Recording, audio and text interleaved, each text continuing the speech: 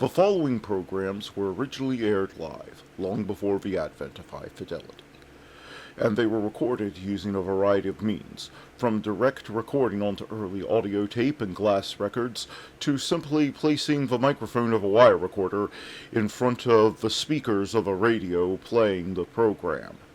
I hope, however, that any variance in audio quality will not take away from your pleasure in listening to these, some of the all-time favorite shows.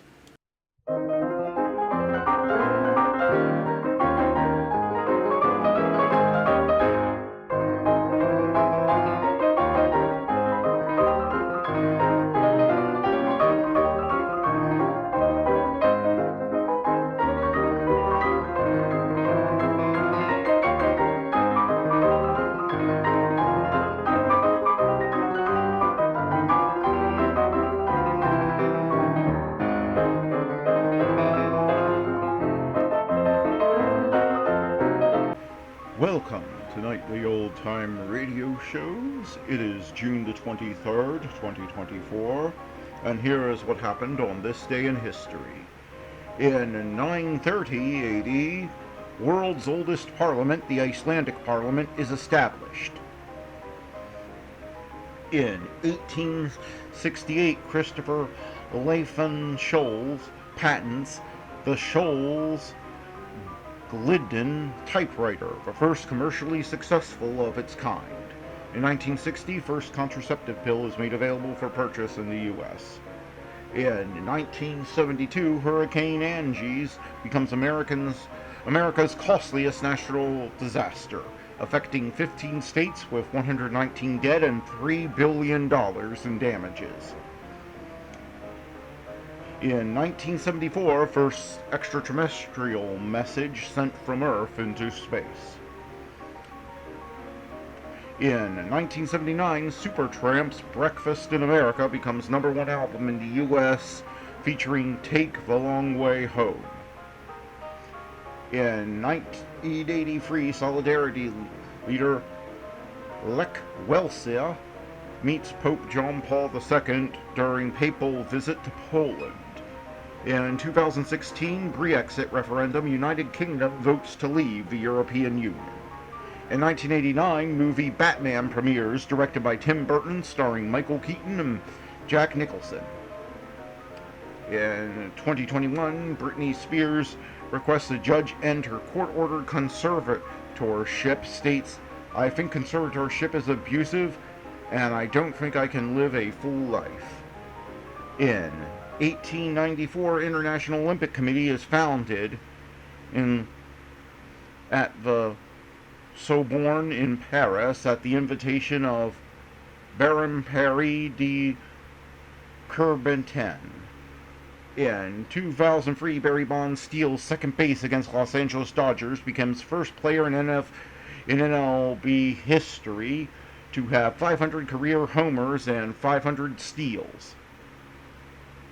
In 2021, at first ICC World Test Championship final, Southampton, New Zealand dismisses India for Magee 117, completes tricky chase of 139 on 6th day to win inaugural cricket title. And if you have any idea what any of that means, you're somewhat less confused than we are, folks. That's right, Sid. Anyway, let's get on with the shows. Hey, Matt, who's on first? Why, it's Bud Abbott and Lou Costello who are up next.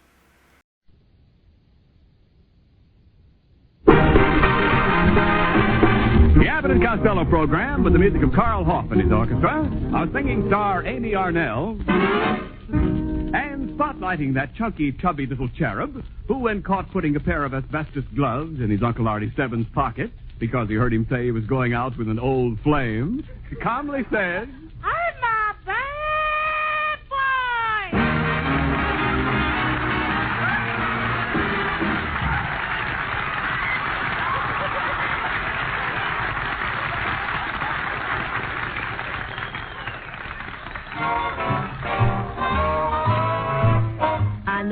little bit about a lot of things, but I don't know enough about you. Just when I think you're mine, you try a different line. And baby, what can I do? I read the latest news, no buttons on my shoes. But baby, I'm confused about you. You get me in a spin, oh what a stew I'm in. 'Cause I don't know enough about you. Jack of all trades, master of none. And isn't it a shame? I'm so sure that you'd be good for me if you'd only play my game. You know I went to school, and I'm nobody's fool. That is to say, until I met you. I know a little bit about a lot of things, but I don't know enough about you. You know I went to school, and I'm nobody's fool. That is to say, until I met you. I know a little bit about a lot of things, but I don't know enough about you. Baby, I don't know enough about you.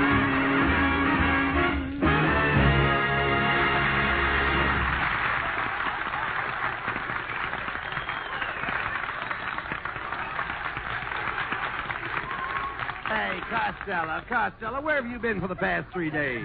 You would go out of town when I need you. Do you realize that today is the most important day in my life, Costello? Yeah. I finally bought an engagement ring. You bought an engagement ring? Yes. You did? Yes, Lou, old pal. Doesn't it thrill you? Doesn't it make you happy? Mm-hmm. Well, why don't you say something? Abbott, I don't know what to say. Oh, come on, say anything. I'm so young, I'll have to get my parents' consent. Ah, yes. Dummy, I didn't buy the ring for you. Tonight I am proposing to the wealthy widow, Mrs. Carlotta Cranberry. Carlotta? Yes. Ah, a lovely woman. She made her money selling used cars, you know. Oh, I see. A sort of used Carlotta. No. Costello, this is no joking matter. Carlotta is a beautiful girl. Oh, yeah. That's what you said about your first wife, Clementine. No, don't talk about my first wife. Clementine was a good kid. Mm-hmm. When I met her, she was a trapeze artist with a circus. Yeah, she was so bow-legged, when she put her tights on, she looked like a pair of pliers with a band-aid. Listen, Costello. Costello, will you listen to me? Clementine was a beautiful woman. Why, she could sway men with her back turned. Yes, way back Clementine, they called her. Costello, what makes you so bitter about marriage? Oh, I don't believe in marriage, Abbott. Marriage is like soup. Marriage is like soup. Yeah, after you get through spooning, it cools off. Trouble with you, Costello. This is your whole trouble, Lou. You don't know what love is. Oh, yes, I did.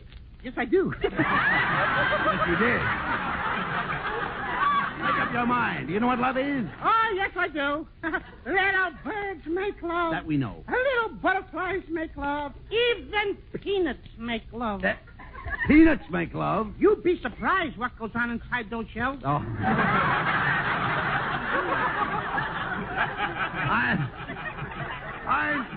I'm talking about old-fashioned romance. When I was courting my first wife, Clementine, there was a big grandfather's clock in the parlor, and we used to sit and listen to it tick. It said, "Take your time, take your time, take your time, take your time." Yes, Abbott, maybe true, but things are different with modern lovers. What do you mean? Today, when a fellow sits in a parlor with a girl, there's an alarm clock on the mirror that says, "Get together, get together, get together, get together, get together, get together, get together." Well, I'll never forget that old grandfather's clock, Lou. I'll never forget that old clock. You know, the day I married Clementine, it stopped. Your wife must have looked at it. And Costello. When I married my wife, everybody said it was a perfect match. Match is right. She struck you and you went out like a light. Well, at least I'm not henpecked. Not henpecked? Before you were married, you used to snore. Now you tackle. All right. Never mind my And lay first eggs. wife. Will you stop that? Forget about my And first I wife. help you to Well, do all right, it. ready? let's not talk about those things and forget about my first wife. Now, this marriage is going to be different. What a lovely girl Carlotta is. Every night I'll sneak into the parlor and catch her in my arms. Yes, then you'll sneak into the bedroom and catch her in your pockets. I don't want to hear another remark about Carlotta Cranberry. Okay. He's a member of society. Did you ever rub shoulders with the 400? No, but I rubbed hips with the 500. Where was that? At the Palladium. Oh, Costello, I've invited Carlotta here for dinner tonight. She thinks that I'm a big shot, and I want you to act as my butler. Can you buttle? Can I what? Do you know how to buttle? Do I know how to buttle? Yes. I'll split a buttle with you anytime. I want you to serve the dinner. You understand, Lily? I want you to serve the dinner and get out our finest dishes and silver. Have you seen my sugar bowl? Have I seen your what? Have you seen my sugar bowl? No, but she plays a nice game of pool. No. You're going to mess up You'll mess up everything. You'll mess up my whole evening for me. Mrs. Cranberry will ask for an hors d'oeuvre, and you'll hand her a demi-tasse. Look who's trying to learn me demi-tasse. That word ain't demi-tasse. It's diminucy. Listen, don't you know the first thing about etiquette? Now, there you go with another one. That's not etiquette. It's a tickety. You don't have to tell me about a tickety, Abbott. I'll go out and buy that book by Emily Pillar. No. You mean Emily Post? I'll read the both of them. Both of them? Yeah, I'll go from pillar to post. No. You don't have to read Emily Post. I'll tell you what to do. I'm up on all forms of social etiquette. Oh, you are, huh? Oh, yes, I am. Well, let me ask you a question, Abbott. Now, tell me this, Abbott. When you reach over to light a cigarette, will you light a cigarette with your right hand or your left hand? I'll light it with my right hand, of course. That shows you how dopey you are. What do you mean? Most people use the match.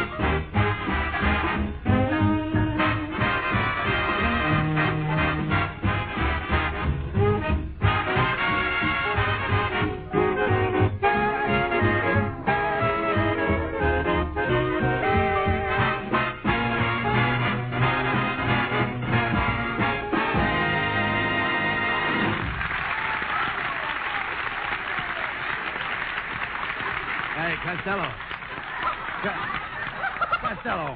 Now, Mrs. Cranberry is due here at 8 o'clock, and it's my cook's day off. Can you imagine that? Now, where am I going to get somebody to cook? I'll call Anna Turner right away. Oh, Costello, Lana Turner can't cook. She always brings me to a boil. All right. When you talk sense, Costello, I have to get some food right away. I'll tell you what you do. You go around the corner to that little restaurant. You'll see a sign in the window that says Mother's Home Cooking. Now, go in and ask for Mother. Okay, I'll go right in. And then when I... What does the sign say? It says Mother's Home Cooking. Oh, why should I go in the restaurant and ask for Mother? She's home cooking. Mother isn't home cooking. Well, where is she? She's in the restaurant. Didn't you just tell me that the sign said Mother's home cooking? Well, that's right. Then how could she be in the restaurant? Does Mother live there? No, she lives at home. Then what's she doing in the restaurant? Home cooking. That sign is making an awful liar out of Mother. Wait a minute. It's after 6 o'clock. The restaurant is closed anyway. Mother wouldn't be there. Where would Mother be? Well, she's probably home cooking. Let me smell your breath. Come on, Costello. We haven't got a minute to lose. We'll have to go round to our friends and find somebody to cook the dinner or dig up some food. Yeah, maybe my old girlfriend, Tessie Tinfoil. Maybe she could help us out. Well, come on. Let's go over to her house.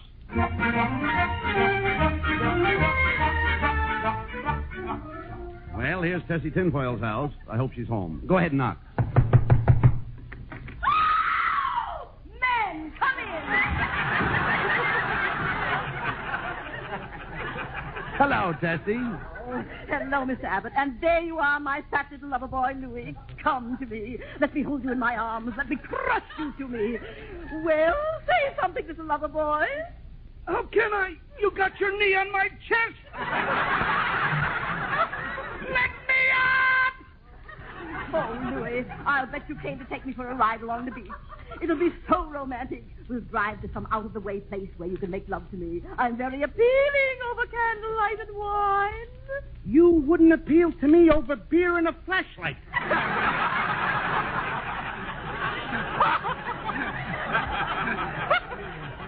Tessie, I came to you for help. I'm entertaining a big society woman for dinner tonight, and I have no cook. Could you help me out? Oh, I'd love to, Mr. Abbott, but I've never been able to cook. I'll never forget the first meal I ever cooked. My husband sat down and ate it and left me. You mean he walked out on you? Why, no, he didn't walk out. 6 men carried him out. Hey, look, Abbott, maybe Scotty's wife's home, and maybe we can get her to help you. Come on, I'll knock on the door. Go ahead.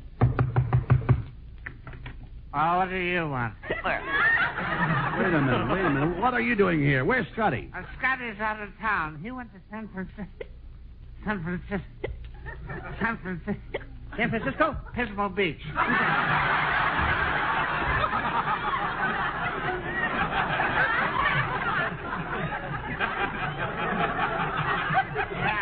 He went down there and hired a boat to go out on the water. Water? No, thanks. I don't want to rush my stomach. Look, mister, I'm in a spot. I need somebody to cook my dinner. Oh, you came to the right place. I make a wonderful stew. Hey, look, Costello. The actress, Bessie Mae Moocher, just pulled up in front of her apartment.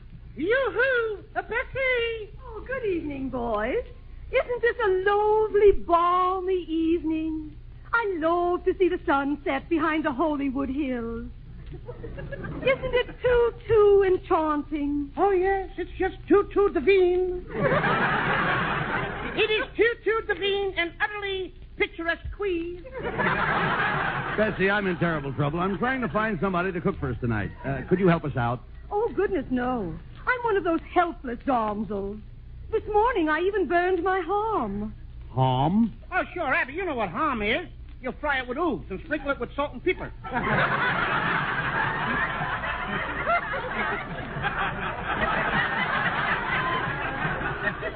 I finally wound up with just a glass of milk and a cruller. Why, you poor lost.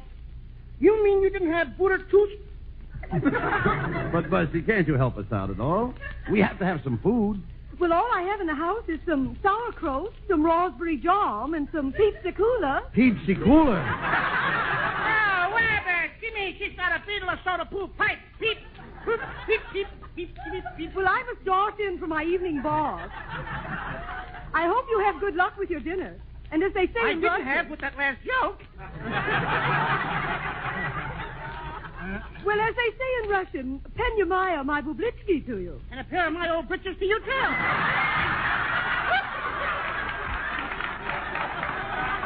Costello, what am I going to do? My lovely Carlotta will be at the house in exactly an hour and a half.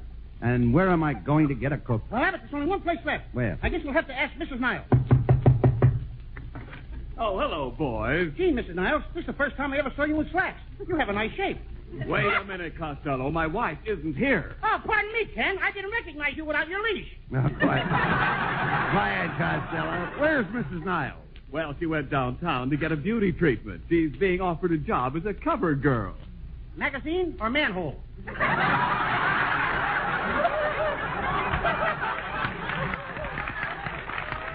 Quiet, Costello, will you please? Ken, do you know where I can get somebody to cook dinner for my girlfriend and me? Well, no, I don't. The only one in the house is the French maid, Fifi. Oh, wait a minute. I'll ask her if she can cook. Oh, Fifi. Yes, Monsieur Niles. Hello, Monsieur Abbott and Monsieur Costello. Hello, my little dish of pancakes. Pancakes? Why do you call me your little dish of pancakes? Because you're so nicely stacked.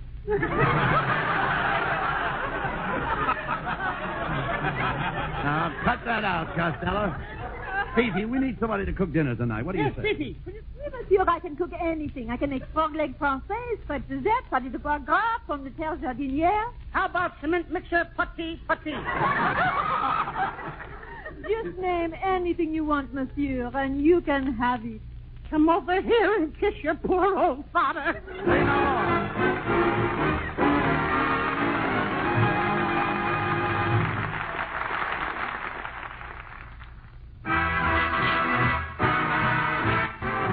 Lovely Amy Arnell sings Coax me a little bit, coax me a little bit, a little bit.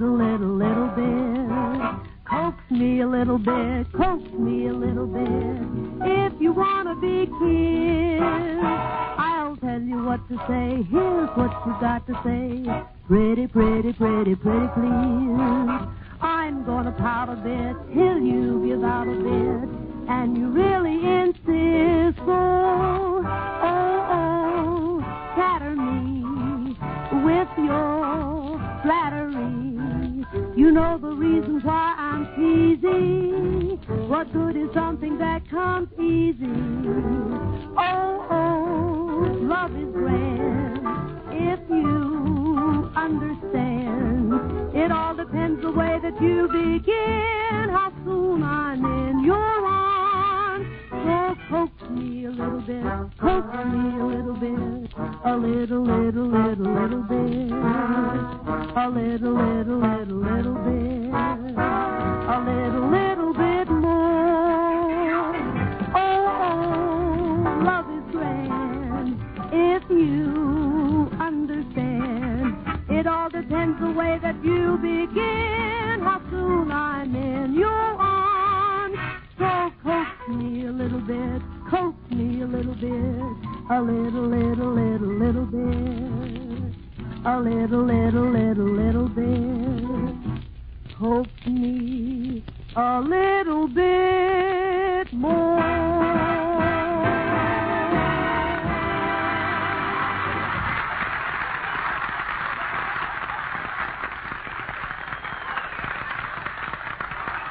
And now, before we hear again from Abbott and Costello, here's music by Carl Hoff and the orchestra.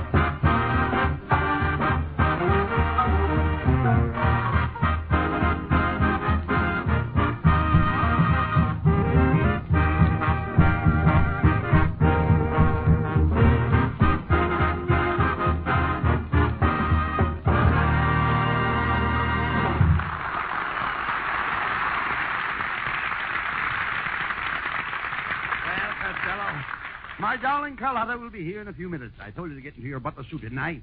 Where in heaven's name did you get those striped pants? What's wrong with them? The stripes are supposed to run up and down, not around. Oh, I bought these from my Uncle Petey Reed. He just got out of Alcatraz.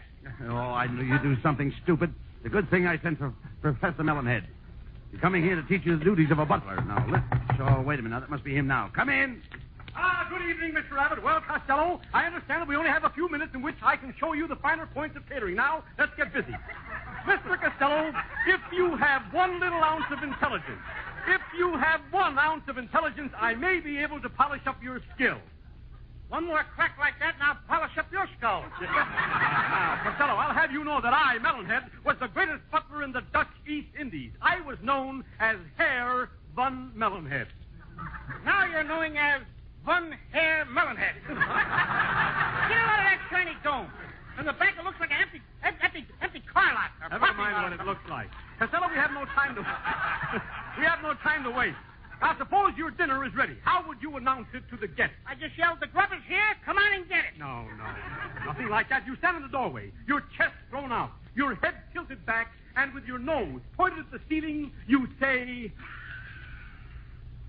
"Dinner is now served." Are you teaching me something, or are you smelling something? I'm not smelling. I'm trying to teach you how to be a butler. Now, how does a butler announce the dinner at your house? We haven't got a butler at our house. No butler? If you have no butler, how in heaven's name do you know when dinner is served? When my mother takes the iron bars off the dining room door. Costello is impossible, Mr. Abbott. Why, he doesn't even look like a butler. Look at me. I have the proper physique. Look at my shape. Look at this leg. What a thigh. What a knee. What a calf. What an ankle. What a heel.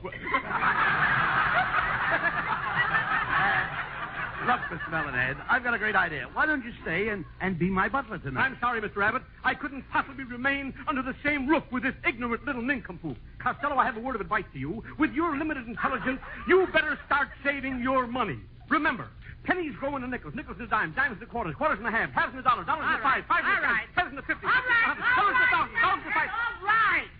You sound like your mother was frightened by a cash register. Yes, but my mother rang the bell. Good night.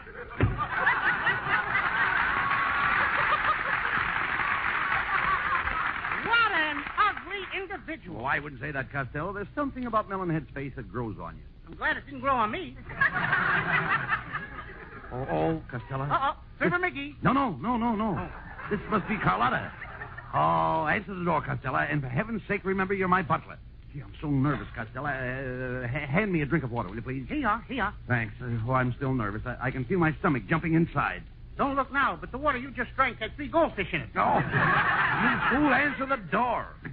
Good evening, my good man. Is your master in? Hey, Abbott! Is this Halloween? I thought not. Lady, take off that mask. I'm not wearing a mask. Well, then put one on. I'm here for a dinner engagement with Mr. Abbott. Oh, you're Mrs. Loganberry. Young man, the name is not Loganberry. It isn't Strawberry. It isn't Huckleberry. It's just plain Cranberry. Well, you better come in before the kids in the neighborhood give you the raspberry. What's going on here? Oh, my dear Carlotta, I'm so sorry. This young man is very new. One more remark from him, and he'll never get old. No, don't stand there. Take Carlotta's coat. Take her coat? Take her coat. Go ahead. Oh, me, eh? Me? Excuse me, the wind just changed. Mr. Abbott, it was so nice of you to ask me to dinner. Oh, the pleasure's all mine, Mrs. Cranberry. Oh, please, not Mrs. Cranberry. Just call me Carlotta. And you can call me Buddy. Oh, and you can call me Crosby. And you can call me Butsy. And you can call me when this is over. Bugsy, darling, what an impertinent man. I have a feeling that I've seen this butler someplace before. It could have been at the Hollywood Legion Stadium last Monday night. What would I be doing at the Legion Stadium? Weren't you in a semi wind up with the sweetest angel? Carlotta, darling, I must go into the kitchen and see how dinner's coming. Costello, show Mrs. Cranberry into the garden. Okay.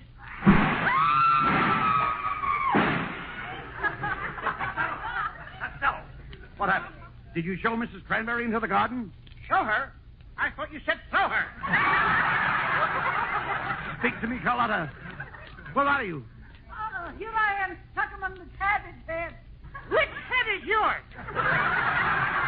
I'm the one with the lipstick.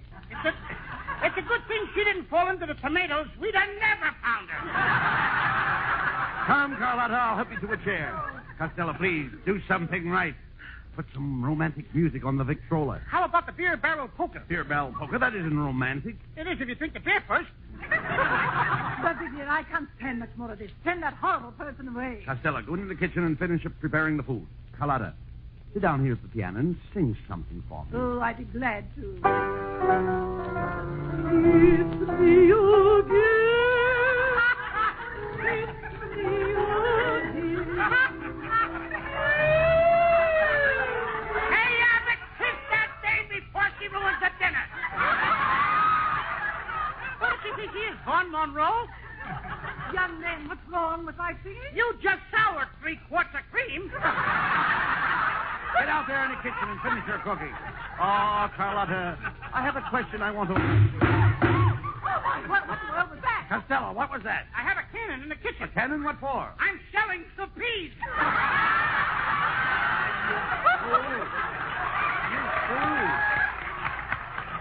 Get back in the kitchen. Oh, Carlotta, I've wanted this moment alone with you. Say that you will be mine. Say that you will marry me. Oh, Buddy, darling, I'm so young. I must get my parents' consent. Oh, darn that doorbell. Molly, after Costello, answer that door. Oh, I got it. There's a young man here to see Mrs. Cranberry. Right this way. Albert, what are you doing here? I just had to see you, Grandma. Grandma? Oh, Albert, you stupid boy, I'm ruined. Why did you have to come here to see your grandma? You spoiled the happiest moment of my life. Don't blame the kid, Grandma. He just came here to do you a favor. What do you mean, a favor? He told me he knew that you were coming here for dinner tonight, so he brought this for you. What is it? Your teeth.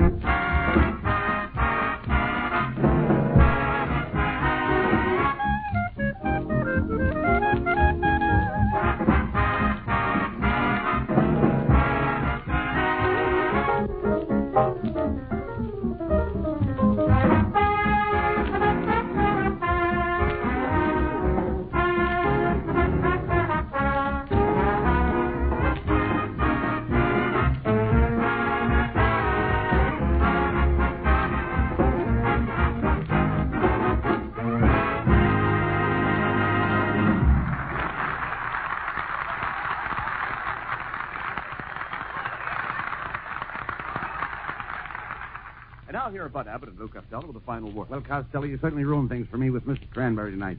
But I phoned another girl and made a date with her. I expect her here any minute. Oh, Mr. Abbott, there's a lady out here to see you.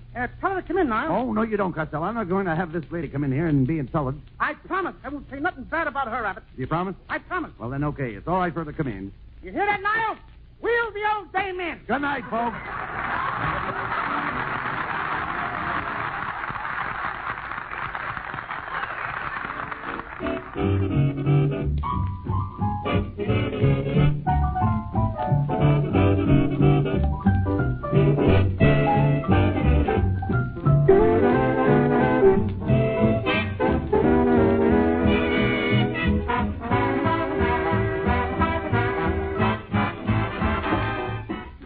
This is the Armed Forces Radio Service, the voice of information and education.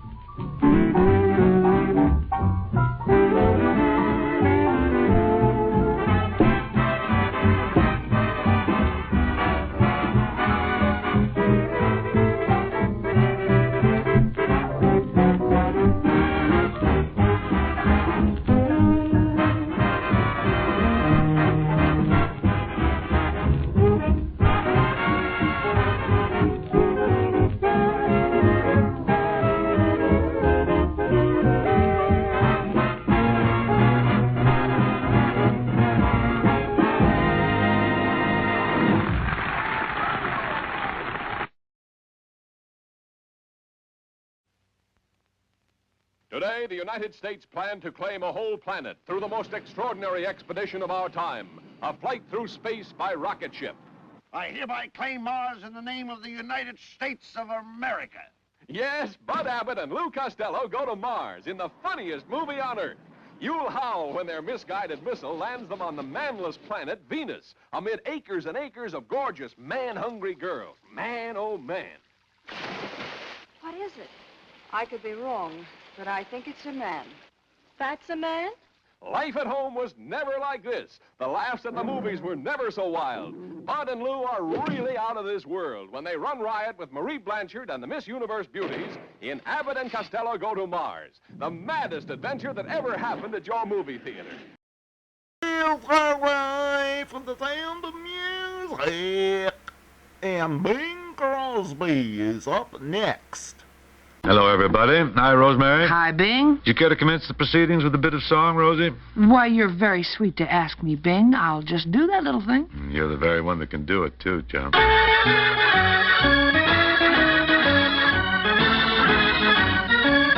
In the middle of an island, in the middle of the ocean, you and I beneath the moonlight, just the monkeys and the palm trees. In the middle of an island, plenty time to do some kissing, plenty time for lots of loving, and walking barefoot in the sand.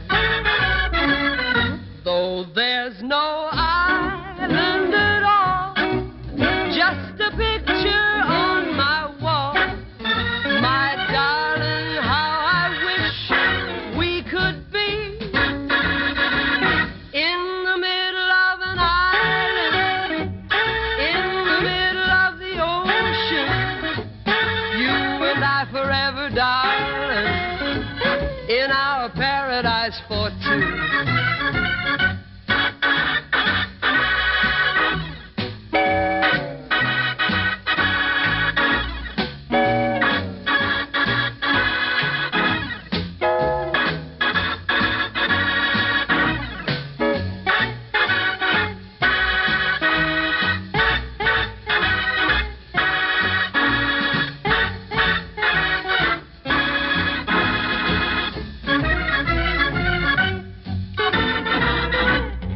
Though there's no island at all, just a picture on my wall, my darling, how I wish we could be in the middle of an island, in the middle of the ocean, you and I forever, darling, in our paradise for two.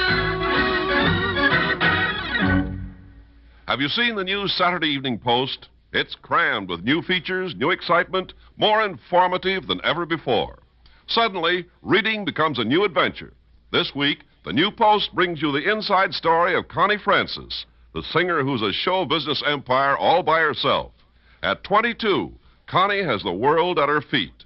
She's made 8 gold records and earns over $300,000 a year.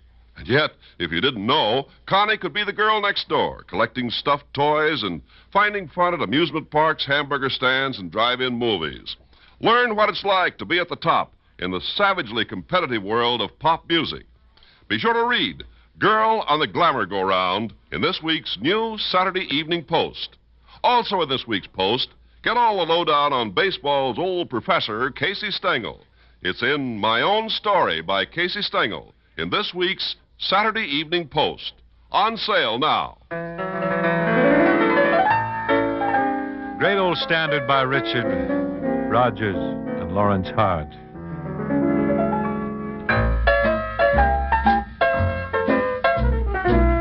We'll have Manhattan, the Bronx, and Staten Island, too.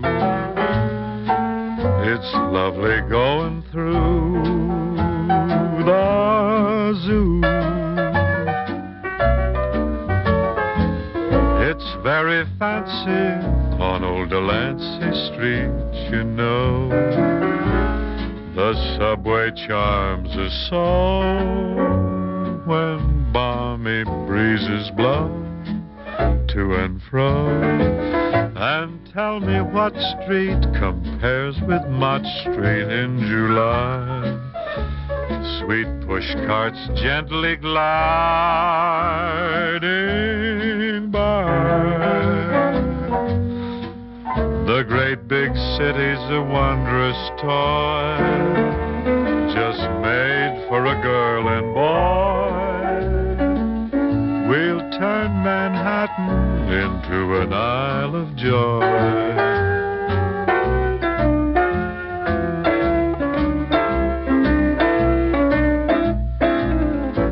Go to Greenwich, where modern minutes to be free. And Bowling Green you'll see with me. We'll go to Coney, we'll have bologna on a roll.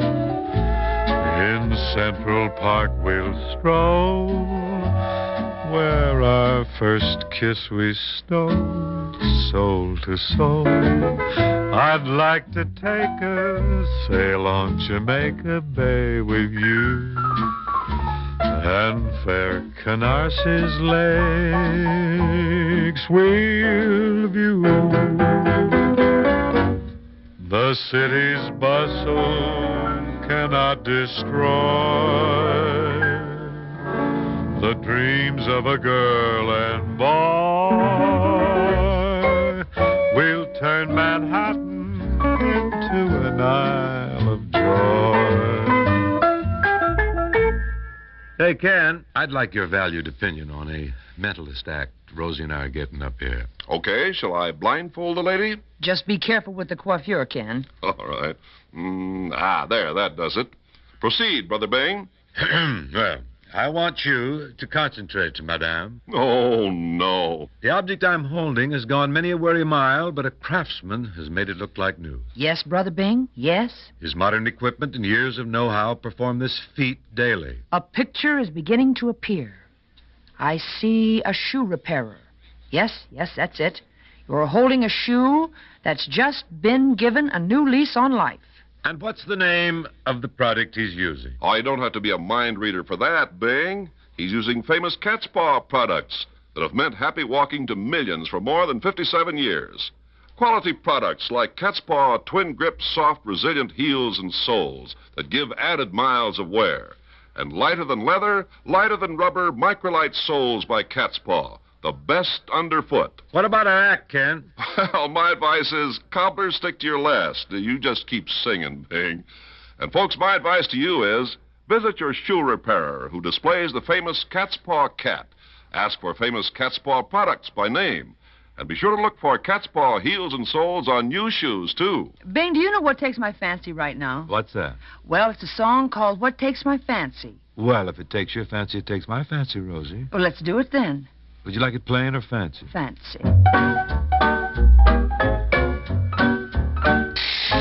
Well, I'll be swacked and pickled in moonshine. You ain't such an ornery cuss. Well, I'll be piped and pedaled for coal. All you ain't such a gloomy old Gus. Well, I don't want to give you no ideas, but you might not make a bad wife. Cooking grub and tinning up dieties. Hold on, Grandpa, not on your life. Them what treats me girly has to find out early. In my mama's litter, I'm the independent critter. I likes to do what takes my fancy. What takes my fancy, I likes to do. And when it comes to things romancy, what takes my fancy ain't the likes of you. I likes to do what takes my fancy. What takes my fancy? Well, that ain't no crime. That there's what keeps me young and prancy. What takes my fancy, I do all the time. Well, bless my boots and paddle my breeches if you ain't the sociable type. Oh, well, out and suffering polecats if we ain't a similar stripe. Don't let this unravel your undies, but you might not make a bad room. All cleaned up for company Sundays. Now hold on, sis, you're sealing your doom. Here's a tip I'll give you, partnership I'll give you, but you ain't promoting me from my protective coating. I likes to do what takes my fancy. What takes my fancy, I likes to do. And when it comes to things romancy, what takes my fancy ain't the likes of you. I likes to do what takes my fancy. What takes my fancy, I likes to do.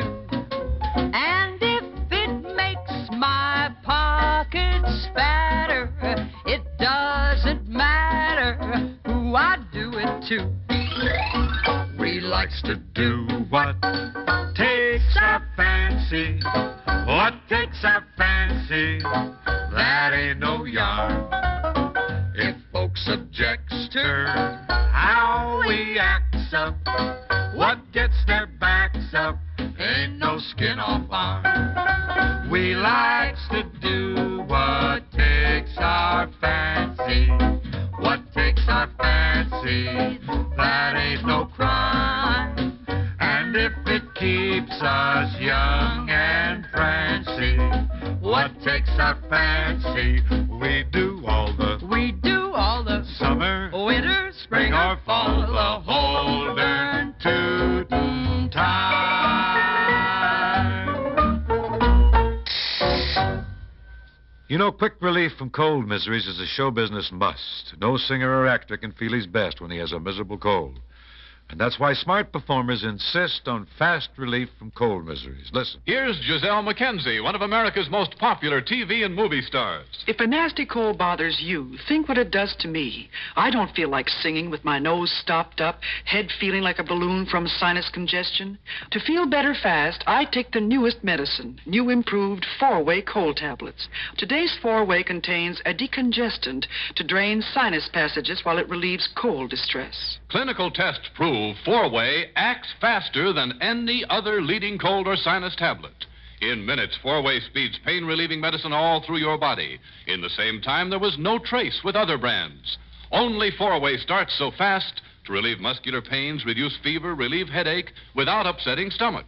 And 4-way drains sinus congestion to restore free breathing. 4-way's marvelous. Makes me feel fine in no time. To relieve cold miseries while you drain sinus congestion, get new 4-way. Fastest acting of all the leading cold and sinus tablets. New improved formula, same familiar package, only 39 cents.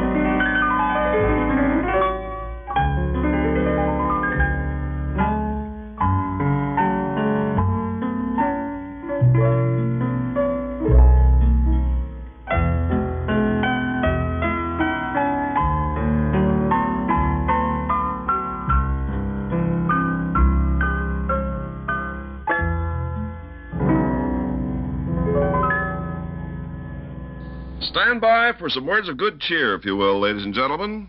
You got glad tidings today, Ken?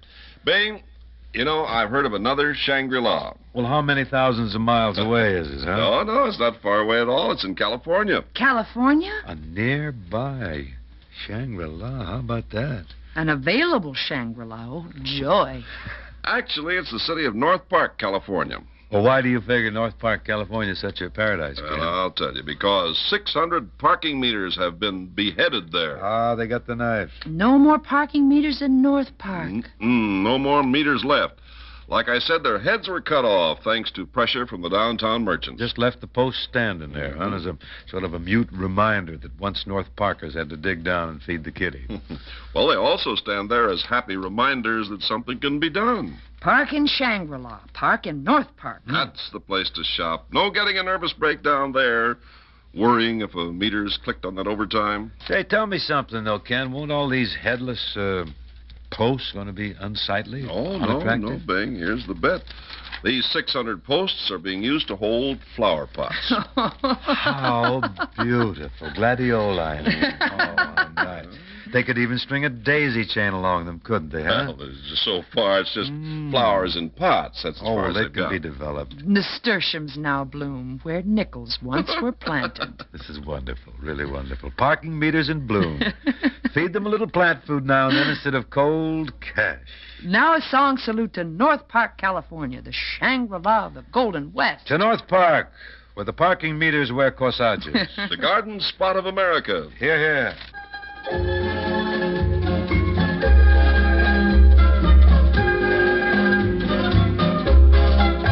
Was on the Isle of Capri that I found you. Beneath the shade of an old walnut tree. Oh, I can still see the flowers blooming round you. Where we met on the Isle of Capri. You were as sweet as a rosebud at dawning. But somehow fate hadn't meant you for me. And though we sailed with the tide in the morning, we are still on the Isle of Capri. Summertime was nearly over. Blue Italian skies above. I said, lady, I'm a rover. Can you spare a sweet word of love? That Capri Isle was a real ringer-dinger. And we were both feeling romantically. But then the boat whistle warned not to linger. 'Twas goodbye to the Isle of Capri.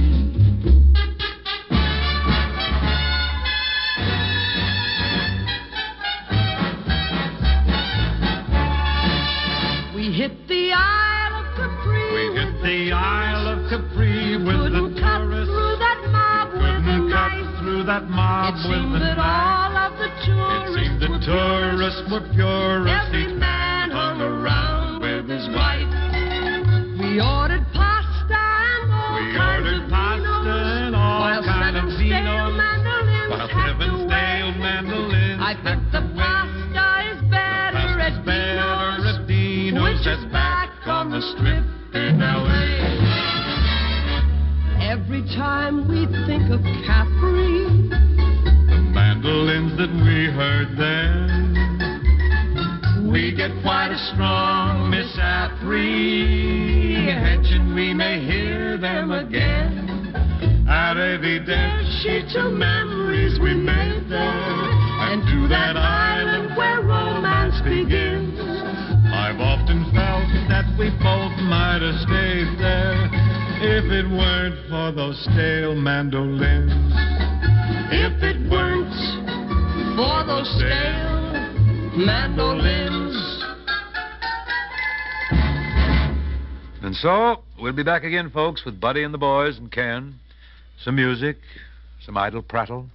Meantime, you take good care of yourselves, you hear? Yeah, now take it real easy, and we'll see you all tomorrow.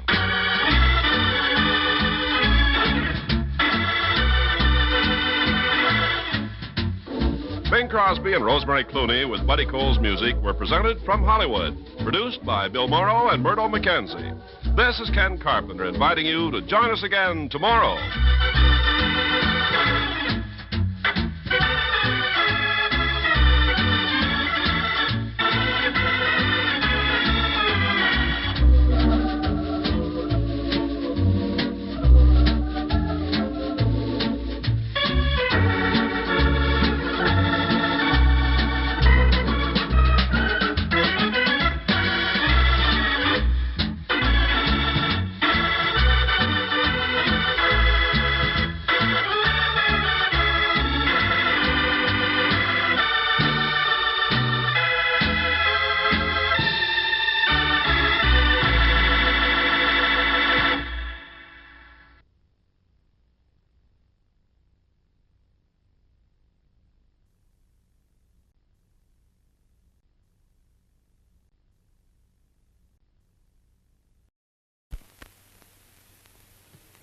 Fibber stalks the streets of London. The most dreaded monster of them all strikes again, and panic sweeps the city. But two men of intrepid daring fight back. Bud Abbott and Lou Costello meet Dr. Jekyll and Mr. Hyde, co-starring Boris Karloff, twice as menacing as ever. Terror becomes turmoil, and the laughs get terrific when Bud and Lou trap the beast among a bevy of beauties and get lost in a house of horrors that would frighten even Frankenstein. Come on, come on! Come on, will you? We can catch the monster. Give me a hand. Come on. It'll scare you right out of your theater seat. Bud Abbott and Lou Costello meet Dr. Jekyll and Mr. Hyde. An uproarious riot from beginning to end.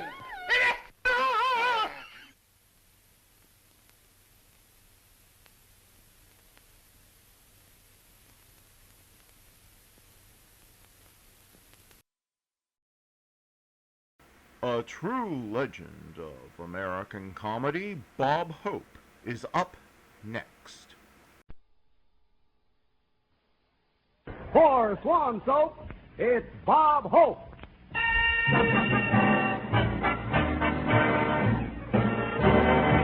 With Doris Day, Jack Cookwood, Irene Ryan, yours truly, High Aberback, Les Brown and his band of renown, and our special guest, Jack Benny.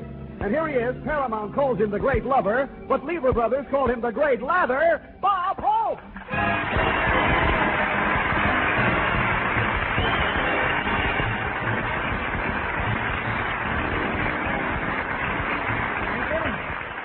Thank you. How do you do, ladies and gentlemen? This is Bob Christmas is Coming Hope, telling all you people that you and Swan Soap ought to get chummy. It's a soap that's good for brother, sister, dad, and mummy. And if you use it, you'll never feel crummy because the lather's so thick you can lie in the tub and build a snowman on your tummy.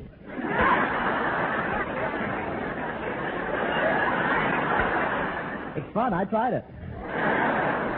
Well, I just got back from Texas. It was wonderful to be down in that Texas sunshine where men are men and women are women, especially after California where it's so smoggy you just have to guess.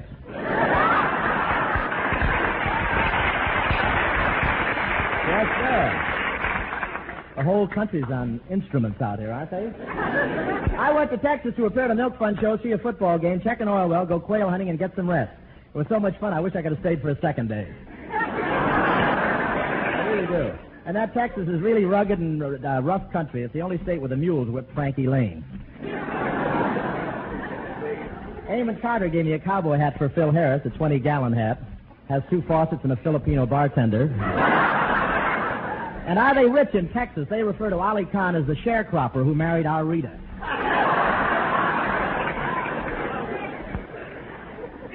Rita's husband, Ali Khan, was down in Texas, too. He's trying to strike a midget gusher that will produce baby oil. You know, sweet joke, huh? And they don't have house detectives in the hotels down there. It's just a big sign of the transom. Remember, the eyes of Texas are upon you. And over the weekend, I saw the Notre Dame SMU football classic. There was a game. What weaving, bobbing, ducking, and squirming. Then just when I get under the fence, they made me go outside and buy a ticket. When I walked in the stadium, they really rolled out the red carpet. I was wearing my low-cut polo shirt, and they thought I was Princess Margaret.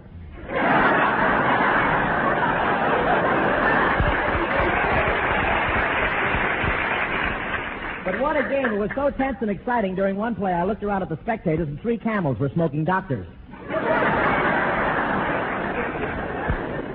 What a battle. I can't describe how exciting it was, but there was a Chesterfield billboard that went into the stadium, and before the first quarter was over, Arthur Godfrey ran out of cigarettes. Most of the Texas boys are farmers, too, you know. In one play, the SMU quarterback put his hand down to the center to get the ball. The center grabbed his fingers, and before they could stop him, he got 3 quarts of milk.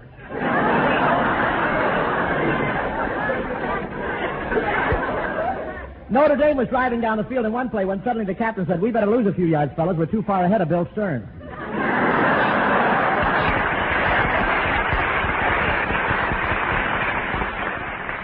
Bill Stern, that's the Laurence Olivier of the sports announcers. When SMU drove down to Notre Dame's goal line, he made it sound so dramatic that a posse rode in from Houston. They thought it was another attack on the Alamo.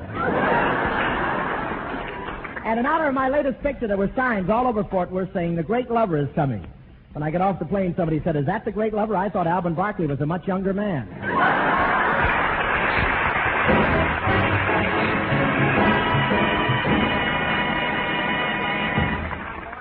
Say, Say, friends, are you a bathtub baritone or a shower soprano? Because if you don't sing in the bathtub or whistle in the shower, you owe it to yourself to switch to Swan soap.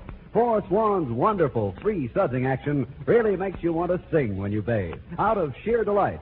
Almost the minute it touches water, this miracle all-purpose floating soap churns up a mountain of suds that rinses away dirt and dust like magic, soothes your tender skin, and leaves you feeling as refreshed and relaxed as a soft breeze on a summer's day. No wonder mothers love to bathe baby in Swan suds. Mild, pure Swan is so gentle and safe, it's ideal for even delicate fabrics. And as for dishes, why, when free sudsing Swan goes into action in your dishpan, dirt and grime just seem to disappear. So switch to Swan today for all your washing chores. Remember, it's the newer, better white floating soap with that wonderful free sudsing action for face, hands, bath, and dishes.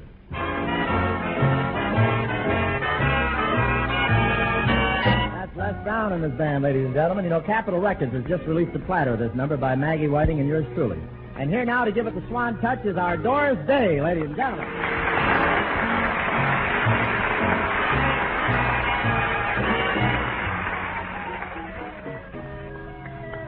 Just a bungalow for two, so right for each other.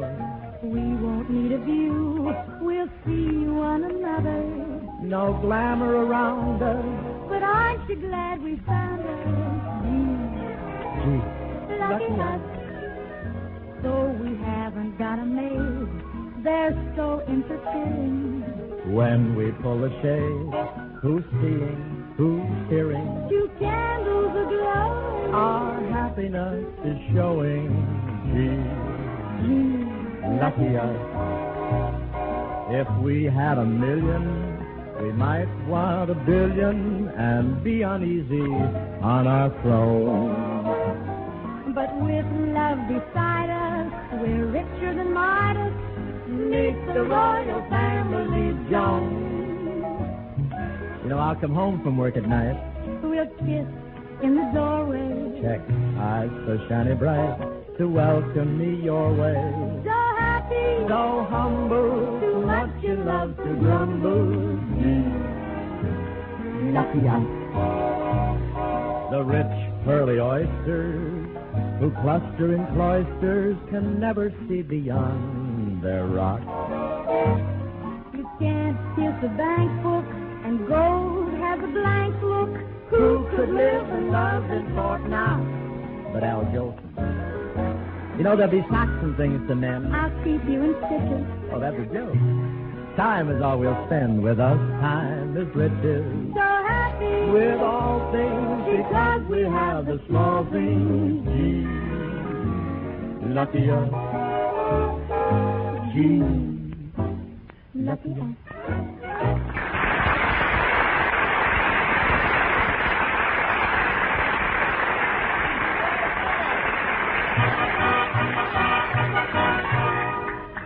Well, folks, we all know that Christmas shopping costs money. So before Bob started out with his list, he stopped in at the bank. We now find him talking to the manager. Oh, I wouldn't take up your time like this, Mr. Brooke, but I'm an old customer of the bank, and this is a very important matter. Very well. Sit down, and I'll see that we're not disturbed. Miss Mullins, cancel my long-distance call to the Bank of England. Tell General Motors I'll be late for the conference, and call Harry at Blair House and tell him we'll have to discuss that billion-dollar loan later. And see that I'm not disturbed. I have a very important meeting. Now, Mr. Hope, what is it you wish to see me about? Well, your calendar came, and I don't like it.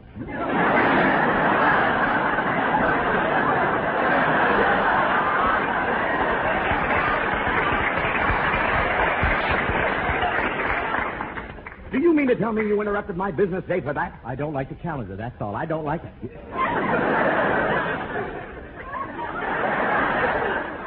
Even my grocery store gives me one with a picture of a gorgeous petty girl in a negligee. Who wants to see Grandma Moses in a bare midriff? Grandpa Moses. Now get out of here and don't bother me. You get out with that egg, will you, please? Well, I'm almost up to the teller's window. It sure was a long wait. May I help you? Yes. Are those real $1,000 bills? That's right. Gee, is that stack over there real $5,000 bills? And are those $10,000 bills? Yes. Gee, what beautiful money. Would you mind stepping back, please? I'm going to close now, and I don't want to shut the window on your eyeballs.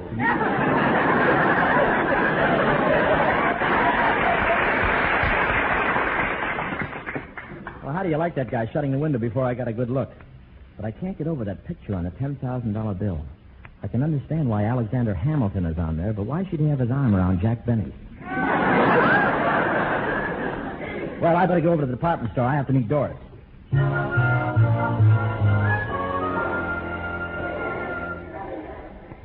Oh, gee, Bob, this store is certainly crowded. Yeah, but I'm enjoying it. This is an interesting counter. And here's a present that would be just perfect for Crosby.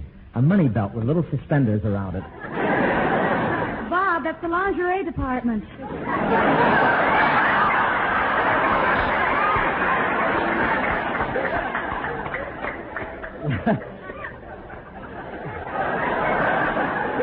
Well, I don't know about those things. I've never seen an unabridged Sears Roebuck catalog. Oh, Bob, look, have you seen these new personality dolls? They're made to look just like celebrities. Yeah, I know. Have you seen this one of Margaret Truman? It's great. You just press a button and it leaves on a concert tour. And have you seen the one of me, Doris? You? Yeah, since my latest picture, they brought out a great lover doll. You should see me as a little doll. I walk and talk, and I even make love, just like in real life. Honest? Yeah, of course, you have to wind me up. Yeah, just like in real life.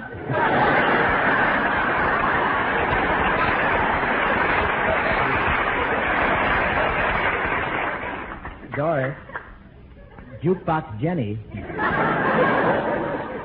Come over here. Yes, Bob. Where did you get that joke? I got it from Les Brown. Don't you think he should be a gag writer? I don't know. Let's wait and see how they classify him at the unemployment office. But, Doris, let's go to the gift wrap counter and see if our... Hello, Doris. Hello, Mr. Well, Miss Ryan. Well, how are you? Did you see that? Goodness, Mr. Hope, I've never been so upset in my whole life. I should never go out in crowds like this. Well, you are a little frail for it. Yes, I am. I should have known an accident would happen, and it did, too. The crowd pushed me, and I backed into one of those pneumatic suction tubes. The next thing I knew, the cashier was poking around in my mouth for loose change. My, Miss Ryan, your hair certainly looks different. Well, it ought to. I had to wait till they brought it back to me from the mezzanine. Have you finished your shopping, Mr. Hope? Well, everything but my Aunt Alice's present. I was thinking of buying her a pair of stockings, but I don't know her size. Well, her legs anything like mine? No, hers go straight up and down.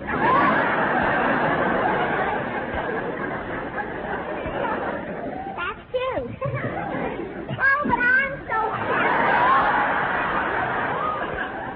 It's a jazzy joke. That's cute. Yeah, all right.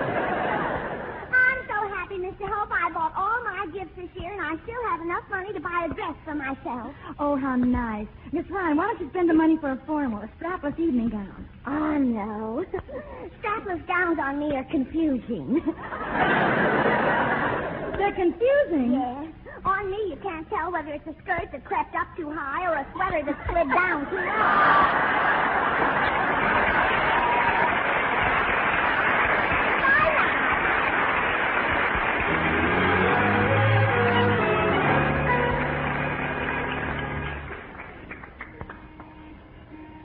Hollywood Boulevard beautiful, Bob? Yeah, those Christmas trees really put you in the right mood. I'm really loaded with Christmas spirit. Oh, Bob, look, there's a Santa Claus ringing his bell. Yeah, Doris, let's stop and cheer him up. Hello, Santa. Merry Christmas. What's merry about it, boy?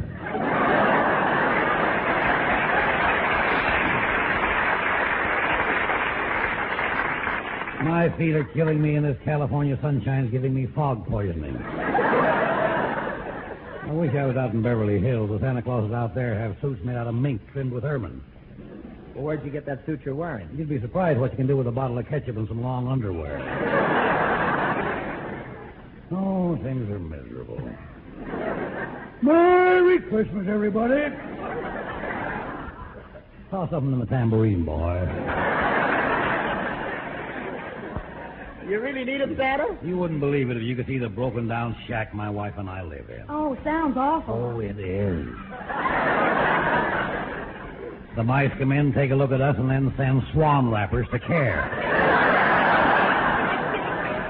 Well, gee, I feel sorry for you, Santa. Oh, you ain't heard the half of it, boy. If we got thrown out of there, we wouldn't have any place to sleep at all if it wasn't for a friendly cab driver. You mean you sleep right in... Yeah.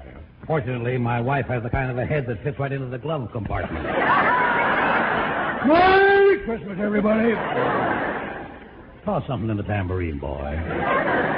Bob, Bob, I wouldn't give him anything. He sounds phony. Yeah, why should I give you any money? How do I know it's a legitimate cause? Oh, now you've hurt Santa's pride, boy. And I call you boy purely on speculation.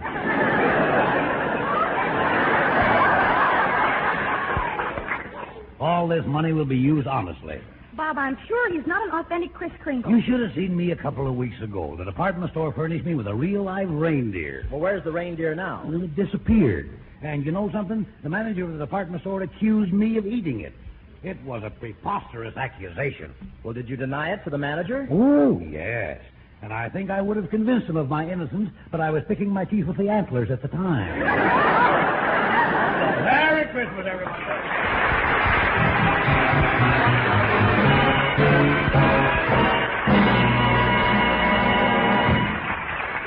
Swan wrappers from America mean soap for Europe's needy. Only 25 Care Swan days left.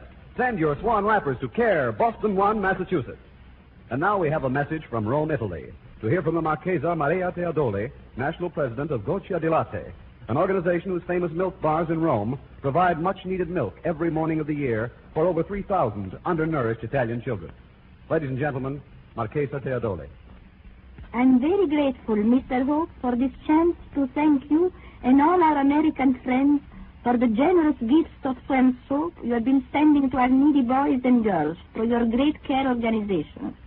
If you could just visit our country long enough to see with your own eyes the smiles of pleasure your soap brings to the faces of these youngsters, you would feel even more keenly what a wonderful job you are doing to help ease the tragic after effects of war. Unfortunately, this distressing soap shortage isn't confined to Italy alone. It is all over Europe.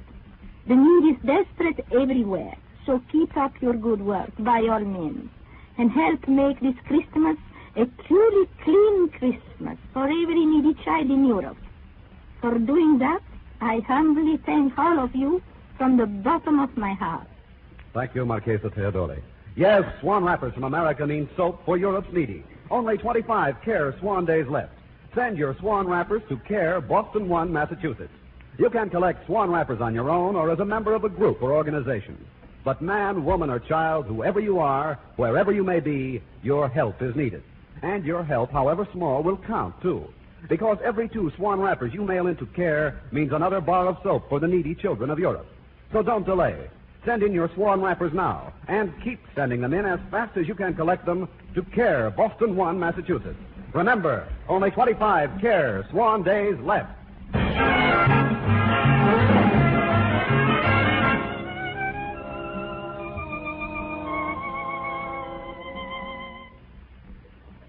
Look, buddy, can't you read the sign? Nobody is allowed backstage here at NBC without a pass. You ain't got a pass, so you can't go in. Now get out of here, Mr. Benny, Jack Benny.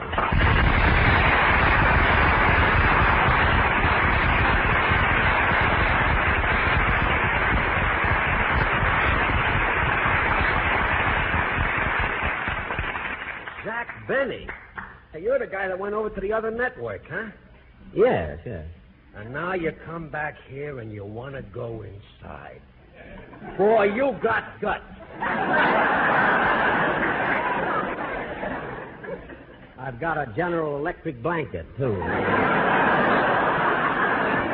Now, look, listen, Mr. Benny, I really can't let you in without a pass. Mr. Hope will be through with his broadcast in a few minutes. Why don't you have a seat and wait? Well, thank you. All right.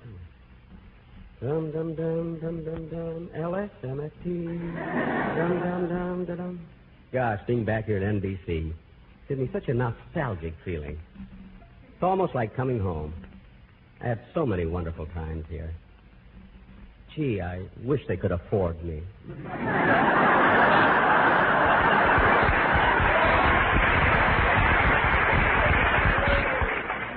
Well, the old place hasn't changed a bit. I used to sit in this very same seat and wait for Mary. I used to walk through that door every Sunday. And look, there's a payphone I used to call home after each broadcast. I wonder... My string is still here, but somebody took the nickel.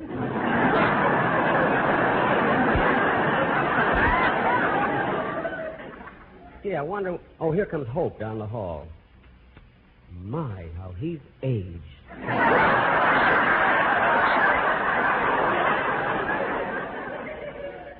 Look at those bags under his eyes. He looks like a young Fred Allen. No, he looks more like an old Fred Allen. What's the difference? Even a young Fred Allen looks like an old Fred Allen. Just can't get over how awful Bob looks. Huh? Hey, Mr. Holt, there's somebody here to see you. There is? Oh, Jack Benny. Oh, how are you, Bob? Gee, you look wonderful.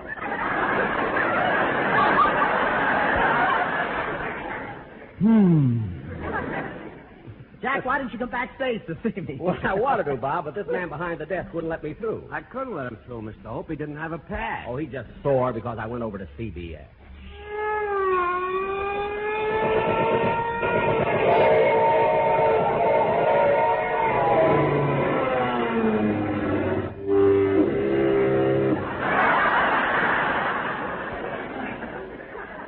You shouldn't have said that word, Jack. Now we'll all be on bread and water for 30 days.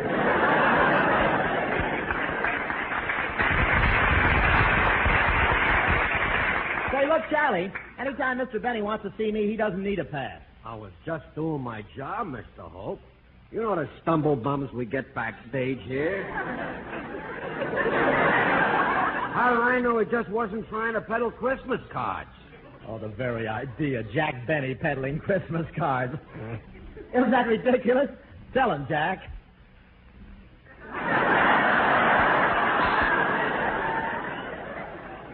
Well, go ahead, Jack. Tell him.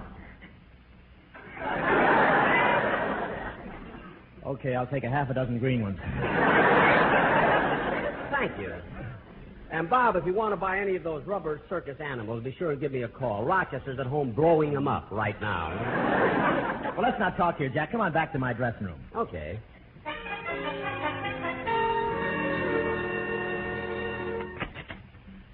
Well, make yourself comfortable, Jack. Fine, I'll just sit in this chair here. Oh, now, wait a minute. I always sit in that chair. But I'm sitting in it. All right, you face the mirror.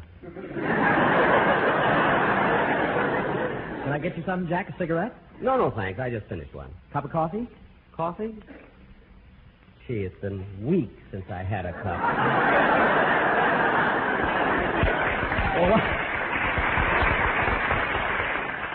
Well, why? On account of the high prices? No.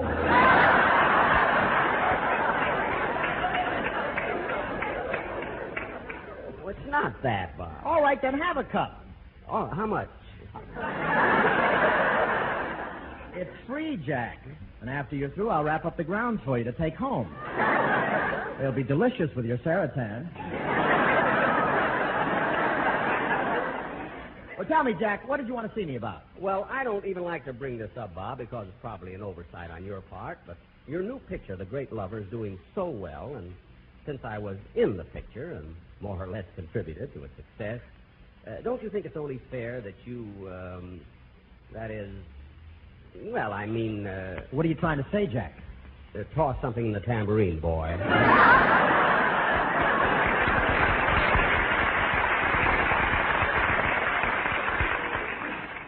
Well, what do you mean? Well, after all, when you called me in to appear in your picture, I thought there was money involved. Well, there was. You cost Paramount thousands. Remember that week we had to stop shooting so you could go up to Fresno and pick up a few bucks during the grape crushing season? Well, 30 cents an hour is nothing to sneeze at, you know. No, and with that stain on your feet, you won't have to buy socks for a year. There's a nice line for a guest star.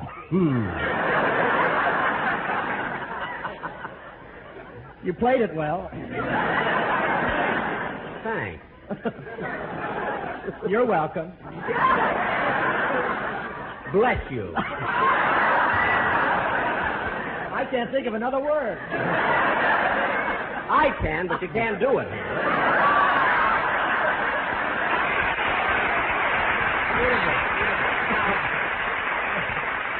Now, come on. I have to go pretty low to top that. What do you say? Get out of Stromboli. Either give me a joke pretty soon or give me my money, will you? Oh, forget it, Jack. Forget it. A man my age has to start thinking about money. After all, when you get to be 39, you know, your earning power is cut down a bit. How old are you? 39. Going on 38. Oh, that's what I like about you, Jack. You don't keep changing your age. You get one you like and stick to it. Yeah. Well, Bob, I hate to compromise, but if you'll pay me the money, I'll play one of the songs from your picture on my show next week. Well, which one? Well, how about 1,000 violins? I've been practicing it. You have? Yes, I have my violin right here. I'll show you. Let me get it out. Jack, is that a tin cup in your case? Yes, I keep my rosin in it. And get your foot off that dime. Okay, let's hear you play 1,000 violins. Okay. Just want to warm up a little bit. I got so much talent it scares me, you know? Scares me, too. Okay, anytime, Evelyn.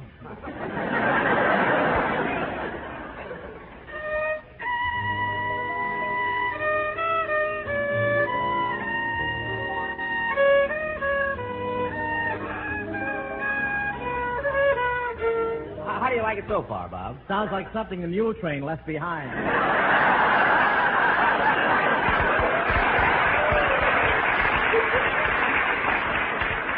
You know, he's right. I'm a jackass for coming over here. You played it well.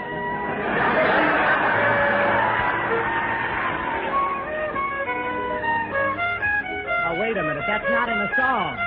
That's not in the song. Wait a minute. Wait a minute. Wait a minute!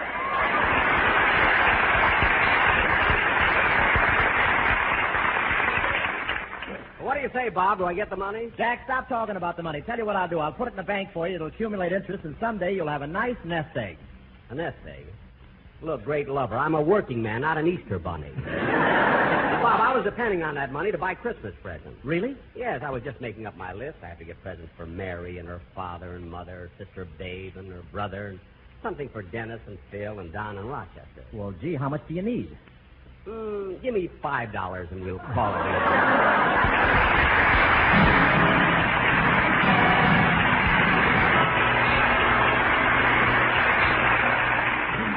All thanks for the memories.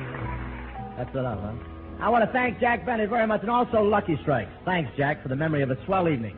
And I want to say thanks to that big and big-hearted state of Texas and that Titanic Texan, Monty Moncrief and Eamon Carter, for the memory of the big Milk Fund show in Fort Worth last week.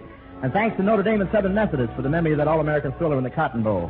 Brother, that one made history. In fact, the Lone Star State is now rewriting the history book to read Remember the Alamo and Never Forget SMU versus Notre Dame. It was one of the greatest exhibitions of college spirit of this or any year. And another wonderful example of college spirit is the Living War Memorial Fund of the University of Southern California. You know, each year on the Trojan campus, an organization of student veterans, Trovets they're called, put on a drive to raise funds for scholarships for the children of their buddies who didn't come back. Good luck, Trovets. Believe me, no touchdown drive can ever equal yours. Good night, folks. Let's get those Christmas packages in the mail early. Let's give our pal the mailman a break. Don't break his back. Good night.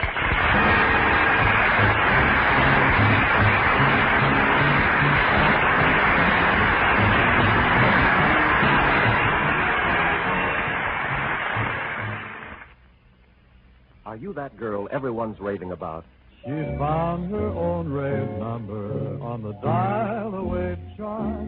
Now she's my number one rave. She's my sweet, sweetheart. Rave and only Rave Home Permanent brings you the easy-to-use dial-a-wave chart to end guesswork in home waving. A flick of your finger and there's your rave number, your personal guide to the perfect wave for your kind of hair. So fast, yet so sure, Rave Home Permanent gives you exactly the amount of curl you want. Long-lasting, yet more natural from the very first day. Coming up, it's Fibber, Magee, and Molly on NBC. Bob Hope will make you laugh every day in the Los Angeles Examiner.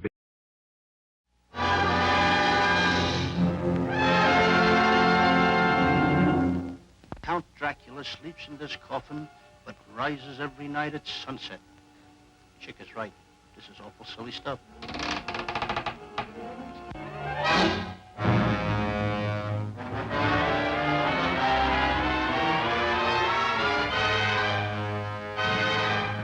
Come on, take it all out. No! Look out, Chick! Cover up! Samantha, cover up! Wait a minute. The nation's top comics, Abbott and Costello. Petrified, but hilariously. Plus the dangerous and terrifying Wolf Man, played by Lon Chaney. Plus that fiend out of a nightmare, the vampire Batman, Count Dracula, played by Bela Lugosi.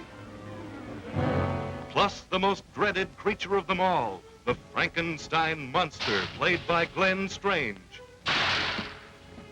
Plus a couple of luscious but designing females in the spookiest laugh fest on record.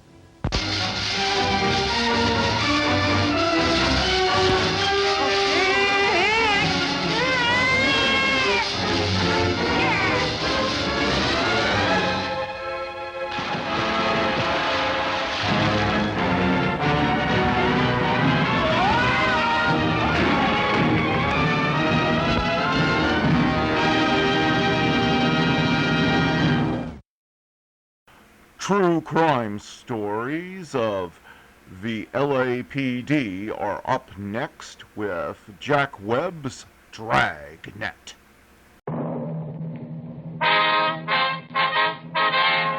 Sound off for Chesterfield.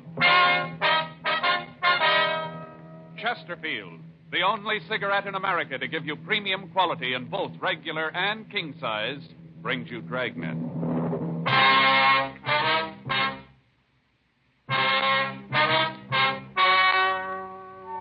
Ladies and gentlemen, the story you are about to hear is true. The names have been changed to protect the innocent.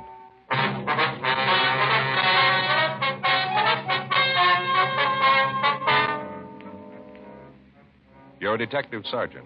You're assigned to narcotics detail. You get a report that high-grade heroin is being sold in your city. The key men in the operation are well hidden. You have no leads to their identity. Your job, stop them.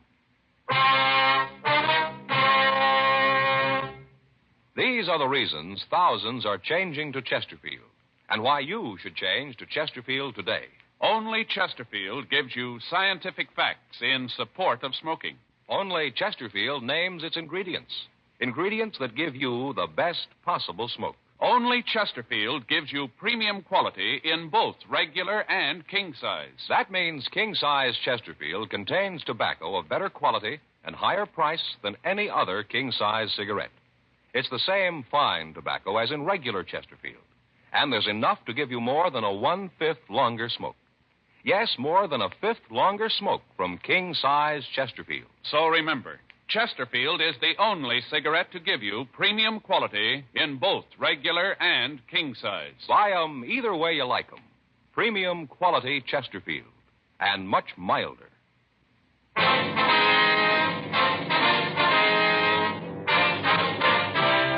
Dragnet, the documented drama of an actual crime. For the next 30 minutes, in cooperation with the Los Angeles Police Department, you will travel step by step on the side of the law through an actual case transcribed from official police files. From beginning to end, from crime to punishment, Dragnet is the story of your police force in action. It was Tuesday, August 3rd. It was warm in Los Angeles. We were working the day watch out of narcotics detail. My partner's Frank Smith. The boss is Captain Kearney. My name's Friday. It was 9:37 a.m. when we got to the main jail. Felony section. Hi, John. Friday, Smith. What do you want? Anderson, 302. Anderson, 302, interview. How's he feeling this morning, John? I don't know. I just checked in a while ago. I heard he gave the fellow some trouble early this morning. Guess he's pretty rocky.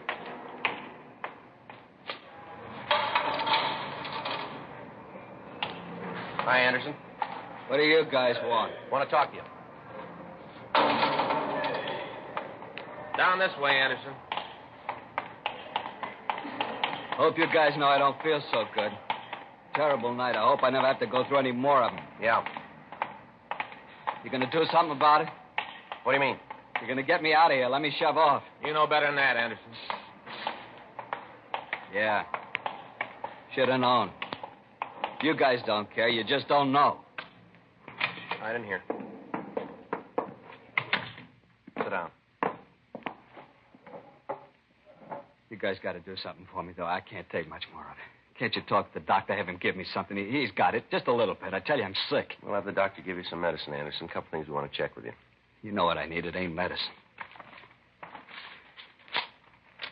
Can't we do this later? I tell you, I don't feel good. Can't you talk to the doctor? You're booked as Fred J. Anderson. That's your true name? Yeah. Fred J. Anderson. What's the J stand for? You have to know? We do. Jeremiah, my father's name. Have any other names? What do you mean? You use any aliases? No, none. Any nicknames? No. You drive a car? Yeah. 49 Ford Convert. Who holds the pink slip on it? I do. You own it outright? Yeah, look, do we have to go through that whole thing? Can't you ask me later? You guys don't believe me, but you're going to find out when I keel over. You'll know that. What color's the car? Maroon. You know the license number? No. Where have you lived before? Before what? You gave the address at 10624 Ivorine Avenue. That's what we have here. Hollywood, is that right? Yeah, that's where I live. You belong to any lodges, anything like that? No. You ever in the armed services? No. No serial number, no branch. Now, look, how about knocking this off? I'm getting tired of you guys leaning on me. You drag me in here, ask a lot of questions. I tell you I don't feel good. You don't believe me. Leave me alone. Let me go back to my cell. Huh? As soon as I feel better, I'll answer all your questions. We got a job to do, Anderson. We didn't build this thing. You knew what had happened when you started. Now, what's your draft number? I don't know. Did you register? Sure. Draft card in your wallet? Yeah. And we can get it. You married? No, not. You were, though, huh? Yeah, a couple of years ago. It didn't work. Bud was too nosy. Always wanted to know what I was doing. Always asking questions. Have any kids? No. What's your wife's name? Adelaide. How do you spell that? Adelade. Adelaide Morton. Lousiest 2 years I ever spent. Where'd she live? I don't know. Lost track. Where did she live? Same place up on Ivorine. I moved out when we got the divorce. I haven't seen her since. May still be there for all I know. How about your nearest living relative? Yeah, how about him? Maybe you got things wrong, Anderson. You're booked in here on a narcotics charge. That's pretty serious. This isn't a game. The sooner you realize it, the better off you're going to be. All right. Nearest relative? My brother lives in St. Paul. I don't know the address. I got it at home. We don't agree on a lot of things. I haven't seen him for a year or so. What's his name? Henry Alton Anderson. That's your nearest relative? That's what I said. Anybody else? No. How about your friends? Who are they? That's the line. What? That's where I stop answering these questions. You maybe tie a bum rap on me, but you ain't going to get my friends mixed up in it. No, sir, that's where I draw the line. All right, suit yourself, Anderson. We got a lot of time. Got a cigarette, Joe? Yeah. Here you are. Thanks. Anderson? No.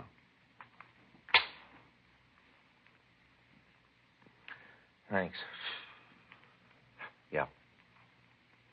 Why you have to know who my friends are? For a lot of reasons. I don't want to embarrass them, that's all. I don't want them to have to answer a lot of silly questions. You can see that, can't you? Can't you? Yeah, Anderson, we don't need to embarrass anybody. We just thought it would help here. Well, I won't tell you. I don't feel well. I don't feel well at all. I'm not hooked anyway. You got no right to say that. Look at your arm. I ain't going to try to con you. Sure, I tried this stuff once or twice, but that don't mean I'm hooked. A couple of pops, that's all, just a couple of times. That's not the way your arm makes it look. You've almost run out of places to put that needle, haven't you?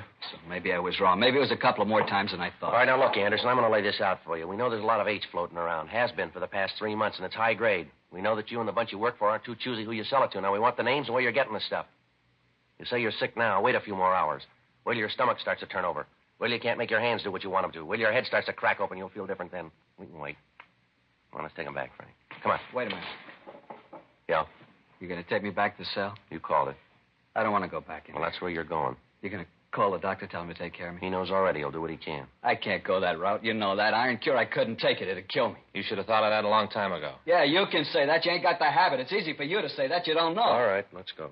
No, I want you got to do something. I told you we'd do what we could. That ain't enough. It'll have to do. I told you, help me out. Give me a hand, then I'll get over on your side. You know, you scratch my back, I'll scratch yours. All right, tell us where you're getting the stuff. Can't you help me out first? The doctor will see you.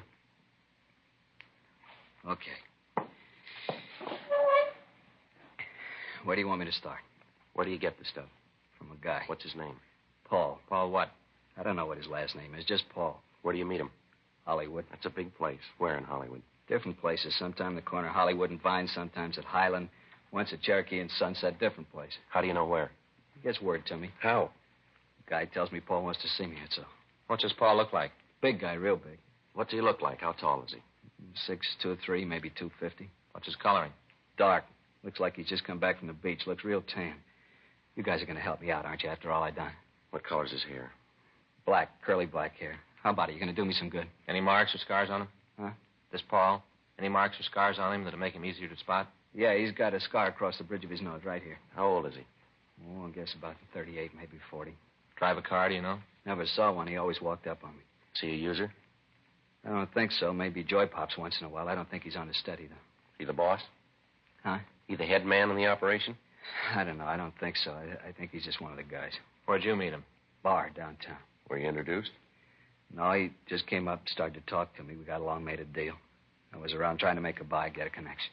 All right. I want you to look at some pictures. See if you can point this fellow Paul out for us. Look, I done my part. I told you. Now you guys got a chit to pick up. When do I get to see the doctor? When are you going to fix me? We'll talk to him. That wasn't a deal. We made no deals. You said you'd give me a hand. We will. The doctor will do everything he can for you. We can't promise you any more than that. Not much. That's the way it is.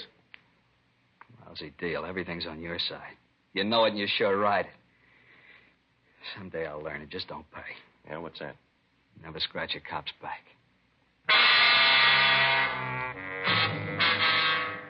10:46 a.m. We returned Fred Anderson to his cell and called a doctor for him. For the past 4.5 months, an organized gang had been selling high-grade heroin. From our informants, we learned that the drug was being made available to anyone who could pay the price. When we tried to stop the activities of the gang, we found ourselves up one blind alley after another. None of the buys we arranged took place.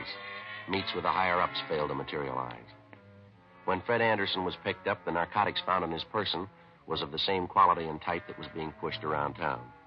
2:34 p.m. We picked up Anderson and took him to the city hall to look at the mug books. He failed to identify any of the pictures. We checked the description of Paul against the people known to have dealt in narcotics, but failed to come up with an identification. Anderson was returned to his cell and held pending trial for violation of the State Narcotics Act, a felony. 4:17 p.m.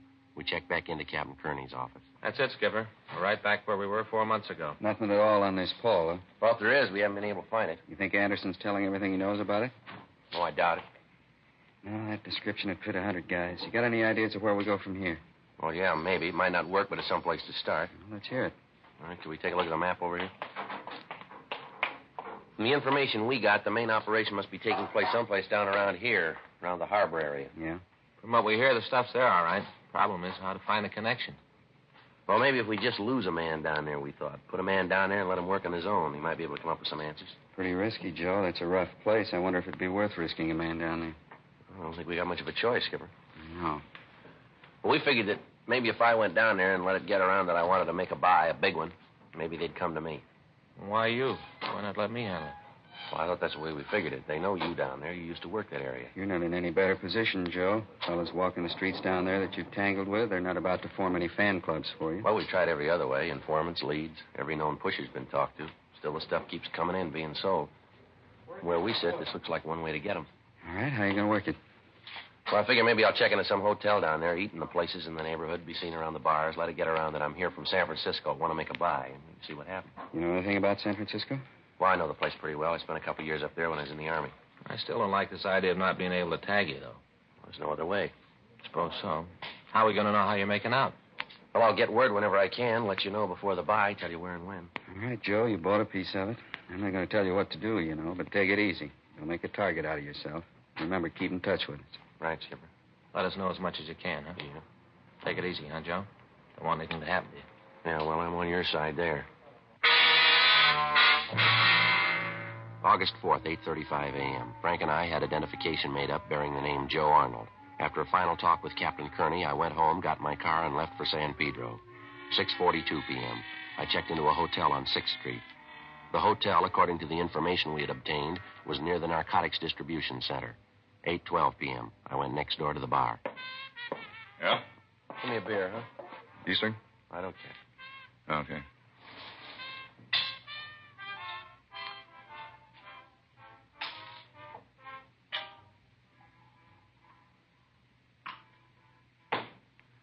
That'll be 30 cents. All right. There you go. Thanks. Not much doing, huh? No, it's pretty early yet. It's a little frantic later. Mm-hmm. You're around here, aren't you? Yeah, just down from San Francisco. Nice town. I was up there a couple of years ago. Spent a week. Sure like it. Yeah, it's a good place to live. Sure seems to be. You know, if I could get a job up there, I think I'd move up. Yeah? Hey, slide down, huh? We can talk while I clean up these glasses. Well, that is, if you don't mind talk. Oh, that's all right. Glasses. Seems like you never get them done. Yeah. You down here on business? Well, I guess you could say that. Uh-huh. Sort of combined, huh? Yeah. And now look at that. What's that? I spent half the day slicing these oranges for old-fashioned, and then people don't eat them. A lot of wasted motion. Yeah, I guess you did. What line of business you in? Nothing special. Just moving around. Wherever I can make a buck, I stop. Think you'd have to call me a promoter, I guess. Is that what you put down in your income tax returns? What? You know, when you fill out your income tax, it says there how you make your living. Where do you put that? Business management. That's good. Business management. Whose business you manage? Mostly my own. Pretty good idea for everybody, isn't it?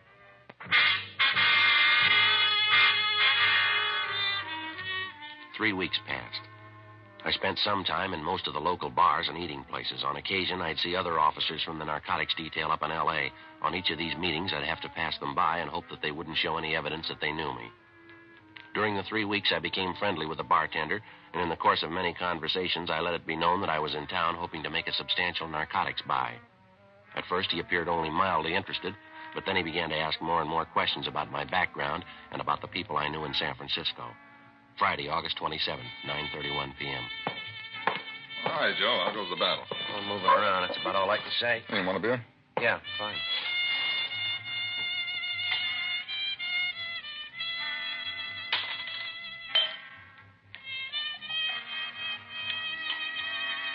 Here's your 30 cents. Oh, not tonight, Joe. It's on the house. Why? What's the occasion? I got some good news for you, Joe. Yeah? Yeah, I got a friend I want you to meet. I think he can help you make a connection. Yeah? Where is he? Now, look, I'm not promising anything, Joe. The guy knows some people and might be able to help you. Why are you so interested? I figure maybe I can make a buck or two. Mm-hmm. All right. Is the guy here now? Yeah, he's back there in the in booth. See, the other guy? Well, that helps. Which one is your friend? The big one. You know, the fellow with the gray suit on, cigar over his nose. Gray suit, huh? Yeah, I see him. Come on, I'll take you back. All right. Nice guy, Joe. You'll like him.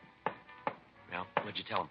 Well, just that you were here from Frisco. Said you were interested in the connection if the deal was good. Uh-huh. You make your own deal. Now, look, I got nothing to do with that. You'll really like him. Paul? Yeah?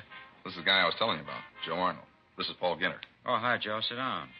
Bring us another round, will you? Yeah, right away, Paul. You know what you want? Make it snappy, huh? Yeah, right away. Beer, scotch, and soda, and old-fashioned Irish whiskey. Yeah, that's right. Leave the garbage out of the old-fashioned. Yeah. Here, sit down, Joe. Yeah, thank you. This Jack Potter, you two ought to know each other. All right? Yeah, he's from Frisco, too.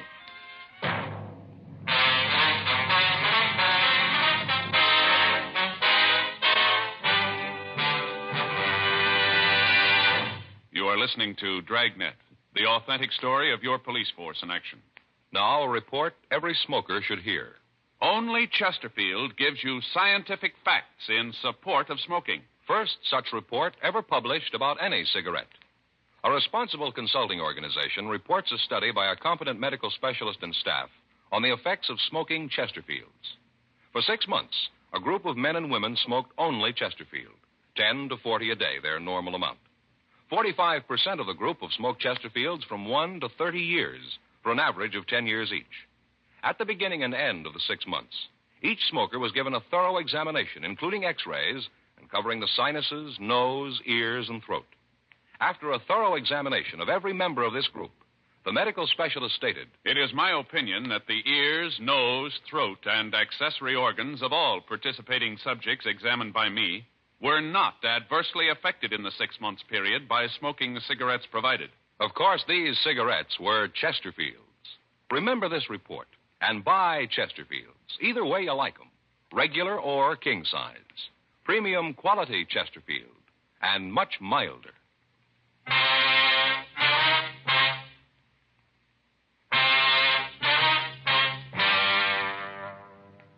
In normal undercover work, the police officer is in constant touch with the men working with him. This is done either by one officer trailing the undercover man or by phone calls to a fellow officer at appointed times. Rarely does the working detective put himself in the position where he doesn't have constant contact with the men he works with. However, in this instance, it appeared to be the only way information and evidence could be obtained. Friday, August 27th, 10:46 p.m. The bartender brought the drinks. Paul Ginter and Jack Potter started asking the questions. From Frisco, huh? Yeah, I'm from San Francisco. Jack and I do some business together, real estate. That's so? Here you're in the management business, huh? Bartender talks a lot, don't he? He knows who to talk to. Tells me you're down here on business. Yeah. Where do you live up north? Hi, Miss Taylor. I used to live around there. Is that right? Yeah. Hey, they ever finished that work they were doing at the corner of 3rd and Market? What's that? Well, the construction they were doing at 3rd and Market. You know, that new dime store, they get it finished? Yeah, they got it finished. It's not at 3rd and Market. Now, what's this all about, Ginter? What are you trying to prove? What? You got any questions to ask about me? Ask me. Don't ask your boy to do it here. You want to check up on me? Talk to somebody who's in San Francisco now. Have them check around. It's all there. I got no worries. When you two get tired of playing games, let me know. I got no time for them now. I'll see you around. Sit down, Arnold. Yeah? Now, read it any way you want. You say you want to do business, I'm your boy. We got to be sure. Can't take any chances. Cops are dying to find out. Can't let that happen, you know. Yeah, well, if you're ready to talk a deal, let's get to it, huh?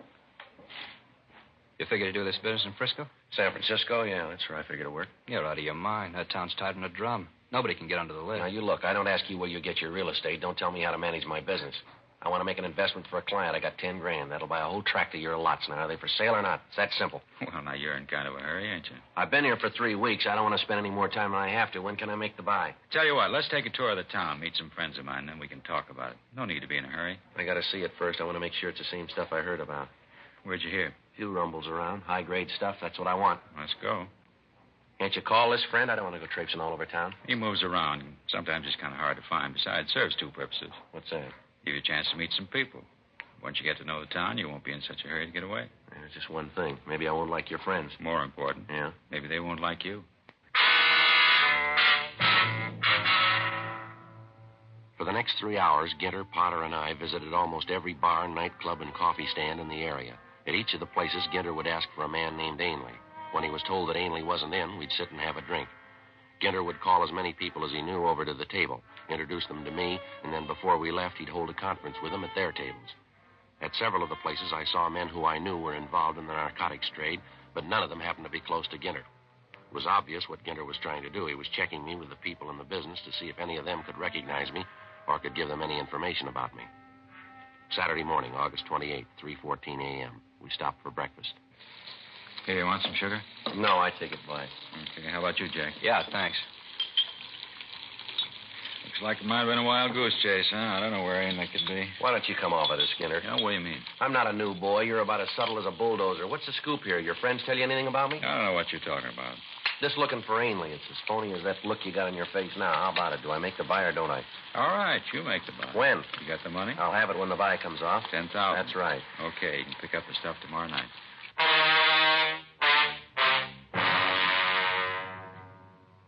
"4:30 a.m. Ginter outlined the plan for the buy. At 7:30 that night, I was to meet him on the corner of Lebanon and Spring Streets.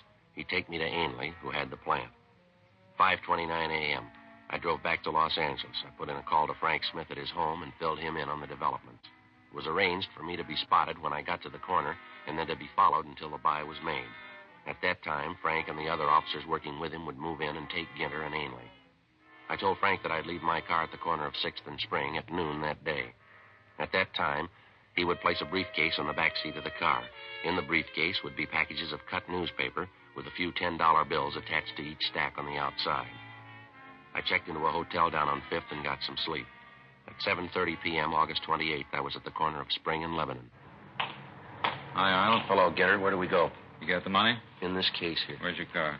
Lot around the corner. We have to drive to the meet? Yeah. Come on, this way. My car's just around the corner. Don't worry, we'll take mine. All right, no problem. Makes it nice. Here we are. Want to slide in this side? Be quicker. All right. Where do we have to go? It's not far. How come we didn't make the deal in Pedro? Ainley likes to do the big business up here. More people, easier cover. Mm-hmm. When we first pulled away from the curb, I thought I could make out Frank and Captain Kearney in back of us. We drove for about an hour. Ginter cut down every side street in the area. Every place he drove, he kept his eye on the rearview mirror. I was afraid he'd make the tail. He drove out Sunset Boulevard and back down Wilshire, down Spring and over to Hope Street. Along the way, I lost sight of Frank and Captain Kearney. Finally, at 8:36, we pulled up at the corner of Spring and Lebanon.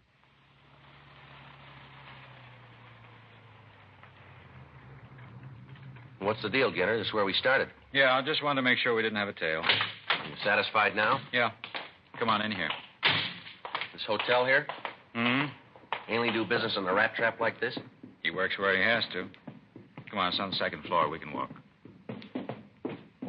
sure this is the same stuff that I heard about? You'll see. Understand, I'm not buying any junk. Don't worry. What we got's good. It's down here.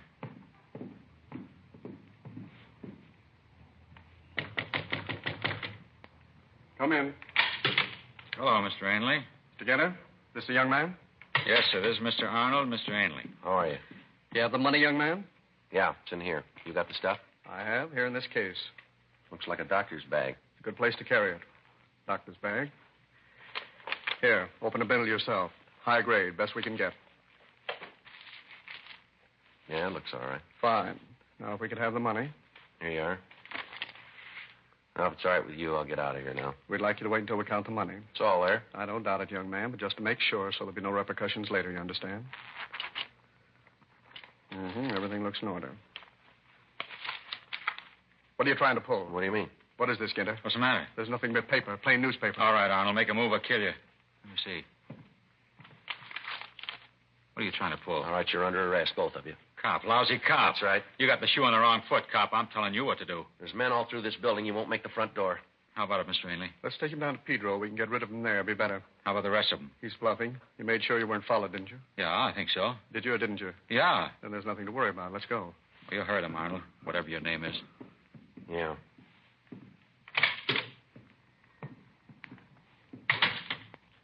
Let's walk down, not too fast.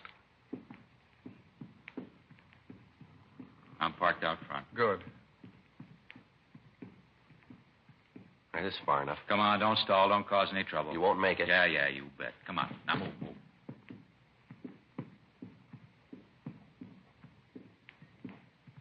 All right, down these stairs. Smith, cover the other side. Yeah. Walker, block off that end of the hall. Right, Captain. You all right, Friday? Yeah, fine. Watch that guy, Frank. I got him. Hold it up, mister. You're not going anyplace. Fool, you stupid fool, Ginter. Can't even lose a tail. Okay, both of you. Hands behind your back. I told you to make sure you weren't followed. I told you. I lost him. I know I did. I tell you, I lost him. All right, let's go. Come on, let's move. You didn't lose him. It's enough talk. Come on. Those guys never learn, do they, Frank? What do you mean? Well, they keep lying right up to the finish, don't they? How's that? Well, Ginter and Ainley there. They'll be arguing all the way downtown about them losing you when you were tailing us. Shouldn't be any argument, Joe. We lost you someplace along Wilshire. But you got here all right. I thought this is the way you played it. No, we just took a guess you might come back to your car. Yeah, well, it's a pretty good guess for me, anyway. Why? We'd have gotten him sooner or later.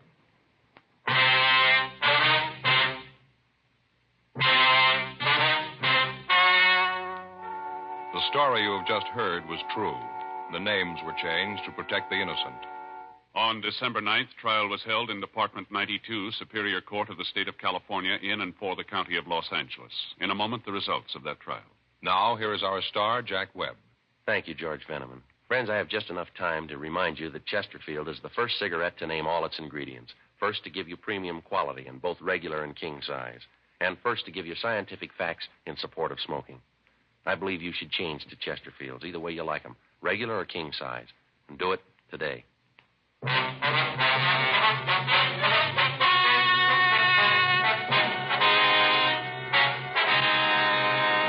Paul Robert Ginter and James Arthur Ainley were tried and convicted of violation of the State Narcotic Act, a felony.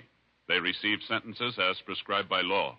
Violation of the State Narcotic Act, a felony, is punishable by imprisonment in the state penitentiary for a period of not more than 6 years. Ladies and gentlemen, in the next 7 years of bigger and bigger enrollments, America's grade schools will need nearly 250,000 extra teachers, besides those to fill normal vacancies. This great need, plus the growing public interest in education and improvements in schools, make elementary school teaching a more rewarding career than ever, a career that high school and college students should certainly consider. Education holds America's future, perhaps your future.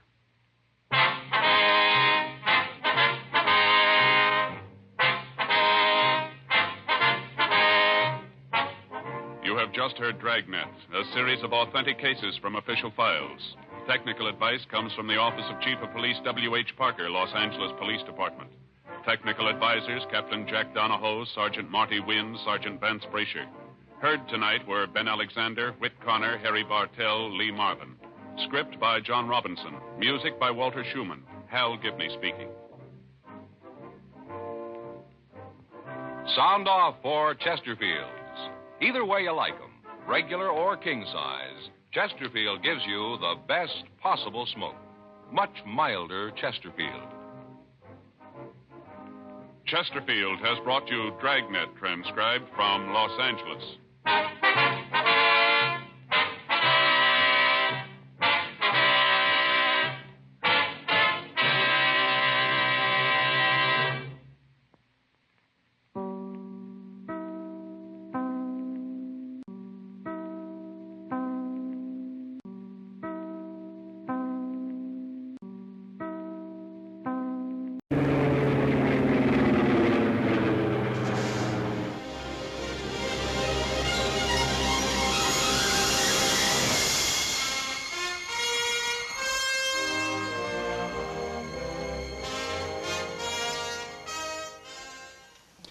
Feeling you're up here with a stranger?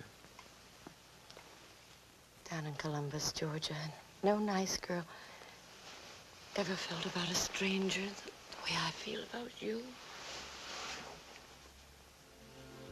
If I didn't have you, I wouldn't have anything.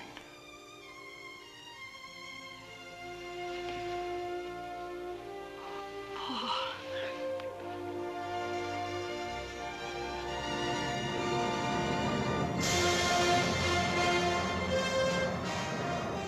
In his heart was locked the world's best guarded secret.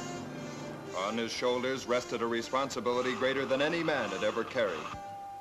From here on, he had no wife, no loved ones, no friends, just duty, above and beyond. Go home, stay home, and keep your nose out of this base. Is it really necessary to play at this big pot? They told me not to bring you out here in the first place. Maybe they were right. The last time, will you stay out of my business? It's my business, too. And I'm beginning to understand a few things I couldn't face before. That's enough. Everything they say is true. You're not the man I married, not anymore. You're ambitious, you're cold and unfeeling. Lucy, listen to me. You listen to me. I've had all I can take of this place. I can't live this nightmare any longer. You've killed every ounce of love or affection I ever felt for you, and I want out.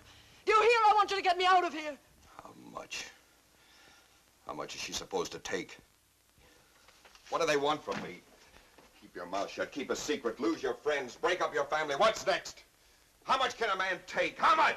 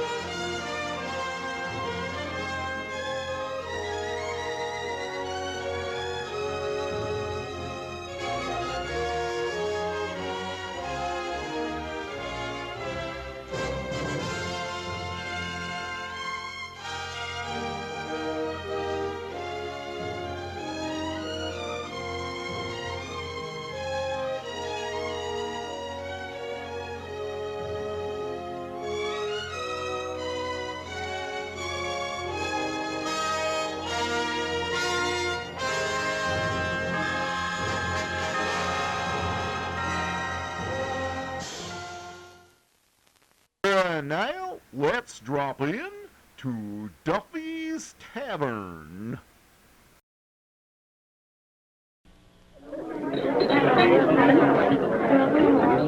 The Special Service Division invites you soldiers, sailors, and Marines of the United Nations to drop in at Duffy's Tavern.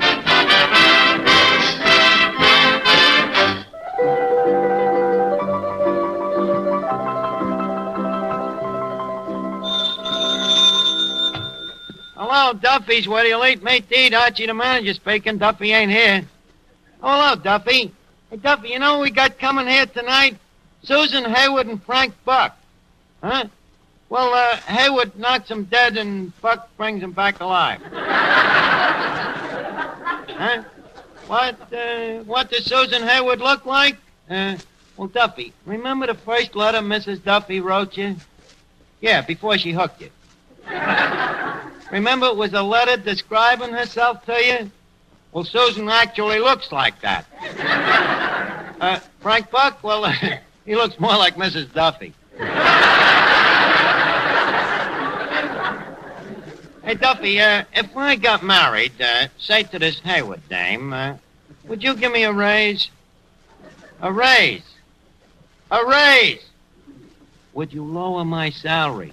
Now you can hear me, huh? Look, I make $15 a week. Say with overtime, tips, and bonuses, it comes to $15 a quarter. How can I support a wife and family on that dough? Huh? Send one of the kids out to work. What kids? I ain't even held a hand yet. Oh, why argue with you? Good. Listen to this, Miss Duffy. A poem to nature by Anonymous, Archie. Oh, Mother Nature, how could anybody hate you? What are you talking about? Nature, Miss Duffy.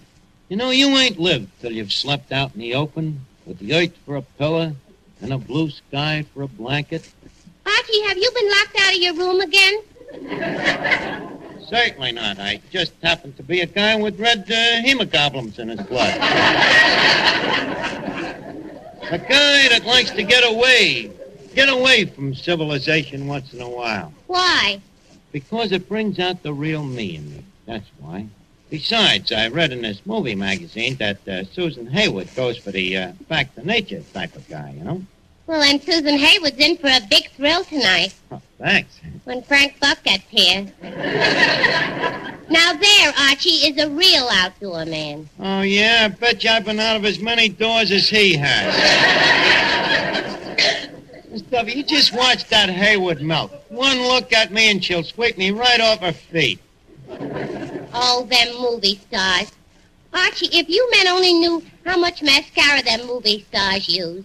How much rouge, lipstick, eyeshadow, face powder, eyebrow pencil, vanishing cream, cold cream, night cream, day cream, chin cream, neck cream, perfume, and toilet water.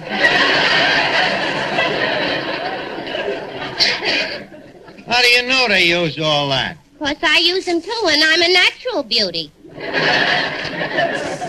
Archie, did you ever see a movie star when they got up in the morning? No, but someday I hope so. And it so happens, Miss Duffy, that you're prejudiced. Them dames is just as beautiful in the morning as they are the rest of the day. How would you know? 'Cause I read an article by a Beverly Hills milkman. Tell me about Hollywood stars. Hello, Art. Oh, hello, Finnegan. Hey, Art, should Frank Buck get here yet? No, but when he does, I think you better stay under cover. He might throw a net over you. So I'm anxious to meet him, Art. You know, I'm starting a little zoo of my own in my backyard. So far, I got a cat, a dog, and a fox. A fox, huh, Finnegan? What kind of a fox? Silver? No, terrier.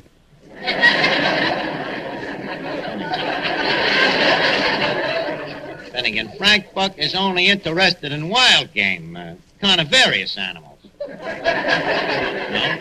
Kind they show at carnivals. It's nothing to a guy like that to go into a jungle, walk up to a lion, look the lion in the eye, grab him by the legs, tickle him under the chin. Oh, boy, that's fun. Fun? Yeah, especially if you do it to a dame. Oh, Finnegan. Hello there, Archie boy. Well, Officer Clancy. Hey, Clancy, I seen you marching in the parade last week. You look mighty sharp. Well, my feet felt mighty flat. Well, why didn't you try to get mounted duty? What? And ride a horse for 8 hours? No, Archie, no. This way I can at least go home and soak me feet.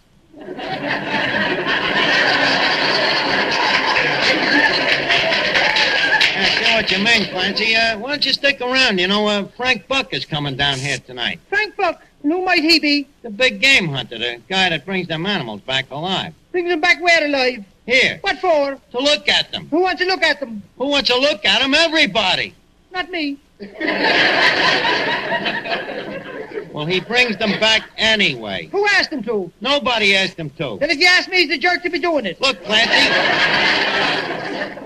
That is how he makes his living. Bringing animals over here? Yeah. And what happens when he gets them over here? People look at them. Not me.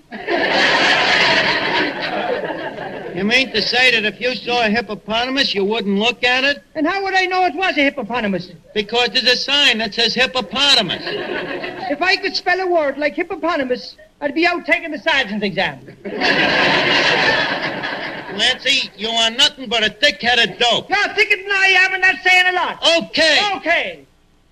What else is no?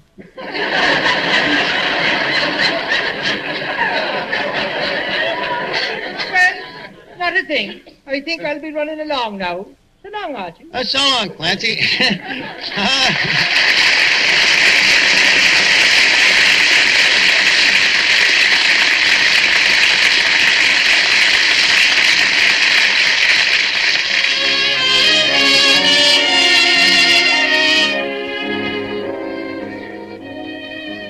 We will now hear that beautiful ballad, I Just Kissed Your Picture Goodnight, sung by Clark Denis, our tenor, who's happy to sing for a $5. I just kissed your picture goodnight, and now, dear, I'll turn down the light. Your picture 'neath my pillow works like a charm, it seems, for you steal through my pillow into my dreams. You know we're not really apart, for we're still in each other's heart. So till the dawn, my darling, I'm sure that I'll sleep tight, for I just kissed your picture goodnight. Your picture 'neath my pillow works like a charm, it seems, for you steal through my pillow into my dreams. You know we're not really apart, for we're still in each other's heart.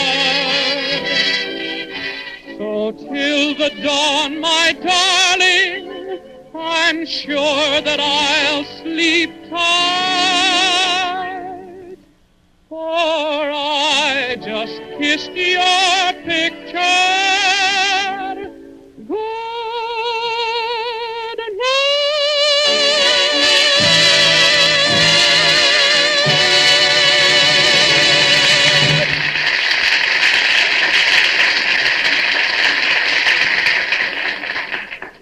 Pardon me, is your name Archie? No, I'm Finnegan, but I know who you are. Who? Susan Haywood. Finnegan, please. Got your tenses mixed. That's Frank Buck. Oh,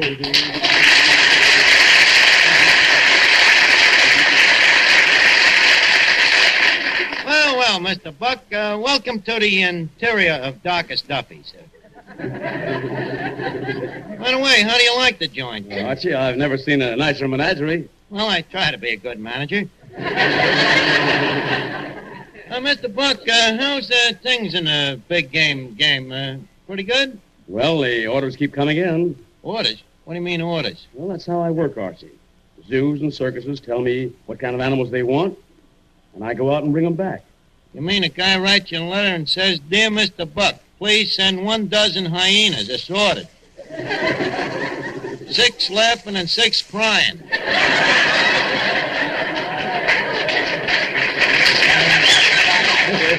something like that? Well, it's something like that, Archie. Pardon me, Mr. Buck. Yes? How much would a tiger cost me? What do you want with a tiger? It's in our house. We got very big mice.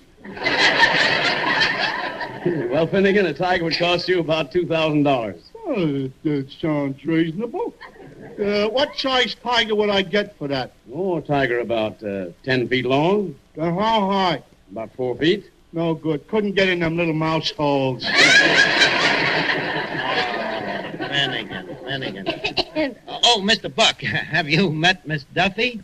Miss Duffy, I greet you with the words of the African Mambas tribe, Apamachum Manabuli. Likewise, I'm sure.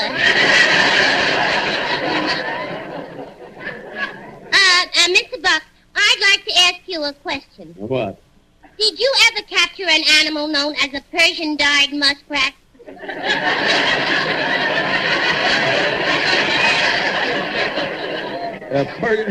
A Persian-dyed muskrat? I never heard of it. I knew it. That Vera Fogarty, trying to tell me her fur coat is genuine and mine ain't. Well, what kind of a coat is yours? South American wild plush. Did you ever catch a wild plush, Mr. Buck? Not yet. Well, I know, of course he didn't. The man who sold me the coat said they're very hard to catch. You see, they got such short hairs, there's nothing to grab hold of, you know? Them plushes is even harder to catch than a wild mohair. Gee, Mr. Buck, you must have a thrill in life. Oh, I don't know. Oh, don't be modest. You've locked George with death plenty of times, I bet. I bet you don't think no more of struggling with a lion or a tiger than I do with a fella.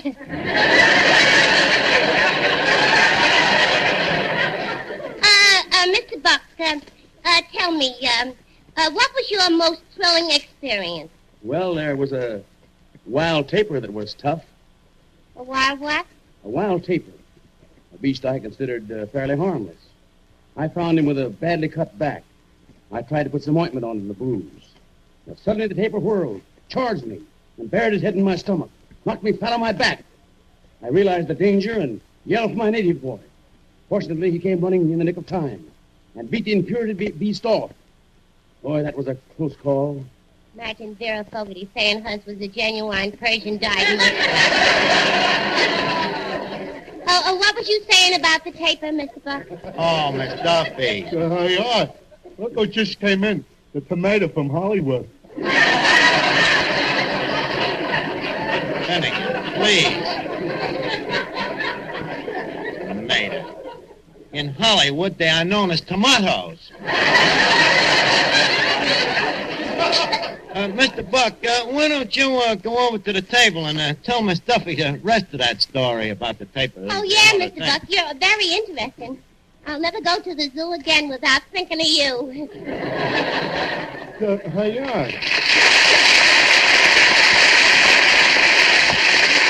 Hey, look, Arch. Why did you brush off Mr. Buck? Why did I brush him off? Finnegan, how many big game hunters do you think Miss Haywood wants to meet? Good evening, Miss Haywood.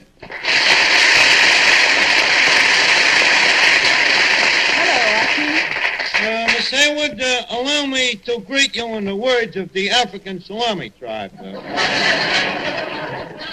Appalachian okra gumbo. Timbuktu. You're welcome.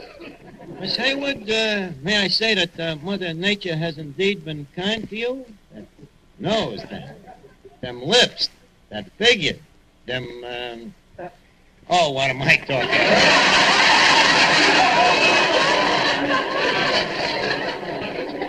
about? You've been whistled at before.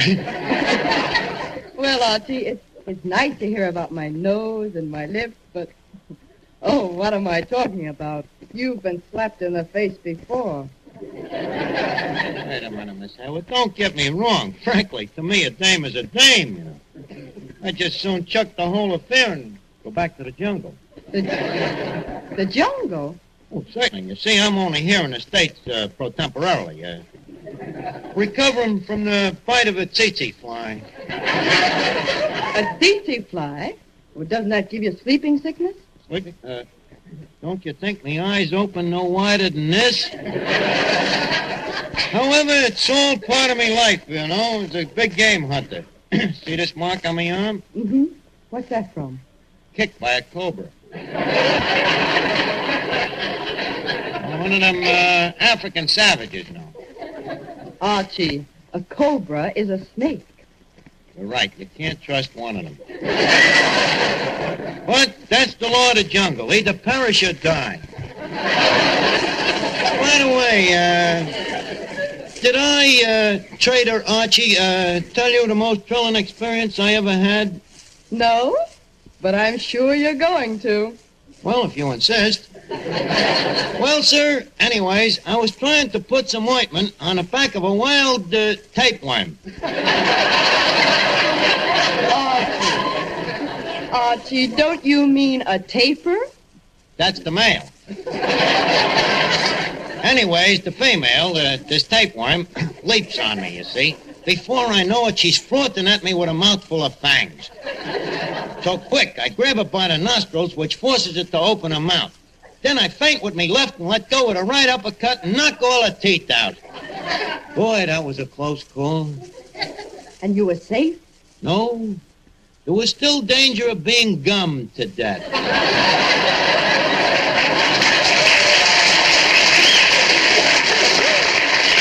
Archie, that is a very old joke. This happened in 1922.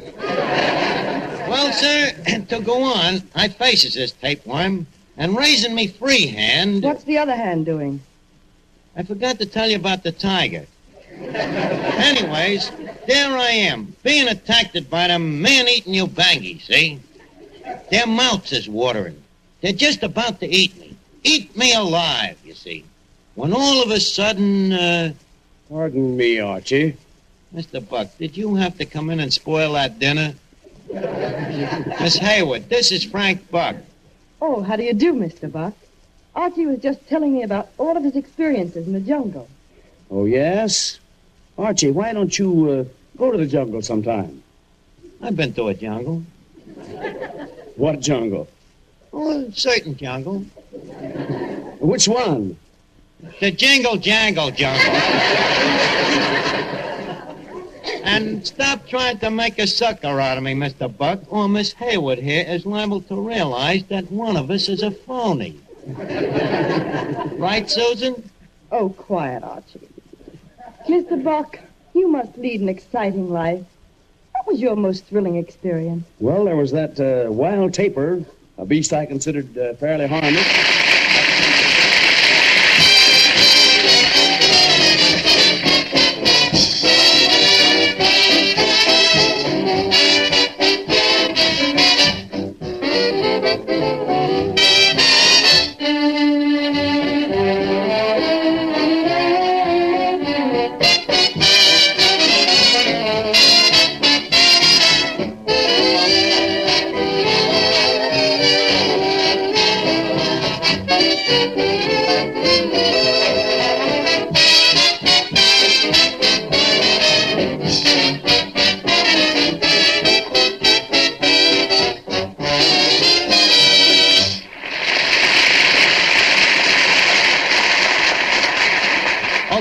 Finnegan, you all set? All set, Archie. Now, don't forget, crawl in on your hands and knees. I gotta convince this thing.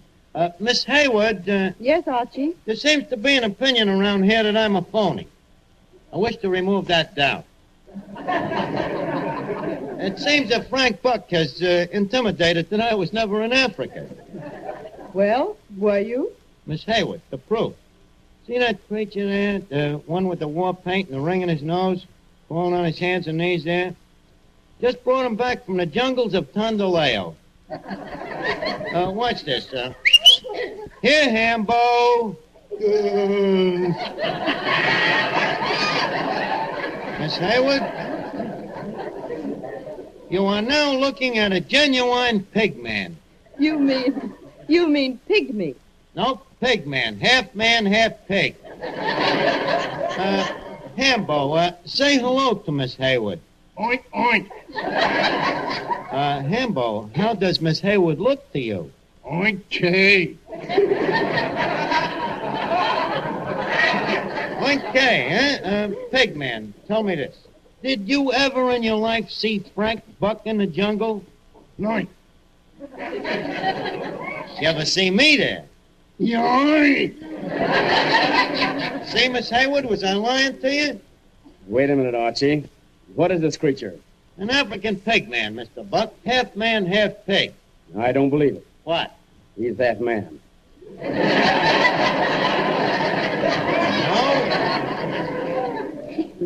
You know, huh? Archie, why don't you quit this African nonsense? You know you were never there. Mr. Buck, do I look to you like a liar? I said, do I look like a liar? I'll prove it to you.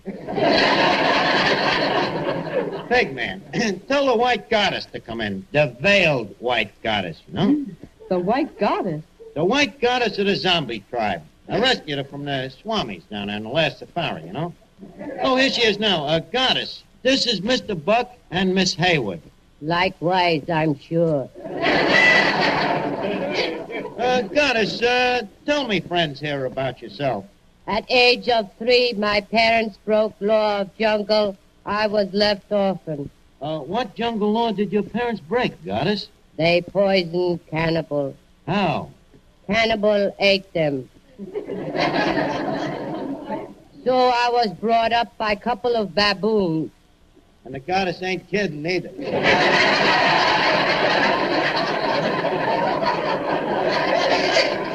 Now, Archie, you shut your trap. Why, Archie, she speaks like a city girl. Well, yeah. She comes from one of the biggest cities in the jungle. Yes, I am from Chicago. There you are. Do you need any further proof? Just a second, Goddess. What is the chant of your jungle? Wait, is a chant what I think it is? Well, it's a song. You're asking for trouble. Goddess, let him have it.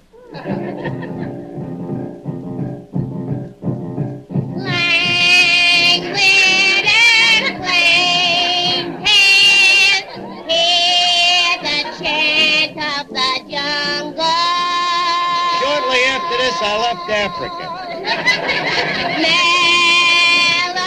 Melody native, hear the chant of the jungle. No wonder that Tarzan's always screaming.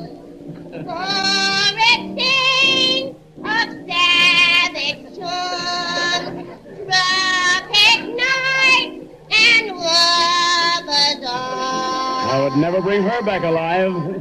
Free as a gypsy, while the chant of the jungle is calling to me.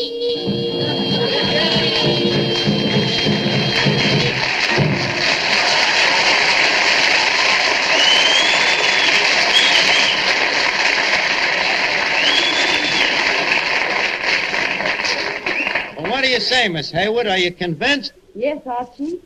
I'm convinced that I finally met somebody I could really be interested in. Well, now, Miss Hayward, Susan, that's wonderful. Shall we go out now and sort of make arrangements? Oh, I didn't mean you, Archie. Huh? You going out with Frank Buck? No. Then who? Hambo.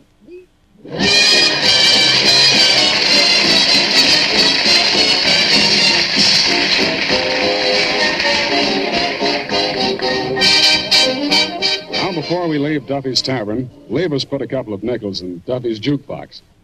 Duffy's jukebox, where the feet meet the beat. Well, the platter's spinning, the needle's in the groove, and here's the first number coming up.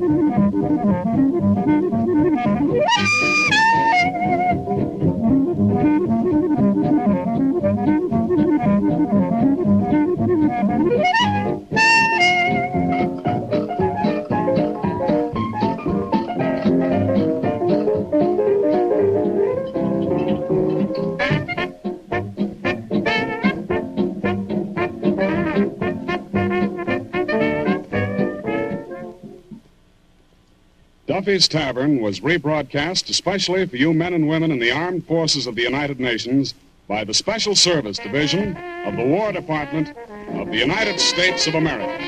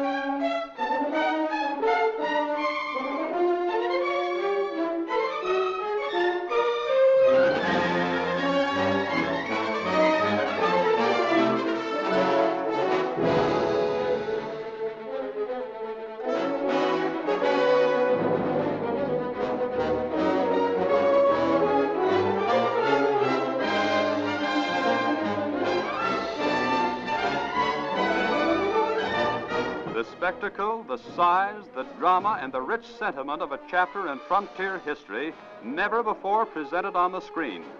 That's the exciting entertainment which awaits you in Across the Wide Missouri. You'll see for the first time the true story of the Mountain Man, that incredibly brave pioneer fighter who blasted the trails that the covered wagons were later to follow. I love you, Pigeon. Maybe I didn't know it when I found you, but I know it now. Solex pilpil konamox kopensaika. Naika haya solex kopamaika. Nanich. Well, what did he say? There is blood on the ground between you. Tell him he talks like a crazy dog soldier. If he will take my hand, it is out to him. If not...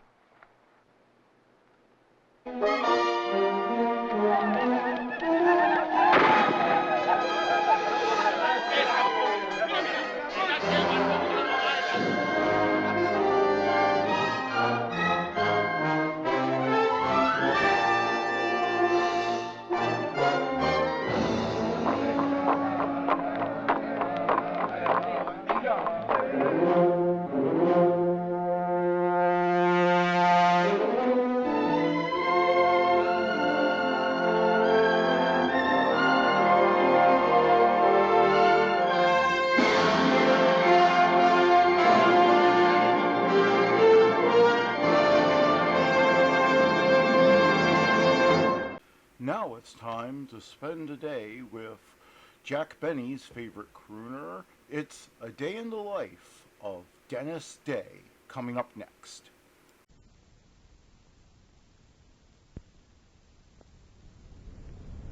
Ladies, this summer at Beach or Mountains, you'll wear the new off-the-shoulder fashions that expose more skin.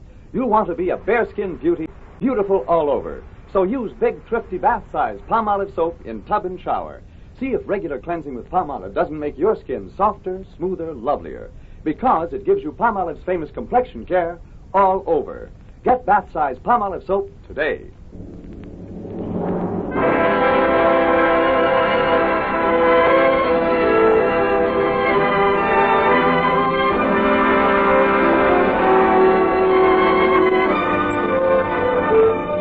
Ladies and gentlemen, Denis Day.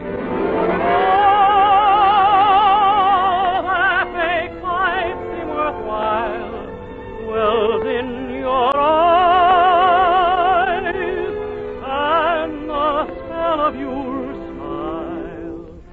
Denis Day is brought to you by Colgate Dental Cream and Luster Cream Shampoo. Colgate Dental Cream to clean your breath while you clean your teeth. Luster Cream Shampoo for soft, glamorous dream girl hair.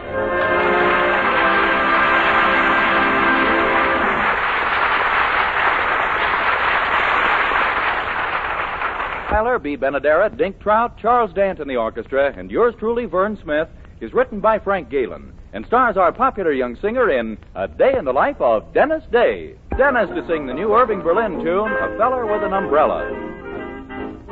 I'm just a fella, a fella with an looking for a girl who saves her love for a rainy day. I'm just a fella, glad to see the skies of blue have turned into skies of gray. Raindrops have brought us together, and that's what I long to see. Maybe the break in the weather will prove to be a break for me. So I'll be the fella with an umbrella. If you'll be the girl who saves her love for a rainy day.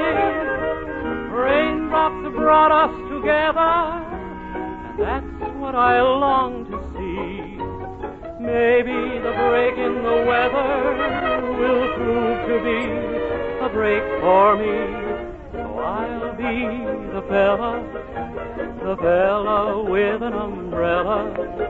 If you'll be the girl who saves her love for a rainy day.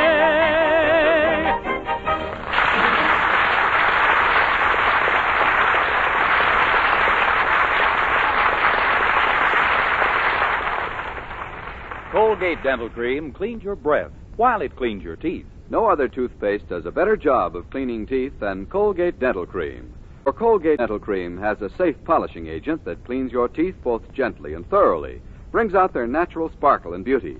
You can actually see and feel the difference. And scientific tests prove that Colgate Dental Cream cleans your breath while it cleans your teeth. Yes, actual scientific tests prove conclusively that in 7 out of 10 cases, Colgate instantly stops unpleasing breath that originates in the mouth. Colgate Dental Cream is famous for its wonderful wake-up flavor, too. Nationwide tests of leading toothpastes prove that Colgate's is preferred for flavor over every other brand tested. Yes, preferred over every other brand tested. And no wonder. For Colgate Dental Cream is the result of constant effort to produce the finest toothpaste in the world today. For cleaning teeth, for flavor, for sweetening breath. So see if you don't agree with the millions who have made Colgate Dental Cream America's favorite toothpaste.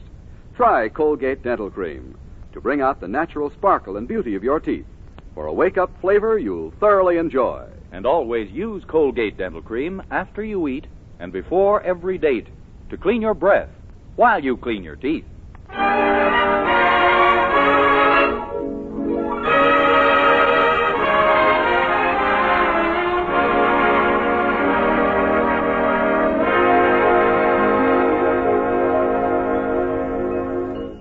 Well, last Saturday night, when a traveling vaudeville show opened at the Magee Theater, circumstances prevented our young hero, Denis Day, from taking his girlfriend, Mildred. Nor could he make it Sunday nor Monday. But last night, the opportunity for which he'd been waiting finally presented itself. Mildred received her allowance, and off they went. To say he enjoyed the show is putting it mildly, but he seems to have been impressed most with the great Gambini, mind reader and mystic. He's talked about nothing else all morning. I tell you, Mildred, I never saw anything like him in my life. The man was amazing. Oh, Denis, surely you don't believe in that stuff. But wasn't everything he said true? Why, when he told Ed Rose about the patter of little feet around his house, I thought Ed's wife would faint. She hadn't told a soul about sending for the exterminator. He was just lucky, that's all. You know fortune-telling's all bunk. Bunk?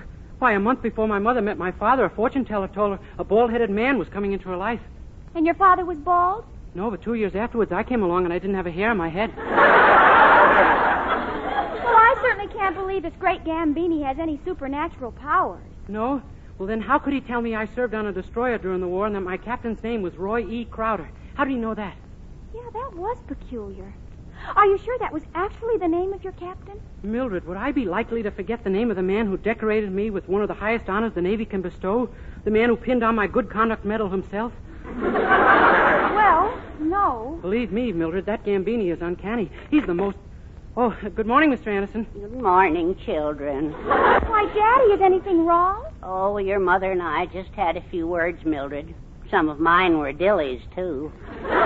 Too bad I never got the chance to say them. What was it all about, Mr. Anderson? Well, we have about $5,000 saved up in government bonds, and Poopsie wants to take it all and speculate in the stock market with it. She says now's the time to make a big killing. Oh, my gosh, you mean she... Some broker started her on it, and Gave her this list of securities. Let's see. Do you know anything about the Diamond Match Company? No, but it doesn't sound like a good investment to me. How many people can afford those kind of matches? That's true, yes. I can see I came to the right man for financial advice, all right. Oh, I just used my head, that's all. What else has the broker got on that list? Well, General Foods. That's ridiculous. If another war came, he'd be the first to go.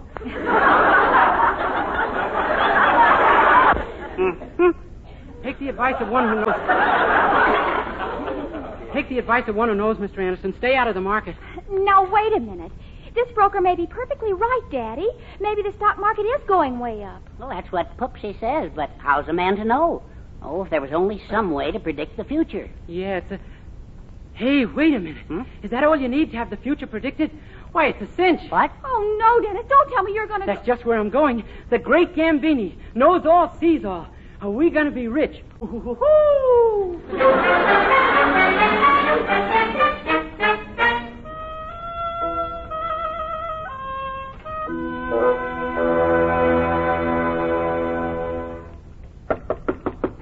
Come in. Pardon me, is the great Gambini... Why, Bill Calhoun, my old Navy shipmate. Hiya, Denis. Yeah, it's me.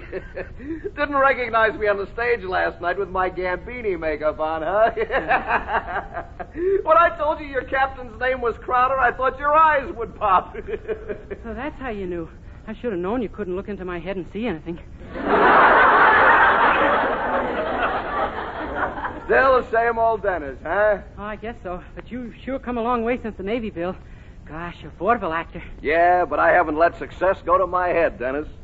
I never forget my Navy days when I was eating regular. Me either. Yeah. Hey, remember the day we sighted an enemy sub? I'll say. Boy, did I reach for my life belt. Yeah, we all did. Finally took yours off. Well, there was no telling when that submarine would strike again. Even when you were on shore leave?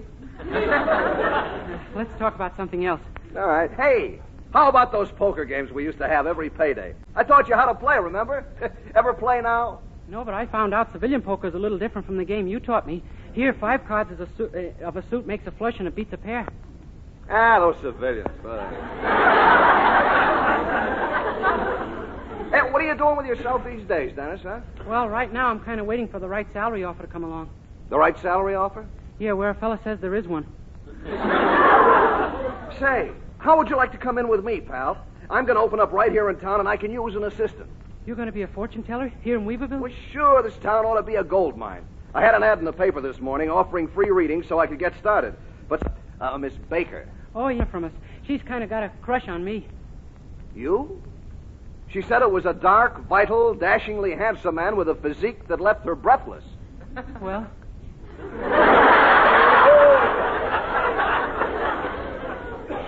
That's you, huh? Sure. Miss Baker likes to exaggerate a little. Everybody doesn't think I look like that. Just women. Oh. Well, anyway, I told her the man of her dreams was... Brother, have I got an idea? Huh? Look, how does a fortune teller get into the big dough? If his predictions come true. Don't you see, all you got to do is make love to this Miss Baker. Oh, Bill, we've been through a war together. Let's at least enjoy the peace. Now, look, you want to make a lot of dough, don't you? Well, sure, but... Then work with me. She'll talk about it all over town if her prediction comes true. But, Bill... Denis, we're shipmates, pals, buddies. Side by side, we fought the enemy for 4 long years. Side by side, we were decorated with a good conduct medal. Well, okay. But after all these years, it's a heck of a way to lose mine.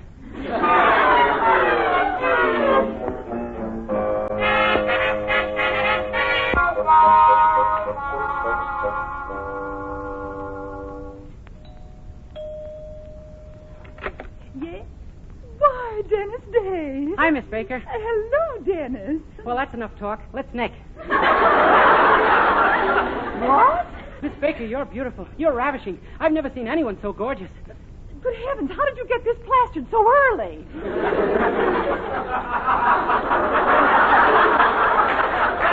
I'm not plastered, Miss Baker, and I mean everything I say. You're the most heavenly creature I've ever set eyes on. My gracious, what's gotten into you? How can we keep it there? Come on, babe. How's about you and me driving up to the top of Morgan's Bluff and calling it?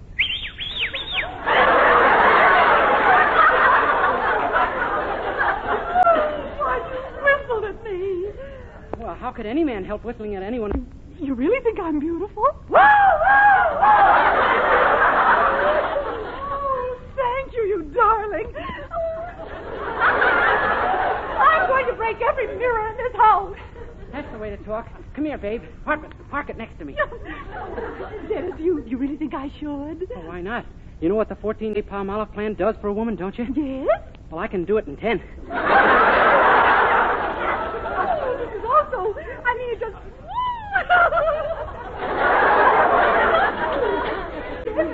What is it you see in me all of a sudden? I'd like to know in case I have to argue with anybody in the future.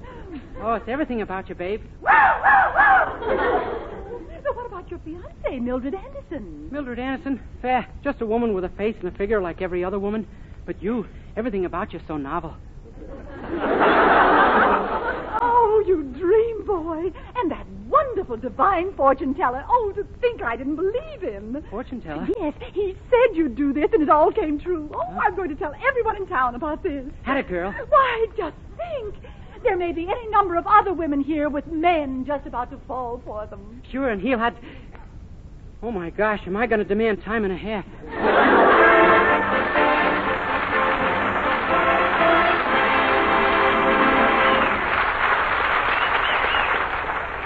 We'll be back in a moment to continue this day in the life of Dennis Day.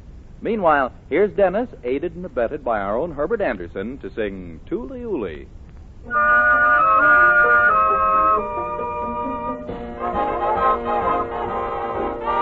When a Swiss boy goes calling on a Swiss Smith in June, Tooly Ooly Ooly Doo, he sings a pretty tune, and he charms her like magic when he yodels this tune. Tooly Ooly Ooly Doo, beneath the alpine moon, the echo goes higher and higher, and soon their hearts are both on fire. So when you get lonely, now you know what to do. Tooly Ooly Ooly Doo, and make your dreams come true. The echo goes higher and higher. Their hearts are both on fire. So when you get lonely, now you know what to do. Tooly Ooly Ooly Doo, and make your dreams come true. Just tooly ooly. Oh, yeah, hee hoo.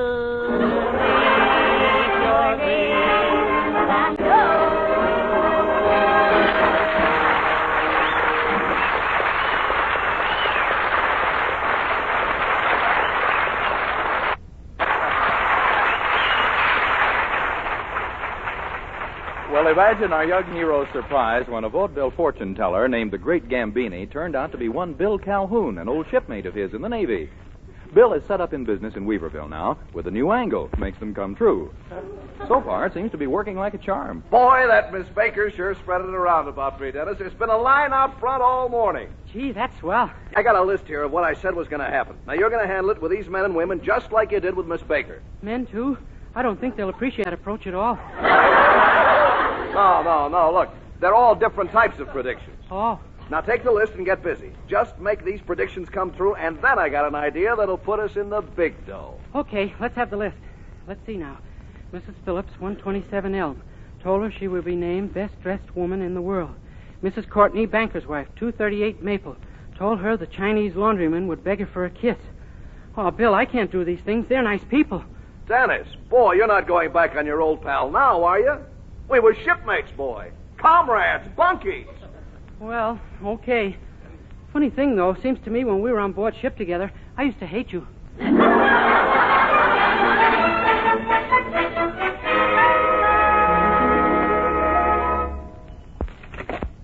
Yes? Bon appetit, mon petit. Bon appetit. My name is Ouvre la Fenêtre. I have come all the way from Paris, which is in France, to see Mrs. Phillips. Well, I am she. Good. Here is me. My goodness. You must want to see me about something awfully important. But jawohl, ma chérie. I have come to tell you that you have been chosen by the Paris Society of Dressmakers as the best-dressed woman in the whole world. What? Why, a fortune teller told me that this afternoon, and I said he was crazy. And now 2 hours later, it's come true. It would have been even sooner if it hadn't taken the wrong transfer. I beg your pardon. Nothing. I leave you with this glorious news, monsieur. Arrivederci till we meet again. Oh, wait. Don't leave yet. Why, you've just come from Paris. You must have all the fashion news. Oh, monsieur. Please tell me. The bustle, is it really back? Oh, oui. Same old place. But really, I must... And a new neckline. How low is it to be?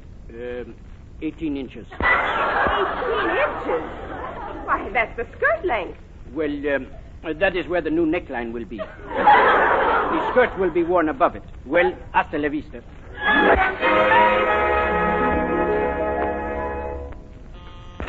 Yes? Hado, me all the same hippies laundry down street. Me all the same too. Oh, no, you don't.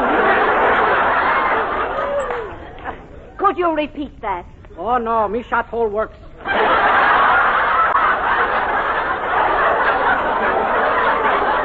Well, what is it you want?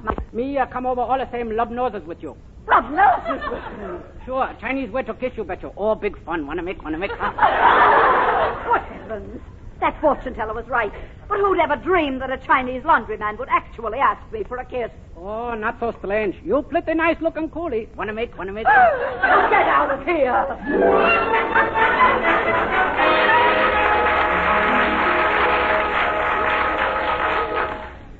Now, let's see. Mrs. Gregory, 819. Told her a dog would bite her in the ankle. Well, I took care of that one. She couldn't see me. And what's next? Mr. John Winters. Told him he would receive a phone call from his older brother, whom he hasn't seen for years. An easy one at last.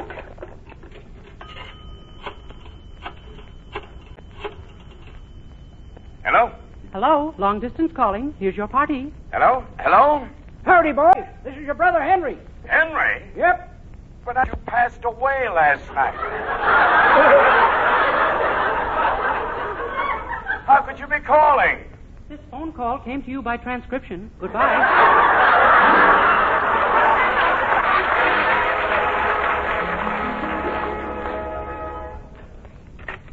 Herbert, is that you? No, it's me, Mrs. Anderson. Gosh, what's the matter? You seem all excited. Oh, I am, Denis.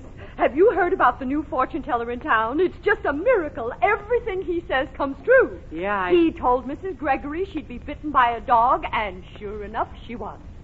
And it must have been a very unusual dog, too, in Mrs. Gregory's ankle.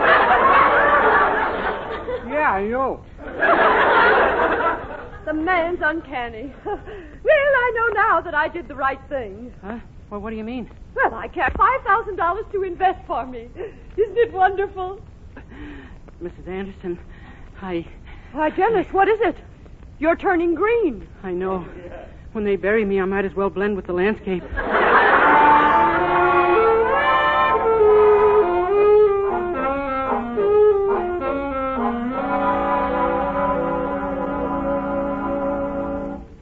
You mean it was you who made all those predictions come true?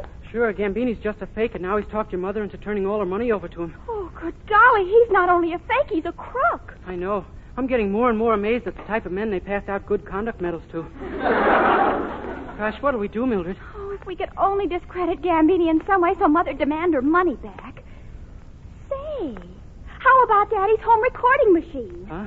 Suppose you asked him if he was a crook and he admitted it. We could record it and play it for Mother. Mildred, you're crazy. He'd never admit anything like that. He doesn't have to. All you have to do is get him to say yes and no, and we'll dub in the questions later. Dub in the questions? Sure. First, we'll make a record of you saying, Gambini, do you admit you're a dirty crook? Then we'll put in his yes. Then you'll ask him if he intended to return Mother's money, and we'll add his voice saying no. You see? But, Mildred, you... Dennis, I tell you, it's foolproof.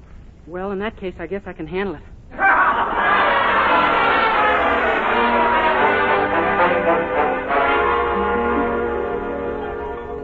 Oh, Mildred, here he comes up the walk. All right, now don't get nervous.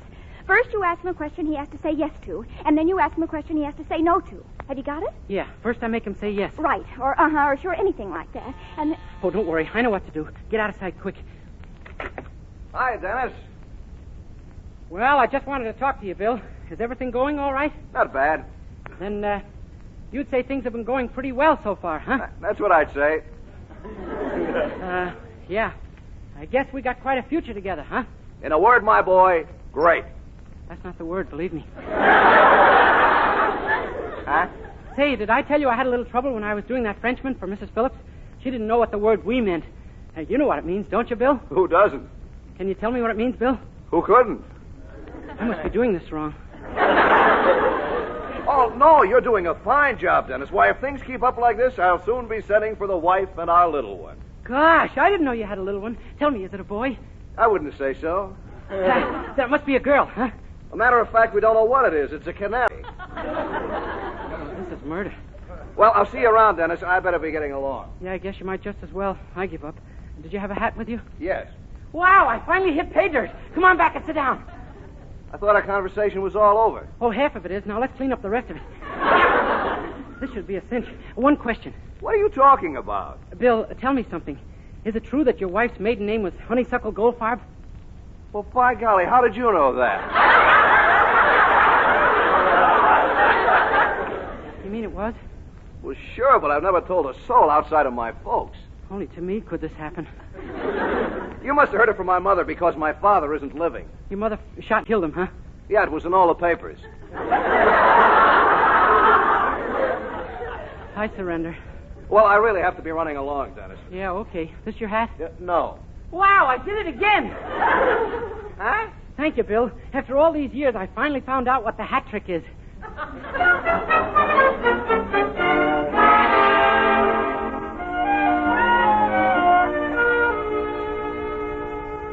A thief? The great Gambini? Yes, Mother. That's why I returned your money and left town when he heard we had this phonograph record. Sure, all you got to do is listen to the record, Mrs. Anderson. It's all the proof you could ever want. Why, it doesn't seem possible.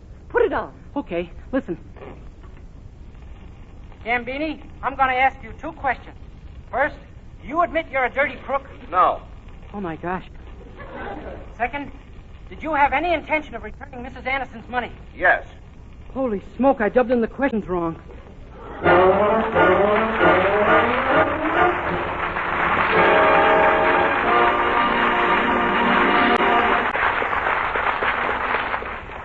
Dennis Day will be back in just 1 minute to sing Mama Makushla. But first...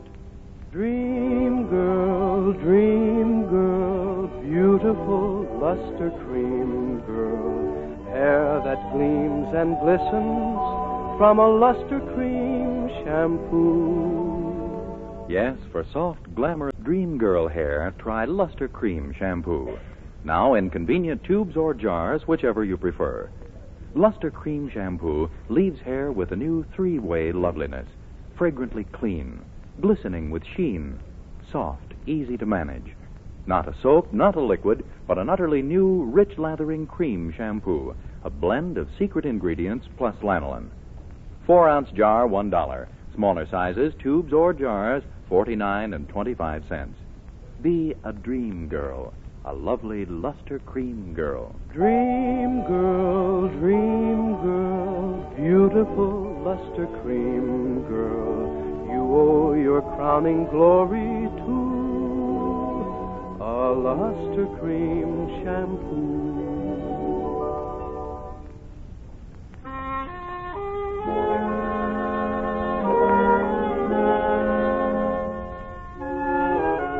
Here now is Denis with the music of Charles Dant in the orchestra, singing his popular new RCA Victor recording, Mama Makushla. You'll always be within this heart of mine, Mama Makushla.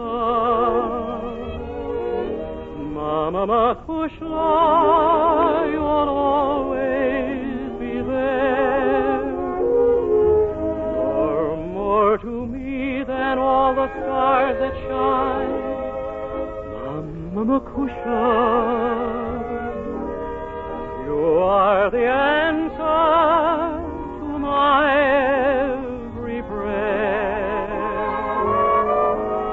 In you I have an angel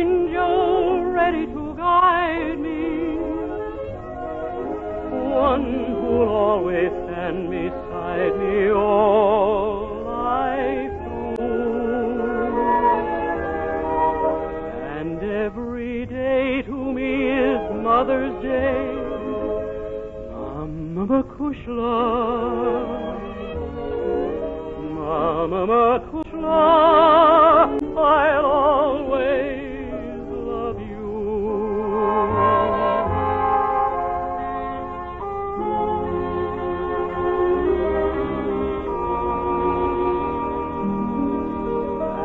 And every day to me is Mother's Day.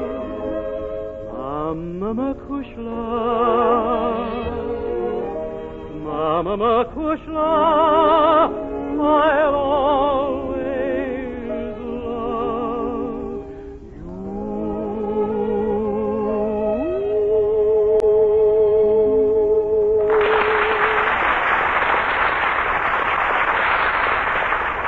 Good night, everybody.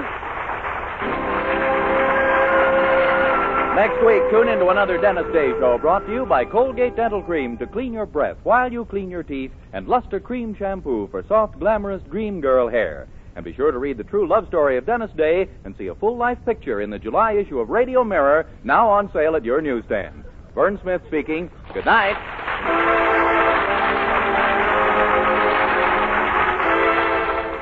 This is NBC, the National Broadcasting Company.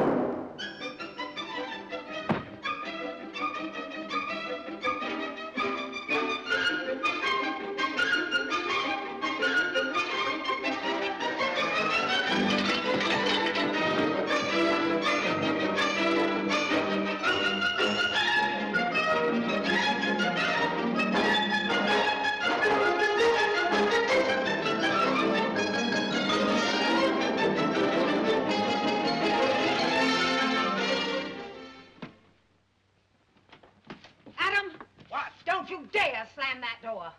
All right.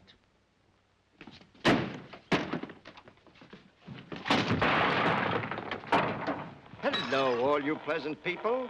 This is a Smith named Pete yapping at you about a Tracy named Spencer and a Hepburn named Catherine and a studio named Metro-Goldwyn-Mayer. This studio, my friends, has made a whimsical filmsicle. What fancy talk. Anyway, it's a swell show named Adam's Rib. Named Adam's Rib. Named Adam's Rib. Named Adam's Rib. Well, I guess it's named Adam's Rib. However, sprightly, brightly, and lightly, it tells a whacking good tale. And I do mean a whacking good tale. Besides its laughter, there's a lot of warmth and truth in Adam's Rib. But best of all, it's a happy picture. Spencer Tracy is happy. Catherine Hepburn is happy. And I am happy to tell you how happy you'll be when you see Adam's Rib. Thank you. Don't you want your rub down? You want a drink? Want anything? What? Oh! Oh! Now, look here, Kip. I'm fighting my prejudices. But it's clear that you're behaving like a... Well, I hate to put it this way, but like a man. You watch your language. This is basic. I'm old-fashioned. I like two sexes. And what is more, I suddenly don't like being married to what is known as a new woman.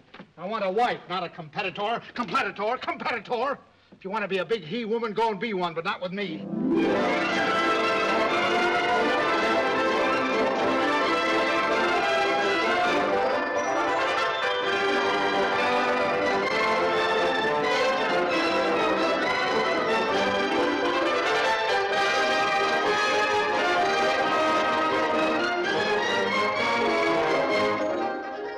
Anyway, it's a swell show named Adam's Rib. Named Adam's Rib. Named Adam's Rib. Named Adam's Rib. Hey, Matt, how about we check in with Fibber, Magee, and Molly next? That sounds good to me. Johnson Wax Program with Fibber, Magee, and Molly.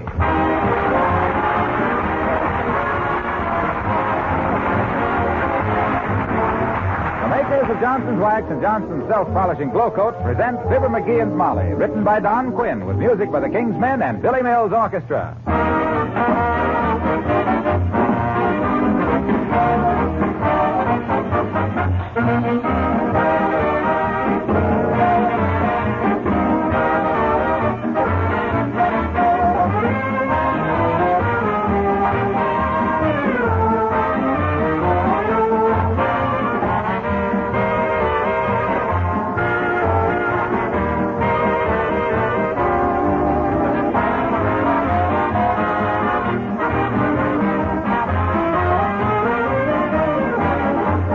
One thing they certainly teach a boy in the Army, to be neat and tidy.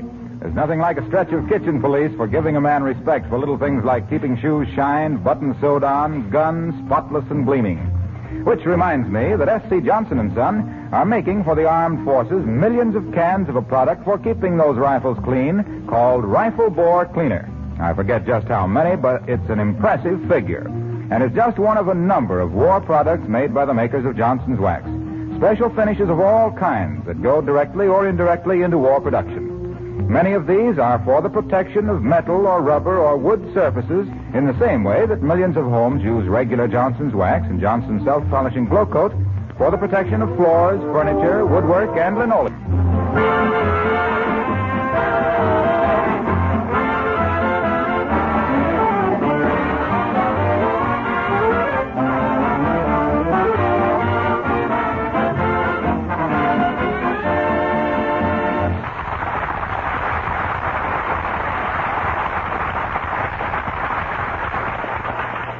They say that in the spring a young man's fancy. But while this is spring, the squire of 79 Wistful Vista is not as young as he was and consequently doesn't feel so fancy. In fact, he feels awful. So hold your diagnoses for the next half hour and get a load of Fibber, Magee, and Molly.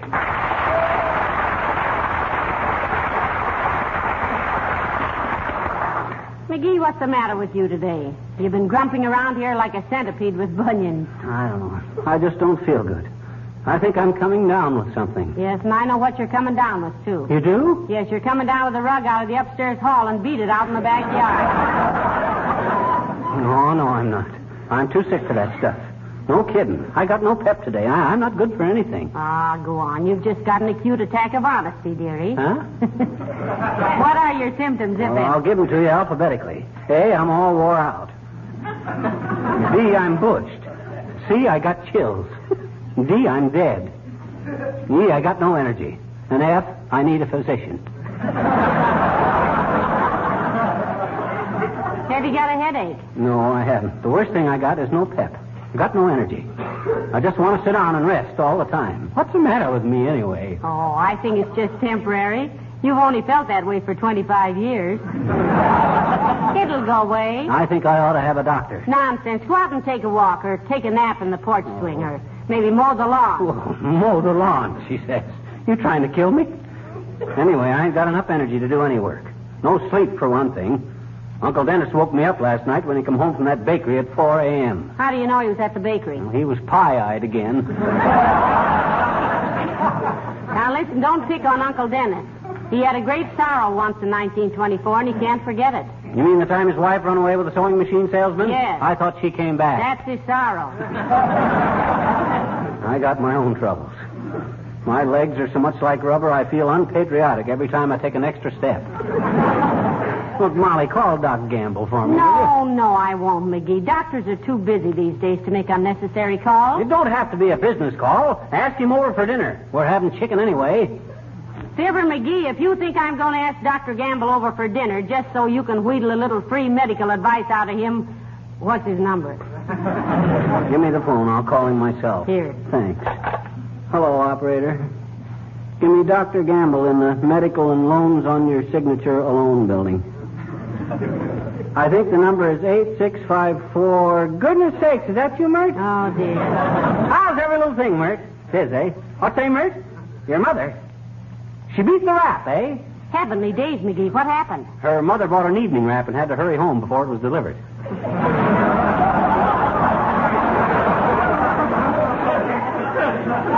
What's name, Mert? Well, I'll call him later. Thanks, Mert. Doctor's out, I guess. Good. Now, why don't you go out and lie on the porch swing until dinner time, or just take a good rest for yourself, dear. Oh, I tried that. Those doggone robins make so much noise I couldn't sleep a wink. I'm just a bundle of nerves, I guess. You suppose I got what... Come in.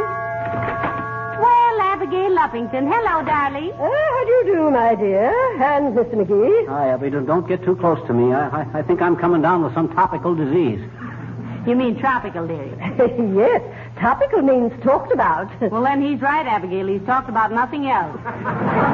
Okay. Scoff if you want to. You're right. But when I'm laying there in bed with specialists from all over the world conferring in whispers outside my door, don't think you can square yourself with me by bringing over a jar of jar-made homie. I mean a home of jar-made jar-made. A jet of jet. You know what I mean. He does seem a bit upset, my dear. What do you suppose is the matter with him? Oh, just spring, I think, Abigail. Everybody gets it. I went around all day yesterday with a dull headache. Oh, where did you and Mr. McGee go? Oh, I didn't mean that, Abigail. Let me tell you my symptoms, Uppy. I got no pep. I got no energy. I want to sleep all the time. Can't hardly keep my eyes open. No ambition. All the time drowsy. My shoes keep falling off. Ooh, they're not laced up? Oh. And then, too, my eyes keep watering. I told you not to smoke those cigars so short. What do you think it is? What do you think it is, Uppy? Malaria? Oh, no, Mr. McGee. I don't think so. I think you will always be immune to malaria. Why will he, Abigail? Malaria is carried by mosquitoes, my dear. And Mr. McGee is too thick-skinned to tempt a mosquito. Gee, thanks, Uppy. You're not just saying that because you admire me. No, Mr. McGee. But I think I know exactly the treatment for you. Well, what should he do, Abigail? Take sulfur and molasses? No, but when he gets up in the morning, he should take 20 aspirin tablets. My gosh, 20 aspirin tablets? How do I take them? Take them out in the backyard, throw them one by one over the roof, and then run around the house and try to catch them. Oh, you think the exercise will do him good? My dear, he'll be a different man. And what a civic improvement that will be. So goodbye.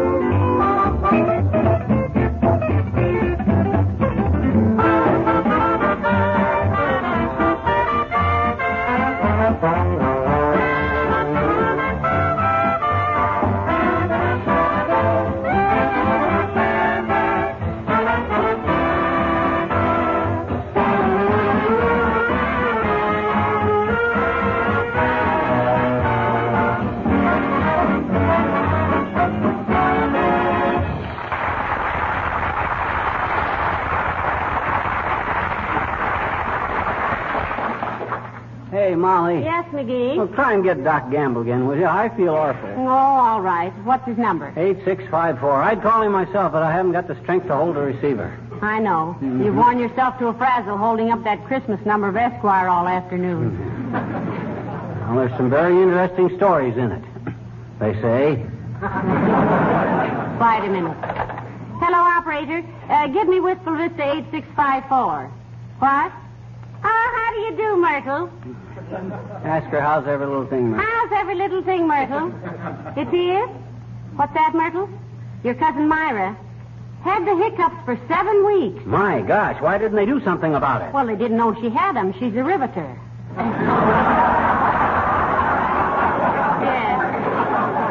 Yes. What, Myrtle? Oh, thank you. She's ringing Dr. Gamble's office now, Magee. Tell him we're having fried chicken. The poor lad. I guess he could use a good home cook. Hello? Is Dr. Gamble there? Well, this is Mrs. Magee. Will you tell Doctor that we want him for dinner tonight? Yeah, he'll look good on a platter with an apple in his mouth. Yes. You tell him to get here whenever it's convenient.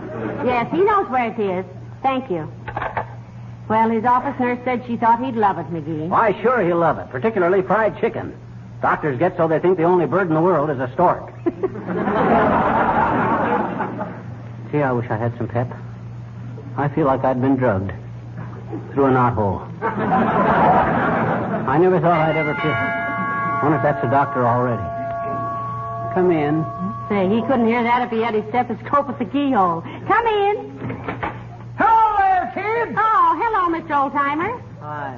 Understand from Mrs. Uppington that Johnny here's got the pip, daughter. That's why I come over. Oh, I think it's just a touch of spring, Mr. Oldtimer. He just has a feeling of lassitude. Yeah, and my longitude ain't so hot either. Well, I just thought I'd drop over and give you Grandma's recipe for a spring fever, kid. Doggone it, I haven't got spring. I don't think that's it, Oldtimer. I'm just sick. I got no pep. I got no energy. What is your grandmother's recipe, Mr. Oldtimer? Well, sir, daughter, it's been in our family for generations. Handed down from mother to daughter. Daughter to daughter, daughter to son. Son to uncle, uncle to sister, sister to brother, brother to cousin, cousin to aunt, aunt to nephew, and nephew gave it back to Grandma, who was so sick of hearing about the darn thing she tore it up. Well, I don't want any of your corny old homemade remedies anyway. Put you back on your feet again, Johnny. I don't want to get back on my feet. No, that looks bad, daughter. What does? Well, it's kind of a case when the patient don't want to be helped. And he just lets himself go to pot, which I can see that Johnny's doing even with that double-breasted coat on.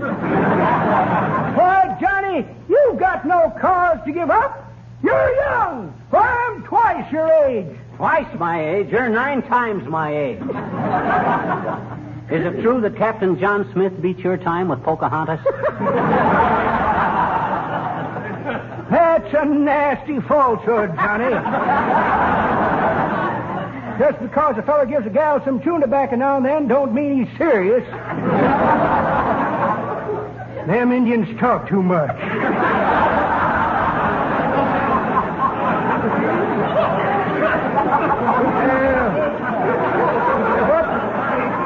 What I was going to say is I'm twice your age. I'm in better shape than you are. Well, neither one of you has any shape to brag about. I can still jump up in the air and crack my heels together 3 times. Look it. Oh, heavenly days, what a fall. Are you all right, Mr. Oldtimer? Yes, I guess so, daughter. And, Johnny... Yeah? You keep lying down and take it easy, Johnny. We ain't as young as we were, you know. So long, kid.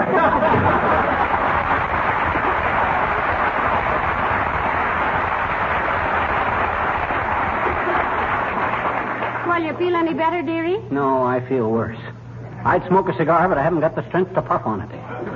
You know what I bet? I bet I got the colic. Oh, no, you don't mean the collie. You mean the colic. I do not. A colic is when your hair won't stay down. No, that's a colic. I thought a colic was a big hunk of rock salt they put in the pasture. Well, maybe it is, but you don't mean collie. A collie is a dog. That's what I says. I'm dog tired.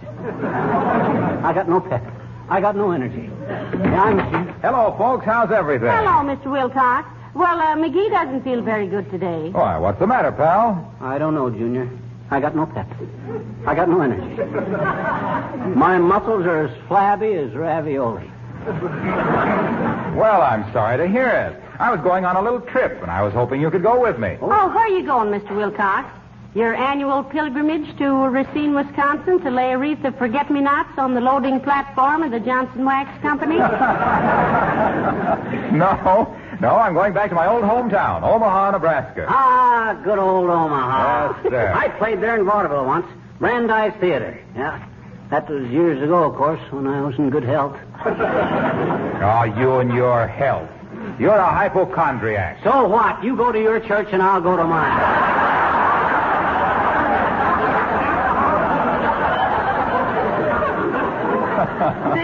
What kind of a vaudeville act did you have then, dearie? Lousy. Used to throw a 40-pound cannonball up in the air and catch it on the back of my neck. Gee, didn't you ever get hurt? No, but every time I caught the cannonball, it took a quarter of an inch off my height. Would you believe it that I used to be 6 foot 2 inches tall? I had to quit before it made a midget out of me. Well, what you going to do in Omaha, Junior? Well, I've been asked to sing at a birthday party. You sing? Wow. How did you know? How do you know what? About WOW. What are you talking about? Well, that's whose birthday party it is. Station WOW in Omaha. 20 years old this month. Wow. Meaning no disrespect, Mr. Wilcox. I've heard you sing, and that's a long way to go to do it. Yeah. Ain't far enough. Well, I know. But that isn't the only reason. There's a Better Homes show there, too, and I'm giving a talk on Johnson's Wax. Oh. How it protects and preserves furniture and woodwork and floors and seals the surfaces of so many things against dust and dirt and dampness. Oh. How it saves hours of housework because it makes cleaning such an easy job, and how Johnson's Wax is so valuable right now when conservation is the watchword. Well, I can listen to that stuff all day, Junior, if you'll promise not to sing Smiling Through. Well, as a matter of fact, I'm writing a song about how a Johnson's Waxed home is a clean home on account of how it protects against germ-laden dust and dirt. Oh. I'm calling the song, Beat Me Daddy, 8 to the Bar, if you don't think my housework is up to par. How do you like it? Well, confidentially, Junior. Magee, it does not.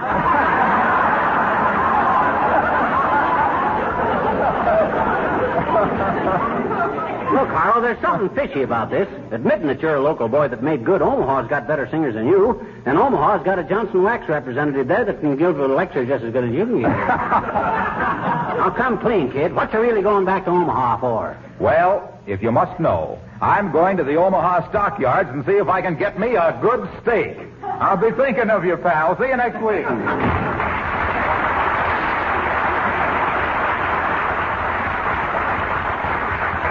Notice the sympathy he gives me on my illness? That guy's got all the tender compassion of a pile driver. Gosh, I'm tired. Yes, I know, dearie. I've heard you mention it. And I'll have to admit you don't look sick, though. I don't really? No, you don't. You merely look like a fella... Oh, heavenly days, there's the doctor now, and me in a house dress. You entertain him, dearie, while I put my face on. Okay. Ah, there's a good kid. Pretty worried about me, too.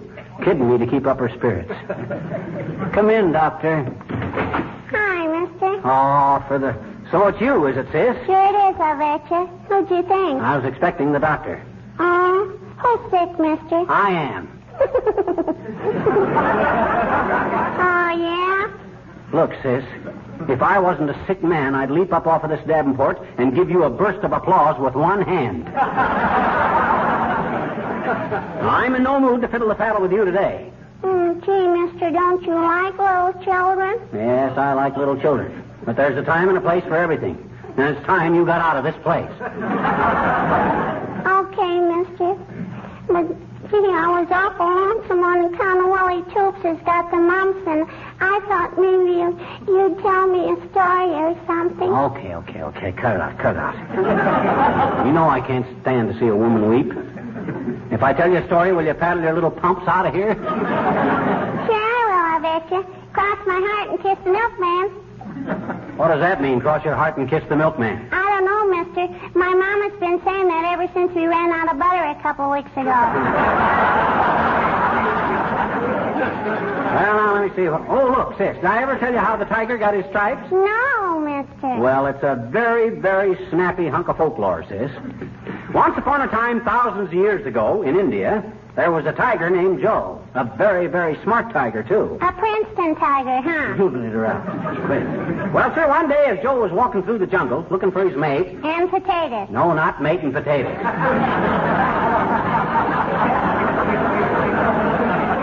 Just his mate, a lady tiger. As Joe was walking along, he passed the village and saw a barber standing outside of a barber shop. A nice, fat barber. Oh. So Joe says to himself, he says, ha, ha, ha, breakfast. So he sneaks along on his stomach. All of a sudden, he leaps at the barber. Oh, boy. But the barber sees him just in time, and he ducks behind the barber pole. And Joe was going too fast to stop, and gulp. He swallowed the barber pole by mistake. And ever since then, all tigers have wore stripes.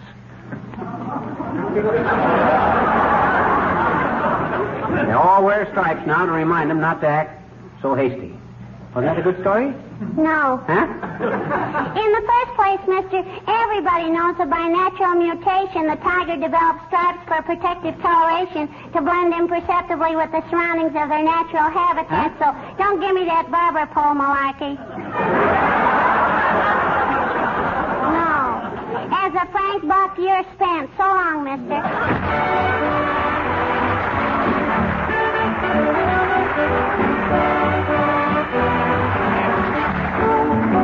The King's Men sing Oceana Roll. Back in 1911, vaudeville was in its heaven. Everyone was doing it, doing it, doing it. Everyone was frivolous and gay. Comedians in baggy pants were followed by precision dancers. Then up on the stage at a slightly smaller wage appeared the old quartet. And in a style you can't forget, they open up and sing this way.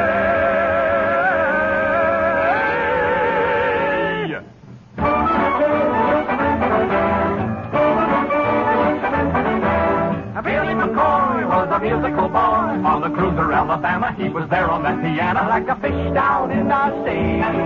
When he rattled off the melody, every sailor boy began to holler, ship ahoy, when Billy cuts loose at sea. You ought to see it. Every worm begins to twist and squirm. The ship begins to dip and does a corkscrew turn. The smoke is rolling black from out the smoky stack. It's floating up to heaven and it won't come back. Here and there you'll see a stool and chair, a slipping round the cabin shouting, I don't care. And then the bell begins a-ringing and the hammock starts a-swinging. A-sitting at that piano there on the Alabama, playing the Oceana Roll. Now when the bell begins to ring, when the hammock begins to swing, you better man the dilly, there goes Billy. Sailor Billy boy is a real McCoy. His ship goes whoop, whoop, whoop with joy. There upon the Alabama, sitting at the old piano, knocking out a raggy rhythm. Everybody's dancing with him, rolling on the mighty ocean with the gay and easy motion. He plays that Oceana Roll, the Oceana Roll.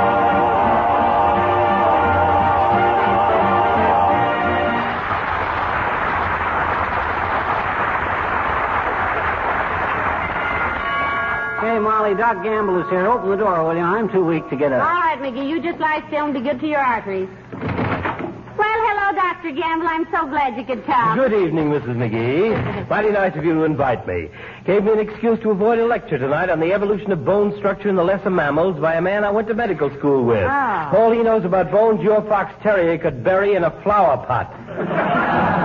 You're looking very well, Mrs. McGee. Oh, thank you, Doctor. I'm fine. You know, I haven't had a cold since you painted my throat 2 months ago. Oh, I'm a wonderful throat painter. In the medical world, I'm known as the Rembrandt of the epiglottis.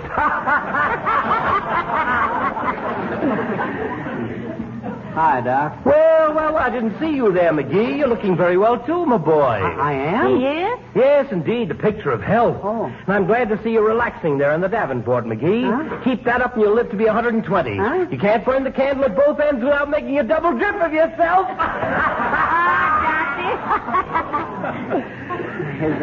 Is there much sickness around now, Doc?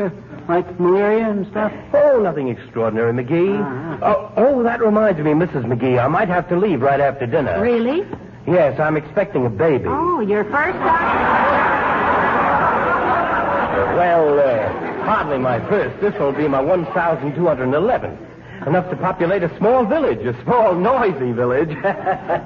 Well, where's this fried chicken, Mrs. I'll McGee? go out and see how it's coming along, Doctor. McGee, you entertain Dr. Gamble. Excuse me a minute, boys. Well, Doc, I guess you didn't expect to find me in this condition, did you? No, sir, I certainly didn't, McGee. Healthiest looking man in town. How do you do it? Just learn to take things easy, huh? Well, that's marvelous. Yes, sir. Matter of fact, Doc, I've been kind of off my feet. Good for you, good for you. More people die of overeating than traffic accidents anyway. You're very wise, Magee. Been a lot of graves dug with a knife and fork. I always say... Would you mind answering the door, Doc? I got no pep. I got no energy. Well, who wants energy? Just wears you out before your time. Besides, no use leaping around answering doorbells when you can holler. Forget your legs and use your lungs. Come in, come in, come in! Thanks, Doc. Hello, Mr. Magee. Hello, Mrs. Magee. Oh, excuse me. Hi, Wimp, old man. Wimp, this is Dr. Gamble. Doc, shake hands with Wallace Wimple. How do you do, Doctor? Delighted, Mr. Wimple. Very interesting contusion you have on your lower maxillary. Wife take a poke at you? Yeah.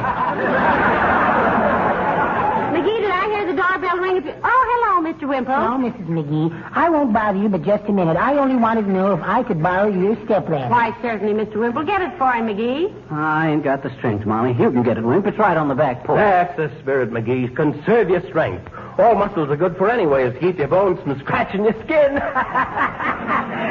Hanging some wallpaper, Mr. Simple? Simple, Doctor. Oh, excuse me. I just wanted the ladder on account of Sweetie Face. Sweetie Face? Your dog? Sweetie Face is his wife, Doc. Oh, excuse me. What about Sweetie Face, Mr. Wimple? Oh, we got into a little argument this morning, Mrs. Magee, up in the attic. She was practicing some jiu-jitsu holds on me, and my foot slipped out from under my arm and hit her in the nose. And then what happened, Wimp, if you can bear the memory of it? Oh, she made a lunge at me, Mr. Magee. Only I dodged, and she went right through the window. She just caught hold of the windowsill in time, or she'd have fallen 3 floors. Well, how can a frail little man like you haul her back in, Mr. Waffle? Wimple. Oh, excuse me. And I didn't haul her in. She's still hanging there. Since this morning? Why, how could she hang on that long, Wimp? Oh, I fixed that, Mr. Magee. I slammed the window down and pinned her hands to the windowsill. That's very interesting. Going to use the ladder to get her down, huh? No, I'm going to climb up on the roof and pull the ladder up after me. Sooner or later, Sweetie Face is going to work loose, and then... Oh, my. Thank you, Mr. Good night, folks.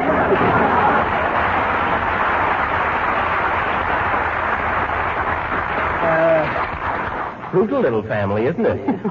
Well, is that fried chicken nearly ready, Mrs. Magee? In just a few minutes, Doctor. I just took the biscuits out of the oven. Better go comb your hair, Magee. Oh, I don't want any dinner, Molly. I got no pep. I got no energy. Maybe you can bring me some stuff on a tray. Oh, no, I'll do no such a thing, Magee. Come on, get up. Oh, don't talk like that, my dear. He's very intelligent. He's relaxing. No, I'm not, Doc. You're not? Now, Magee, you... Well, Doc's interested, aren't you, Doc? In what? My case. You see, Doc, I got no pep. I got no energy. Ever since I got up this morning, I've been feeling dopey. Magee, you're wonderful. Huh? You've just diagnosed your own case better than a staff of specialists. You mean I'm just naturally a doctor? No, I mean you're just naturally dopey. Well, is that chicken...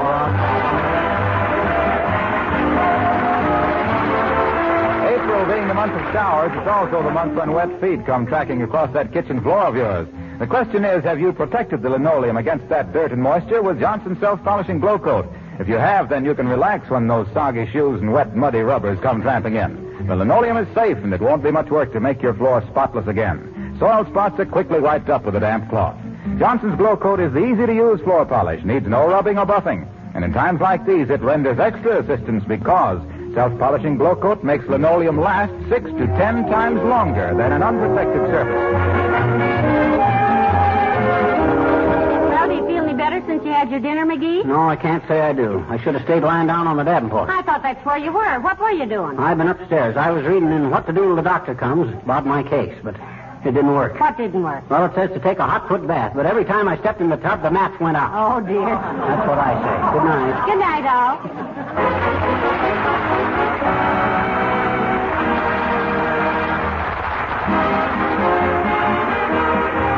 The characters of the old-timer and Wallace Wimple heard on this program were played by Bill Thompson. This is Harlow Wilcox, speaking for the makers of Johnson Wax Finishes for Home and Industry, inviting you to join us again next Tuesday night. Good night. This program reached you from Hollywood. This is the National Broadcasting Company.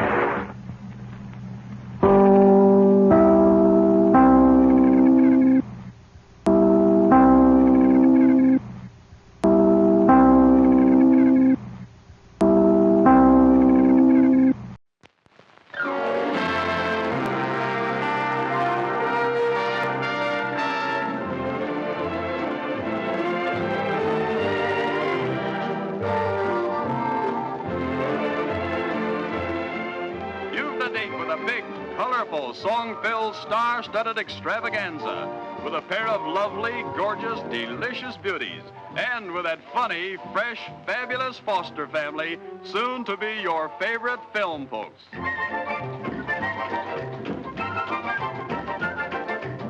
Now watch the hip. Watch the hip. Yeah, I am.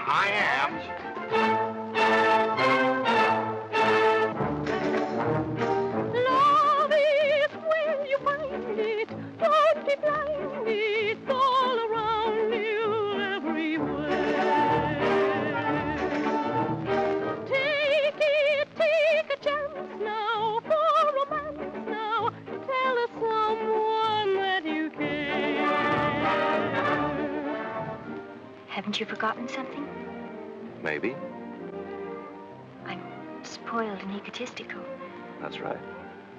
Maybe I'll get used to you, say in a few years. If you don't, it'll be all your fault. We're strictly on the corny side, corny side, corny side. We're strictly on the corny side, and the folks like us that way.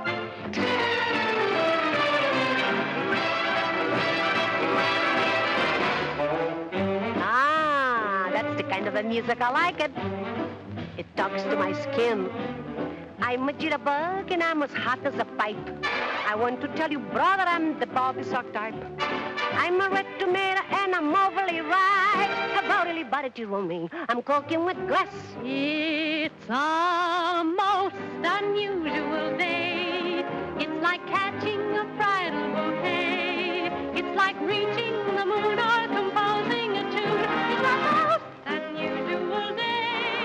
It's a most unusual time. I keep feeling my temperature fine. If my heart won't behave in the usual way, there is only one thing to say. It's a most unusual, most unusual, most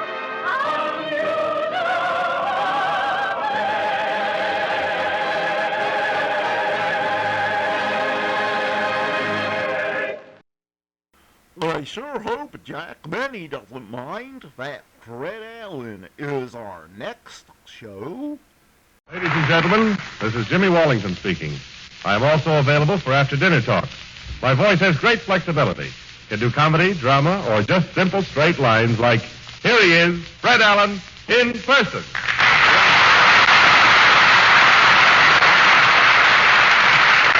Thank you, and good evening, ladies and gentlemen. And thank you, Jimmy, for including me in your Help Wanted ad there. It was very nice, though. Well, I didn't think you'd mind, Fred. People hear so little about me on the program. Why, so little, Jimmy? Mm-hmm. Why, you positively dominate the entire end of the show. Why, when everyone else is through, you always say, isolated like, this is Jimmy Wallington. Yes, I know, but if it's a good show, people are laughing, so nobody hears it. And, if it's a bad show? Well, my name is the last thing people hear. I get the blame for it. Well, in other words, you feel that while you have played no part in laying the egg, you are left to cackle over it. You've got something there. Take it up with me later in the feed and grain store, where I'm going directly after to peddle tonight's... Oh, hello, Kenny. Hello, F.A. Say, can I ask a favor? Well, it all depends, Kenny. What is the favor? Well, I got to get away early tonight. Oh, you mean you won't have time for your song? Well, I have time for my song, all right. It's just that I can't wait for my applause. Oh, you want your applause before you sing? Yes, if it's not too anticipatory. Well...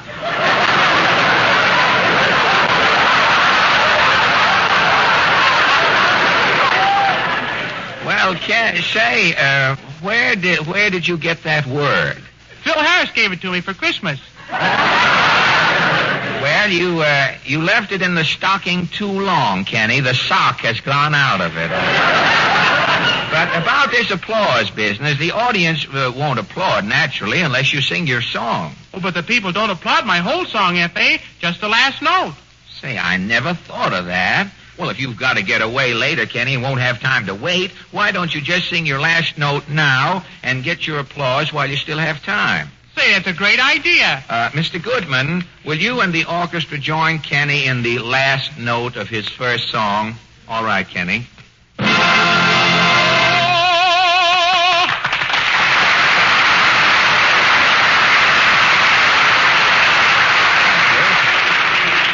Thank you. You might get a job as vocalist on a spot announcement through this little thing. And on that music...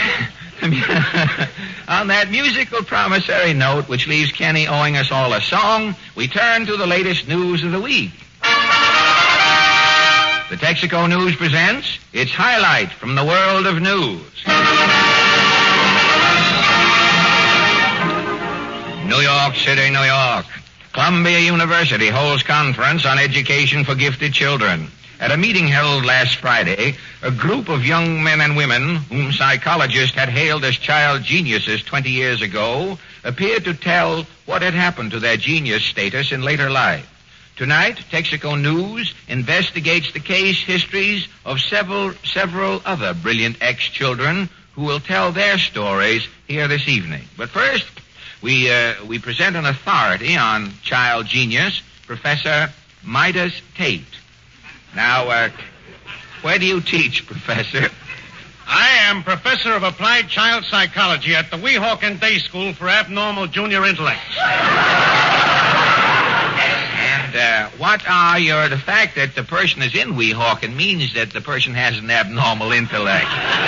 Well, what are your duties around the school besides sweeping up, Professor? I pick out the kid geniuses. You select the geniuses? Well, with so many children going to school, how can you tell a genius? It's easy. I look only for kids with big heads. Oh, you mean that any child with a big head is a genius? Well, tell me, Professor, when you find a child genius, what do you do? I segregate them. Oh. Put them in a special class with other geniuses. Well, why? Well, you can't leave a genius in with a class of dope kids. It's dangerous. Well, how do you mean? Why, their kid genius starts smartening up them dope kids. Contamination sets in. All them dope kids will grow up smart. And you don't think that everyone should be smart? Nah, you gotta have dopes.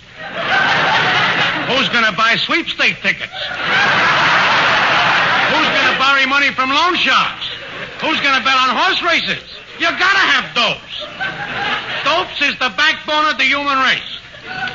In your opinion, Professor, when you find a genius... You should segregate him.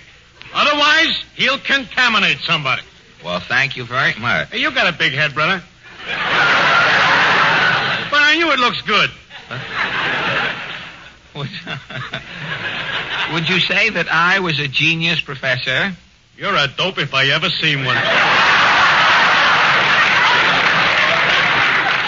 Well, you picked up a following all of a sudden, I noticed. And get away from here before you contaminate me. And thank you, Professor Midas Tate.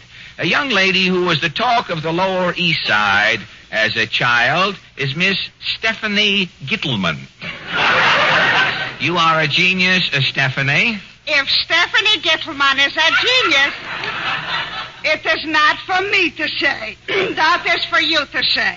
You've got a miscellaneous in the throat.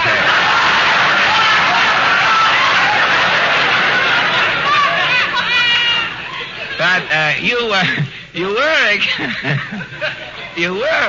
will have to admit that you were an exceptional youngster. At 5 years old, I am already going to high school. Well, you at 5 years old? Were you sighted as a child? Sighted, he says. At 6 years old, I am not only sighted, I am nearsighted.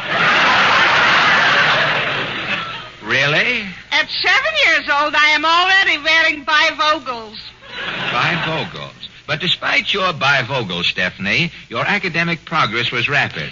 When did you finish college? At 9, I am graduating Bryn Mawr. Bryn Mawr. A very popular school. Bryn is running the Morris plant on the side, I understand. Well, tell me, at Bryn Mawr, were you a sorority member? Phi Beta Kaplan. Well, tell me, Stephanie, what have you been doing since you left college? Confidential and nothing.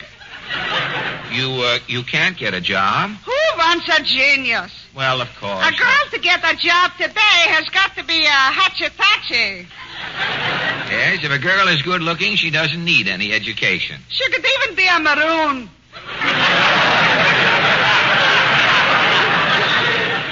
see. Well, some girls has got oomph. I got the high IQ. But you're not bad looking, Stephanie. This I know, but I am wearing bifocals. Yes, but... There is an old saying, a girl with bifocals is not catching moguls. Say, that rhymes. I could help it. I'm a genius. Yeah. I'm always rhyming. Well, what are some of your rhymings, Stephanie? And mostly I'm rhyming mythology. Mythology, the Greek god? Exactly. Vulcan, why are you sulking? Hercules, are you a tease? Yes, he was... Highty-tighty, Aphrodite. Very good. But the best rhyming, I'm rhyming about my personal predicament. Well, what is your poem called? What to do with a high IQ. What to do? Well, could you recite it, Stephanie? Why not? Well, fine. Go right ahead. What to do with a high IQ? You are asking me, I am telling you. The Eskimo in his cold igloo, the monkey jumping around in the zoo, they are happier than me, and I'm in who's who. What to do with a high IQ? Well, thank you very much. What to do with a high IQ? It will get you meat at a barbecue. It will help you pay off an IOU. It will get you a chance to pitch some woo. I'm laughing and it's on you. I am saying P.U. to a high IQ.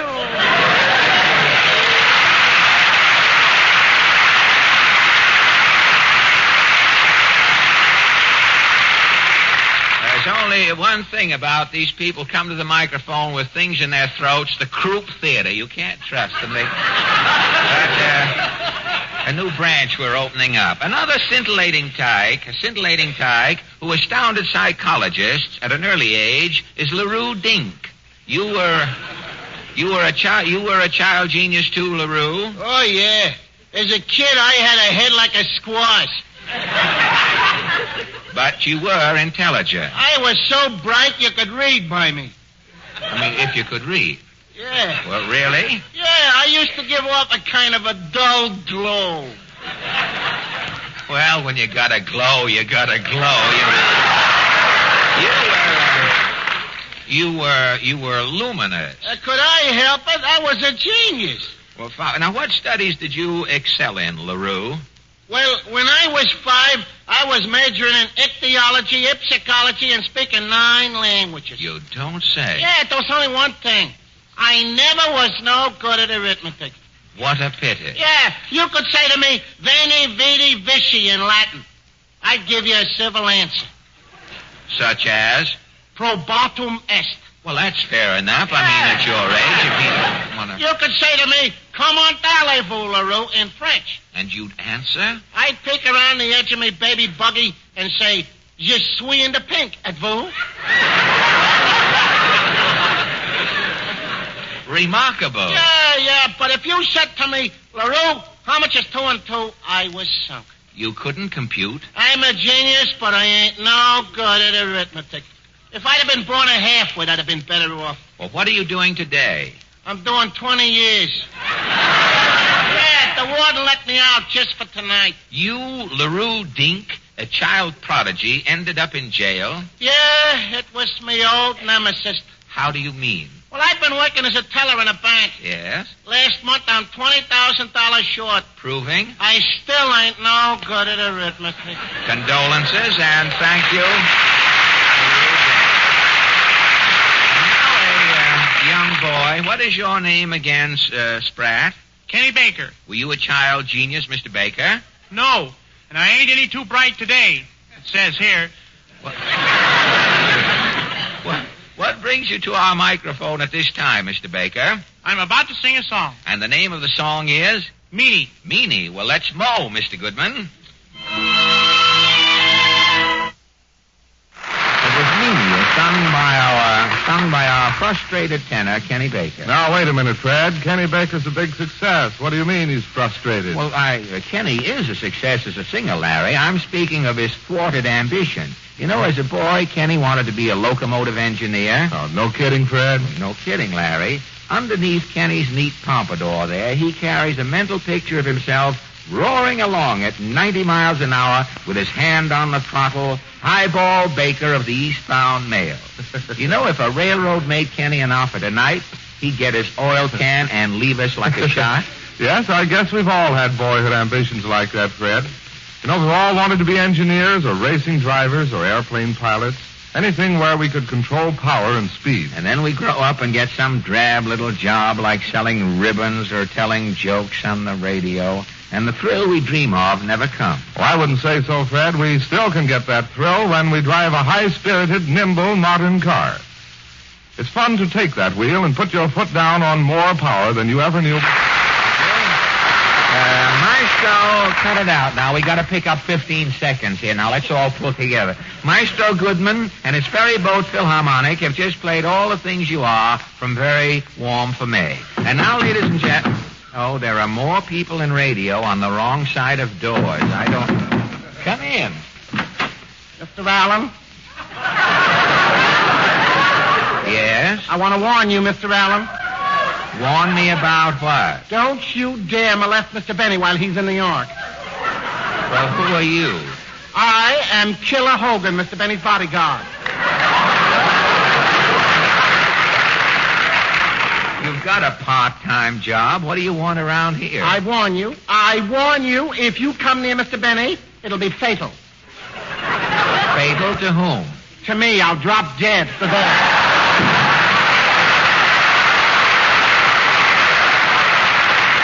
Benny's bodyguard. He borrows the bouncer from some tea shop that's in receivership and tries to throw a scare into... Oh, hello, Portland. Hello.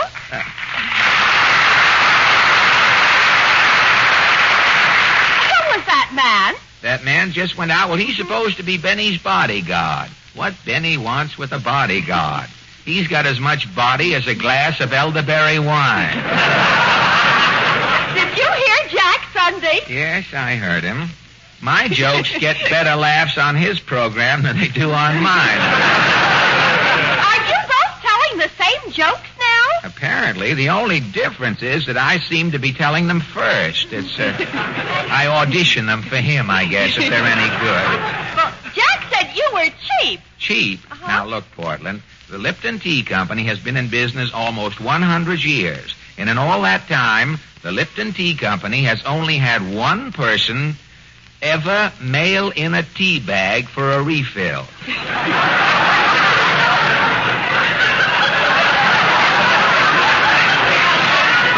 And that person is the man who deigns to call me cheap. And if Benny's stenographer didn't get that joke, she can call up and I'll tell it over again. Oh, I don't think Jack's that cheap. Look, do you know why Benny is sway-backed and his eyes are bad? Why? Well, you know that little light that's always on inside of a Frigidaire? Yes. Well, Benny can't bear to think of that little light going to waste. So he crawls inside of his icebox to read.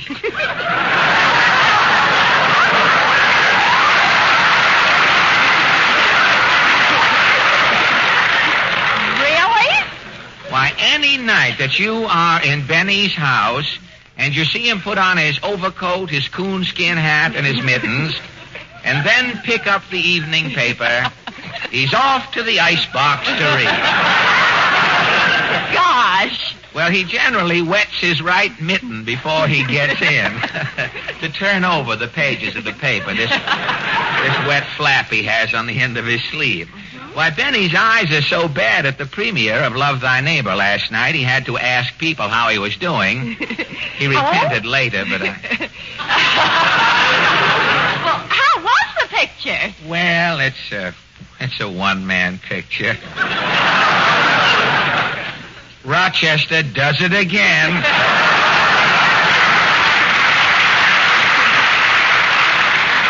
But Mary Martin is swell. Benny plays himself in the picture. He's badly miscast. Gosh, it's funny you and Jack in a picture. That's what you think. And now I have a surprise for you and our audience, Portland. Our guest tonight is the person who is responsible for the feud, the picture, and the whole mess. He's the little boy who first played the bee on our program, and here he is, Master Stuart Cannon.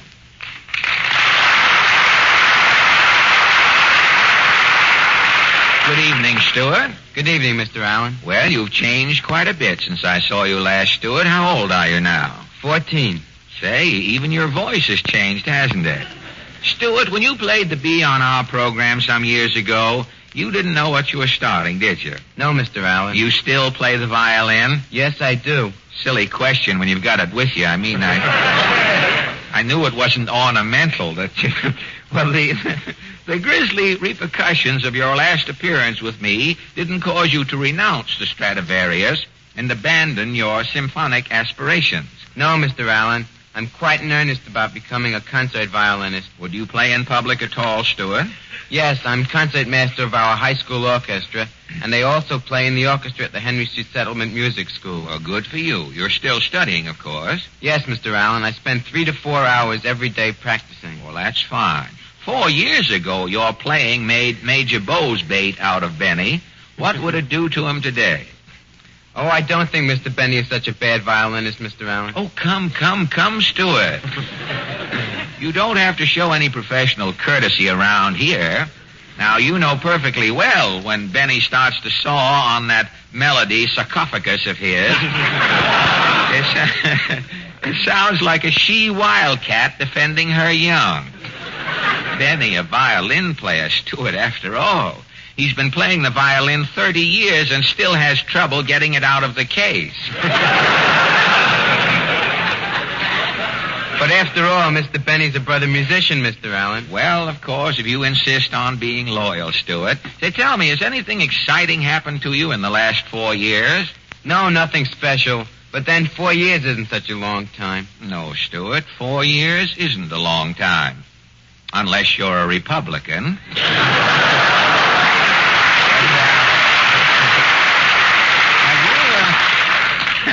Have you been on the radio since that first appearance of yours? Yes, I appeared on the summer show with Harry Von Zell, and another time I won a contest for young violinists and played on a program with Jeanette MacDonald. Why, as radio goes, you're practically Rubinoff in short pants. Well, when you realize, Stewart, that through getting mixed up with Benny and me, you became the innocent instigator of many embarrassing and far-flung events, don't you feel a little guilty sometimes? How do you mean, Mr. Allen? Well, look, Stewart. Now, you came on our program 4 years ago, and you played the bee on your little violin. Now, you didn't mean any harm. You were just a small boy trying to get along in E-flat.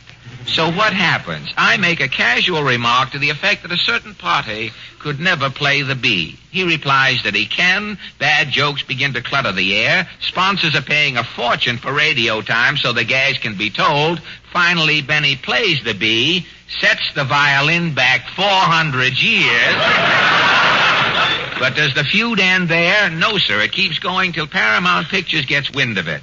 They fetch Benny and me out to Hollywood to make a movie. Millions of dollars have been spent. Hundreds of people have worked their heads off. And the whole nation has been in a state of flux for 4 years. Now, all this has happened, Stuart Cannon, because in December 1936, you tucked a fiddle under your little chin and played a piece called The Bee. Now, how do you feel? Gosh, it's a wonder I haven't been arrested. Say, as long as Benny and I are still loose, you don't have to worry. But before you go, you're going to play something for us, aren't you? Yes, I'd like to. What piece have you selected? Well, I'm kind of scared to tell you, Mr. Allen. Don't tell me it's the eBay. Yes, it is. Well, all right. Ladies and gentlemen, Stuart Cannon will now complete the cycle he began 4 years ago by playing Schubert's The Bee.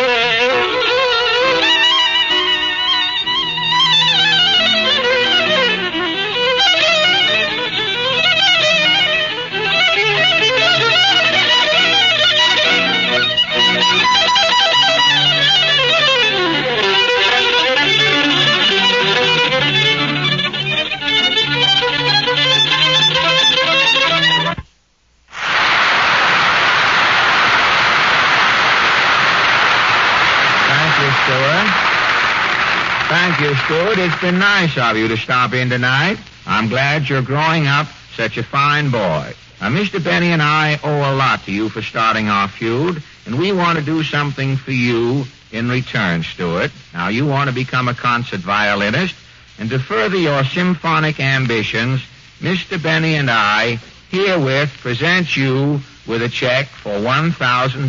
That is yours.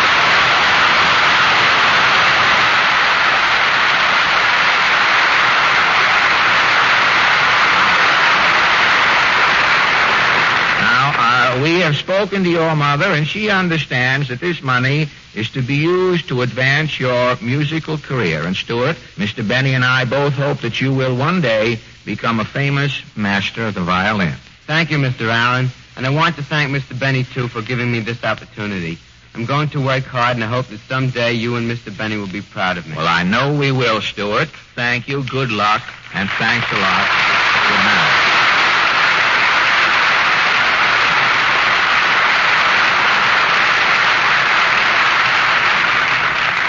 Thank you. And now, ladies and gentlemen, two important announcements.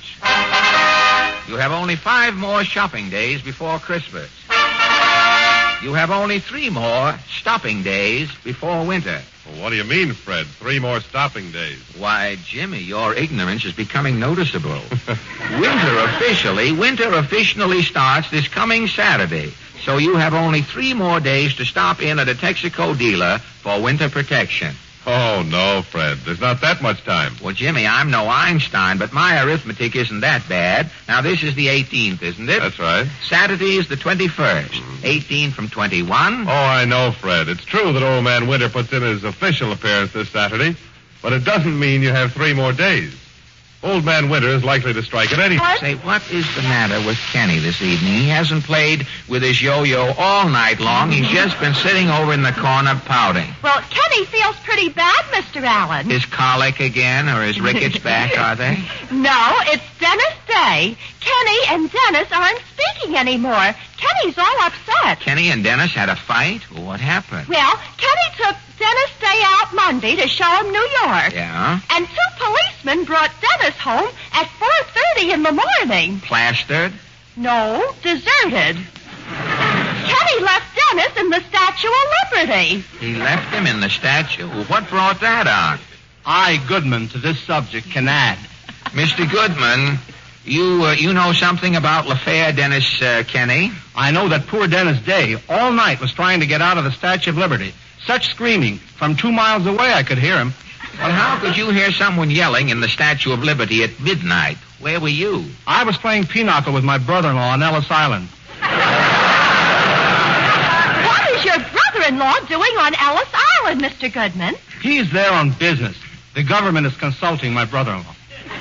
Consulting him on what? Who knows? Import, export, deport. Now, look, keep your brother-in-law out of this. He should worry. They're keeping him out all over. Quiet, please.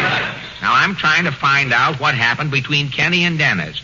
Why, formerly, they were as close as 2 fat jitterbugs in a revolving door. Quiet, Mr. Allen. Here comes Kenny. Oh, Mr. Benny, Mr. Allen. Wait a minute. Who are you working for? Now, remember where to go for your salary Saturday. I'll admit I'm shrinking up. I'm beginning to look like Kenny, but I didn't think I was that bad. But the name is Allen, Kenny. Well... yes, Kenny. Mr. Allen. Yes? Is it time for my number yet? Well, what's this I hear about you and Denis Day? Oh, it's nothing. I'm just disillusioned, that's all. Oh, Kenny, don't tell me your faith in humanity has been shattered. Well, humanity's all right. It's the people in it. You meaning Denis Day? I'm not mentioning any names, but I will say that a certain party is a notorious cheapskate. You mean Denis is frugal? Frugal? Brother, he's tighter than the hips of a sailor's pants. The only thing big about that guy's his draft number. Why did you leave Denis in the Statue of Liberty, Kenny? I'll tell you why. I took him all over New York. Yeah. We painted the town red. I paid for everything, and he leaves me holding the bag for $2.45. That's painting the town red?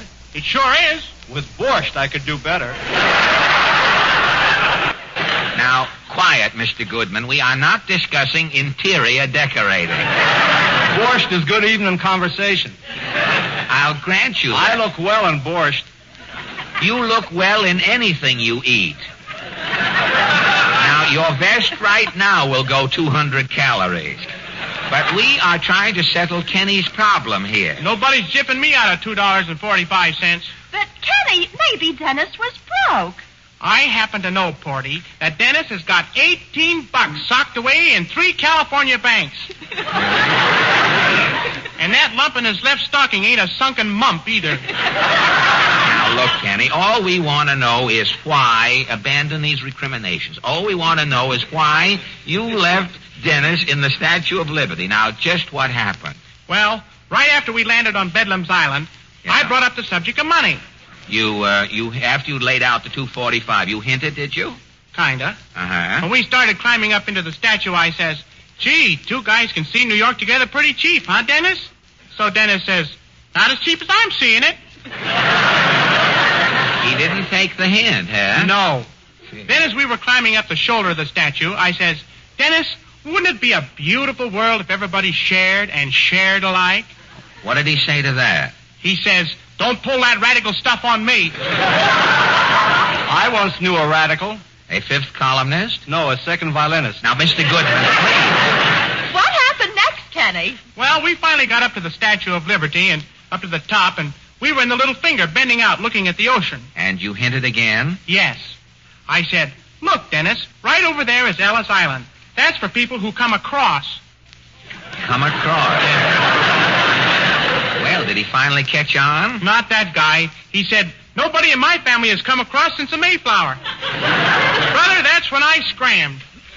What are you going to do about the money, Kenny? I'm sending the little miser this itemized bill. A lawyer told me he has to pay his share. What lawyer? I don't know his name. I met him outside the Goodwill Court.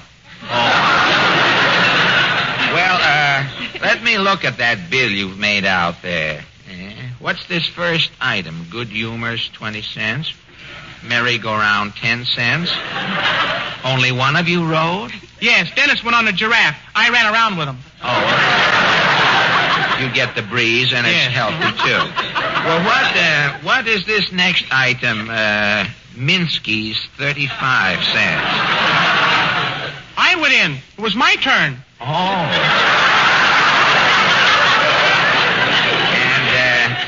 Denis waited outside, huh? Yes. I told him the story of the play when I came out. It was all about a bubble.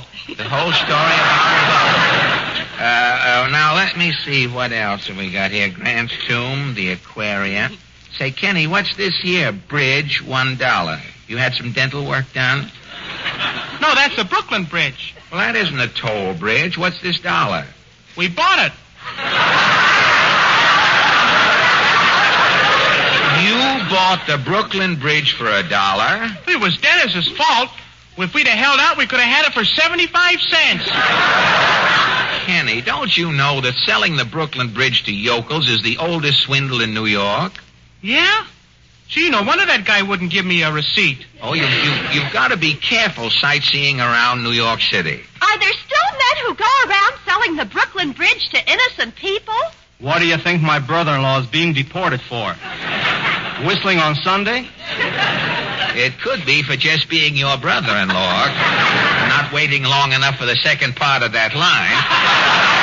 Now, look, Kenny, why don't you forget the $2.45 and write Denis a note. And just tell him you're sorry you left him in the Statue of Liberty. Do you think I should? Oh, why, certainly. After all, you had a good time with Denis. Go ahead and dictate a note, Kenny. Sure. I'll write it down for you. Okay. Dear D.D. D.D.? That's Denis Day. It's also Dirty Double Crosser. Now, wait a minute. Wait, you're friends. That's right, I forgot. Yes, now go ahead with your letter, Kenny. I'm awful sorry about leaving you in the finger of the Statue of Liberty. Now, that's good. That's nice. I just want to tell you, Denis, that I had a swell time while you're here in New York. I don't think about the $2.45 anymore, except when I'm awake. Well, that makes me feel better. Now, go ahead, Kenny. I've got bad news for you, Denis. Mr. Allen just told me we were swindled when we bought the Brooklyn Bridge. We don't own it at all.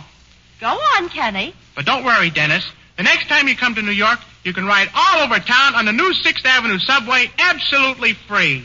But you can't ride free on the subway, Kenny. It costs a nickel. Not for the owner, it doesn't. You bought the 6th Avenue subway? I snapped it up Saturday Friday night, just before it opened. Just before? The man didn't think it was going to work, so he sold it to me cheap. I give up. And now, ladies and gentlemen, for the first time in the history of radio, the president of a great subway system steps up to the microphone and sings Dream Valley.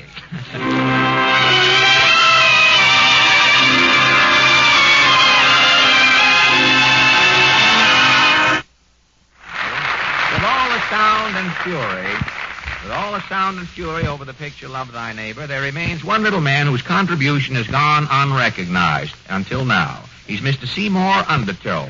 Now, just what was it you did in Love Thy Neighbor, Seymour? Me? I sunk. You sunk where?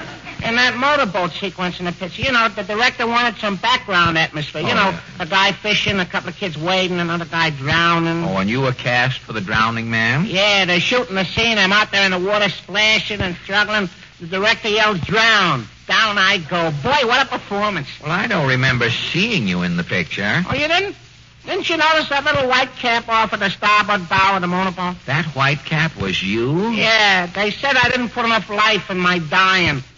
They cut out everything but the splash. Well, that's Hollywood for you, Mr. Undertow. If a scene isn't full of life, it's a dud. As that renowned M.D., master of duds, James Wallington, often puts it. Hollywood motion picture directors know the value of action. Before a film is released, it goes to the cutting room where slow-moving scenes, the duds in the picture, are taken out. And in a way, that's how Texaco gives you all action with its famous Fire Chief gasoline. Texaco Refining sees to it that slow-action elements, the useless duds of dead net... Carol is revived about this time each year. The Texaco workshop players curtsy to tradition and repeat a Christmas fable they first presented years ago. Tonight, Santa shows his claws in a modern tale called Santa Claus Sits Down, or Jingle Bells Shall Not Ring Tonight. Overture, Maestro.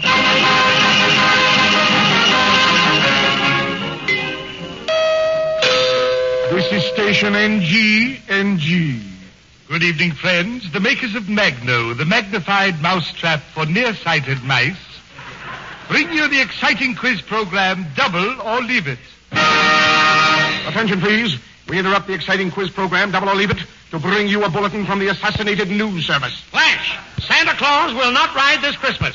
In a terse bulletin issued for his North Pole igloo today, Santa Claus says, quote, I am on a sit-down strike. I refuse to ride this Christmas, unquote. Rumors flood the country. A report from Dallas, Texas says... 200 families living in trailers stop building chimneys. Do not expect Santa Claus. At Rutland, Vermont, a little girl says... I wrote Santa Claus a letter and got no answer. He ain't coming. At Detroit, Michigan, a labor official says... Santa Claus better ride, or the Teamsters Union will pull out every reindeer from here to Juneau, Alaska. At New York City, 200,000 children hold mass meeting. Chinese spokesman says... Santa Claus can't let us down. 200,000 American children have appointed me their spokesman. I'm off to see Santa Claus now. James, my scooter.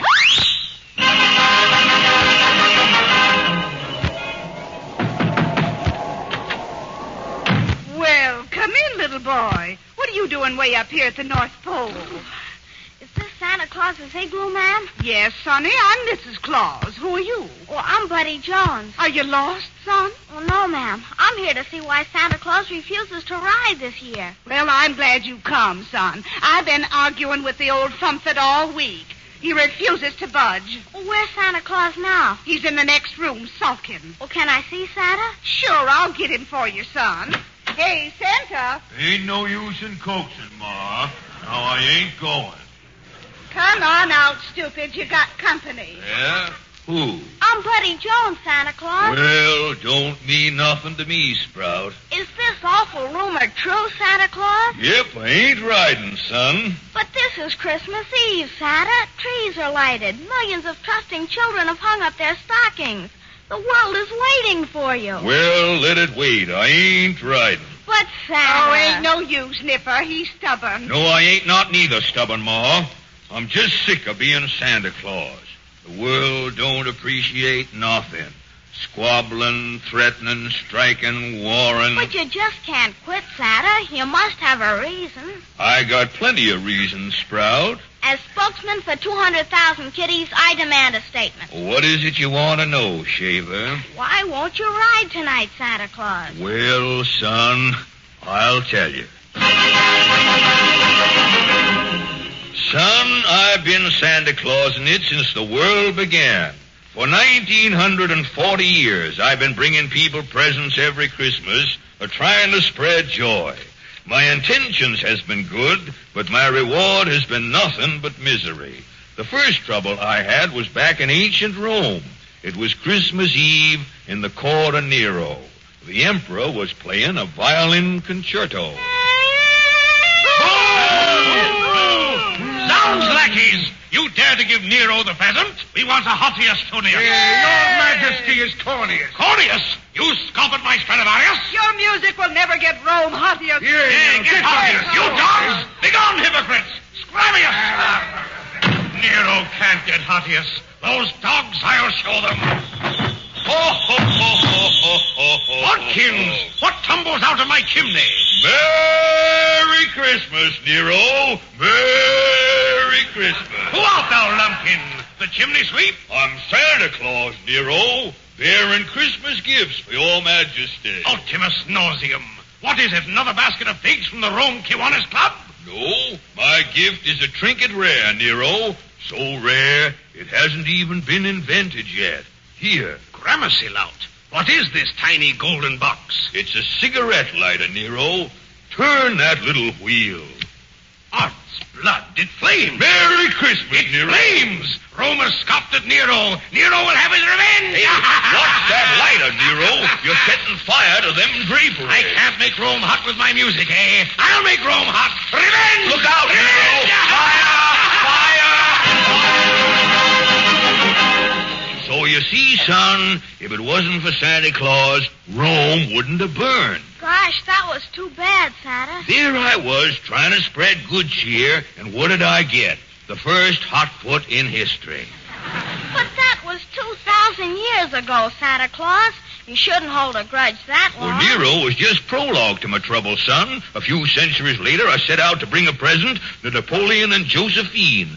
I'll never forget that Christmas, son. Josephine was a-sitting on her chaise Davenport. Napoleon opened the door. Joseph, ma petite. Nettie. Voilà. I am detour on the way to Waterloo, especially to say au revoir. Mon lover, mon nappy wappy. Un moment, and your nappy is away. C'est la guerre. I will be faithful, mon nappy wappy. Bien. If quelque man will dare to pay court to my Josephine, I will kill him. Touché. Your petite Josephine has no other suitors, Nappy, je swear. Bien, mon big beefy oiseau. Voilà, I have a farewell present for you, Nappy. Wait ici. Oh, bien, bien. Mademoiselle, from any place, parlez-vous? Mademoiselle, from... Oh. Who goes there? Who is coming through the fireplace? Merry Christmas, Napoleon. Sacre bleu. You've come to woo my Josephine, gigolo. Now, hold on. Put down that truncheon now. Voilà, cochon. Take this. And this. And this. Let out. Help. Bien radiance. Your little show returns, Nappy. Ah, with the mistletoe, you sly pussycat. Yes, it's Christmas Eve. What can be keeping Santa Claus? Santa, mon doux. You are expecting the chap in the red suit? Oui, Nappy. Don't you think Santa Claus will come? Not tonight, Josephine. Yes, son. Napoleon gave me a concussion that Christmas. Running out of the castle, I fell in a moat. My ermine got wet and come to life. My collar and one cuff got away. But you can't stay mad at the world because years ago a Frenchman mussed you up, Santa Claus. Well, things has happened since, sons. Another Christmas, I got a raw deal in a suburb of England. It was called the American Colonies. I dropped in at the house of a scapegoat named Paul Revere. The cottage had no chimney, so I looked in the window. Mrs. Revere was preparing a turkey. Paul come limping into the room. Christmas dinner ready, Effie? Yes, Paul. Pull up a chair. Set my plate on the mantelpiece. Can't you sit down yet, Paul Revere? That ride was last April. Through every Middlesex village and farm ain't once around Central Park, Effie. Well, you ought to try and sit down for Christmas, Paul. It'd be a nice present for your spine. Who's that? Might be a British spy, Paul. Hand me my gun, Effie.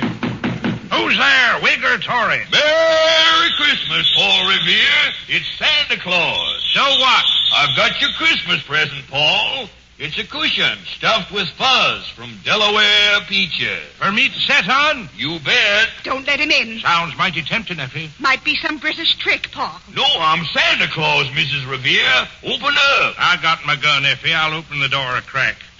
Merry Christmas. I told you, Paul. Look at that suit. A red coat. Take this. Well, son, when I got back to my sleigh and sat down, I was mighty glad I still had that cushion full of Delaware peach fuzz. You see, son, the world's given old Santa plenty of trouble. It sure has done you dirt, Santa. But nobody dare abuse Santa Claus today. Well, there's where you're wrong, son. Only last week I was previewing a visit. I went down to a place called Washington, D.C. Well, I got mixed up and went down the wrong chimney. I come out in some office. I was going to wish the man a Merry Christmas when he yelled at me. What are you doing here? How much money do you want? Now, I ain't no senator. I'm Santa Claus. Oh, yeah, the State Department's looking for you. You're through. Through? I ain't even started. You're washed up, Santa Claus. The government's ruled you're too slow for this job. You're a bottleneck. Now, hold on. You fellas gummed up Thanksgiving, but you ain't monkeying around with Christmas. It's all settled, Claus. It's all settled. Turn in your sleigh and reindeer to the FBI. Here's your receipt. Well, you can't legislate me. I'm a mythical character. Being a friend of Wendell's won't help you. It ain't right after 1940 years you can't plow Santa Claus under. I got something to say. Oh, a fifth columnist, huh? I'll take care of you. Yes, Chief. The works, Bildad. Okay, Chief. Here's your subpoena, fatty. Subpoena for what? You're wearing a red suit, Fat. What about it? Wearing a red suit ain't never been a crime. It is today. Let's go. Now, hold on, mister. Who are you? I'm a member of the Dice Committee. Gee, Santa, you certainly had a lot of trouble. Well, that's why my spirit's broken, son. Being Santa Claus is just a pain in one century after the other. I'm through. Please don't say that, Santa. Have pity on us kids. We'll have no toys. Santa ain't a-moving, son. This is one Christmas I'm gonna enjoy in peace. What's that clock striking? It's 12 o'clock. It is, eh? Well... It's Christmas Day, Santa Claus. Don't mean nothing to me. I'm taking it easy. I'm sitting right here. Won't you change your mind, Santa? I ain't getting kicked around again this Christmas. Please, Santa Claus. Hey, Ma. Yes, Santa. Where's my mittens, my bag, my reindeer, my sleeve? Santa. Yep, I'm a-going, Ma. Honest, Santa Claus? I've changed my mind, son. Oh, thank you, Santa. Christmas ain't Christmas without Santa Claus. I'm giving the world one more chance. Can I have a statement for all of the kiddies, Santa? You bet you can, son. Just say, it's Merry Christmas.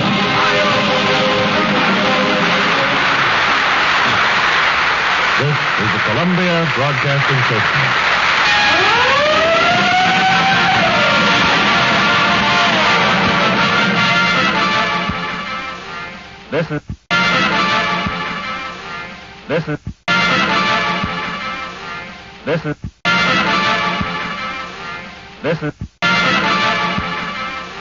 This is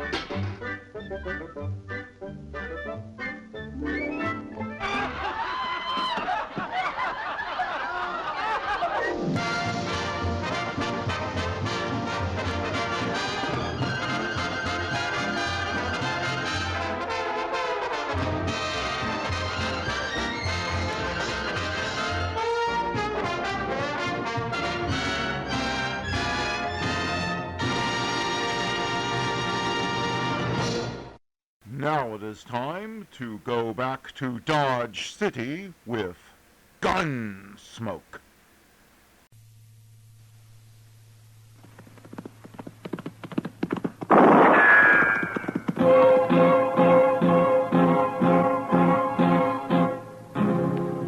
Gunsmoke, brought to you by L&M Filters.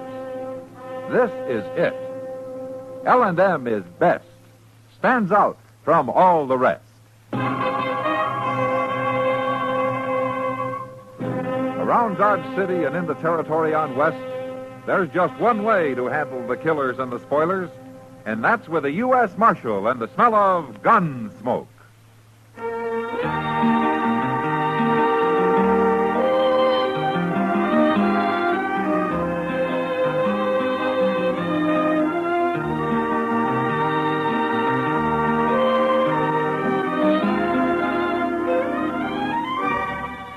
Gunsmoke, starring William Conrad. The transcribed story of the violence that moved west with young America. And the story of a man who moved with it. I'm that man. Matt Dillon, United States Marshal. The first man they look for and the last they want to meet. It's a chancy job, and it makes a man watchful. And a little lonely.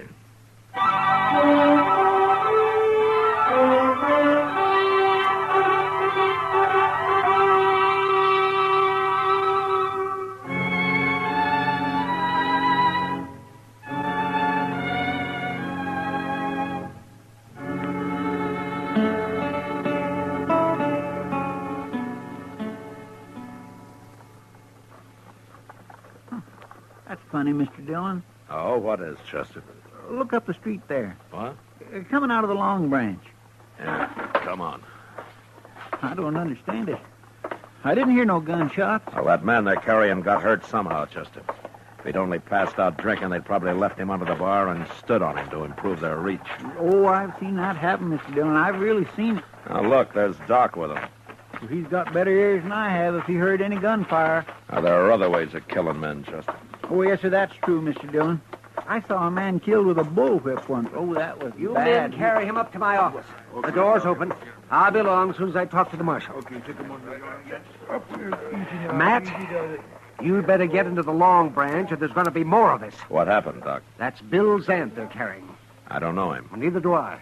But that's what they said it is. Well, it doesn't matter. What happened to it? Well, he's been cut bad with a bowie knife. Who did it? That big drunk buffalo man, Noli Meeker. Noli Meeker, huh?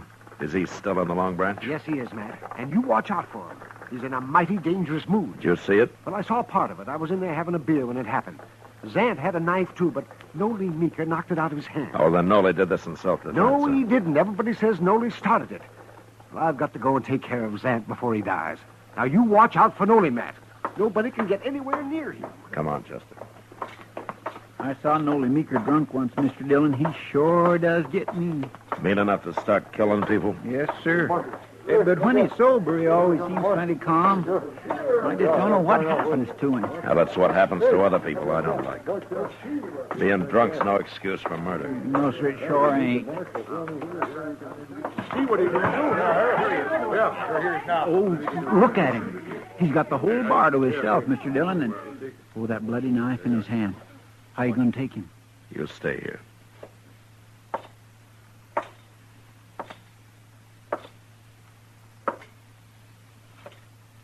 Evening, Noli. Get away from me, Marshal. Why don't you drop the knife, Noli? You're in enough trouble now. I killed Zant, didn't I? I'll kill you next. Zant isn't dead yet, Noli. Then I'm going to have to keep you in jail till we find out if he's going to live. I ain't going to jail. Not if I have to cut me a path all the way out of Dodge. If Zant dies, you murdered him. You're not leaving Dodge. Now, you can't be so drunk you don't understand that. Come on, Marshal, let's fight. What, my 6-gun against your bowie knife? You wouldn't have a chance, Noli. Now, why don't you calm down before you get hurt? You go get yourself a knife. No, I'm not going to go get myself a knife. Okay, we'll fight this way. Forget about fighting, Noli. I can cut good with this knife, Marshal. I can throw it, too. Stop it, Noli. Didn't know that, did you? Watch. you don't throw too good when you're drunk. Nolly?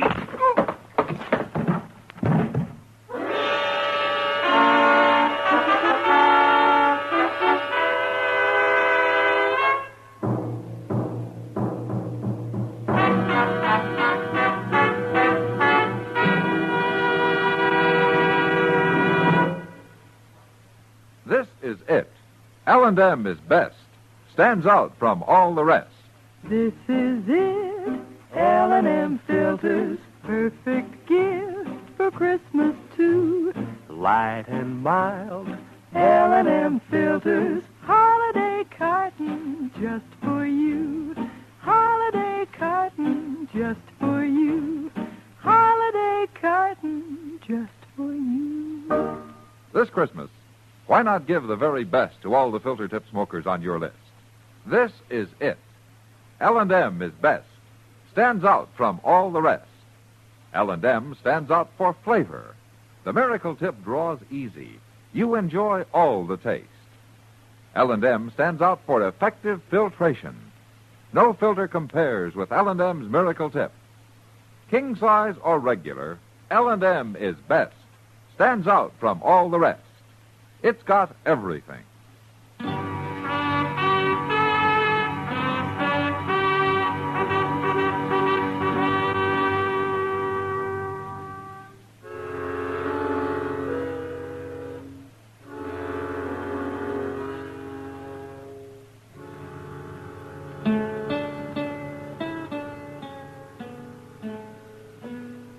Feel pretty good today, do you, Nolly? Leave me alone, huh? I got a head like I've been sleeping under a buffalo. Yeah. Well, you don't deserve it, but I brought you some coffee. I put it right there. I'd do better on a pint of XXX. You sure learn hard, Nolly. Go away. Go away. Let me sleep, Chester. Last time I scalded my thumb bringing in coffee. Even great. Well, how's our prisoner this morning, Chester? Well, I don't think it's the liquor so much as the way you hit him, Mr. Dillon. Well, he had it coming. He sure did. That knife couldn't have missed you more than an inch. I still don't know why you didn't shoot him. Well, how would it look for me to shoot somebody that didn't have a gun? Besides, I don't think Nolly really knew what he was doing. Well, I ain't sure he knows yet. Good morning, Mac. Chester. Oh, Doc. How's Zant coming along, Doc? Well, that's what I came to tell you, Matt. Zant's going to live. Huh? He's going to be awful thin for a while, but he'll live. Bring Nolly in here, will you, Chester? Yes, sir. Nothing vital was cut, Matt, but the man bled so much. It took me over an hour to get it stopped. And for a while there, I thought he'd surely die. You know, it's too bad there isn't some way to get blood back into a man when he loses that much. Well, I don't know how you could do that, Doc. Oh, if I could. I'd save twice as many lives as I do. Well, I'm going to go to bed, Matt. It's been a long night. Thanks for coming down, Doc. That's all right.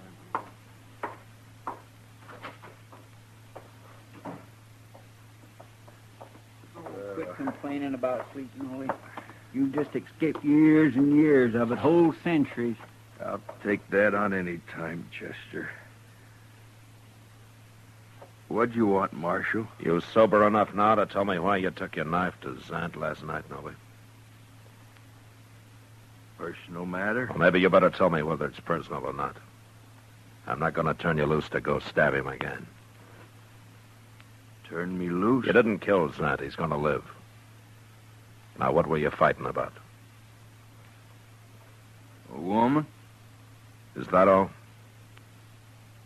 You got something against women, Marshal? That's not what I meant. I've known you for a long time, Nolan. You never seemed like the kind of a man who'd try to kill somebody over a woman. When I'm drunk, I get mean, Marshal. I'll fight over anything. Even a woman, huh? And now you're fogging me up again, Marshal. Okay. Where did you know Zant? We've both been working for Ezra Marcy. Collecting buffalo bones?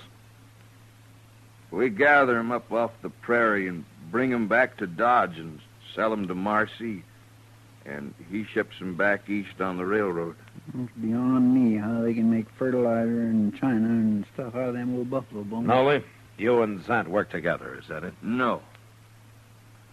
I got my own wagon. He's got his. But I still don't like him. You going to leave him alone? Marshal, I wouldn't hurt nobody less than I was crazy drunk. You tried to kill me, too. Do you know that? I did? Oh, Marshal, I don't believe that. You threw your bowie knife at me. And you're lucky I didn't shoot you. I shouldn't have done that. Well, you start drinking again, and I'll throw you in jail as soon as I see you. All right, you can go now, Nolly. But you came awful close to hanging. You just remember that. Well, my pa always said I'd hang. I won't cause no more trouble, Marshal. So long. So long, Chester. Goodbye, Nolly.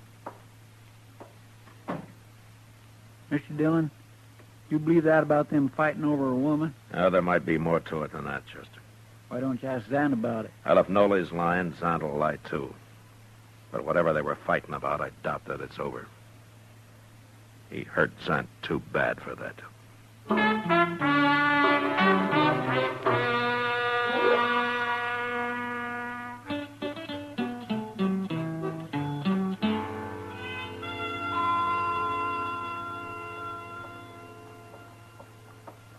Morning, Matt. Well, hello, Kitty. You waiting for the stage to come in? No, I just got tired sitting in my office. That's the funny thing about your job. No? You're either doing nothing, sitting in your office, or standing around the plaza like some bum. Or you're the most violent man in Kansas. Well, it's a good thing I don't get paid for the job, isn't it? You'd starve. Oh, hello, Marshal. Hello, John. But still, nobody could ever pay me enough to go against Nolly Meeker and his knife the way you did a couple of weeks ago. Well, I could have shot him, Kitty. No, you couldn't. Not you. It's just what'll get you hurt someday, Matt. Or worse. Look, Kitty, I'll die when my time comes, just like everybody else. Matt, I'll feel better when I get some breakfast. Oh, haven't you eaten yet? I don't get up as early as some people. I'll go with you, Kitty. I could Good. use a cup of coffee myself. Oh, wait. Here comes Ezra Marcy. Looks Huh? like he wants you. Morning, Miss Kitty. Marshal. Oh, Marcy. Marcy. I got a job for you, Marshal. Oh? I wish I'd never made a deal with them men. Neither one of them. Oh, you mean Sant and Nolly Meeker? Them. They've been complaining and fighting more than they've been gathering buffalo bones for me. Oh, why don't you deal with somebody else? Most men would rather hunt for hides than bones, Marshal. It pays better. I buy both, so it don't matter to me. But even so, Zant ain't been much use since Nolly cut him up. Now he ain't no use at all. Why not? Nolly's got a shack down past the Opera House at the edge of town, Marshal. Let's go ask him. He got drunk again last night. I thought you were talking about Zant. It's about Zant I want to talk to Nolly. Oh, why do you need me? Nolly killed him, Marshal. What? Zant was due in with a wagon load of bones this morning, and he was late. So I rode up the river to look for him. And I found him, sitting on his wagon with a hole through him like a Sharp's 50 would make. You think Nolly did it? Well, Nolly tried to kill him before, didn't he? And he come in with a load of bones yesterday, and I paid him off, and he went and got drunk. Of course Nolly killed him. Does Nolly have a Sharp's 50? He used to be a hide hunter until he got tired of it. And it was a Sharps that killed Santa. Anybody can tell that. Yeah, I guess they could. That Nolly Meeker's a murderer, Marshal. You go arrest him. Did you leave Zant at the river, Marcy? I ain't gonna bury him. Come along and show me where he is. All right, I'll send somebody out to bury him, but let's go find Nolly. I don't want no murderer to get away. I'll talk to Nolly later. No, we'll get him first. We're going to the river, Marcy. Now.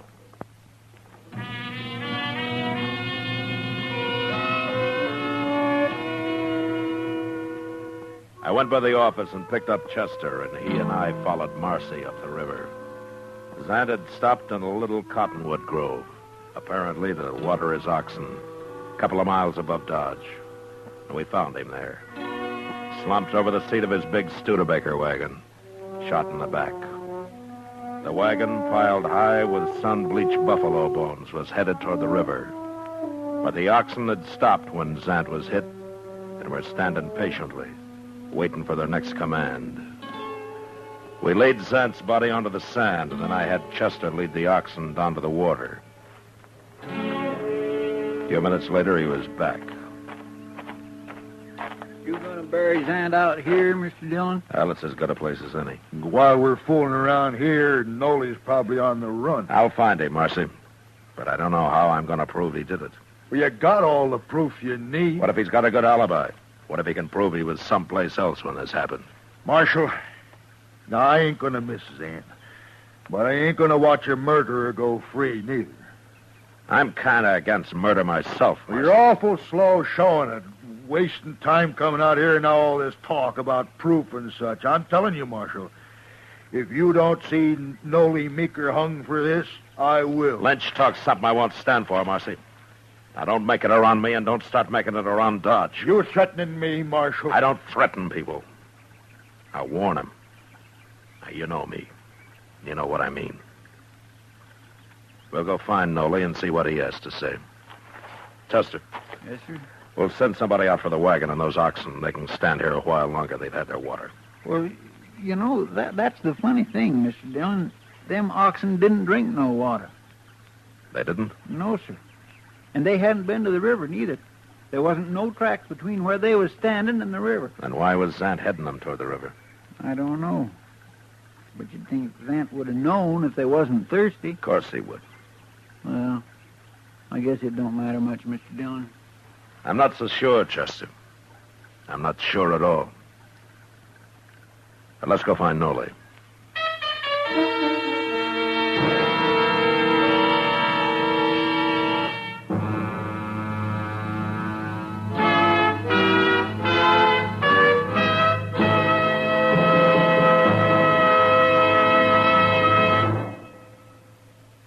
Filter tip smokers, this is it. L&M is best. Stands out from all the rest. Yes, L&M is best. Stands out from all the rest. L&M stands out for flavor. The miracle tip draws easy, lets you enjoy all the taste.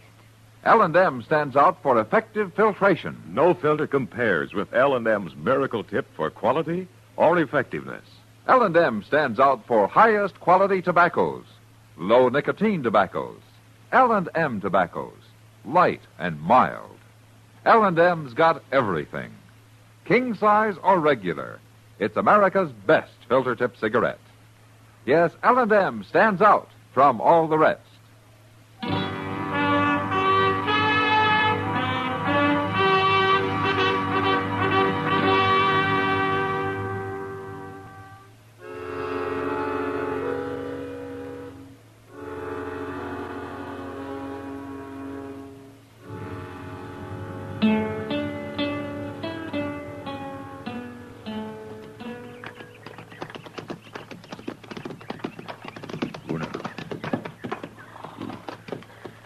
This is it, Marshal, right here. I just hope Nolly ain't awake and watching us out of one of them cracks. You can ride back if you like, Marcy. No, I want to be here when you talk to him. Okay.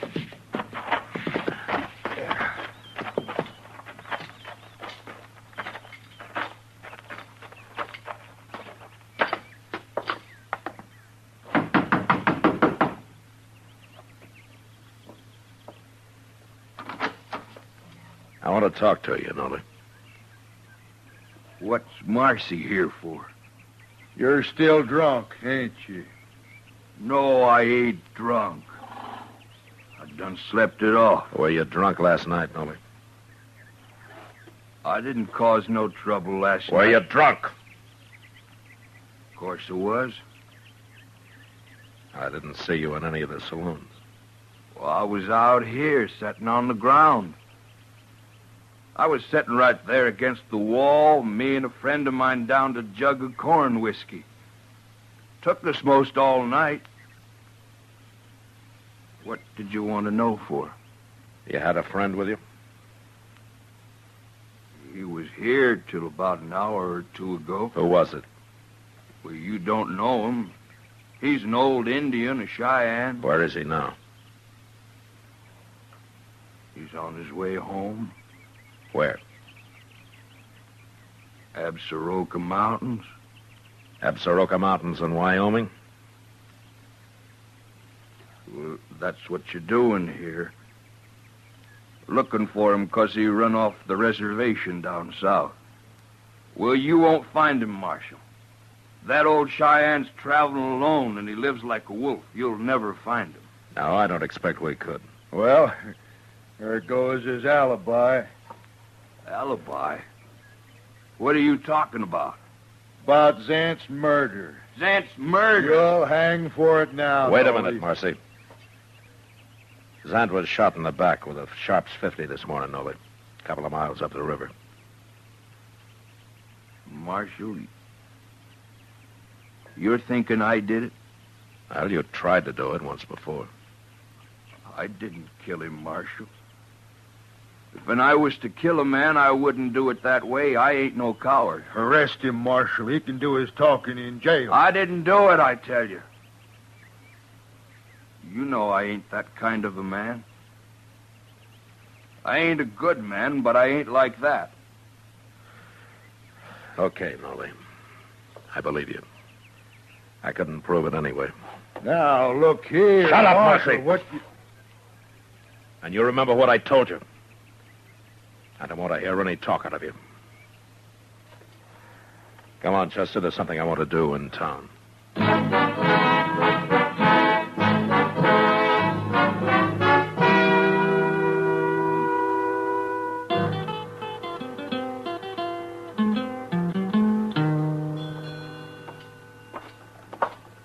What are you after down here to the depot, Mr. Dillon? Well, I want to talk to Sam Vestal, Chester.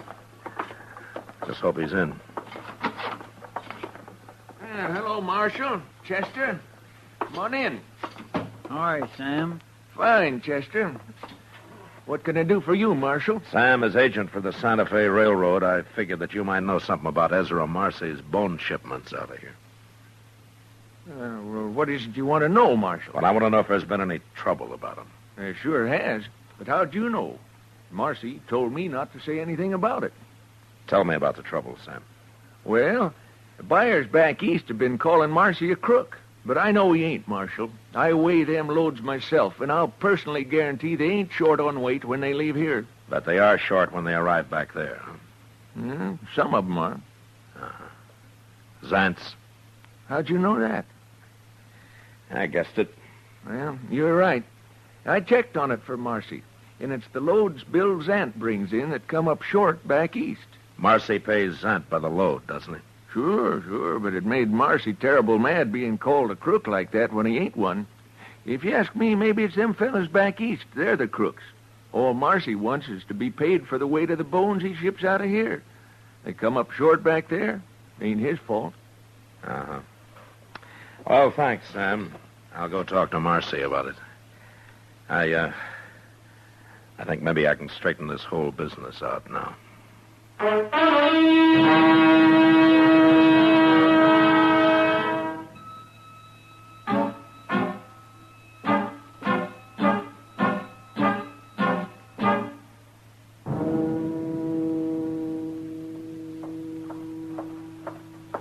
Marcy's coming, Mr. Dillon. I found him in the Texas Trail. You know what he was doing? What, Chester? Stirring up a bunch of men in there about how they got to go get Nolly Meeker. He was telling them you ain't going to do nothing about it. I'm going to do something about it. Here he comes.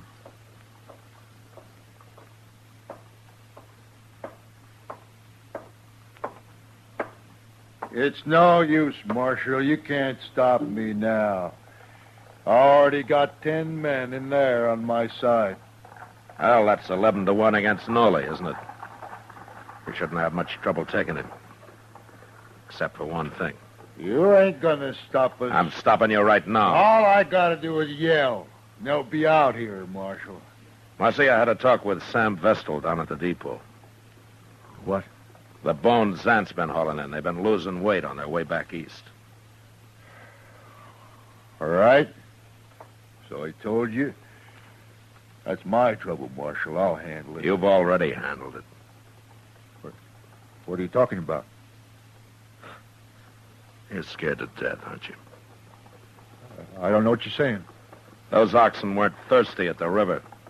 Zant wasn't headed for water because of them. It was to soak those sun-dried buffalo bones. You figured it out, too, didn't you? Waterlogged, they weigh in heavy here, but by the time they're weighed again back east, they're dried out. Zant was a crook. Yeah, sure he was. But you shouldn't have murdered him, Marcy. Me? Murder him? I'm arresting you for it. Oh, no. No, you ain't. I'm going to take your gun, Marcy. No.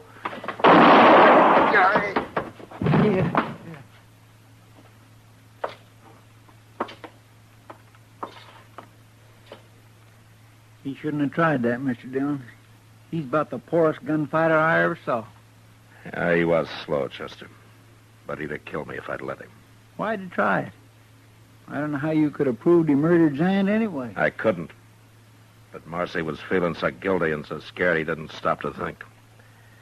If he had, he might have bluffed the whole thing out and gone free. Now, it was his own guilt that did him in, Chester.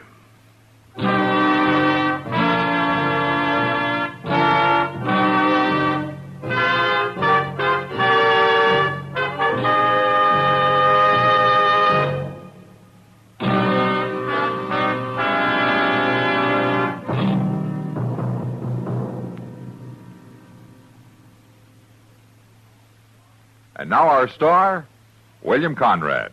When you're choosing Christmas gifts for filter tip smokers, you can figure a carton of L&M's will please them most of all.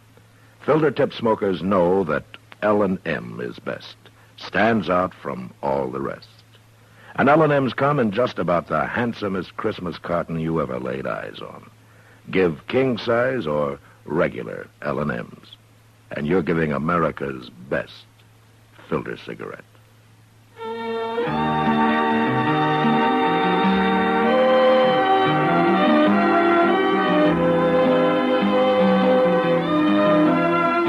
Gunsmoke, transcribed under the direction of Norman MacDonald, stars William Conrad as Matt Dillon, U.S. Marshal. Tonight's story was specially written for Gunsmoke by John Meston, with music composed and conducted by Rex Corey. Sound patterns by Bill James and Ray Kemper. Featured in the cast were John Daner, Herb Ellis, and Frank Cady. Marley Bear is Chester, Howard McNear is Doc, and Georgia Ellis is Kitty. Join us again next week as Matt Dillon, U.S. Marshal, fights to bring law and order out of the wild violence of the West in Gunsmoke.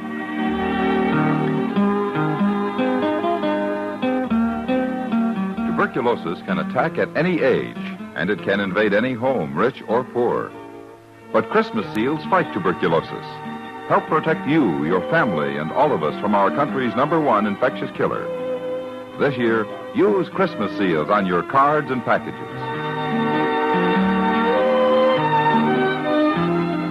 Why not go home for the holidays with Perry Como? That's the title of Perry's new RCA hit record, and he'll sing it for you next week when Chesterfield brings you all the top tunes on radio. Perry invites you to be his guest every Monday, Wednesday, and Friday, and reminds you to get a carton of Chesterfield for the weekend.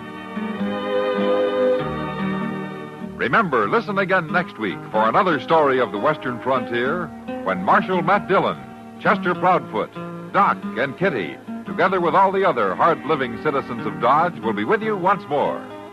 It's America growing west in the 1870s. It's drama. It's Gunsmoke. Brought to you by L&M Filters. This is the CBS Radio Network.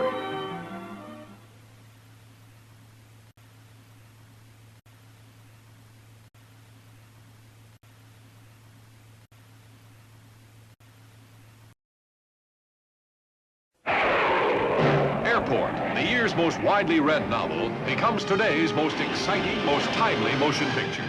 Airport, big scale in every way, has the biggest all-star cast ever assembled for a single universal motion picture. Burt Lancaster, Dean Martin, Gene Seberg, Jacqueline Bisset, George Kennedy, Helen Hayes, Van Heflin, Maureen Stapleton, Barry Nelson, Lloyd Nolan, Donna Winter.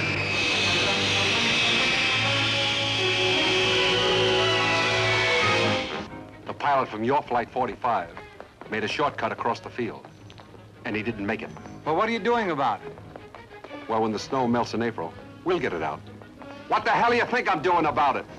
Outselling any novel of recent years, translated into 14 languages, Arthur Haley's Airport was written for the screen and directed by Academy Award winner George Seaton. It has 7 stories tied into one. Dean Martin is pilot Vernon Demarest, loved by stewardess Jacqueline Bisset, and by his wife, Barbara Hale. You're sure?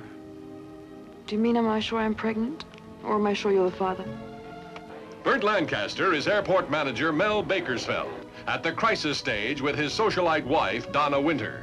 A week ago, I didn't know we'd have the worst storm in 6 years. You've always got some damn excuse. Gene Seberg is Tanya, his devoted assistant. I'll miss you. Will you? Enough not to let me go?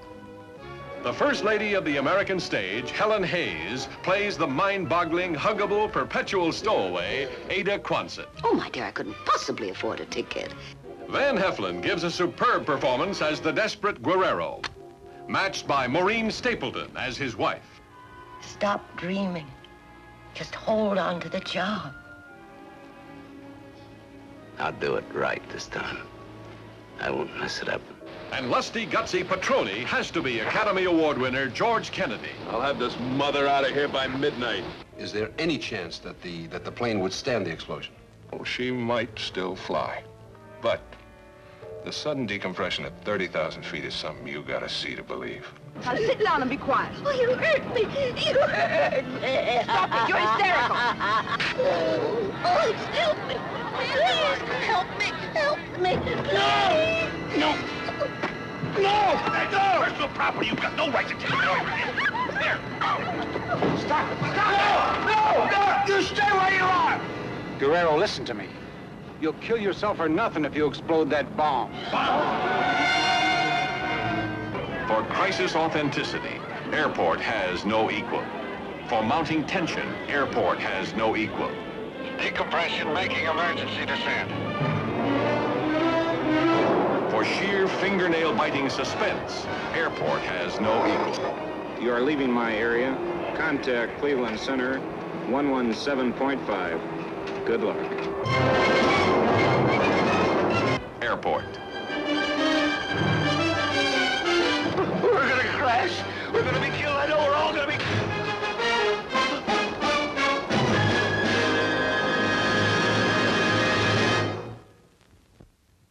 Our next guest will give you the laughs, just don't ask him to lend you money.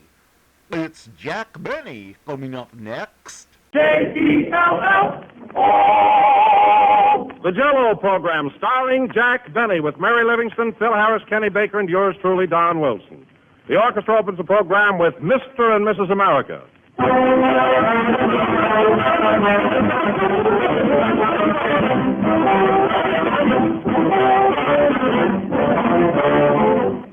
You know, one of our grandest American institutions is the good old-time parade. And starting next Thursday, April 6th, the Parade of Progress will go marching along all over this country. It's sponsored by the Associated Grocery Manufacturers of America, and Jell-O is proud to join. Because Jell-O's whole existence has been a parade of progress for the 40-odd years it's been on the market. And through the years, there have been constant new developments and improvements. Jell-O's delicious flavor has been made extra rich, and new flavors have been introduced. Jell-O is quicker and easier to make nowadays, for it dissolves instantly in hot water and sets far more quickly. And with all the improvements, Jell-O costs less. Today you pay half as much for it as you would have 20 years ago. Yes, without boasting, we can truthfully say that Jell-O has kept right on the bandwagon in the great parade of progress. So Jell-O salutes the grocers of America and is proud to march along with them. And for our float in the big parade, we suggest the box with the big red letters on it that spell Jell-O.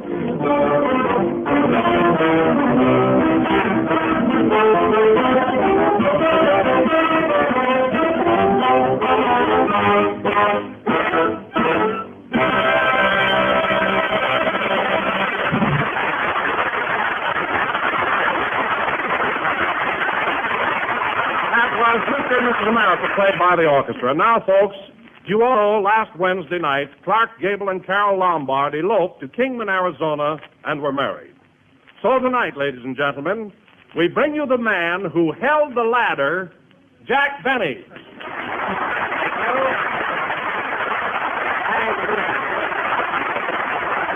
Thank you.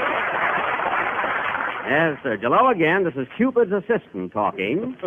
And, Don, I don't know where you got that information about my helping Clark and Carol. But you're right, and I was never so embarrassed in my life. There I was holding the ladder, all dressed up in a tuxedo like a big goof. Tuxedo, what was the big idea? Well, it's very silly, really. You see, Carol called up and asked me to hurry over because she was going to run away and get married. Yes? Well, I got so darn excited, I thought she meant to me. Gosh, when I saw Gable there, I almost fainted. Oh, my, that must have been quite a letdown for you, huh, Jack? Well, it was, but they were awfully nice about it, though. They let me keep the ladder. I'm going to grow ivy on it, you know. Well, Jack, now, what in the world made you think that Miss Lombard would elope with you anyway? Oh, I don't know, Don. She's always so nice when we meet on the street. And then one time during a dust storm, she winked at me.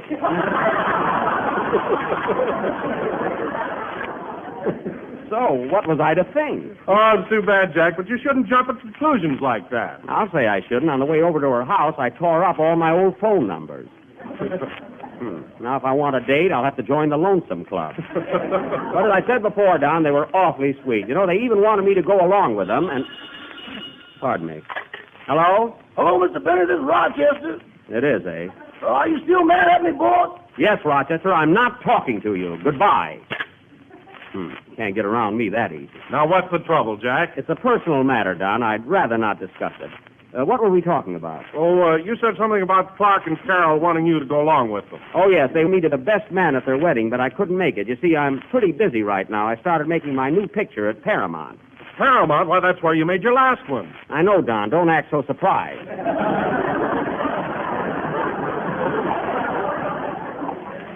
This is going to be my first legitimate picture. It's called Man About Town. Oh, it's a very clever title. Who's directing it? A fellow by the name of Sandrich, Mark Sandrich. And I'm having a lot of trouble with that guy, too. Jack, you're always having trouble with your directors. What's wrong this time? There's plenty wrong. You see, Don Sandrich directed most of the Astaire Rogers pictures, and he can't get away from that Fred Astaire treatment. It's too much for me. Well, now, what do you mean? Well, he has me jumping over furniture all the time. Gee, I'm so tired at night, I can hardly rinse out my socks.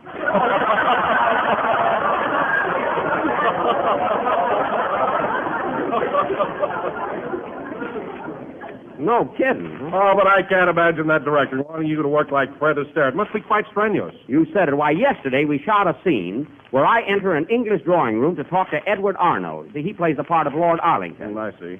Well, anyway, instead of just walking up to him and saying hello, Sandrich made me leap over 2 divans, a love seat, and the Duchess of Twiffledom. My goodness. Did you clear everything? All but the Duchess. Every time I tried it, I wound up piggyback. I tell you, Don, I'm a wreck. Oh, hello, Mary. Hello, Leaping Lena. How are you? There you are, Don. You see, Mary's been over at the studio. She knows. No kidding, Mary. Does Jack really have to do all that jumping? Does he? He's got a kangaroo for a stand-in. Now, Mary, he's not a real one. That happens to be the man's name, Barney Kangaroo. Well, he's got an awful big pocket. Now, you're just being silly. But you know, Don, there's one thing about this picture that touches me. I think how agile I am. Why leap over that furniture just like Fred Astaire? Who couldn't with bed springs on their shoes? Well, I had to have some help. And those springs worked out fine. You'll get the Academy Award from the Murphy Bed Company. Oh, I will. Well, let me tell you something, Don. If I don't break a leg, I think this is going to be my best picture. Oh, I'm glad to hear it, Jack. Who's going to be in it besides yourself? Well, there's Dorothy Lamour, Edward Arnold, Benny Barnes, E.E. Clive, 500 extras, and Phil Harris. By the way, where is Phil? Oh, he'll be here in a little while. No kidding, Jack. Is Phil really going to be in your picture? Yes, I got him a small part. He also hangs up my clothes and sees that they're pressed, you know. That'll keep him busy. Those big love scenes with Dorothy Lamour will keep him busy, too. Listen, Mary, Phil may hold Dorothy in his arms, but her heart belongs to Benny. Don't worry about me. Say, Mary, how is Phil in the picture? Is he a good actor? I think he's going to be great in it. Great? What a show-off. Somebody told him he had beautiful hips, and he keeps backing into the camera.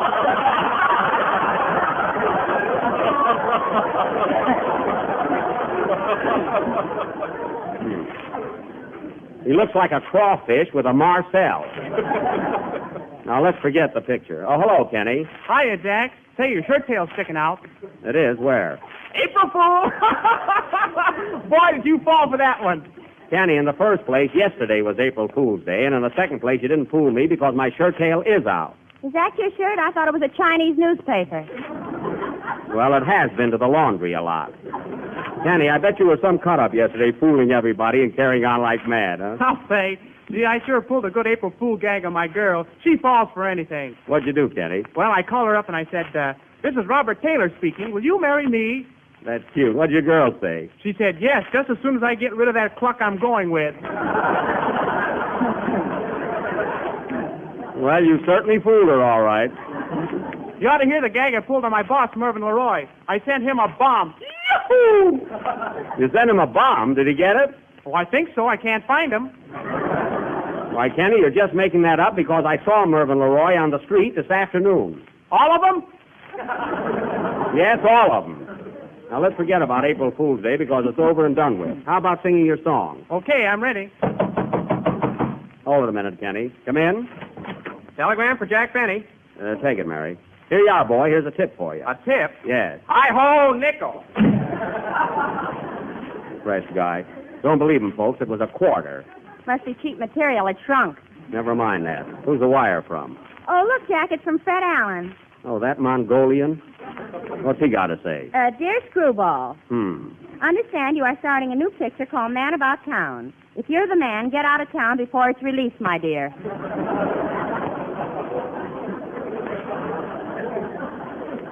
Oh, he would have to put his 2 cents in. That's a hot one. Sing your song, Kenny, or I'll put you back in the trunk. That Allen's going too far.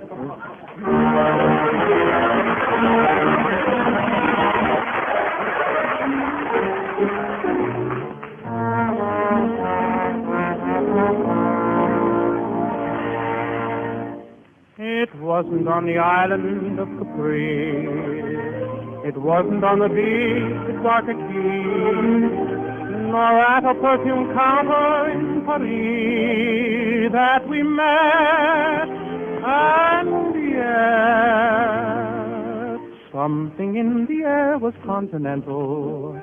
There were moonbeams caressing the sand. I was feeling young and sentimental at a little port stand. Gallantly, I handed you the mustard. Then you curtsied, I kissed your hand. Inwardly, my heart was getting flustered at a little hot dog stand. The bubbles in our soda pop just hit us like champagne. I guessed that we had 5 or 6. From somewhere in the distance came a Viennese refrain. Or was my fancy playing trick? Then and there the spark of love ignited. It was real and the feeling was grand. To our wedding breakfast you're invited at a little hot dog stand.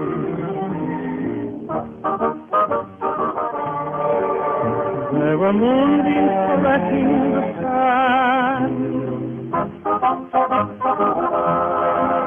at a little hot dog stand. Gallantly, I handed you the mustard. Then you curtsied and I kissed your hand. At a little hot dog stand, the bubbles in our soda pop just hit us like champagne. I guess we had 5 or 6. From somewhere in the distance came a Viennese refrain. Or was my fancy playing tricks? Then and there the spark of love ignited. It was real and the feeling was grand. To our wedding breakfast you're invited at a little hot dog stand.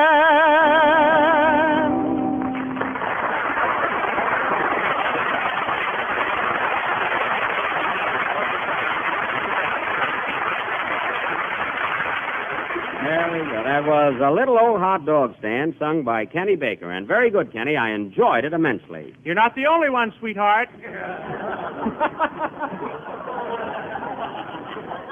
Modest little devil. And now, ladies and gentlemen, we have a rare treat in store for you. Mr. Don Wilson, that eminent American author, has written another... I can't get over that wire from Alan. You know, Don, that guy's got a lot of nerve taking up my time with those cheap gags of his. I agree with you, Jack. Did you hear him Wednesday night? Yes, him and that Maxwell Strauss stuff. He's about as clever as Simple Simon. Well, I think it's marvelous the way Fred makes up his gags as he goes along. Oh, you do, eh? Yes, he certainly knows how to ad-lib. Ad-lib? Sure he ad-libs. He has to. He can't read a script. Why, do you know, Don, he has nothing in his library but life, look, and click. I happen to know. Well, Jack, if Alan can't read, how does he order food from a menu in a restaurant? He goes to a cafeteria where he can point. He took up juggling just so he wouldn't drop a tray. Anyway, getting back to our program, Mr. Don Wilson, that eminent American author, has written another... Pardon me. Hello? Hello, Mr. Denis. This is me again. Rochester Van Jones, I'm not talking to you. You mean I'm still on the blacklist? Certainly. Goodbye.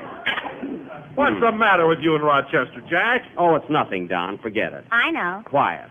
Where were we, Don? Well, you started to tell the folks about my play. Oh, yes. And now, ladies and gentlemen, Mr. Don Wilson, that eminent American author, has written another of his famous short playlists, which are bringing him nearer and nearer to the Pulitzer Prize. Take it, Wilson. The scene is the home of Mr. and Mrs. Luke Miller, who live in a cabin just part of the Mojave Desert. They're just finishing their evening meal. Music, please.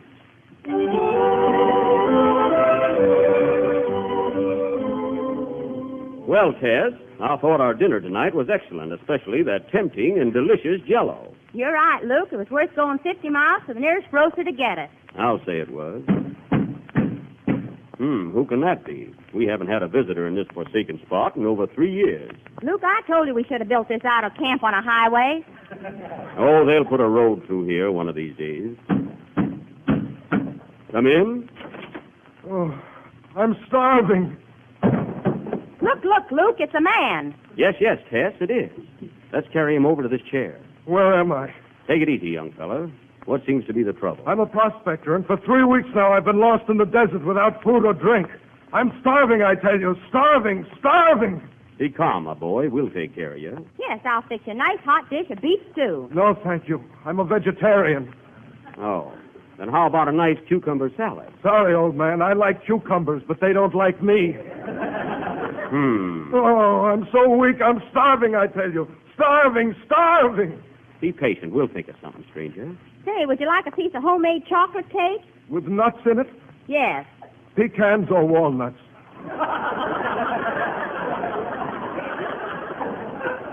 Walnuts. No, thank you. Well, good heavens, man, you got to eat something. Isn't there anything you'd like? Yes. Have you any Jell-O? Jell-O? I'm sorry, old man, we have some, but we ate every bit of it. But I'm going to make it again tomorrow. Okay, I'll be back. So long. So long, stranger. I'm starving, I tell you. Starving! Oh, what a commence coffee.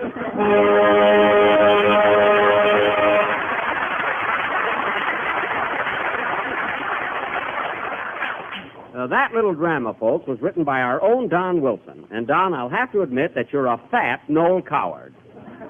Of all your plays, that's the best one yet. Well, don't give me all the credit, Jack. That was a true story. I believe you. You know, one of these days, Don, you ought to... Hey, Jack, look who just came in. Oh, yes, our new movie star. Hello, Mr. Harris. You're a little late, aren't you? I am a bit tardy, but by the time I selected my wardrobe and had my bath, time just fizzled away. Well, I can imagine. Listen, Phil, because you're in the movies now is no excuse for being late. Well, I was home studying my part. I've got a big day before the camera tomorrow. Oh, you have? Hey, Phil, can I have your autograph? Later, son. What a ham. I want to tell you something, Phil. I saw a screen test. Phil, I saw a screen test of you the other day, and believe me, it broke my heart. Was it that good? I'm talking to Phil. And another thing, Phil, while you're working in my picture, I don't want you to go around giving all the girls at Paramount your phone number. My phone number? Yes, phone number. I saw you with that blonde in front of the commissary the other day. Now, wait a minute, Jack. She just asked me what time it was, and I told her. Well, she must have a poor memory. She wrote it down.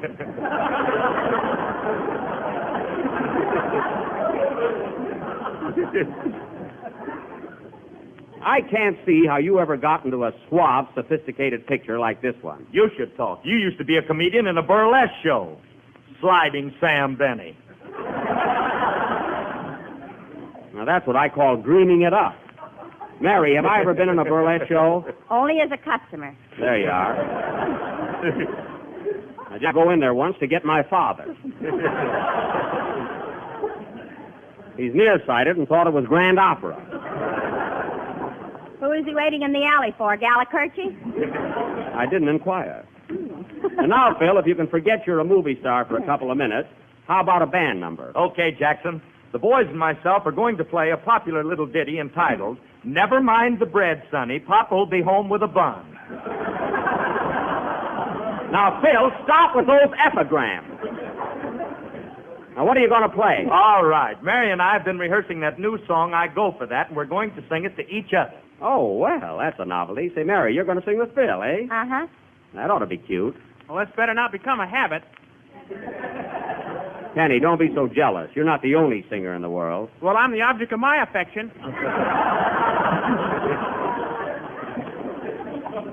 Never mind that. Go ahead, Phil and Mary. Let's hear what you've cooked up. Okay. Hold it a minute. Come in. Mr. Benny? Yes? Is your real name Maxwell Stroud? No, it isn't. I'm not Maxwell Stroud. Don't lie to me, Daddy. Come right home. Get out of here! What a pest. I wonder if I could catch him on flypaper.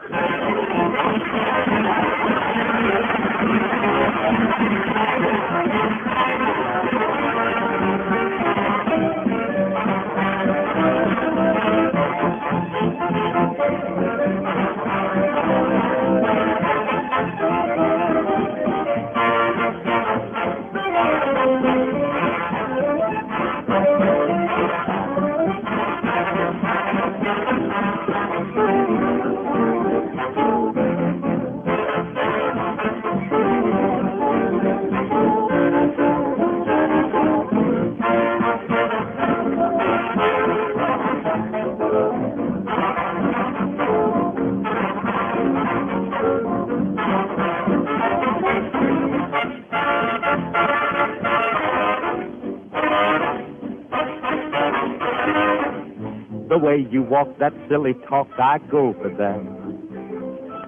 Your dizzy folks, your corny jokes, I go for that. Your kiss just misses, your dancing is rough. But you love that stuff. I guess you don't get around enough. Your crazy poems, your letters from home, I go for that. And furthermore, I just adore your kinky hair, that puffy stare. To Mr. Cupid, I take off my hat. You can't account for a silly place of all the girls you could have chased. I looked at you and ooh, I go for that. You know, Mary, we'll have a home, a private phone. I'd go for that. Yeah, not only that, you'll have a ring, a pretty thing. I'd go for that. But But your salary misses, so cut out that stuff. You mean the going will be rough? I guess you just don't make enough. But Jello's fine and I'm in line to get more dough. I heard that crack, you'll get the sack, you corny Joe from the Wilshire Bowl. Now, Mr. Benny, you take that right back. Now look at boys, you mustn't fight. You're breaking up my wedding night. He better not, 'cause, ooh, I go for that.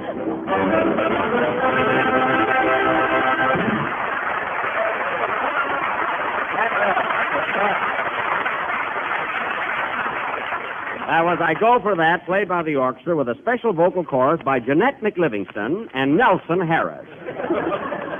The Nightingales of the Jello program. If you want the real lowdown, ask me. Kenny, I don't recall anybody asking you. Now keep still. More darn singers on this program. Don't be surprised if I'm not here next Sunday. You'll be here next Sunday and like it. Well, I'll be here, but I won't sing. You'll sing, too. Now drop it. And now, folks. I won't sing good.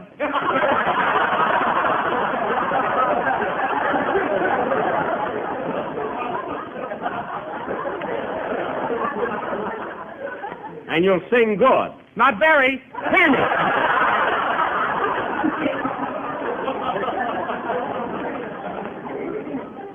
And now, folks, going from juvenile temperament to our feature attraction, tonight we are going to present... Pardon me, if that's Rochester again, I'll... Hello? Hello, boss. Are you still looking down on me with scorn? Rochester, I want you to stop with these telephone calls. Do you hear me? Well, boss, I said I was sorry. Rochester, what you did to me, only time will heal. Goodbye. As I was saying, ladies and gentlemen, tonight we are going to present... What's all this mystery, Jack? What are you mad at Rochester for? Don, it concerns only him and me. Oh, why don't you tell him, Jack? Yes, what did he do? Very well, Don. Rochester hocked my polar bear.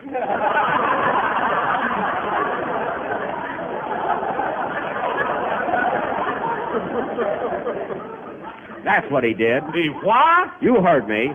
He pawned Carmichael for $30. Of all the low tricks. For heaven's sake, Jack, didn't you know the bear was missing? Of course I did, but Rochester told me he was playing the Orpheum. Then when I was downtown last night, I happened to walk by a pawn shop, and there was Carmichael hanging in the window, right next to a slide trombone. But, Jack, how'd you know it was your bear? He was wearing my new wristwatch. John Roger, he could have got $12 on that alone. I know. Well, he hasn't heard the last of this. Oh, well, let's get back to our play. Tonight, ladies and gentlemen, we are going to present a new and original comedy drama entitled Topper Takes an Aspirin. He's taken everything else. Now, in this vehicle, I will naturally play the part of Topper, while Mary... Oh, more interruptions. Come in. What are you... Well, I'll be darned. Hey, fellas, look who's here. Hello, stranger. Slap him up.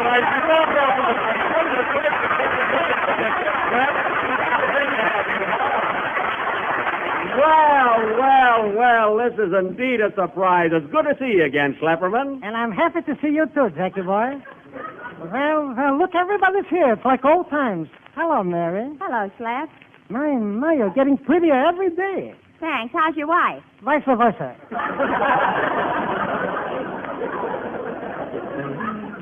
Good old Slep. Doggone, it's good to see you again. And Kenny and Phil, believe me, you're a sight for sore feet. Hello, Slapperman. Glad to see you, Slep. And Don Wilson, my, tell me, were you always so big or don't I remember?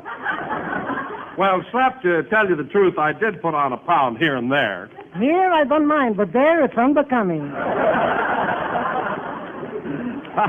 Same old Slep. You know, I haven't seen you in over a year. What have you been doing with yourself? I've been all over the country, north, south, east, and uptown. I was playing in vaudeville. In vaudeville? What kind of an act did you do? I was a magician. Oh, a magician. Wow. Were you a good one? Sensational. You should see me pull the lining out of the hat. Hey, that's some trick. What are you doing out here in California, Schlep? On a vacation? No, I'm in business here. I opened up a little nightclub. Schlepperman's Hawaii, Haciente. Look, if you're here. Well, I'll sure be out there to see you. Tell me, Slip, have you got a floor show? Have I got a floor show? My son Tinkers plays the drums. I play the ukulele. Oh. And for a feature, my wife wriggles. Say, that sounds great. You know, I'd like to drop in and see your wife do the hula. Okay, if you're passing by, but don't make it a special trip, please. Oh, she can't be that bad. Well, I wish you a lot of luck in your new place, and we'll be over to see you very soon. Thank you. Well, I gotta toddle along now. Aloha, everybody. So long, Slab. Good afternoon, son. So long, Slab. I wanna go back to my little dress shack on the La Hacienda on 3rd Street, around the corner.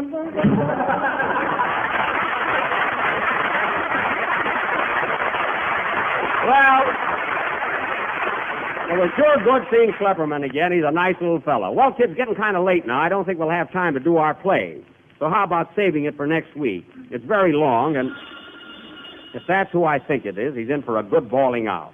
Hello? Hello, boss. This is your bad boy talking. Rochester, I told you before, I'm not making up with you until you unhock that polar bear. So goodbye. Goodbye. Wait a minute, boss. That's what I called you up about. I got Carmichael out of the pawn shop. He's back in the house. Oh, well, that's more like it. Now, don't you ever do a thing like that again. Goodbye. Goodbye. Now, wait a minute. I just thought of something. Where did you get the $30 to get Carmichael out of the pawn shop? I thought you weren't speaking to me. Rochester, where did you get that $30? The what? The $30, where did you get it? It could have been a legacy, you know. It could have, but it wasn't. Now, for the last time, where did you get the $30? I sold my AT&T. Rochester, you never had a share of stock in your life. Now, if you don't tell me where you got that $30, you're fired. Okay, boss. Your violin is now hanging where Carmichael was. Oh, my... Rochester, did you pawn my Stradivarius? That ain't what the man said. So long, boss.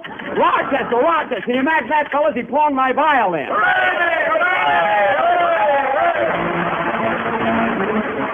Here's something every woman knows.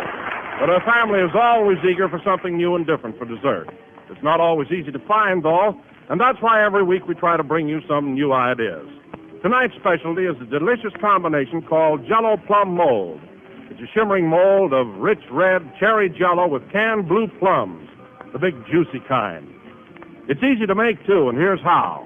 Dissolve 1 package of cherry Jell-O in 1 pint of hot water and chill until slightly thickened. Then fold in 1 cup of canned blue plums. Mold until firm and, well, there you are. Quick, easy, and temptingly good. For cherry Jell-O brings you that incomparable, extra-rich flavor, as appetizing as fresh, ripe fruit. It tastes just grand combined with the succulent goodness of juicy plums, so try this new dessert tomorrow. Ask your grocer for cherry Jell-O and surprise the family with a Jell-O Plum Mold. We're a little late, so good night, folks.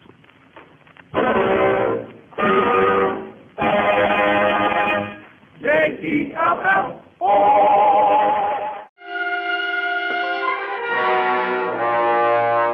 The story that won the Edgar Allan Poe Award for the best mystery novel of the year, made into a picture that has not been equaled since A Place in the Sun. A Kiss Before Dying presents Robert Wagner, as you have never seen him before. A completely new, dramatically different characterization. This intelligent, good-looking young man is a human question mark. His life is spent in the dark room of his own soul. The moment you begin to suspect what he is, you have to find out the reason why. Why did he hide behind a false front? Why was he devoid of all heart? Why was he a man without a conscience? Was he trying to prove to himself that he had some strange, hypnotic power over women? Or was he driven by a craving to possess great wealth, a love of luxury, of fabulous parties, or an insatiable longing for feminine allure such as this? Just what was the fearful compulsion that drove him to shocking extremes, letting nothing, no one stand in the way of his monstrous ego? Robert Wagner will startle you, shock you in this terrifying role. No one can really understand the way the other loves. I don't believe that. It's true, Dory. It really is.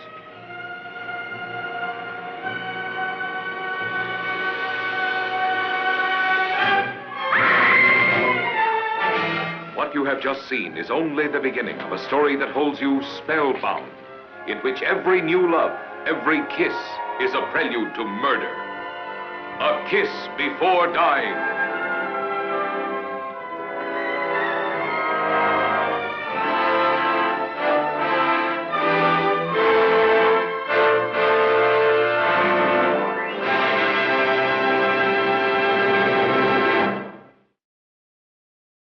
One of the all-time great directors, Cecil B. DeMille, hosts Lux Radio Theater.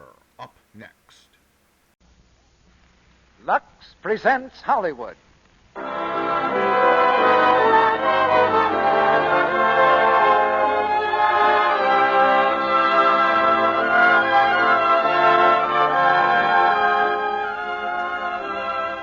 The Lux Radio Theater brings you Bob Hope, Constance Bennett, and Ralph Bellamy in The Awful Truth.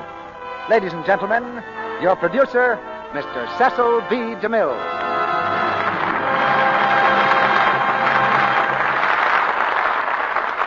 Greetings from Hollywood, ladies and gentlemen. In the spring, a young man's fancy lightly turns to thoughts of love.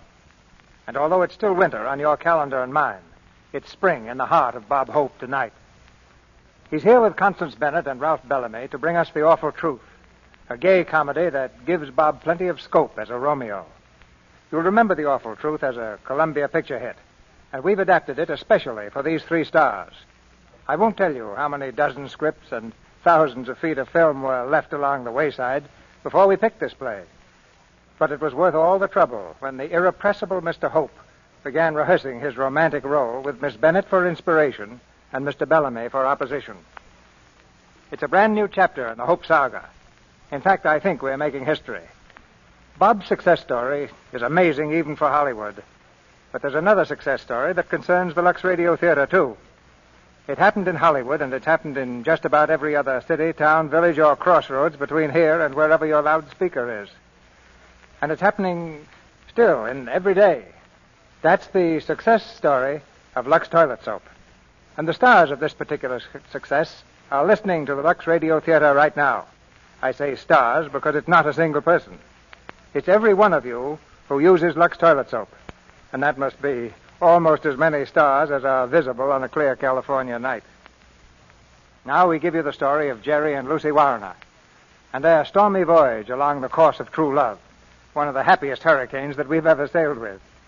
You see, it takes more than a singing teacher, a dog named Mr. Smith, and an oil millionaire to stop Bob Hope.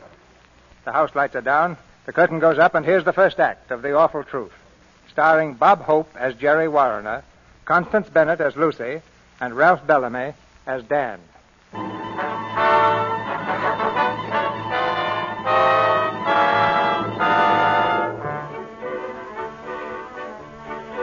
The sun lamp room of a Manhattan athletic club. Hank, the attendant, is busy piling towels on the shelf as a young man in gym trunks makes a hurried entrance. The young man is Jerry Warner. Jerry is tall and usually has a healthy look about him. But just now his skin is the color of old parchment, and there are two beautiful dark circles beneath his eyes, and they are not from overwork. With a sigh and a groan, he stretches out on the table. Oh. Well, good morning, Mr. Warner. How are you this morning? Swell, and I do mean my head. How do I look?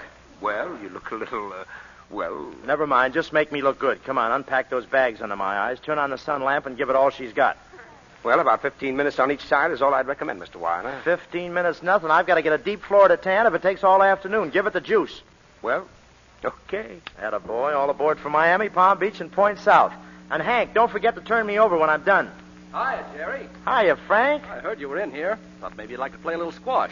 Squash. That's all I need is a little squash. I haven't even got the strength to squish. Hey, you're awfully white-skinned for a guy who just spent 2 weeks in Florida. How come you didn't get tanned anyplace? Large smoke glasses. Oh. What did you do down there? Carry a parasol?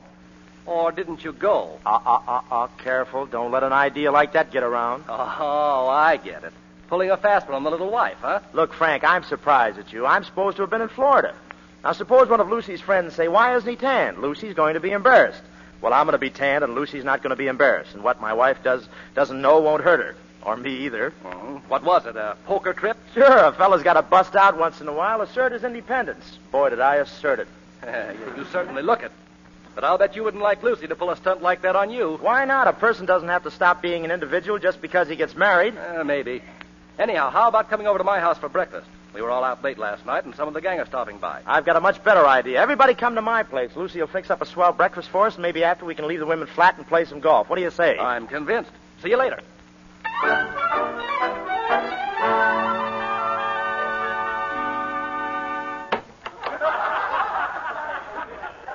Okay, ladies and gents, come on in. The joint is yours. Jerry, that sunburn. Well, you're positively vermilion. Wait till Lucy sees what Florida did for you. Hey, where is she? Lucy, it's your brown as a berry Jerry. You-hoo, Lucy, surprise. You-hoo, Lucy. Why, Lucy, how you've changed. Hello, old dog of mine. How you been? Where's Mama? Where is she? Welcome back, Mr. Warner. Well, hello, Celeste. Will you tell Mrs. Warner I'm here? I'm sorry, sir. Mrs. Warner is not at home. She's not at home?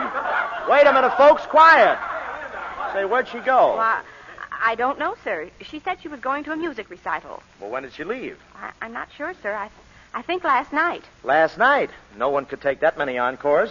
You mean she hasn't been home since... Okay, never mind. What's the matter, Jerry? No welcoming arms to greet you this trip? Oh, mind your own business, will you? Come to think of it, she probably ran up to her Aunt Patsy's cabin in the mountains. She usually does if she gets lonely. She's got beaver blood in her. Suppose her Aunt Patsy wasn't home. I get it. Very funny. I'm up to my neck in funny people. No, seriously, I wish Lucy would go out and get some fun for herself now and then. Do her good. That's the trouble with marriage. People are always imagining things, and the next thing you know, they end up in a divorce court. The broad-minded man from Miami. Well, if you think you're going to get a chance to prove my broad-mindedness, you're crazy. She's up at Aunt Patsy's cabin, and I'll bet on it. Saying, is that a spot? Hello, everybody. Oh, up at Aunt Patsy's cabin, eh? Well, there's Patsy now. Some fun, huh? Oh, shut up. Hello, Patsy. How did you get here? By invitation. Lucy invited me yesterday on the phone. Say, what is this? Lucy invites me? No, Lucy. Where is she? That, it seems, is a $64 question. Hello, everybody. Lucy. Hey, Lucy. Hello, Jerry, Jenny, Hello, darling. Gee, it's good to see you. Oh, darling, it's grand. You're looking marvelous. Oh, I nearly forgot Amo. Amo, come on in and meet everyone. Amo's the best music teacher a woman ever had, aren't you, Amo? Thank you, my dear. Jerry, you know Amo Laval, of course. Oh, yes, I never forget a toupee. So you teach music, huh? Yes. I didn't know there was any left. Everybody else, this is Amo. How do you do? How do you do? Well, now that we're all introduced, I can relax. Oh, Amo and I have had the most terrible time, Jerry. I imagine you must have. Where was the recital? Silly. What do you mean? Well, I didn't know they had recitals in the morning and that you went to them in evening clothes. Pretty formal, isn't it? Armand does look silly in tails at this time of the day, doesn't he? On the contrary, I think Armand would look natural with a tail any time. He had such an awful night. Why, did somebody sing Fantasy? Oh, stop it, darling. You don't know what happened. Armand's car broke down 1,000,000 miles from nowhere. He had to park me at a farmhouse and hike to the nearest town to get them to tow the car, and he had to stay there and hang around garages and things to pick me up in the morning and bring me home. Oh, it was dreadful. We were coming home from a party. You stole that plot from Philadelphia Story. Jerry, you understand, don't you? Oh, sure. But just to make sure, I'm going to run upstairs and write a letter to Dorothy Dix. Mr. Warner, you have the continental mind. Sure, that's it. I've got a continental mind. Oh, Lucy, dear, I'm so sorry. I'll have to run. So soon? Yes, I've got to run to Oh, stick around. The party hasn't even started yet. We're going to open a bottle of 7-Up. Oh, sure, we know. You probably want to talk to Lucy. Come on, people, give you all a hit. Yeah, okay, bye, everybody. Well, Mr. Laval, why didn't you let Frank give you a hitch? I wanted to explain. You see, Mr. Warner, the next time I take your wife out, I hope you buy a new car, or else I'll loan you mine. Are you hungry? Why, yes, I am starved. Well, why don't you run out and get some breakfast? A fellow like you should take care of himself, sitting in drafty garages all night. Mr. Warner, what have I done? That's what I'm going to find out. Jerry, you don't believe that... We'll discuss this in private, please. That is, if Mr. Laval can remember where we keep our door. Very well. Perhaps it is best this way, Lucy. Will I see you soon? Of course. It has all been so perfect. Thank you for everything. And, Mr. Warner, I think you must be out of your continental mind. That was pretty funny at that. I mean what he just said. Very funny. I haven't laughed so much since you wore your last hat. Well, he's gone. You can speak freely, darling. Well, Lucy, what have you got to say for yourself? Smart, aren't you? Well, I knew you'd say that, and I'm prepared to answer. Armand was invited to the party by a young man whose sister is a pupil of Armand's. Armand invited me to go along. I went because I could think of nothing better to do. Believe it or not, I was lonely. And then the car broke down. Yes, his car is very old. So is his story. I've used it myself. Before we were married, I mean. Do you want me to go on? Sure, let's have all the morbid details. I've got a grudge against myself. What happened next? Well, I stayed at the farmhouse. I slept badly because of insufficient blankets. Twice during the night I sneezed. Now, let me see. Was there anything else? Yes, the rooster said Gesundheit. Lucy, this situation isn't as amusing as you think it is. If you had the sense to see it, you'd know that our marriage is teetering on the edge of a cliff while you're trying to be funny. I guess our marriage doesn't mean anything to you. Maybe you have no sentiment left for me. Look at this on the table, a letter I wrote you from Florida. You didn't even open it. Oh, I'm sure you wrote the letter, darling. But are you sure you mailed it? Wasn't it some friend of yours in Miami? What are you talking about? Darling, I don't like to be unpleasant, but you weren't in Florida. Don't change the subject, at least not in that direction. You weren't in Florida, and you weren't in Montreal that time you said you were going there. Once you even had the letters mailed from the wrong place. Dear Lucy, Charleston is such a quaint city. If you were in Charleston, how come you mailed this letter from Perth Amboy, New Jersey? Well, I always take a walk before breakfast. But you can't justify your behavior by insinuating things about me. But I haven't any behavior to justify. I've just been unlucky, that's all. You came home and caught me in the truth, and, well, it seems there's nothing less logical than the truth. Oh, a philosopher, eh? You don't believe me? How can I believe you? Listen, Jerry, don't you see that there can't be any doubt in marriage? The whole thing is built on faith, and, well, if you've lost that, you've lost everything. Yeah, and I suppose when that's gone, the marriage is washed up, isn't it? Do you mean that? Sure. Well, I guess that settles it. I guess it does. And let me tell you something. Let me tell you something. I wouldn't go on living with you if you were dipped in platinum. So go on. Divorce me.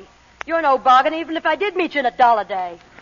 Divorce you? Are you crazy? You think I want people to think you preferred that 8-bar rest to me? All right, then, I'll divorce you. That's customary anyway. It has something to do with the husband being a gentleman. Never mind the gentleman stuff. Just get going on it. Fine, I'll call a lawyer right away. And, by the way, darling, what's the most convenient day for you to be divorced?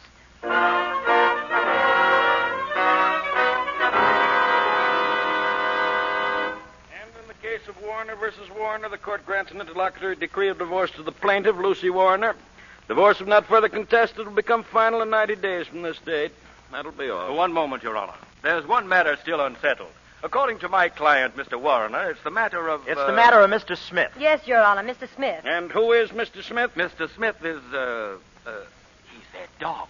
Mr. Smith is my dog. He's mine. He is not. Silence. But Mr. Smith belongs to me, and she's got him. I told you to keep quiet. Oh, ignore him, Your Honor. I told you he was impossible to get along with. Don't listen to Mrs. Warner. The dog is mine. I bought a license for each of them. Quiet. Oh, dear, he's mine. Let's have the facts now. The animal at present is in Mrs. Warner's possession. Mr. Warner wishes to have him because... Because he's mine. He is not. He is so. He is not. He is so. He isn't. This seems to be a custody case. In custody cases, we frequently permit the final decision to rest with the dog. Yeah, but suppose he wants to live with both of us. Which end will I get? As if I didn't know. Silence. Bailiff, have the dog brought in. The custody of the dog will depend upon his own desires. And let me warn you, neither of you must use any false means of influencing the animal's decision. Unfasten the dog, please. Now, you may each call the dog. Come on, fella. Come on, Mrs. Come Smith. to me. Come to Mama. I'm making over a can of dog food. Come to Papa, boy. Mama. Here's here. Mama, boy. Never mind, Mama. Come to Papa. Baby. Here. Hey, come back here. Come back here. You know who's good for you, don't you? Mr. Smith came to me, Your Honor. Custody of the dog is awarded to Mrs. Warner. What? Wait a minute. Silence. I object. That dog is you. He's suffering from amnesia. Silence. Court is adjourned. Good day, Your Honor. You. Wait a minute. Come back here, you. You mean me? Yeah. What's that Mr. Smith has in his mouth? Why, it looks like a rubber bone, doesn't it? Well, it ain't no upper plate. Where'd he get it? I always knew it was his favorite bone. Where'd he get it? Well, how would I know? You'd stoop to anything. You had that bone under your handbag. Mr. Smith smelled it and came in on the beam. You think you're going to get him away from him like me like that? Get him? I've got him, darling. Bye.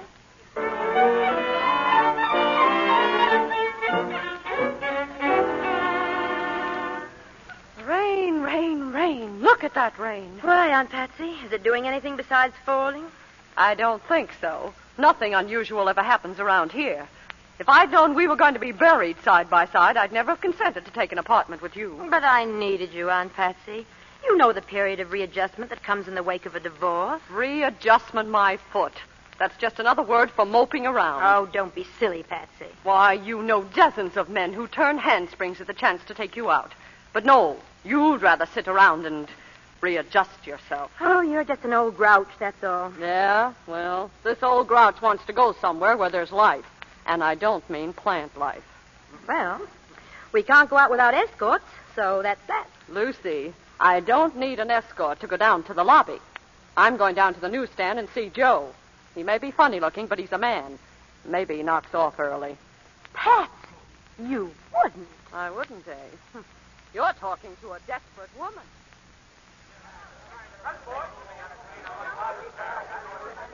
Well, I guess I've read pretty nearly everything here, Joe. Oh, gee, I'm sorry, ma'am. And I'm so bored. It's too bad they stopped printing zippy stories. Yes, ma'am, that's what my wife says. Oh, your wife. Well, that settles that. Pardon me, but did that copy come in of the Tulsa, Oklahoma Bugle? Sorry, Mr. Leeson. I guess maybe there's something wrong with the mail. Oh, that's too bad. Shucks.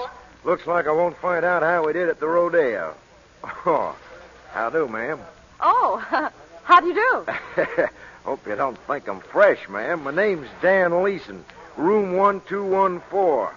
Me and my ma see you coming in and going out sometime. Oh, we've noticed you, too. No fooling. Well, say, who's that beautiful girl who's with you sometimes?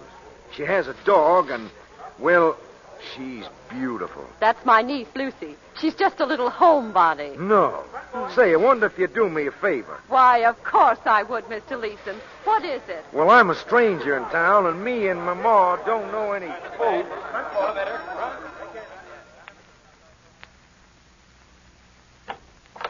Go right in, Mr. Leeson. Thanks very much. I think it's just wonderful that we met this way. Oh, Lucy, may I present Mr. Leeson? Mr. Leeson, this is my niece you were so anxious to meet. Her name is Lucy Warrener. How do you do? How do you do, ma'am? Mr. Leeson's from Oklahoma, Lucy, and he'd take it as being right neighborly of us if we'd show him some of the bright spots. Well, it's raining rather hard. Mr. Leeson lives right across the hall with his mother. Isn't that what you said, with your mother? Yeah, with my ma. We're here on a visit. I got 30 oil wells out near Tulsa. How lubricating. See, tell us about Oklahoma, Mr. Leeson. Well, we all think Oklahoma's pretty darn swell. We think... Oh, there's the door. I'll get it. Yes, Mr. Leeson? Like I was saying, Oklahoma is pretty darn swell. Hello, Aunt Patsy. Oh, Jerry. Well, how's the old girl? Still hitting the adrenaline? Tell me, how you stand in the rainy weather? We never let an occasional drip bother us. Come right in. Thanks, Patsy. Where's Lucy? Oh, you've got company, huh? Well, hello, Lucy. Hello. What do you want? I'll just read this little legal document. I guess it'll explain things better than I could. What's this? It's a writ, that's what it is. The court just ruled that I'm allowed to borrow my dog any time I want. It's sort of a Lend-Leash bill.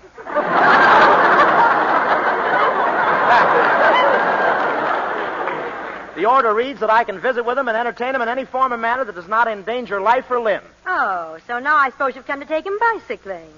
No, I've tried that. His paws don't reach the pedals. Hey, Smitty, where are you? Where are you, Smitty? Come to Papa, Smitty. I'll go get him for you. Miss Warner, maybe I'd better leave. Oh, I'm sorry, Mr. Leeson. This is my husband. Oh.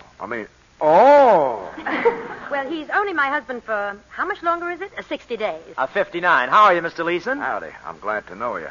Excuse me, what'd you say? I said I'm glad to know you. Well, how can you be glad to know me? I know how I'd feel if I was sitting with a girl and her husband walked in. I'll bet you do. What's that supposed to mean? Oh, nothing. Nothing at all. Anyway, I'm glad to see you, Mr. Leeson. You known Lucy very long? Lucy? Yeah, Lucy, my wife. Well, no. As a matter of fact, I'm a stranger here. I'm from Oklahoma. No. That's right. I'm in oil. What's that? I said I'm in oil. Oh, marinated, eh? Well, I thought so. Jerry, why don't you go play with the dog? Oh, sure. Where is he? Hey, Mr. Smith. See, his master's voice. Gee, old fellow, it's good to see you. Oh, stop licking his face, Jerry. Look what I brought you, your old leather strap. Come on, old fellow, let's have a tug of war. You were telling us about Oklahoma, Mr. Attaboy. Well, I'm really a man of many interests out there, Mrs. Warner. Oil is my main business, of course, and I can't complain about that. It's treated me fine. Then I have a big ranch, more of a hobby. The lamp, Jerry! Oh, how did that happen? It was Smitty. He was playing yo-yo with a cat. Well, how could that possibly be? Long tail. Don't pay any attention to him, Mr. Leeson. Please go on. Well, this ranch is just outside of Tulsa. I have just about everything there. Good heavens. Jerry, did you drop your teeth again? No, do you have to play that game? Know any other ones? Yes, get his rubber bone for him. He loves that bone. Yeah, I remember. Where is it? In the closet, right there. In here? That's right. I can't find it. Just keep looking. Hey, what is this? You locked the door on me. Hey, let me out. Aunt Patsy, what are you doing? Lucy, dear, why don't you run along with Mr. Leeson? Patsy, let me out of here. I'm locked in. Say, is anything wrong? Oh, no. That's just a game Mr. Warner has with the dog. Oh. I want to get out of here. Oh, dear. Come on, Mr. Leeson, let's go. Well. Good night, Aunt Patsy. I hope you know what you're doing. Good night, dear. Night. Night. I'll break the door down if you don't let me out of here. I'll... Just a minute. Come out, Jerry. Oh, Frame, that's what I am. Frame, where'd she go? Who? I know what's going on, Patsy. You're trying to cook up something between my wife and that marinated herring. And it ain't chowder.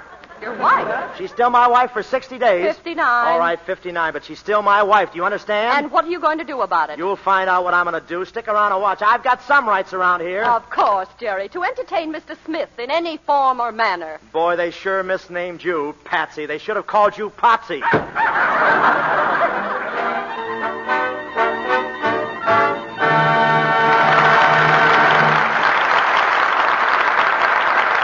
In just a moment, Mr. DeMille and our stars, Bob Hope, Constance Bennett, and Ralph Bellamy, will bring us Act Two of The Awful Truth.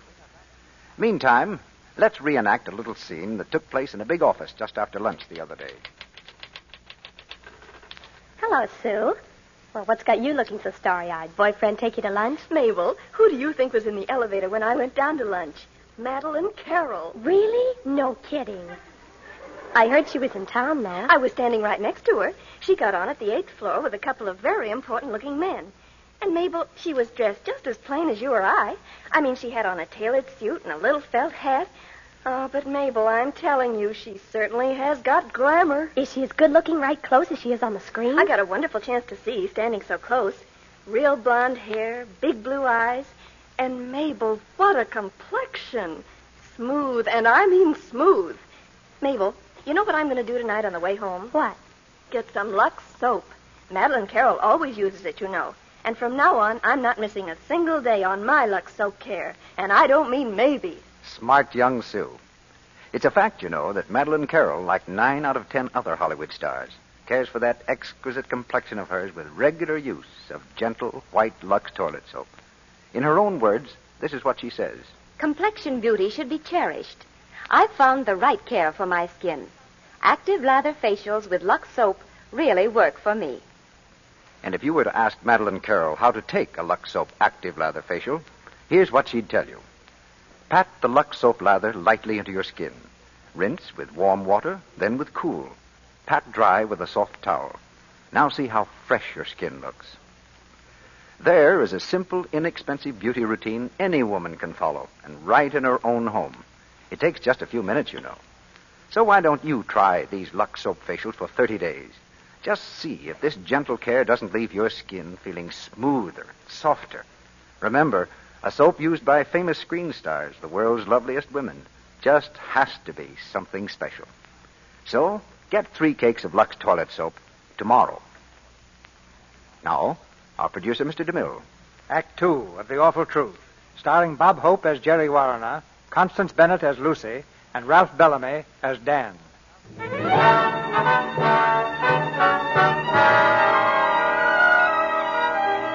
It's morning, a few weeks after Jerry's hectic visit.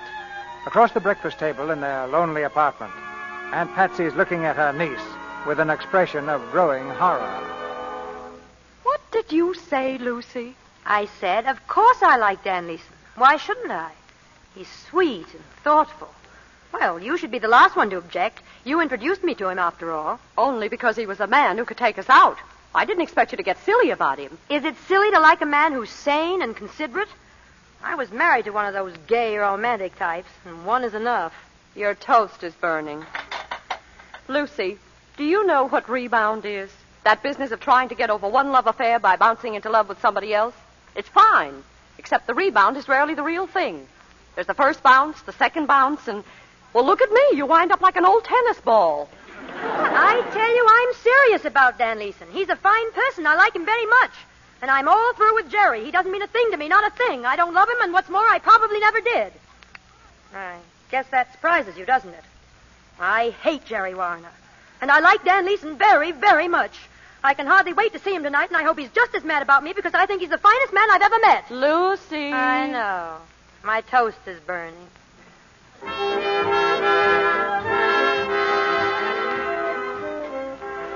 Honest to goodness, Mr. Warner, I think it's simply wonderful of you all to come here just to hear me sing. Yes, I could listen to you sing till the cows come home. What time do they usually get here? Oh, Mr. Warner, you're awful sweet and all that, but you always seem to have your mind on something else. Or maybe it's someone else. Am I right, Sugar Pie? Yes, I'm in love with love. In the spring, a young man's fancy lightly turns to what he's been thinking about all winter. How long have you been talking like Amos and Andy? Oh, for a long time. It helps me in my work. Well, shut my mouth. You shut it. You're nearer to it than I am.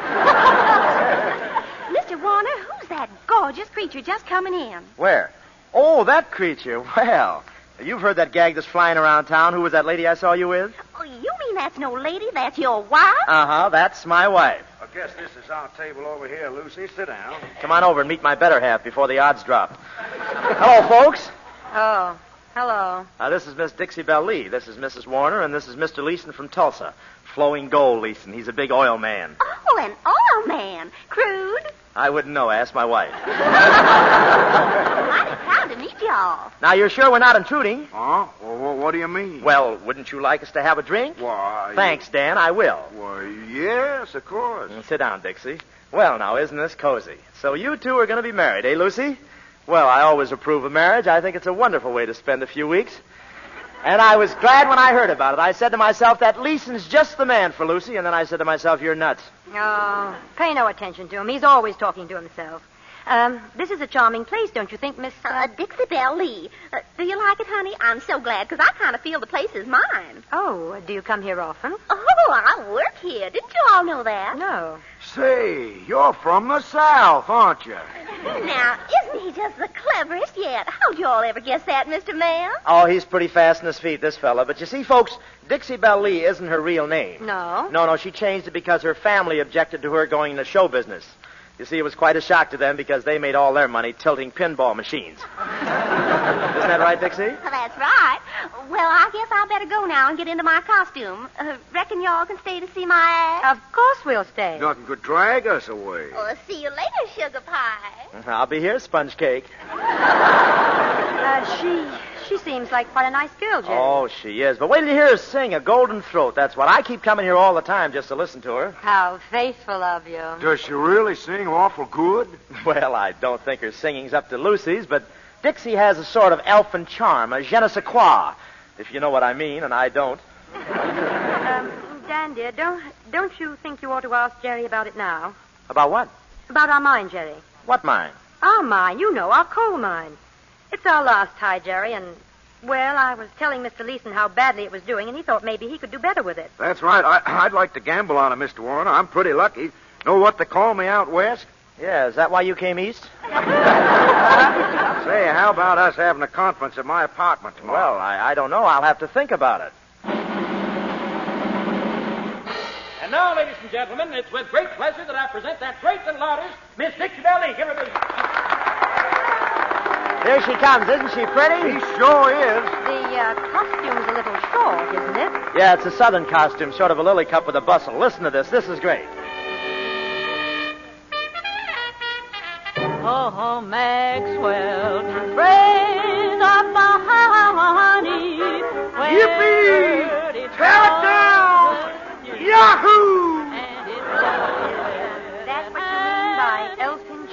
Sure, not bad, eh? Say, she'd go breaking Oklahoma.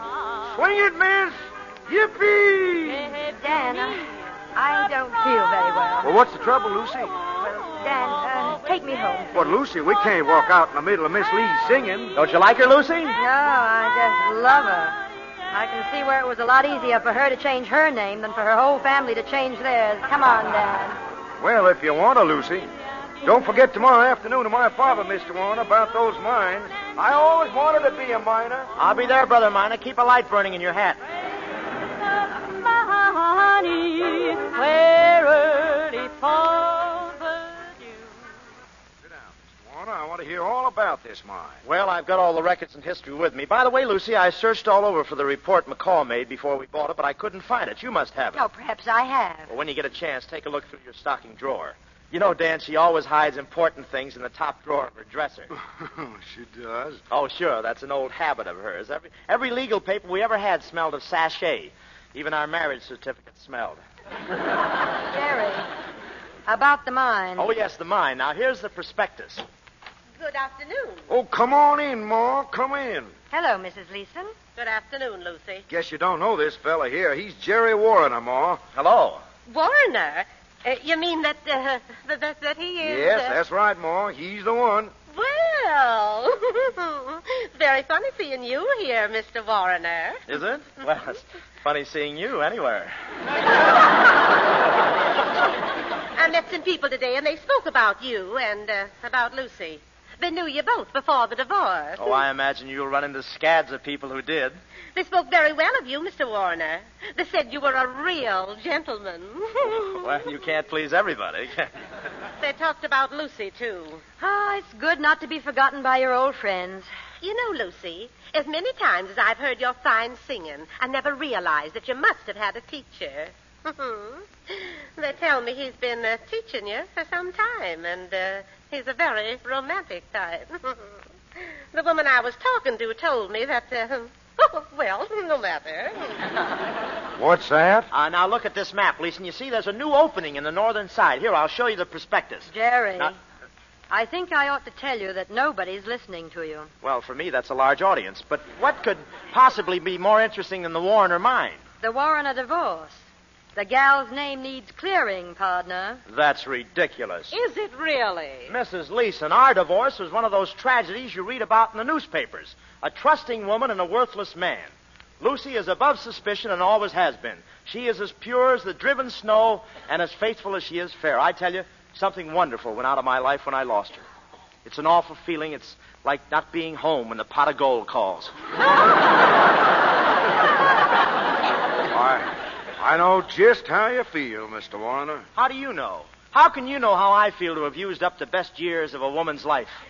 Well, folks, that's the way it goes. I'll be leaving now. Excuse me, ma'am. You're sitting on my prospectus. Oh, sorry. I'll be going now. Well, take good care of her, Dan, won't you? I'm sure you'll be happy out where the West begins, all three of you. Goodbye now, and give my regards to the Lone Ranger.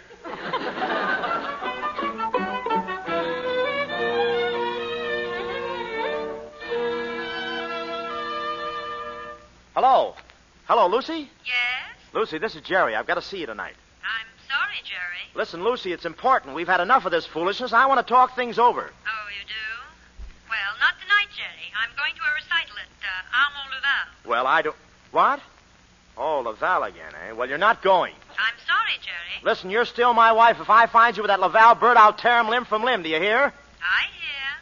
Goodbye, Jerry. I'm late for the recital already. Hello, hello, hello. Operator, return my slug.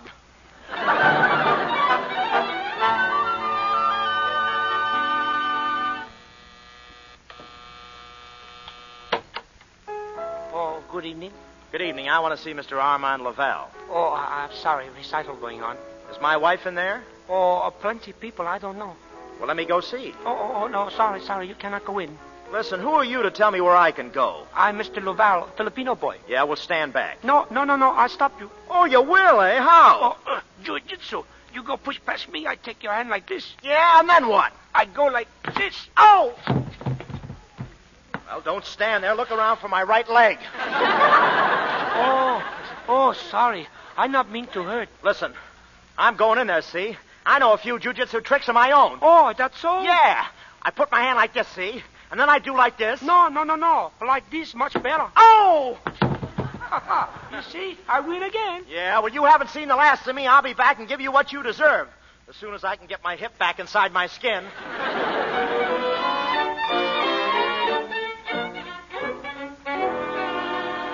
All I want to know is, what has Armand Laval got to do with this? Why is he coming here? Because I sent for him. You said that. I still say why.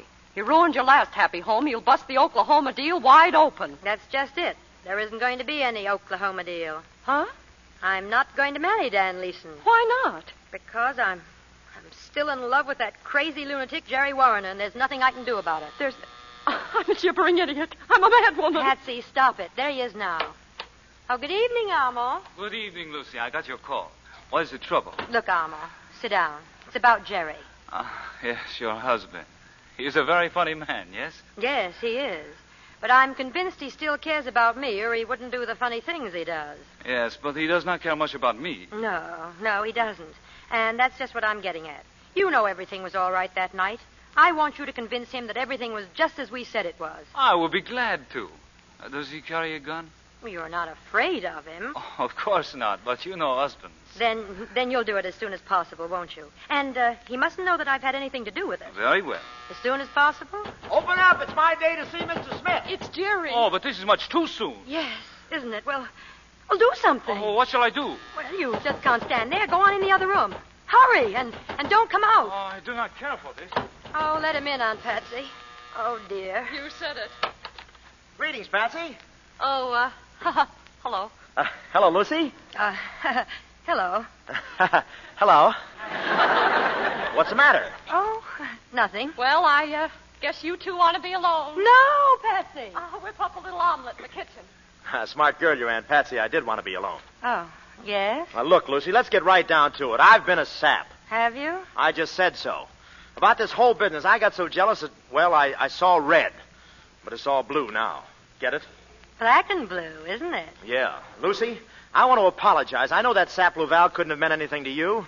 Guys like him just make me murderous. I just want to say I'm sorry for everything. Oh, yes? And what about this Barbara Vance girl you've been running around with? Huh? That's society blue blood. The morning paper said you were going to marry her. Oh, that's nothing. A misprint, you see. Never mind explaining. Let's meet later and talk it over. Goodbye, Jerry. Yeah, but I just... Here's your hat. Goodbye, Jerry. Yeah, but I'll call you later. Goodbye. Say, are you trying to get rid of me? Of course not. Why should I try to get rid of you? Here's your hat. My hat? That isn't my hat. Oh, no. Isn't it? No, look, comes down over my ears. Well, isn't that funny? Did you get a haircut, maybe? Not since I came in here. But I think I'm getting a clipping now. Take a look at it. Doesn't it look funny to you? Yes, it does look a little roomy. But maybe they're wearing them that way this year. No, I don't think so. Not as big as this. My chin is resting on the sweatband. Aunt Patsy, the bell. All right. Look, if you've got company... Oh, it's nobody. Just Dan Leeson, probably. Leeson? Well, I don't want him to see me here. I've caused you enough trouble. I'll just duck in the other room. No, Jerry. Oh, but I want you to be happy, Lucy. I'll wait in there till I've gone. Jerry, listen, wait. Oh. Hello, Miss Adams. It's Mr. Leeson and his mother, Lucy. Hello, Lucy. Lucy, dear, I've come to tell you something. Oh, hello. We've come to tell you, Lucy. Yes, well, what have you come to tell me? I want to apologize for those awful things I accused you of, Lucy. Yes, go on. What's that? I think somebody's cleaning up in the other room. Lucy, I don't want you to be angry with me for repeating what that awful woman said about your divorce. No, of course not. I'm not. What nonsense. What is that? Let me alone. Don't kill me. I'll break your neck. I'll tear you apart. Don't kill me. Don't kill me. You hide her behind closed doors. I'll break every bone in your body. Don't forget to touch second, boys.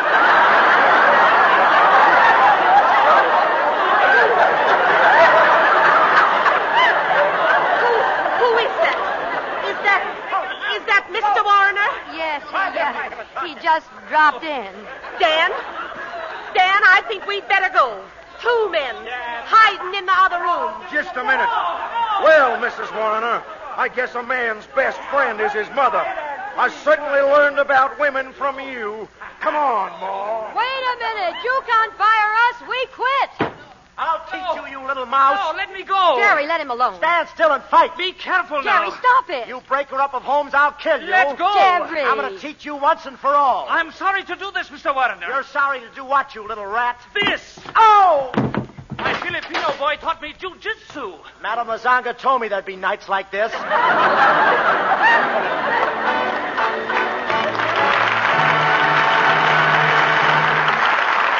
After a short intermission, Mr. DeMille and our stars, Bob Hope, Constance Bennett, and Ralph Bellamy, will bring you Act 3 of The Awful Truth. Meanwhile, let's listen to how a near crisis was averted in the Davis family the other evening. Just time for a shower before dinner. Hey, Mary, I can't use this sissy stuff you got in here. Where's some of that Lux soap? I want some real lather. Oh, you poor dear. I forgot to take that awful stuff out of the bathroom. It's some soap I wanted, Bridge. I thought I ought to use up. Here's what you want. A nice new cake of Lux soap. Well, it is an awful letdown to bathroom baritones when they find that someone has spirited away their Lux soap. Because Lux toilet soap makes a wonderful bath soap. It gives rich, luxurious lather in a jiffy. Active lather that quickly removes perspiration, every trace of dust and dirt, and leaves you feeling like a million. Now, a man might not admit it, but he's likely to be just as fussy as a woman about the soap he uses. You can count on it. The man of your family yearns for a good, firm cake of soap that gives quick, abundant lather, even in hard water. And you won't disappoint him if you always have plenty of Lux toilet soap in the bathroom. Fortunately, you can let the whole family enjoy this luxurious soap and still be economical. Lux soap costs only a few cents a cake, you know. And here's another important thing you'll notice. Lux toilet soap is hard milled, can be used right down to the last thin sliver. It's really thrifty. So give your family this soap that's as fine as money can buy. Get a supply of Lux toilet soap tomorrow. We pause now for station identification. This is the Columbia Broadcasting System.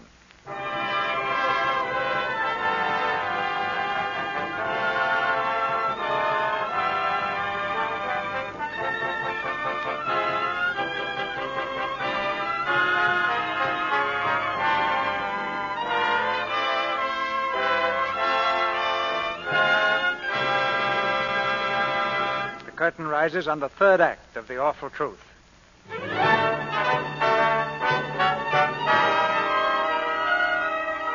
2 weeks have gone by, and the divorce is almost final. Jerry is now determined to marry the society heiress, and Lucy is just as determined to prevent it. In Jerry's apartment, she stands facing him, smiling coyly. Hello, Jerry. Hello, what do you want here? Well, I just thought I'd...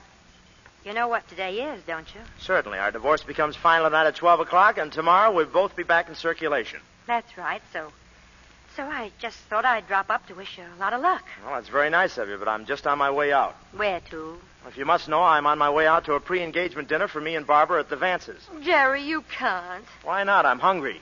You can't because you love me. Of course I loved you. I said love, not loved. Oh, you're so stubborn. You're throwing away our happiness. Barbara's a fine girl. We'll get along swell together. But that isn't necessarily happiness, Jerry. You and I fight, and we disagree on every subject under the sun, but we were happy. I was happy with you, yes, but Armand and I are incompatible. Jerry, for heaven's sake, you can't go through with this. You'll be miserable. Oh, you dope. Why can't you understand? Will you please stop, Lucy? Where's your Dan Leeson? Why don't you go back to that fugitive from Boomtown? I'll take it. Oh, no, you won't. This is my house, and get out of the booth. I've got it. Hello? Hello. Oh, hello. Well, who is this, may I ask? Give me that phone. Jerry, I think it's what's her name. Hello? Hello? You have to answer my telephone? I only said hello. Shut up. Now, what am I going to tell her? Tell her to call you back. Yeah. Oh, shut up.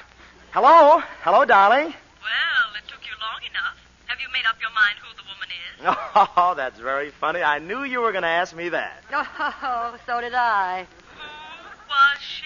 It's really very simple. That was my sister. Really? I didn't know you had a sister. If I could only be drafted right this minute.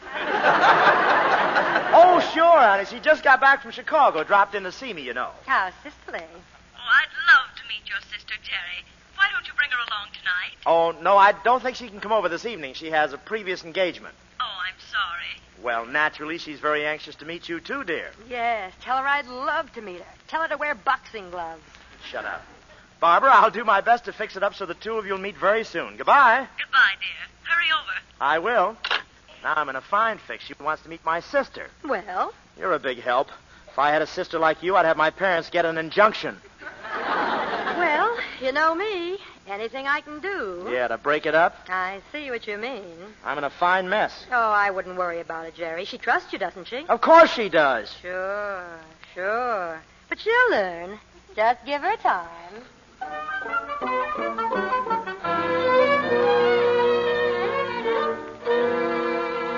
Sit down, my boy. Sit down. Oh, thanks, Mr. Vance. It's too bad your sister couldn't come tonight, Jerry. Oh, yes, she was terribly sorry, Mrs. Vance. You see, she didn't weather the boat trip very well. Boat trip? I thought you said she just came from Chicago. Yeah, the hard way, I mean. Well, you can imagine my surprise when I heard a woman's voice on the phone. Well, you can't blame me for being suspicious, Jerry, darling. Oh, certainly. I mean, of course not. I was thinking, dear, Mother, don't you think it would be nice if I asked Jerry's sister to be a bridesmaid? Oh, lovely. Well, I think she's sailing back to Chicago right away. You'd like my sister, though, Barbara. She's very much your type. Where did she go to school? Well, she did what? I said, where did she go to school? Oh, in Switzerland. Oh. And you say your father was a Princeton man. That's right, class of 92. He tells some very funny stories about the place in those days, too. He tells one in particular about a football game. It seems Yale was playing Princeton one day, and... I beg your pardon, Mrs. Vance. Yes, Edwards? Mr. Jerry's sister has arrived. Huh? Miss Lulu Warner. Oh, well, I made it, Jerry, dear. Surprised. You maniac. What'd you say, dear? Oh, I just asked how you were feeling. Oh, fine. I'm feeling fine. Mr. and Mrs. Vance, may I present my sister, Lulu? And what a Lulu. How do you do? It's so lovely to know you, Mrs. Vincy. Vance, dear, Vance. Oh, yes, of course. Barbara, this is Lulu. How do you do? How do you do? You know, it's nice getting a chance to meet you, too. I seen your pictures in the paper, and I wondered what you really looked like. Well, I've wondered about you, too. Thank you. Say, did I interrupt something? Well, I was telling a story about Dad. Oh, you mean Pop. Well, go right ahead, dear. Oh, thanks. You see, Mr. Vance, it was Yale's ball on Princeton's 2-yard line. Oh, Mrs. Vance, I don't like to appear rude, but I wonder if I could have a teeny-weeny little drinky. I had 3 or 4 before I got here, but they're beginning to wear off, and you know how that is. Now, wait a minute. Now, don't you look at me like that, Jerry. You know perfectly well that you like a little drink now and then yourself. And we call him Jerry the Nipper. He likes to sneak them when nobody's looking. He's awful cute about it, too. I seen him go along all evening just as if he didn't have a thing to drink, and all of a sudden fall flat on his puss. A glass of sherry for Miss Warner, please. Yeah, and come back dancing, Eddie. Say, I'm sorry to barge in on you like this, honey. What were you saying? Oh, well, I was just telling them one of Father's stories. Oh, well, I wouldn't do that. Well, I've cleaned it up. But you see, there was a minute to go. Dad had the ball. Oh, what ball? The football. Now, what in the world was Dad ever doing with a football? Well, I was just telling a story about when Father was at Princeton. You remember that? Oh, gee, of course I remember. Pop loved Princeton. He was there nearly 20 years. If ever a man loved a place, he just did. He adored it. And he sure kept it looking beautiful, too. You've seen the grounds, of course. Of course. I'm afraid that my sister has a distorted sense of humor.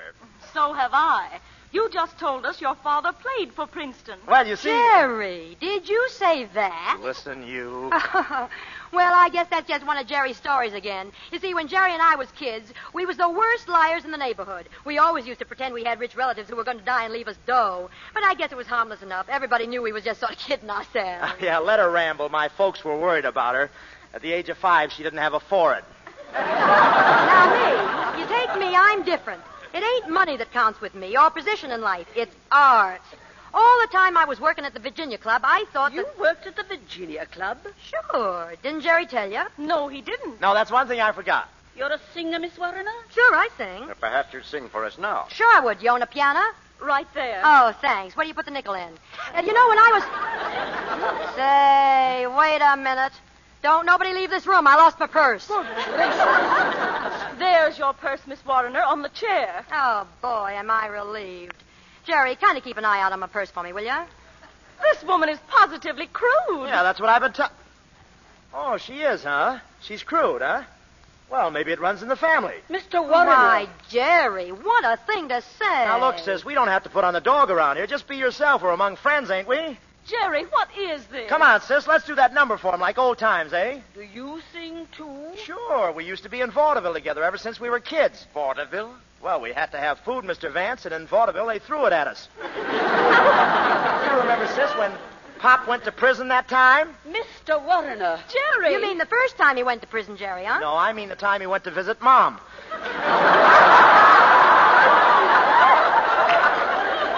But it was no disgrace. She was innocent. I don't believe she ever stuck up that grocery store at all. Of course she didn't. She was innocent. Sure, and so was Grandma. Grandma? Yeah, but her record was against her, and they hung her for spite. Jerry, perhaps you'd better leave. Oh, not until we do our number. Swing it, Lucy. This'll kill you, folks. I think I've heard enough, Barbara. So have I. You may leave, Mr. Warrener. Funny thing, they said that in every town we play. Oh, Fine family they must come from. How did I know? Oh, get out. We're leaving. Come on, Lulu. This is our exit. Come on, folks. So long, man.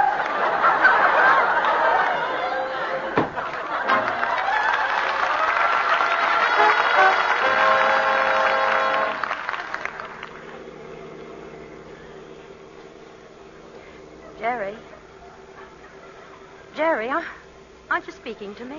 No. That's better. It's wonderful of you to drive me up down to Patsy's cabin after all I've done. I'm afraid I caused you a little trouble, didn't I? A little trouble? Tell me, of the 7 plagues, what number are you? Jerry, I'm sorry. Oh, shut up. I'm delivering you over to your Aunt Patsy, and then I'm leaving for good. I don't blame you, darling. I really don't.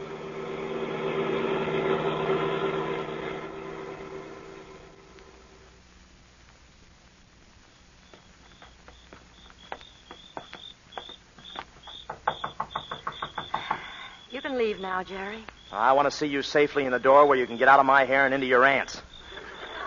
If she hasn't hung it up for the night. Mrs. Warner. Hello, Ed. I wasn't expecting anybody tonight. Well, we'll tell Aunt Patsy I'm here. Why, she ain't here, Mrs. Warner. She ain't been here for weeks. Oh, I get it. Another one of your little tricks, eh? You thought you could get me up here on a cold night and ply me with a hot fireplace. Well, it won't work. I'm going back to town. I'm going alone. Good night and goodbye. Goodbye, Jerry. Be careful driving, dear. Hey. What's the matter? The keys to the car, where are they? What? The keys to the car, the ignition key, where is it? I don't know. Did you have it when you came? How do you think I drove? You think I got galley slaves in the fan belt? Now listen, Lucy. You took that key and I want it back. I haven't got it. You have so got it. Oh, poor darling. I guess you're stuck here all night. Isn't it a shame?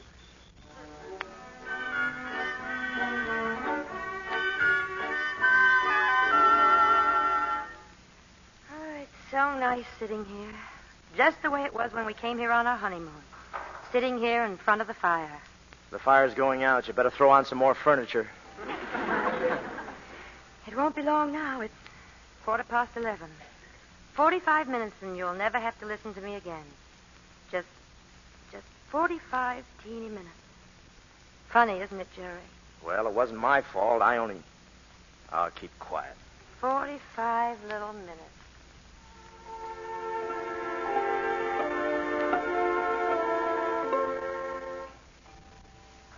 You'll be happy, I expect. All this that happened tonight will be forgotten. I'll tell Barbara Vance myself that it was all a joke. And that I want you to be very, very happy. Well, it's only 30 minutes now, Jerry. Lucy, listen. What, Jerry? Nothing. Oh.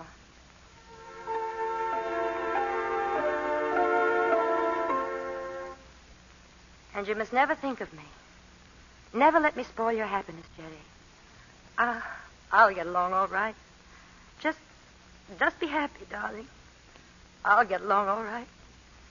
No one will ever know that. Oh, but I shouldn't say these things, should I, Jerry? I'll get along all right. Wait a minute. Listen. Yes?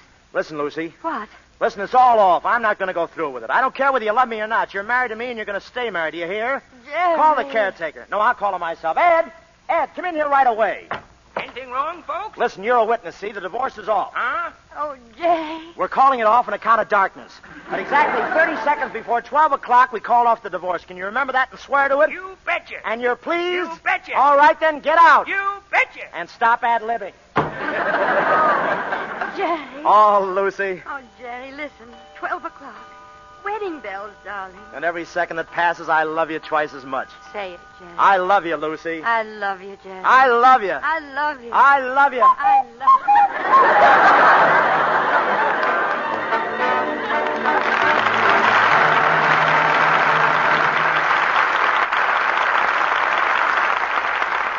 The curtain falls, because all good things must come to an end.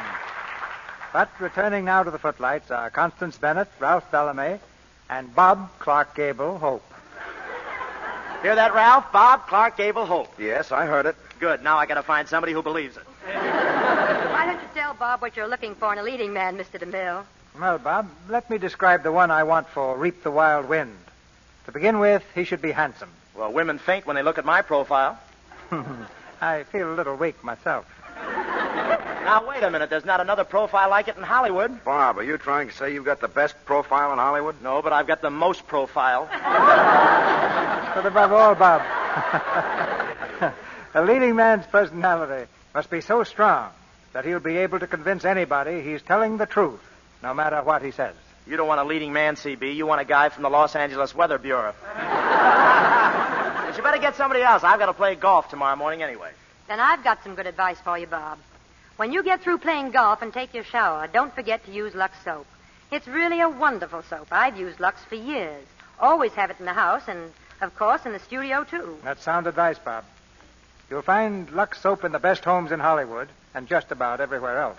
What's the show for next week, CB? Next week, Ralph, our play is Cheers for Miss Bishop, with the original stars of the picture, Martha Scott and William Gargan.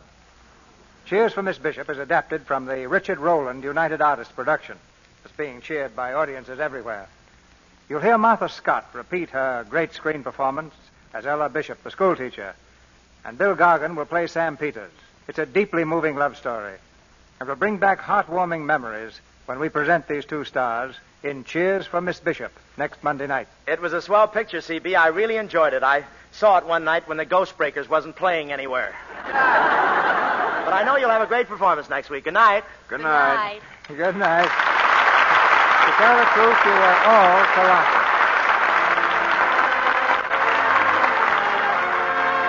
Our sponsors, the makers of Lux Toilet Soap, join me in inviting you to be with us again next Monday night when the Lux Radio Theater presents Martha Scott and William Gargan in Cheers for Miss Bishop.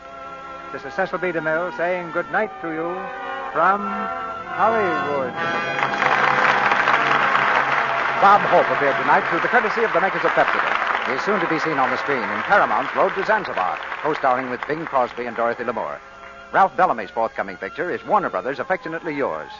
Heard in tonight's play were B. Benaderet as Aunt Patsy, Fred Mackay as Armand, Vivian Janis as Barbara, Sally Payne as Dixie Belle Lee, Brenna Felton as Mrs. Leeson, Gloria Gordon as Mrs. Vance, and Robert Strange as Mr. Vance. Our music is directed by Louis Silvers, and your announcer has been Melville Roy.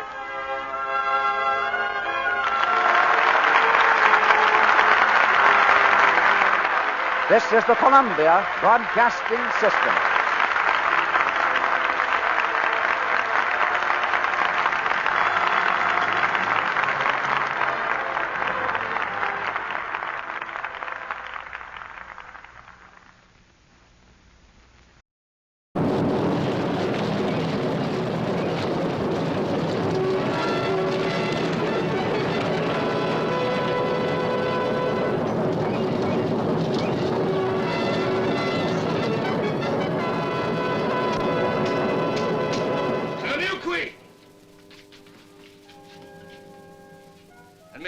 At long last give to Macedonia a legitimate heir to the throne.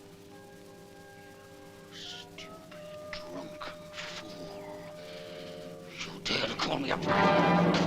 Here is the world and the time that Alexander made great. Alexander, conqueror of conquerors, whose ambition knew no bounds. Here are the loves, the glories, the legend of the man who thought he was a god. Richard Burton as Alexander the Great. Frederick March, Philip of Macedonia. Claire Bloom as Barsine. You fear that I leave you for another woman. No other woman is my rival except your mother and your frenzied desire to outdo your father.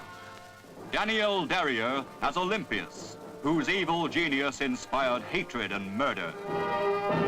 These others also knew Alexander. Roxanne, daughter of Darius. Eurydice, his father's queen. You're very young and very beautiful. You look at a woman like your father does. Perhaps I'm jealous. I am. Of his love for you. Athenians!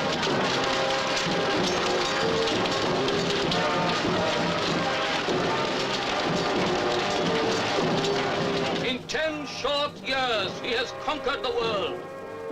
He has fought his way 2,000 miles to Babylon, Miletus, Sidon, Tyre. All these great cities have fallen before him. He has entered Egypt. He has crossed the Euphrates, Babylon, Persepolis, Susa. All are his treasure houses. He has conquered and done away with Darius and made himself king of kings over all his domain. Master of 2 worlds, he has achieved what no man has ever achieved in history. And now he has crossed into the lands of India. He has gone further than any man or god before him. He has conquered man. He has outdone the gods.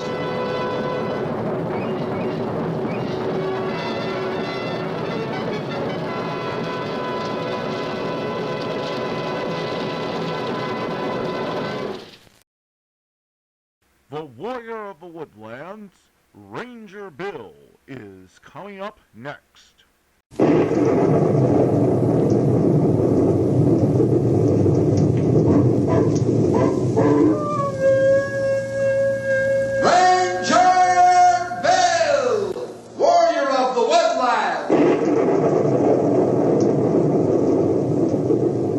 Ranger Bill, warrior of the woodland, struggling against extreme odds, traveling dangerous trails, fighting the many enemies of nature. This is the job of the guardian of the forest, Ranger Bill. Pouring rain, freezing cold, blistering heat, snow, floods, bears, rattlesnakes, mountain lions. Yes, all this in exchange for the satisfaction and pride of a job well done.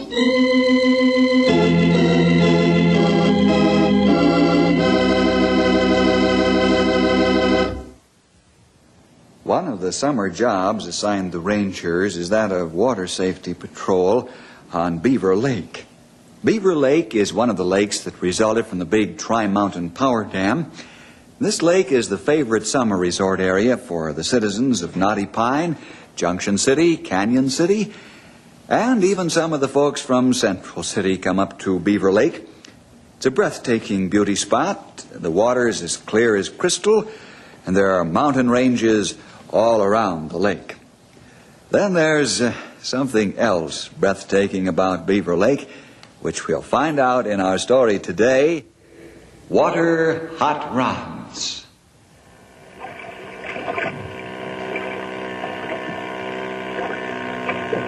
Them there young villains are coming in pretty close to the swimmers, Byron. Oh, you said it, Ben. There isn't much I can do about it.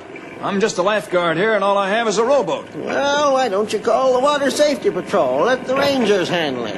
What good will that do? All the boats look the same, and before Bill and his boys can catch up with them, well, they've beached and are behaving themselves. You mean you ain't gonna call the Rangers? What for? Call them on the average of once a day about those water hot rods. What good does it do? None. Well, maybe old Ben better go over and talk to the boys. It's time something was done about this before somebody gets killed.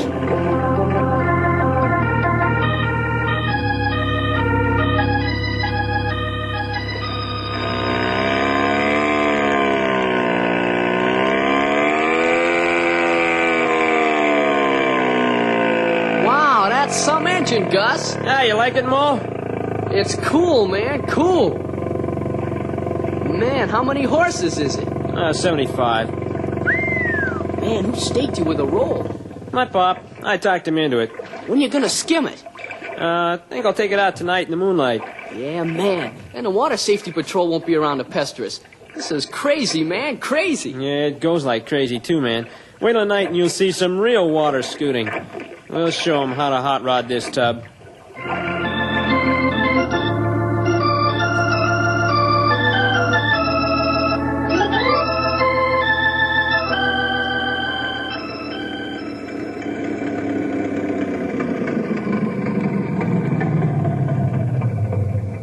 Hello, Ben.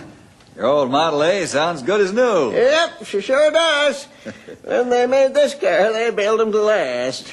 Ain't much for speed, but she sure is dependable. Summer or winter makes no never mind of this old girl. Talking about speed, young feller, that's what old Ben come over here to chin about. Oh? What's on your mind? Them there crazy kids racing around the lake in them suicide boats. Yeah, I know all about 'em. Well, why don't you do something then? Don't tell me the boss ranger is stomping up a tree like a scared cougar.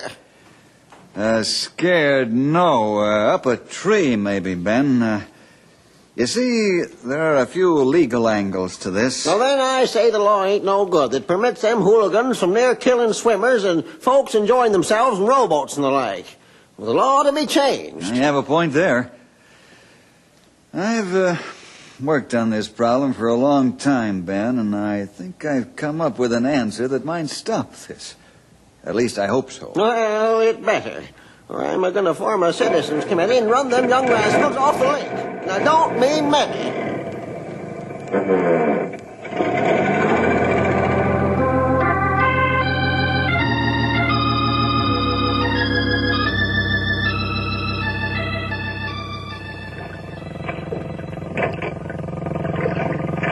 Henry! Yes? How's it doing? She sounds fine. Of course, I put it away carefully, according to directions last fall. I know you did. Pal, I'm afraid we're going to have a problem on the lake this year with these outboard racers. Oh? Some of the boys acting up again? Yeah.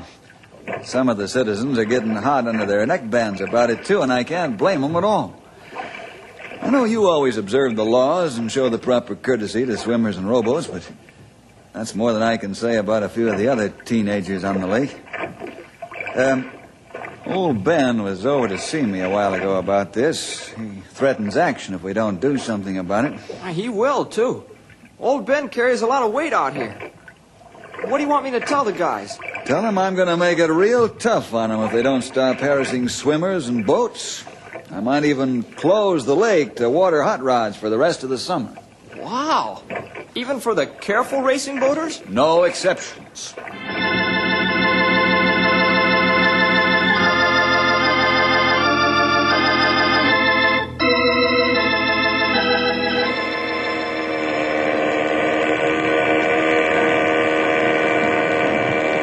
How do you like it, man?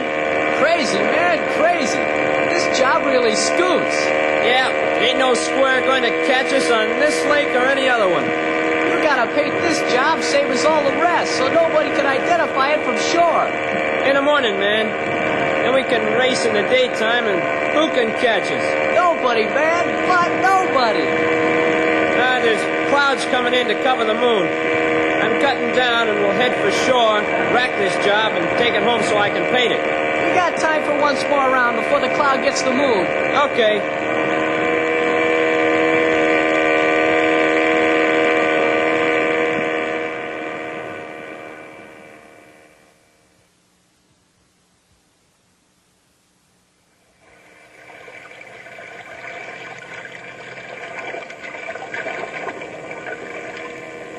Foolish men out there wake you too, Bill. Yeah, I've been watching them for quite a while, Grey Wolf.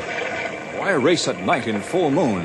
Well, I'd say that lad's got a new motor, probably a new boat. He's testing it out. Yeah, riding lights out. Mm-hmm. Nobody on lake.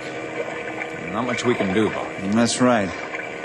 Better not try that jet-propelled racer on the lake during daylight hours, though, or you'll be in trouble. All right. So will anybody else in the boat who'll get in way.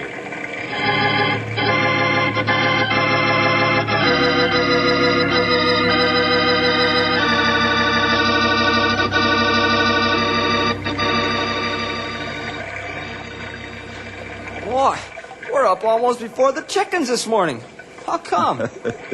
Don't you like to see the beautiful lake in the quiet of the early morning hours? Are you feeling all right? Sure, Henry. Why, do I look sick? No, but you talk like it. Why, even the fishermen aren't out on the lake yet. In fact, there's only a couple of them stirring around their boats on the dock. Huh? I thought you couldn't see this early in the morning, Henry. You mean this late at night? Well, I guess it isn't that late. There's some of the speedboat guys at the launching ramp. No, it's fine. I want to have a few words with those fellows. We're going to give them something to think about. Oh, is that why you're carrying that sign? Right. I had this sign made up a week ago. I've been waiting for the right psychological moment to nail it up on the launching ramp, and I think this is it.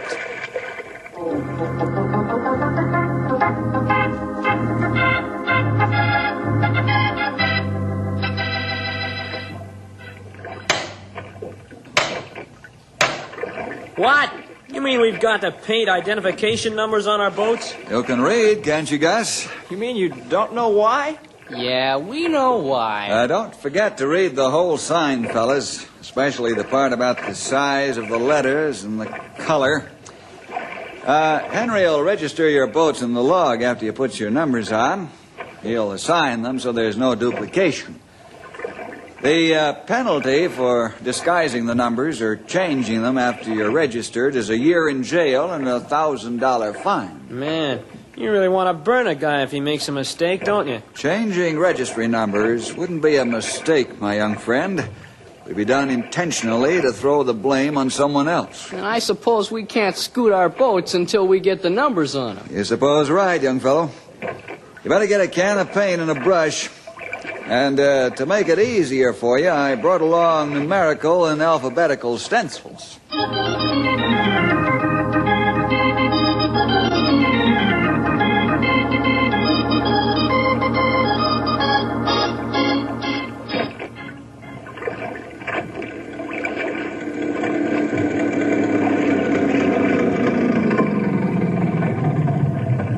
Hello, Ben.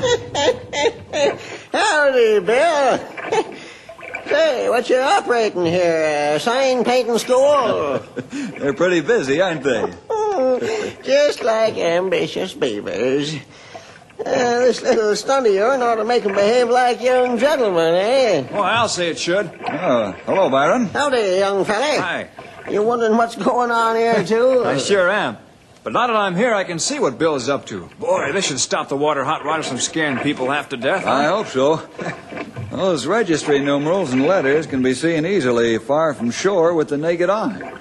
And they can be seen anywhere on the lake with field glasses. And they better not come close to the swimming areas or they'll be in hot water. All I have to do is sit there with a pencil and pad of paper. That'll do it. Then we'll pick them up when they come into the loading ramp. I've checked the legal angles on this, and it's okay. In fact, that's why it took so long to put this into effect. Well, what do you mean? I had the Ranger's attorney in Washington give me an opinion. You know, officers of the law have to be careful that they're not infringing on the rights of privacy and the right of every American citizen under the Constitution. Hey, you know, that's something I never thought about. A peace officer breaking the law. But I guess it's possible. Well, all the boats are registered in the book. As soon as that quick-drying paint dries, they can launch their boats. Good, Henry. Now, there's one other thing that bothers me. What? I don't see that new high-speed super scooter that was on the lake last night. I wonder who owns that. And when they'll try a daylight run.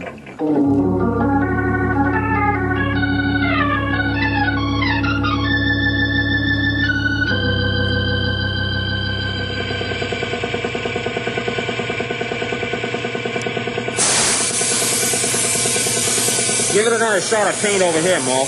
Hey, be careful it doesn't run there. Okay, boss.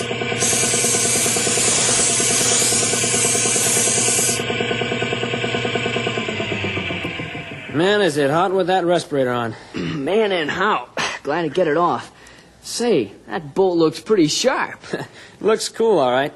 Couple of hours we can rub it down with wax and she'll be ready to go. Don't forget the registry numbers. Bill Jefferson means what he says. Yeah, I've been thinking about that. That guy gives me a pain. I got an idea how to beat this registry number strain, though. Yeah? How? I'll show you after I get it rigged up. Come on, let's stencil on the regular number. But I thought you said you had a way to beat it. I have, but we still have to put the right number on. Let's go.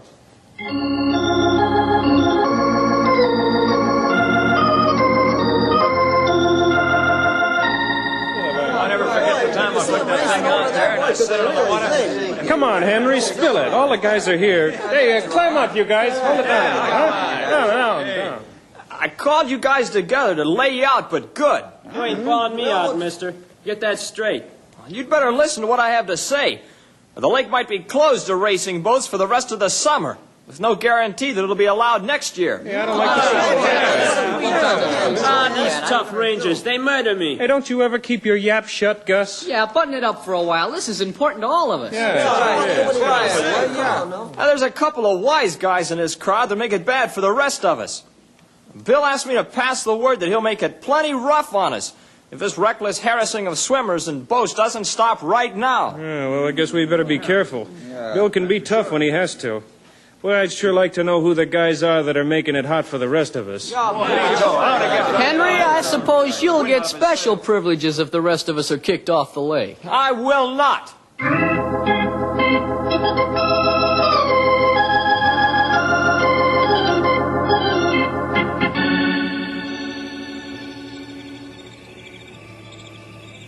Well, she's all set. We can take off for the lake and race. Do you think we ought to? Nah, come on. Don't tell me you're turning chicken, Mo. No, but Bill Jefferson's nobody to fool around with. I've got everything figured out. He'll never catch us. Oh, no? Look at the size of that registry number. A blind man could see it. I got that little problem solved, man. Look at this. Switch of numbers? Yeah, cool, ain't it? Yeah, man, but how do you fasten them on? Ah, with these little hooks here. You can hardly see them. Like this. Man, they won't be able to tell who we are. Oh, yes, they will. What do you mean? One set of switch numbers tells them we're Nick, and the other set is Henry Scott's number.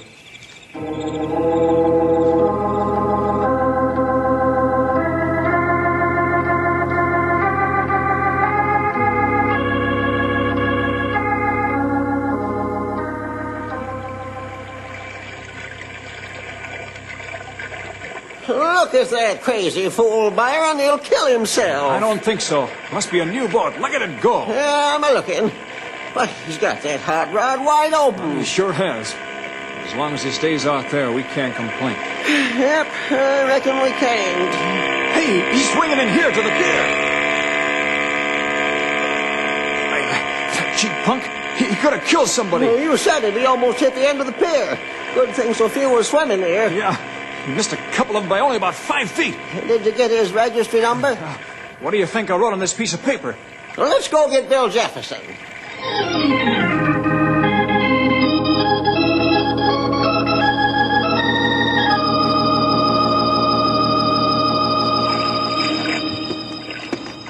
Hey, fellas, here comes the boss ranger. Yeah, and his buddy.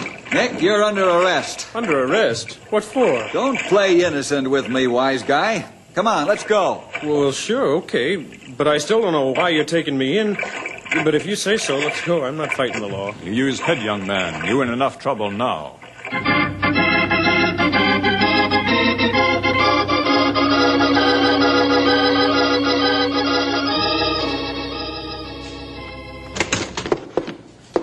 All right, Mr. Hot Rodder, let's hear about it. Hear about what? You see this slip of paper, wise guy? Oh, sure. It has your registry number on it. It was read off your boat by the chief lifeguard at the swimming beach today when you hot-rodded your speedboat into within 5 feet of the swimming pier and raced out again. Now, don't tell me you don't know why we arrested you. You better tell the truth. We not have much use for liar around here. I don't know what to say, except that I didn't do it. And I can prove it. My boat was on the conditioning rack until almost the time you picked me up. Is that so? Yes, sir. That's the honest truth. What do you think about that, Bill? I don't know. Nick, you're a pretty clean-cut lad, and I'm going to let you go, but I'm also going to check out your story. Well, thank you very much. Well, I like to race my boat, sure, but I wouldn't deliberately try to kill people or break the law. Well, I don't want the lake closed to racing. All right, Nick. You can leave. Yes, sir. Oh, just one question, please. Shoot. How'd my registry number get on another boat? Nick, I wish I knew. But you can be sure of one thing. Yes, sir? I'll find out who switched numbers if it's the last thing I ever do.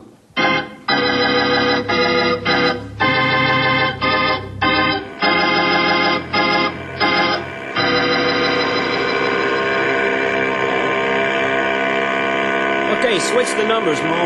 Yeah? What are you gonna do? You see those guys fishing over there? Yeah, but you can't go between them. You want to bet? Not with you. What if you tip them over?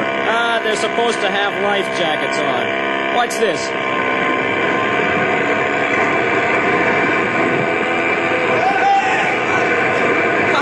How's that, man? I didn't even hit him.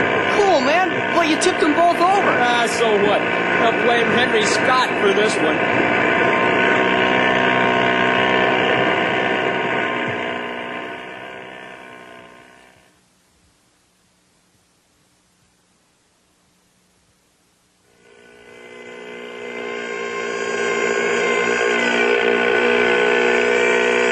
How did it happen? I don't know.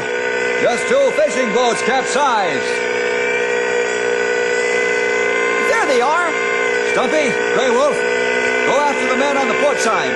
Henry and I'll take the men starboard. Right. I sure wonder how that happened. All right, throw the lifelines and pull them in.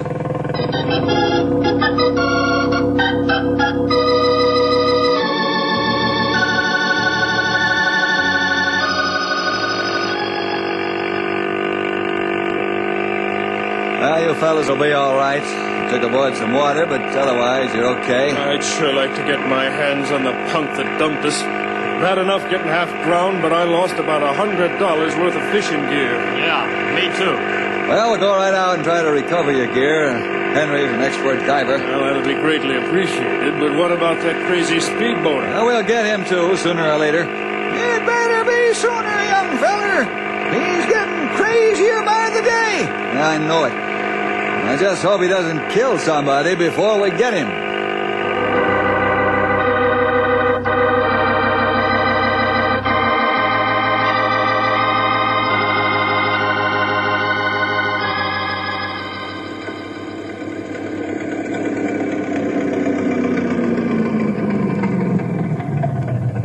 Are them fellers all right? Yes, Ben. Anybody get the number of that boat? Yep. Boy, that's good. Who got it? I did, with my telescope. You know, I got a funny feeling about that boat. Let me have the number. We'll pick up this scoundrel. Sure. You won't have to go far to pinch him. Huh?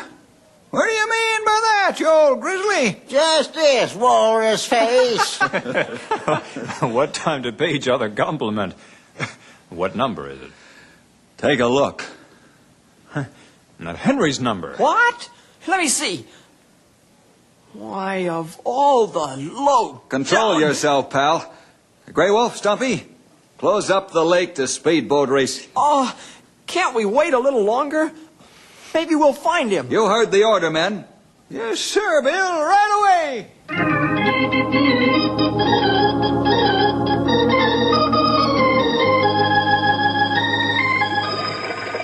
Get boats out of water plenty quick and no back talk. Yes, sir.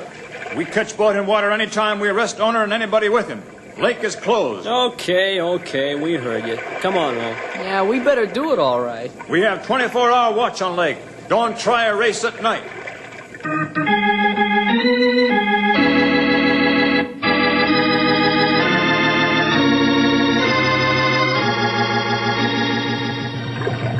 This your hot rod skimmer, youngster? Yes, Yes, sir, Ranger. Well, get it out of the lake. Didn't you hear the lake is closed to speedboats? No, sir, I didn't. I just came up here yesterday from Canyon City. How about motorboats, Ranger? We ain't closed the lake to slow boats yet.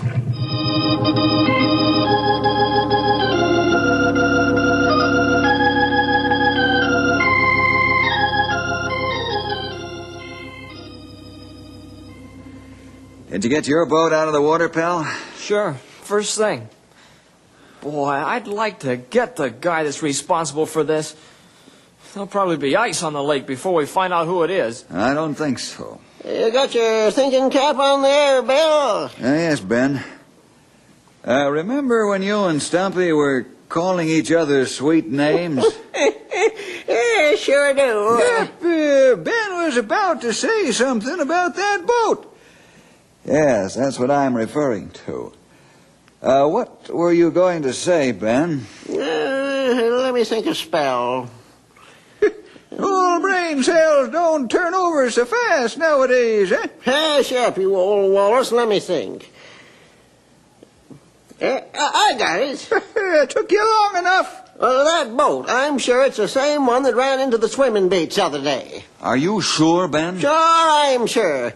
I don't make these things up, you know. Oh, how can you tell one of them there hot rod scooters from another except by number? They're as much alike as peas in a pod. I know that, but I'm sure it's the same boat.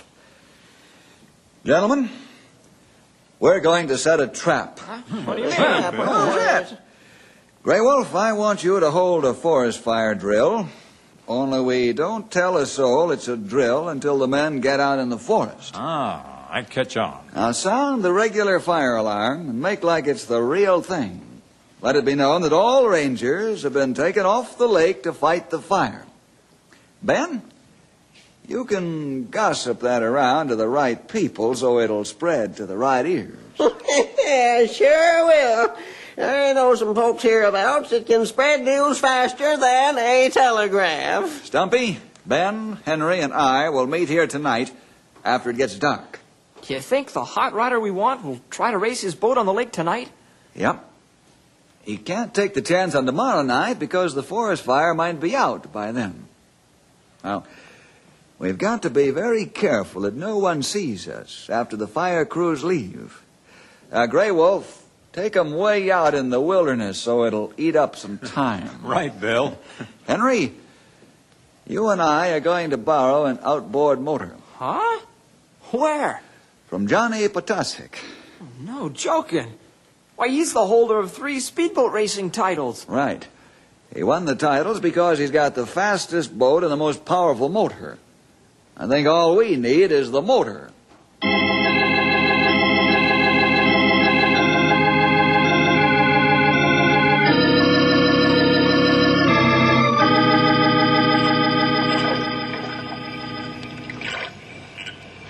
Well, Stumpy should be hiding near the launching platform by now. Yeah. Boy, it's hot with these life jackets on. Whew, you ain't joking, Henry. But I guess we need them. Yeah, in case of a smash-up. We don't know what the other guy is going to do once he sees us. Anybody question you, pal, when you put your boat on the trailer and pulled out? No. I told him I was taking it home. Mm-hmm. There isn't any room to work there now anyhow. Right. Yeah, listen. Ben, look through these night glasses and see if that's the same boat. Yeah, I sure will. That's it, all right. Let's get 'em.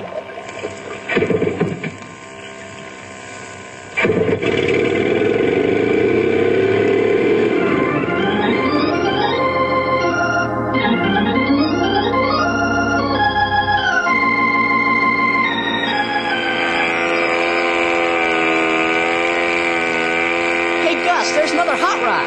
Ah, so what, man? Hell, I'll be out here when the ranger's gone. I don't like it. They're heading right for us and catching up. What? Well, they won't catch this job.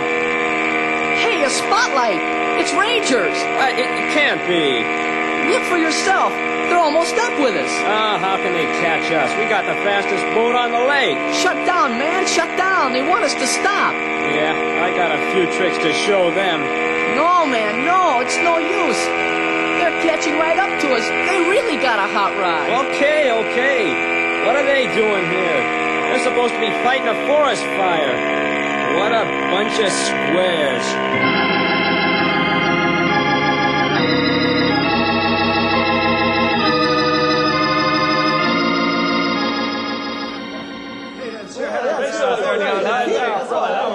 Quiet down, you guys. Fellas, I'm pleased to tell you that the lake is open to racing again. Oh, that's good news. That's great.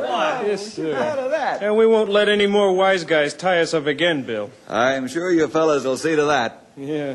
Hey, what happened to Gus and Mo? Well, they were convicted by the court, but given a suspended sentence. Now they've been banned from the lake for 5 years. Perhaps by that time they will have grown up.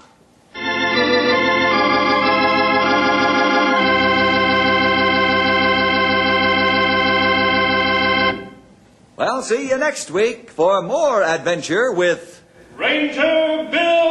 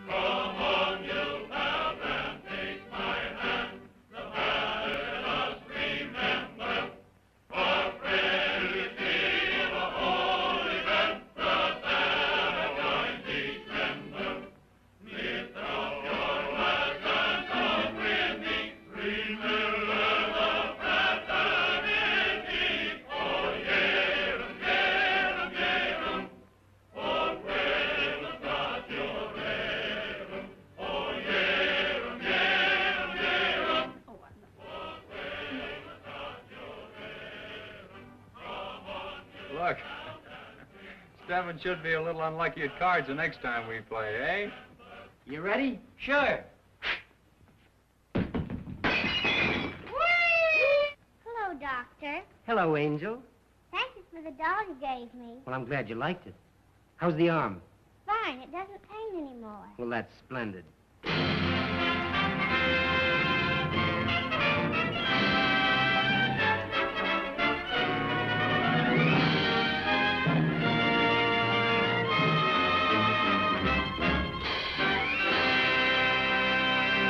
Don't you see, I had to forget you.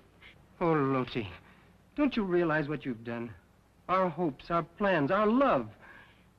I realize. You heard what he said. When God sends gifted men like you into the world, he gives them to the people. Well, who'll take the responsibility? You? You? Heaven help the man who failed. Well, come on. You don't dare.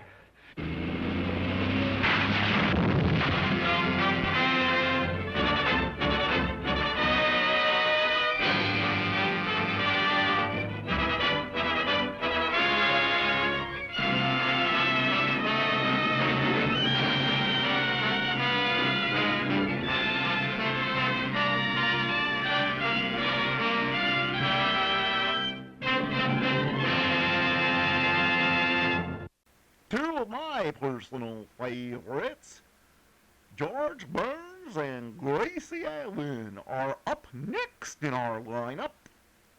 Hello, are you there? Well, we're here at Camp Elliott with Marines. Yeah. Swan, the soap that's pure and gentle. Come on, swing this one. Lever Brothers, the makers of Swan, the new white floating soap, presents the Burns and Allen Show with Paul Whiteman.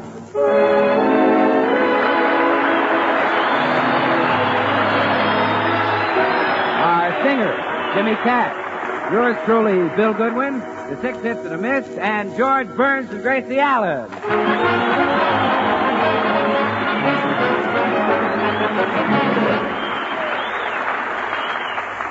Well, now let's look in and see what's doing at the Burns home. Gracie, In the living room, dear. Gracie, what happened? I looked in the drawer, and I haven't got a single clean shirt. Oh, darling, I forgot to tell you. Our laundress quit. Oh, she wasn't a very good laundress anyway. Remember how she used to cut the tails off your shirts to make her work easier? Yes, it's just as well she's gone. Well, she's got a job over at Consolidated now, making airplanes. Oh, that reminds me. I better call Consolidated and warn them. Why? Airplanes have tails, too. Well, Gracie, don't bother. Do you think that you could wash out a shirt for me? Oh, well, I'd be glad to, Judge, but I'm expecting 2 of the girls from my club any minute. Oh, the Beverly Hills Uplift Society. Yes. What are those hens going to cackle about today? Well, George, that's no way to talk about your wife and your wife's friends. Oh, I didn't mean you, dear. Well, it's no way to talk about those other hens either.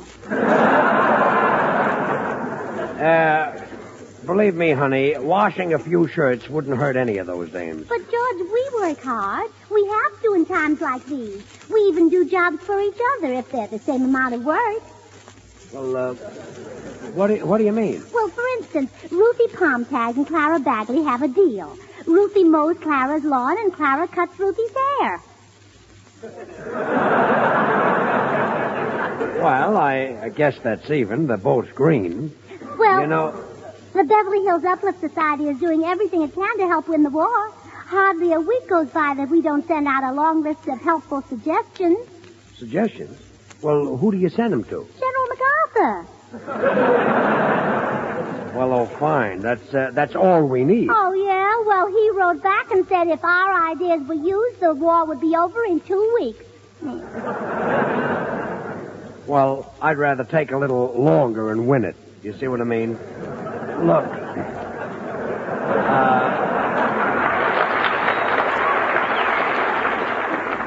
Why don't you girls do something constructive? Well, we do. We save all our waste kitchen fat and take it to our butcher. The government uses it to make bombs and bullets. Well, now you're doing something. Why, Blanche Morton alone has turned in 11 pounds of fat this week. Well,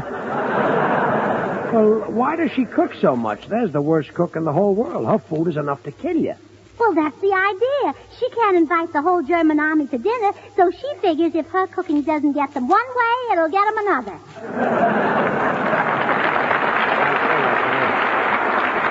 And, of course, we must drop a few of our biscuits on the Japs, too. Yes. Yes, remind me to do that. Oh, that must be the girls now. Come in. Oh, hello, Gracie. Oh, hello, Ruthie. Hello, Clara. Ruthie, I was just telling George about the deal you two had, where you mow Clara's lawn and she cuts your hair. What do you think of it, Mr. Burns? Well, it's very interesting, only it looks like the wrong one is using the lawnmower. Well, excuse me, girls. I've got to go and wash a shirt. I'll be in the kitchen, dear. Oh, all right. Honestly, Gracie, sometimes I wonder why you married that man. Oh, it was love. I didn't have much choice. Well, obviously not. Well, look, Gracie, what we came to talk to you about, we want to help the war workers. Now, there are lots of mothers who have babies in defense class. My goodness, the hospitals must be crowded. No, Gracie. Now, you see, while these mothers are working, they need someone to take care of the children. Can we count on you to help? Oh, yes, I love babies. I practically raised my little nephew, John Cachu Allen. The child's name was John Cachu Allen? Yes, the minister who christened him had a very bad cold. But, Gracie, the child we're leaving with you isn't exactly... Oh, I adore babies. I still have little Johnny's first pair of shoes. Wait, I'll show them to you. I'll be right back. Oh, poor Gracie. I hope she won't be too disappointed when she finds out the baby we're leaving with her is 10 years old. Yes, Bobby Ross. He's tough as nails. Oh, here comes Gracie. Well, here they are, girls. Look, little Johnny's first shoes. I had them gilded. Aren't they sweet? Sweet? Why, my husband could wear these. Were those his first shoes? Yes. He didn't move into town until he was 24.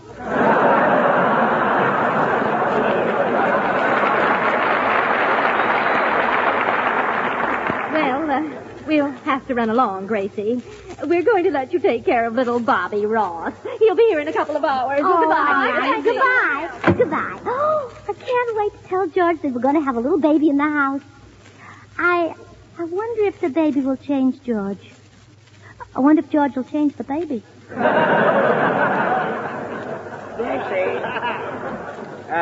Gracie, have those club women left? Yes, dear. Well, thank goodness. What were you talking about? The baby. Well, who's going to have a baby? We are. Oh, we are. Well, if one of... We are? Yes. We're going to have a baby? Yeah. Are you happy, George? Happy? Why, I'm delirious. I'm a father. I'm a success.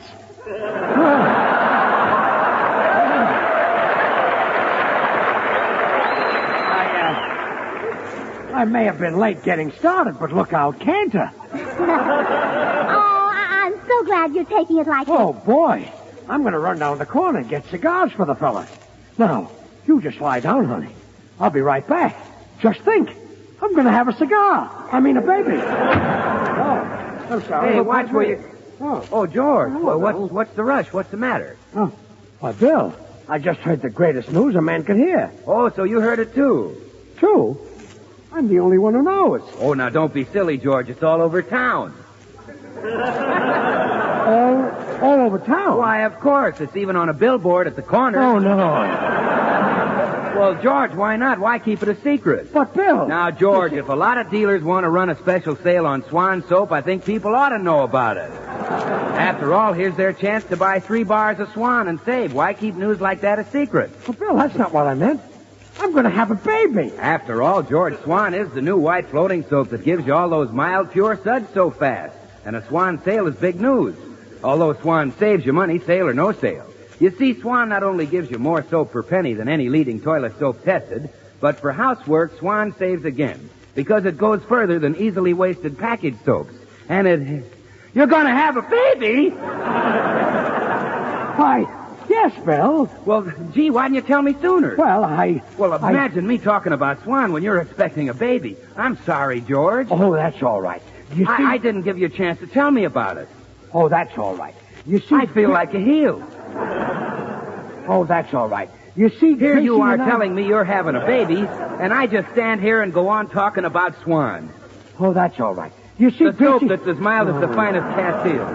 The soap that's so mild and gentle it's kind to your hands, no matter what soap and water job you use it for. Oh, George, I'm just a false friend. Oh, Bill, forget it. Well, gee, thanks. When do you expect the baby, George? My gosh, I forgot to ask Gracie. Just a minute. Gracie? Yes, dear? When are we expecting the baby? March, April, May? Oh, it should be here in about 2 hours. 2 hours? Bill, go for a doctor. Okay.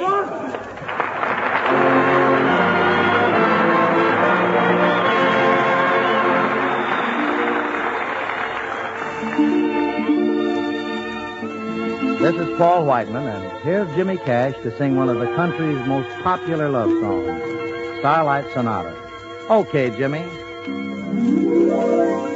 You're my song from a world way up high. You are my starlight sonata out of the midnight sky. There's no melody sung by a lark sweet as my starlight sonata after the sky grows dark. Your arms are such a thrilling place when we embrace like this. The promise of eternal love is trembling in your kiss. Twilight sings of a heaven to be, bringing my starlight sonata straight from your heart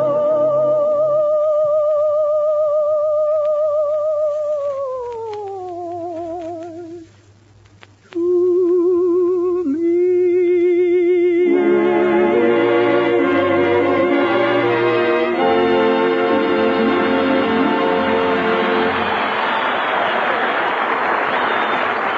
Well, Gracie is waiting to take care of the defense worker's baby, while poor George still thinks he's going to become a father. Now, just lie down, dear, and take it easy. Would you like another pillow under your head? Oh, I wish I knew what's come over you, George. All this fuss over one little baby. Suppose I was going to have 4 or 5 of them. At once? Well, I'd be glad to do it if you'd like me to. Oh, no. Gosh, why doesn't Bill get here with that doctor? What's the matter? Don't you feel well? Of course I feel well. The doctor is for you and the baby. Oh, I see what you mean. He examines the baby, and then if he isn't healthy, we give him back and get another one. I can't understand what you... Oh, there's Bill and the doctor. Now, you stay right here. I'll answer the door. Come in. Oh, hi, George. Here's the doctor you wanted. This is Mr. Burns, Doc. How do you do? How do you do? That'll be $5, please. Well, for Pete's sake, Bill, this is Dr. Lewis. I don't want him. Well, gee, I'm sorry. I just grabbed the first one I found. What's wrong with him? Well, this guy is a screwball. Well, let's get down to business, Mr. Screwball. Unusual name, by the way. Only heard it once before. A woman I know told me your husband was a screwball. Well, I don't care what she told you. Charming woman, delightful. Great friend of mine. Married to her, come to think of it.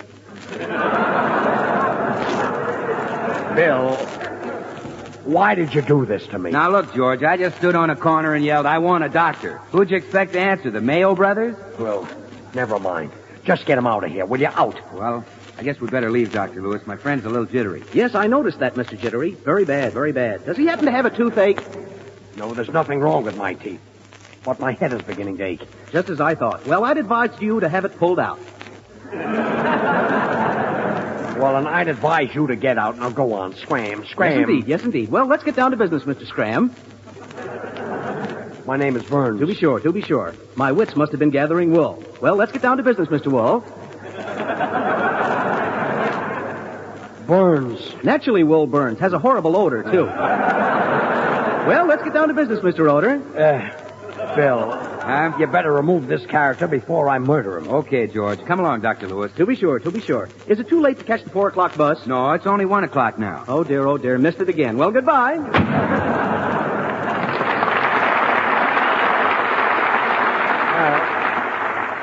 Of all the silly, idiotic things he had... Doctor, did he leave? Well, don't worry. Now, I'll get another one. Now, you just lie down, and I'll go in the kitchen and fix you a nice glass of warm milk.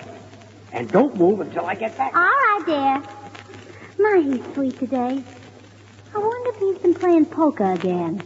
Come in. Oh, hello, Gracie. I brought over the child that you're to care for, little Bobby Ross. Oh, how nice, Ruthie. Where is he? Right behind me.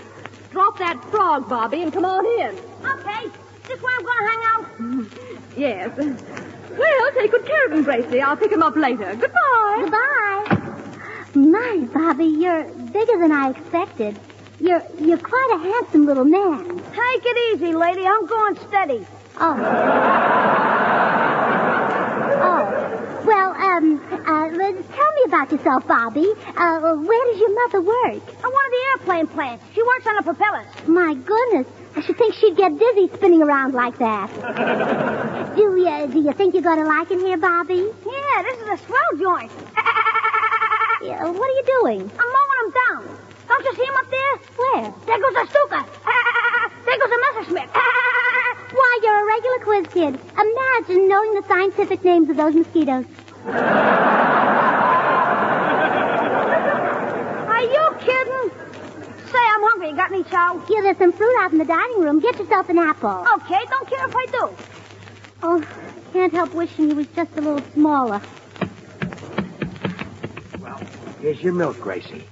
Did you keep quiet while I was gone? Yes, George, perfectly quiet.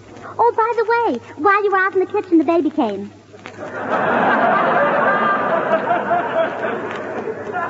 The baby? Yes, but he's just a little bit... Where is he? Well, in the dining room. He's getting an apple. Getting an apple? Yeah, he's a little older than I expected, George, but I'm glad to care for any child whose mother works in the defense plan. I don't get it. You mean the baby isn't out? No, dear, we're taking care of Mrs. Ross's boy while she's working at Consolidated. Gee, I'm not a father. Well, what'll I say to the boys? What about all those cigars? I feel terrible. Oh, buck up, George. Remember that inspiring poem of Kipling's that I always quote? If you can lose your head and never keep the common touch, if you can walk with kings while the dawn comes up like thunder, and which is more, you'll be a man, my son. Now I feel better, yeah.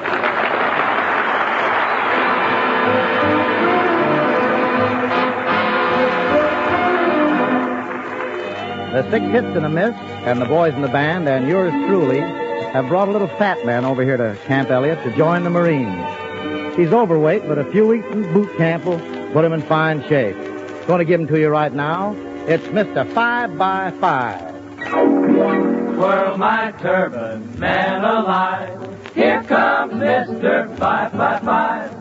He's one of those big fat mountain boys, solid avenue boys. Mr. 5x5. He's 5 feet tall and he's 5 feet wide. He don't measure no more from head to toe than he do from side to side. Mr. 5x5, a 15 chin and a line of jive. He's a mellow old cat, a real hep fan. He be Mr. 5x5. That man can really jump it for a fat man. Boy, the only trouble is there's no way of knowing whether he's coming on or going.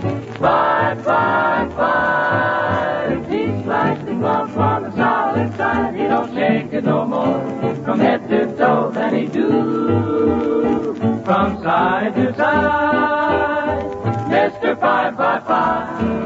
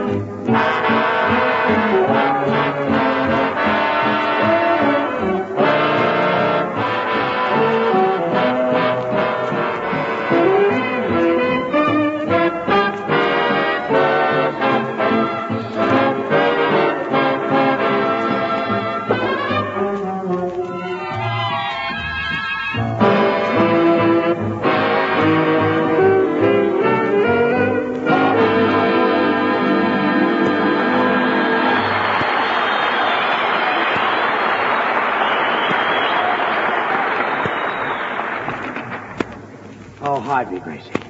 Hide me from that kid. Where is Bobby? You're supposed to be playing with him. I've played with him for 3 hours and I'm worn out.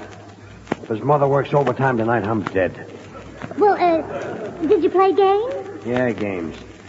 I was supposed to be a Japanese zero, and he shot me down 5 times. Oh, yes. I thought that would be fun. I hope you didn't mind the little extra touch I added. What extra touch? Telling him to put a lighted cigar in your pants pocket so you come down with your fuselage smoking. So, that's where he got that idea. I wish I'd never set eyes on that kid. Here, you're a zero, and I'm going to get you. Get down. Okay, I'm down. Now let go of my sleeve. What are you doing? I'm tearing off a piece of your wing for a souvenir. Now cut it out. Now I'm not going to play any more zero with you. Okay, you make a lousy zero anyway. My grandmother is more maneuverable. Why, you... Oh, now, dear, please. Oh, I'll tell you what, Bobby.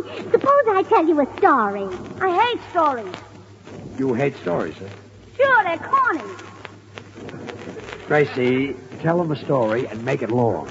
All right. I'll tell you the story of Goldilocks and the 3 bears. Oh, brother. Now, once upon a time, there were 3 little bears who lived in a itty-bitty pool. And whenever they huffed and puffed, they blew it down. Is she on the level? Keep your yap close, kid. Go ahead, Gracie. Well, one day, a girl named Little Red Goldilocks was riding through the woods in a pumpkin coach. She came to the itty-bitty pool and knocked on the door, but nobody answered, so she climbed up the beanstalk and went in. Hey, lady. Shut up. Go on, Gracie. Well, while she was asleep, the 3 little bears came home and they said, fee, fo, fi, fum, I smell. Little red Goldilocks tried to run away, but she had very small feet, and at midnight the bears caught her and hit her on the head with a glass slipper. Oh, go on. That's all. That's the story? Mm-hmm. Okay, kid, shoot me down again.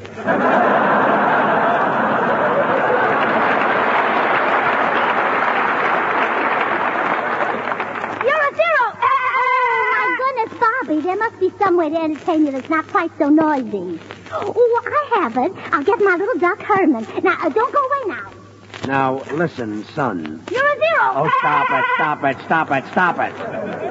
Is the Air Force the only branch of the service? It's the loudest. Well, ground yourself. Hiya, George. Is the baby here yet? Yeah, this is it, Bill. This? Yeah. It was all a mistake. We're just keeping this kid while his mother is at work. I'm not going to be a father. Oh, well, gee, that's too bad. I'm sorry, old man. Fine time to call me old man.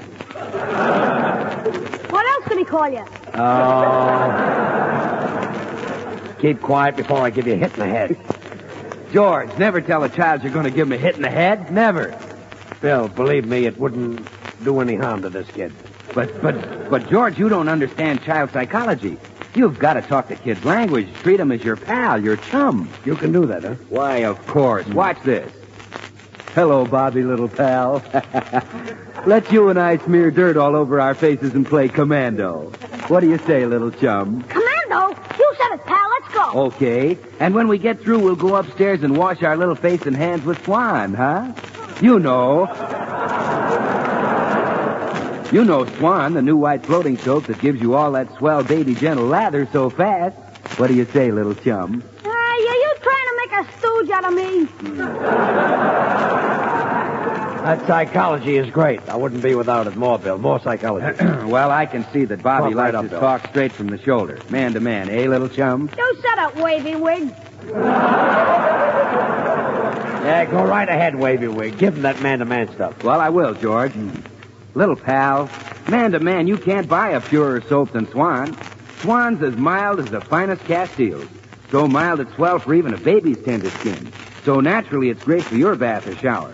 What say you go upstairs and try it, huh, little pal? Just a minute, Bright Eyes. Are you trying to little pal me into a bathtub? Psychology, Bill. Psych him, Bill. Psychology. Okay. Psych him. All right, Bobby. Give him a big psych. I'll psych him. I promise not to mention Swan soap again unless you ask me about it. How's that? It's a deal. Okay, little chum. Now, you ever seen one of those big Catalina flying boats? A fella your size could crawl right into one of those floats on the wings. What floats? Swan floats, and thanks for asking.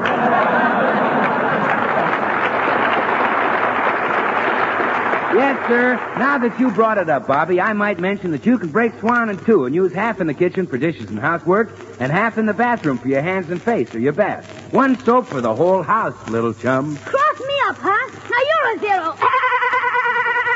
George, do me a favor. What? Give that kid a hit in the head. Goodbye.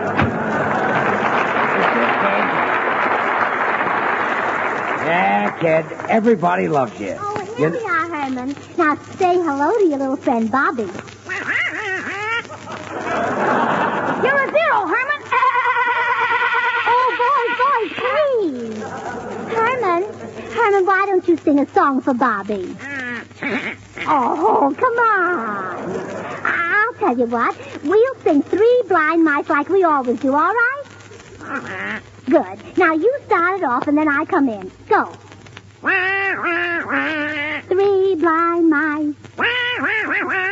See how they run.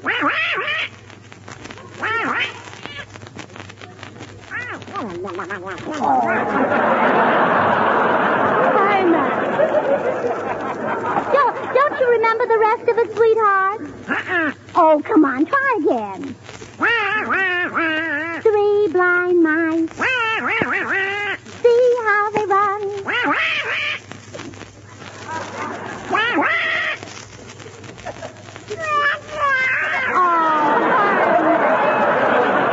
Herman, I'm surprised at you. Even a baby could remember that song. Now, I'll start this time, and you follow me. 3 blind mice.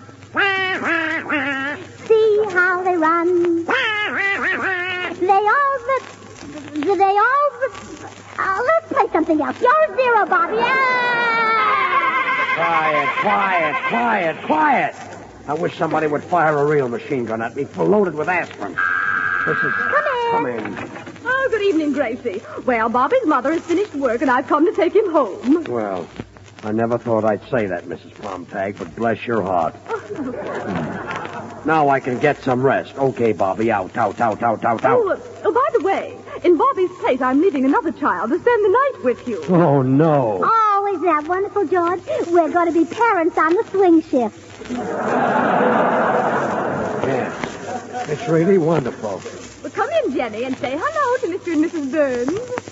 Hello. Oh, a little girl. Oh, George, isn't she the sweetest thing you ever saw? Yeah, she's cute.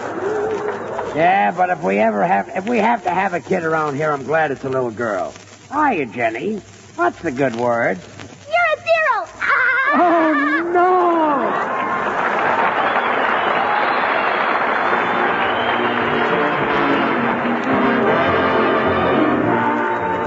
George and Gracie will be right back, so I'm just going to say, don't forget that special sale on Swan soap that so many dealers are running right now.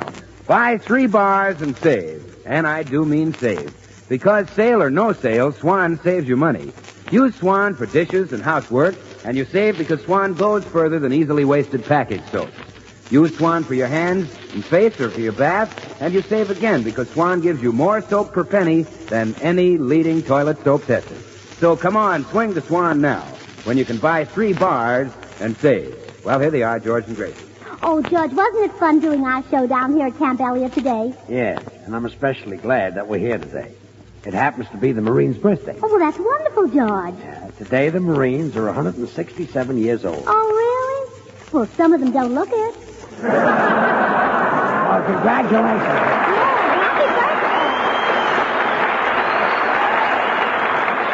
The makers of Swan, the new white floating soap, join George and Gracie in inviting you to tune in again next week, same time. These programs are shortwave to our armed forces everywhere. Remember, Swan now brings you 2 of radio's top shows. George Burns and Gracie Allen every Tuesday night, and Tommy Riggs and Betty Lou every Friday night over another network. And now till next week, this is Bill Goodwin saying, well, I, Swan, how about you? Good night.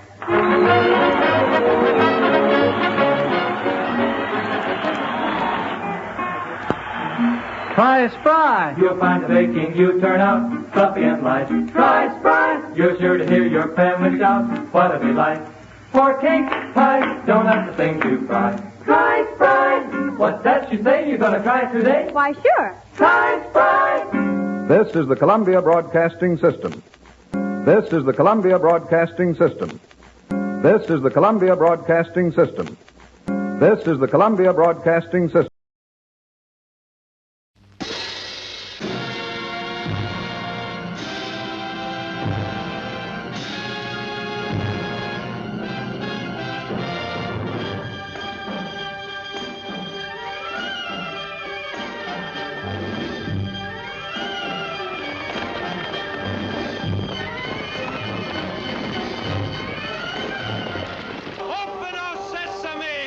Yes, open, O Sesame, and bring us magnificence and excitement unparalleled on the screen.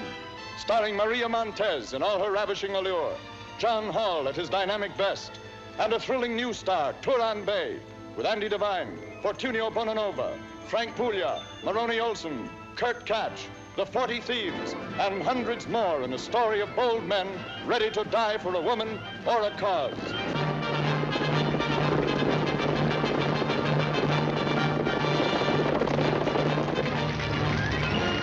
See Baghdad enslaved by Hunnish hordes, romance in the shadow of the torture rack, the slave beauties of the conqueror's court, and thrill to the reckless daring of the 40 Thieves defying the armies of the mighty Khan. I set traps for them, and what happens? My entire army is not capable of dealing with 40 thieves. I'm curious to know why one so beautiful, so young, should marry the ruthless Khan. I shall be queen in Baghdad. Sharp, aren't they? Why have you returned against my orders? Because of Ali Baba. He bids you have courage. You will come and... No, he must not. He must not try to save me. They will kill him. I, a lowly merchant, do plead with the mighty Khan for the privilege of adding my humble offerings to those of his noble guest. This merchant from Basra is Ali Baba.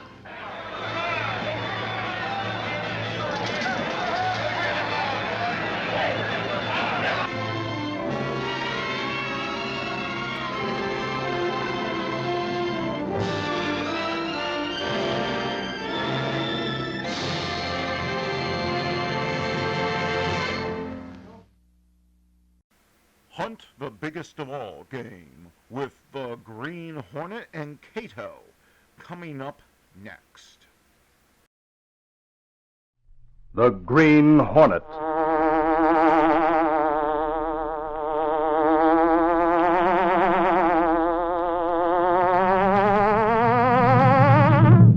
He hunts the biggest of all game, public enemies who try to destroy our America.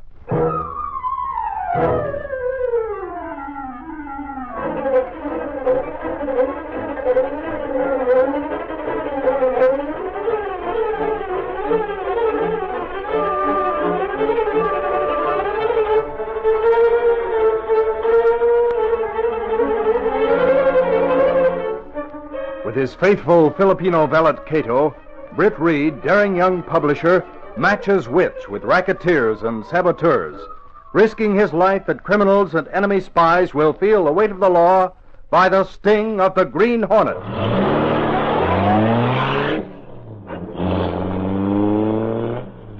Ride with Britt Reed in the thrilling adventure Michael Axford, movie star. The Green Hornet strikes again.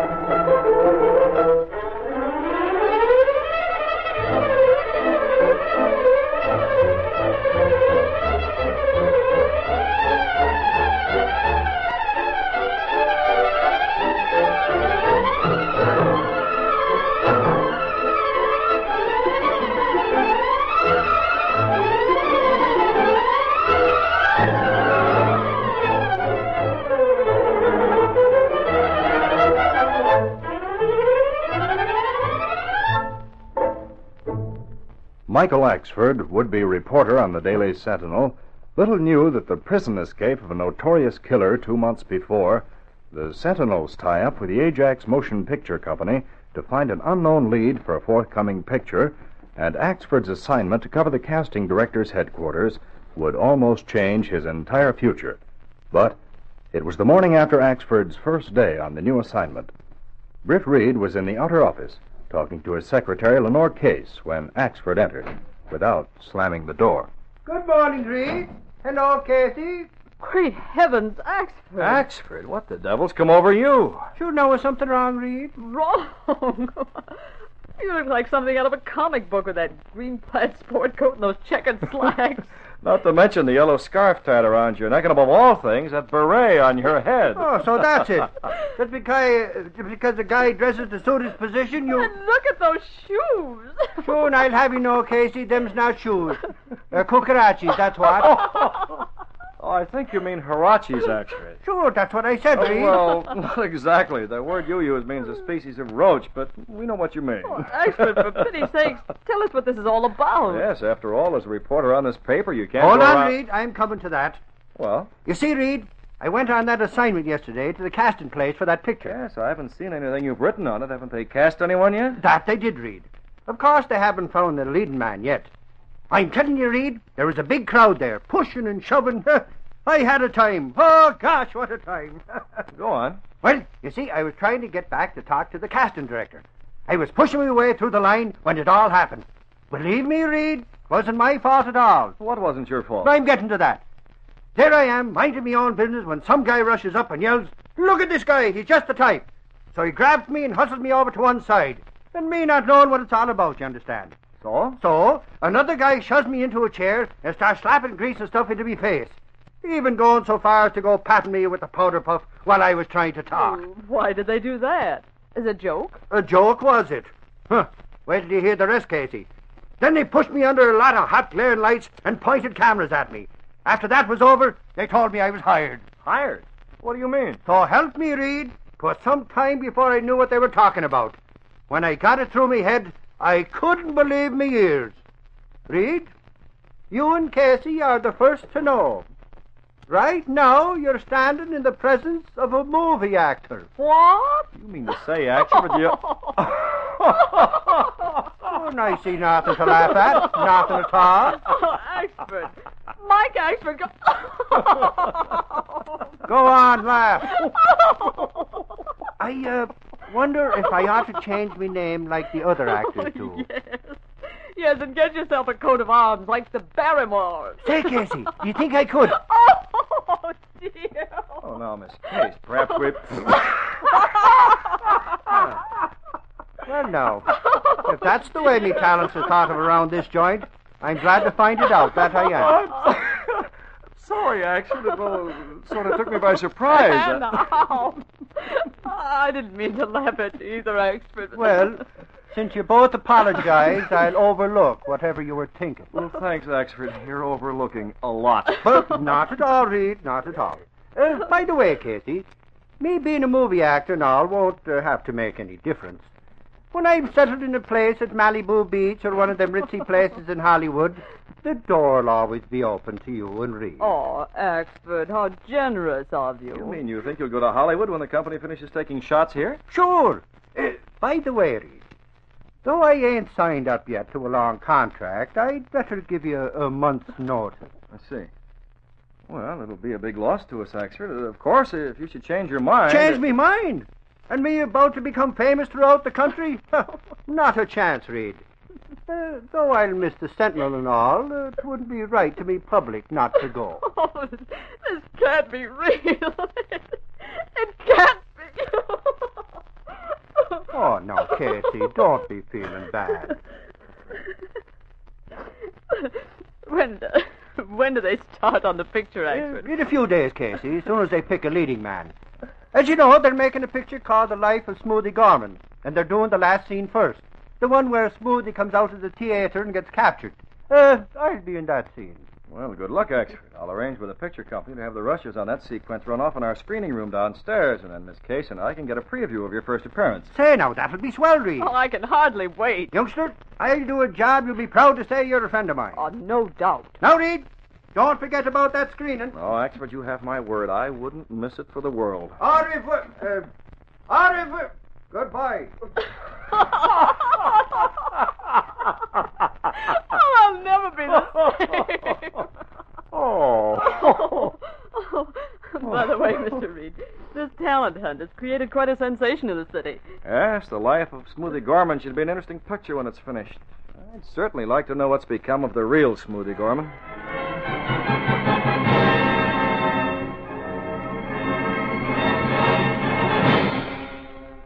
Meanwhile, two men sat in a corner of a bar room in the underworld. One of them was looking at a copy of the Daily Sentinel. I sure would like to know what's become of Smoothie Gorman, Joe. What made you think of Smoothie? Something in the paper? Yeah, listen. Ajax Motion Picture Company hunts unknown for the lead in The Life of Smoothie Gorman. What do you know about that? You mean they're making a picture about Smoothie without him saying they can? Oh, he ought to sue him for a lot of dough. Yeah. He should pop up in public and start a suit with every cop and G-man in the country looking for him. Don't be a sap, Joe. That's right. Don't be a sap. What the? It sounded like... Hey, who are you and what are you butting in for while we're talking? Take it easy, Joe. Is that any way to greet your old boss? Boss? Say, what is this? We take orders from only one guy, see, and we don't want... I know. From Smoothie Gorman. Am I right, Dave? Hey, he knows our names, too. He must be a copper. Well, I didn't think I could fool you two that much. Well, L.B., you mean to say that you're... Yes, of course. Told you it could be done, Dave. Joe, he's Smoothie Gorman himself. Smoothie? Right. Plastic surgery did the trick. With my face and fingerprints changed, nobody'll know me. And I certainly fooled you two. Yeah, I'll say you did. Well, what do you know? I saw what's in the Sentinel. It's given me a big idea. Yeah, they're going to make a movie about your life, Smoothie. Before you give out with any ideas, Smoothie, I was thinking, there ain't any way they could prove you're Smoothie Gorman, is there? Only one, Joe. That round, jagged scar on my right shoulder where those 3 machine gun bullets went through me. They have that on my identification records. Why don't you have the doc fix that, too? Doc said they couldn't graft new skin over scar tissue. Wouldn't take, so I had to leave it. As long as I keep my shirt on, they'll never see it. And my motto is, Smoothie, keep your shirt on. Smoothie, you said you had an idea. Yeah. It's about that hunt for a lead in the movie of my life. Since I'm really Smoothie Gorman, nobody knows me better than I do. Sure, but after all... My face has changed, but my figure's the same. I could call myself... Let me see. Douglas Gray, that's it. Douglas Gray? Say, what are you driving at? Hey, you don't mean to... Sure. I'll take screen test for the part, and if I get it, I have a plan to pull off a big job while they're making the picture. But Smoothie, if they ever... Oh, nobody'd ever think of looking for the real Smoothie Gorman playing the lead in that movie. Going down right now. Put in my bid for a screen test.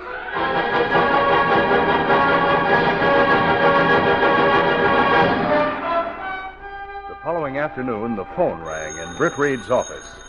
Hello? Hello, Reed. This is Axford. Well? They found him, Reed. They found him. Found who? Smoothie Gorman. Smoothie Gorman. We'll get the facts to Gunnigan. We'll get out an extra. Did you phone rewrite and tell them? Hold on, Reed. You got it all wrong. I mean, they found the guy to play Gorman in the picture. Oh, that's different. Who is it? A guy named Douglas Gray, Reed. They put him in a suite at the Avenue Hotel. His voice is like Gorman's, they say, and he'll be the spitting image of the killer when he's made up. We start shooting our first scene tomorrow. Good. When we see those rushes in the screening room, we'll find out what kind of an actor you are. Sure, and you'll get the surprise of your life, Reed. No doubt. You wait and see. So long. Goodbye, Axford.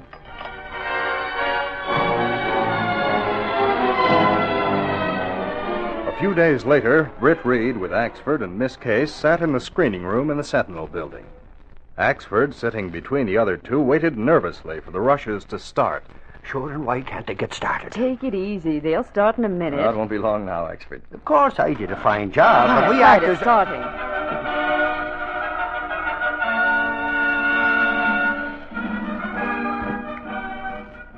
All right, boys, you know... Them guys are supposed to be cops going to the theater. I can see.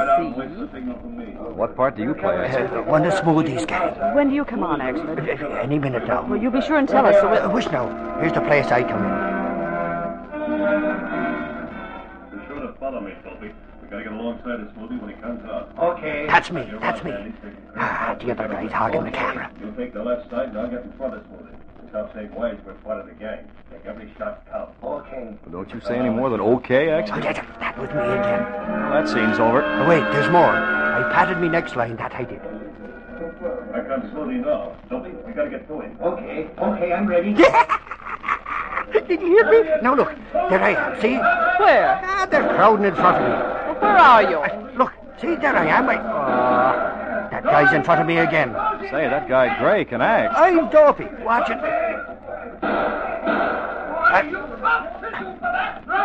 I'm just off the edge of the camera, sure, and I know I'm there someplace. Hey, that's Axford yelling. I'd recognize that yelling anywhere, but I didn't see Axford even once. Well, now me best stuff is yet to come, no doubt. Well, I, for one, do hope to see more of you in pictures, Axford. Thanks, Reed. As a matter of fact, I had some more to do in that scene, but they cut it at that point because one of the guys got hurt, sort of. Hurt? Yeah, you see, when the real Smoothie Gorman was captured, he turned on one of his own men for some reason and almost choked him to death while the cops closed in. Oh, yes, I remember. Well, in this scene, that guy Gray, playing Smoothie, was to grab me and make believe to choke me. But when the time come, sure, he started choking me and didn't act like he was fooling at all. That he didn't. They had to stop the cameras and pull him off. He was shaking like a leaf, and when they let loose of him, he come at me again. Heavens, what happened then? Well, now, though I didn't mean to tell you right off, I socked him in the nose and blacked his eye, that I did. I took him to the hotel and, well, laid me off for a few days for mussing up the stars. I see. So Douglas Gray is indisposed at the Avenue Hotel because of you, eh? Sure, but you can't blame Oh, me no, for... no, I'm not blaming you, actually. Well, let's get back to the office. I have a lot of work to get on. Well, I'm sorry you didn't see much of me in that scene. Me real acting will show up later on. If they give me another chance. I can't wait to see more. Well, Axford, I wasn't disappointed at all. In fact, I got a lot out of watching that scene. A lot more than you'll ever know.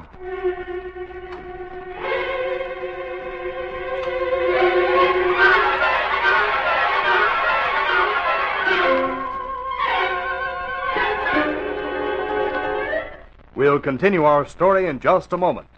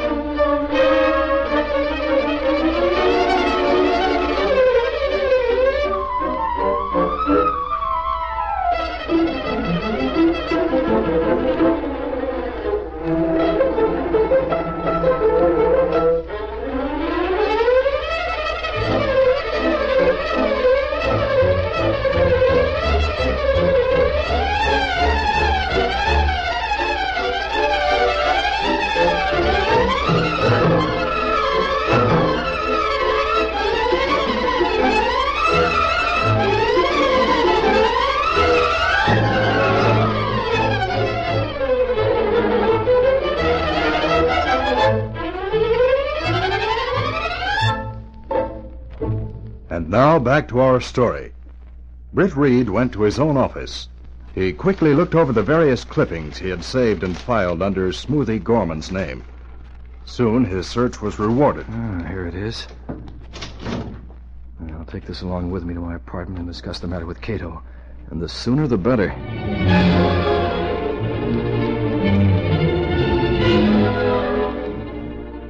You say, Mr. Britt, that Gorman was captured in front of theater because he turned on Pal, who shot gun on his left side? Yes, and according to this clipping from my files, Cato, while Smoothie Gorman was in prison, he almost killed another prisoner who popped a paper bag near his left ear. Gorman's never been found. And that fella Gray reacted exactly as Gorman would have when they took that scene. You say Gray go to pieces and attack Axford, who shot gun on Gray's left side? That's what Axford said. Also, from what I saw of the picture, I don't think Douglas Gray was acting. Perhaps if the Green Hornet were to pay him a visit, it might be worthwhile. Well, why you not tell police what you suspect, Mr. Britt? Well, the Sentinel has a tie-in with that picture company, and we've publicized Gray as a great find. To tell the police of my suspicions would embarrass both the Sentinel and the picture company. And if I were wrong, it might result in a big lawsuit. Besides that, I don't want just Smoothie. I want to get the whole gang. That mean men at Avenue Hotel have visit tonight by Green Hornet, perhaps. Right. Let's get going, Cato.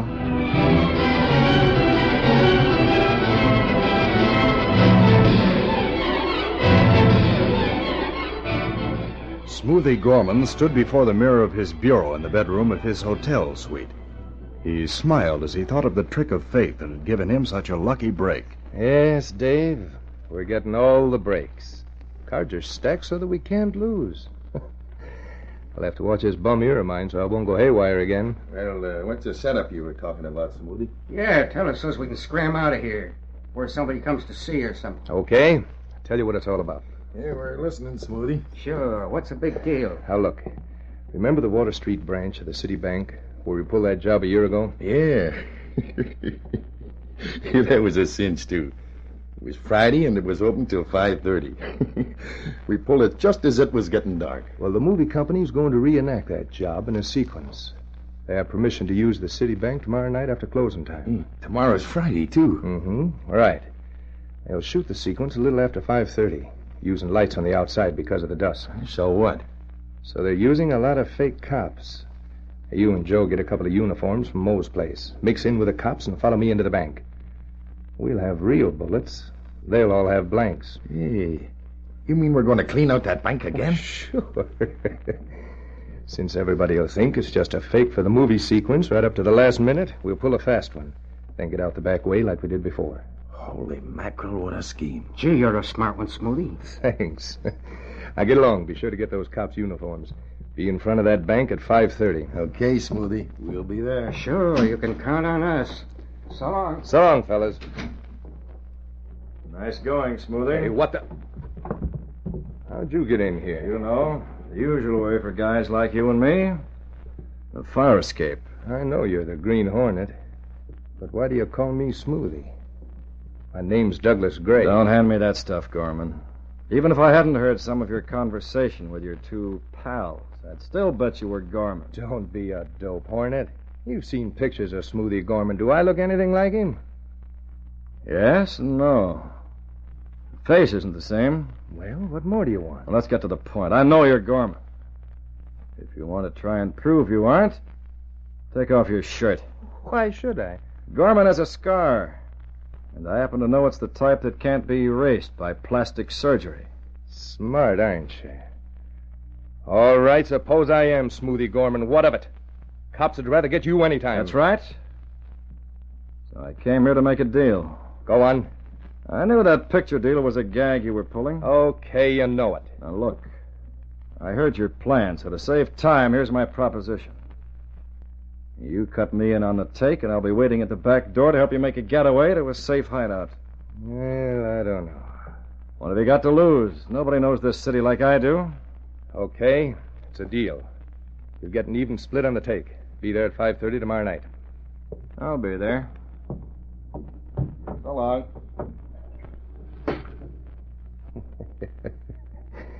He's not so smart. He can lead us to a hideout.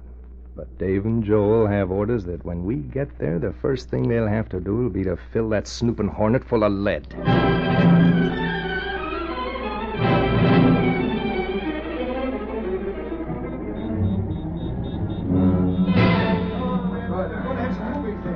The following afternoon, the Ajax Motion Picture Company prepared to take the scene of the bank robbery in front of the Branch Bank on Water Street.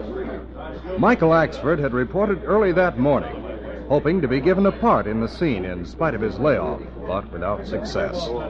Sorrowfully, he mingled with the watching crowd on the sidelines as the cameras were set up, from time to time trying to catch the director's eye by edging up near him and shouting, "Hey, I'm here, sir, if you'll be needing me." But each time the director waved him back and shook his head, leaving Axford oblivious to the smiles and stares of the crowd around him.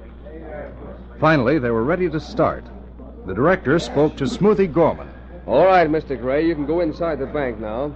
As you suggested, you can take a couple of our extras in uniform with you to keep the crowd away. People will think they're real police. Well, go on now. And remember, come out shooting and on the run. Right. I'll pick up a couple of the boys and take them with me. Good. Ready, cameras? Let those people back over there. Okay, Dave. Get 'em back. Joe. Right. Come on, Joe. Yeah. Okay, now. This is a holdup.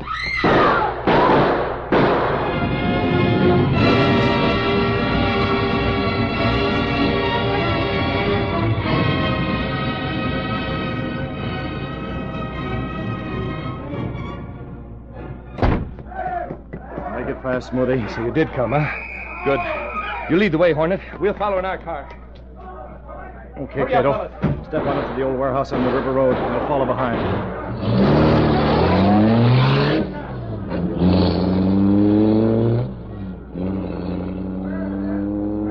They coming, Mr. Britt?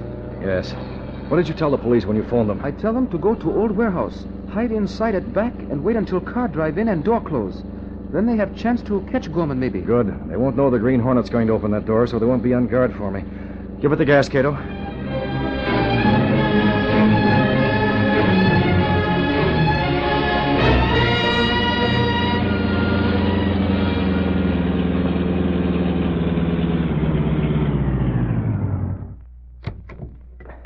Wait here. I'll run over and be ready to pull open the overhead doors for them so they can drive right in. I wait. You be careful. Don't worry. Here they come.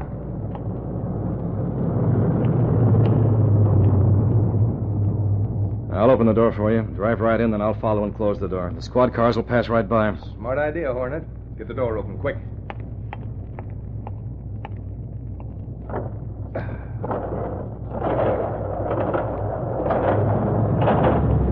Okay, Hornet.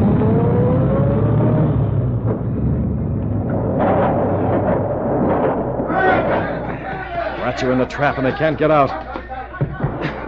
They didn't know the place was full of waiting police, Cato, thanks to you. Uh-oh. More police come, Mr. Britt. Yeah, that's our cue to get out of here and to get out fast. Step on it.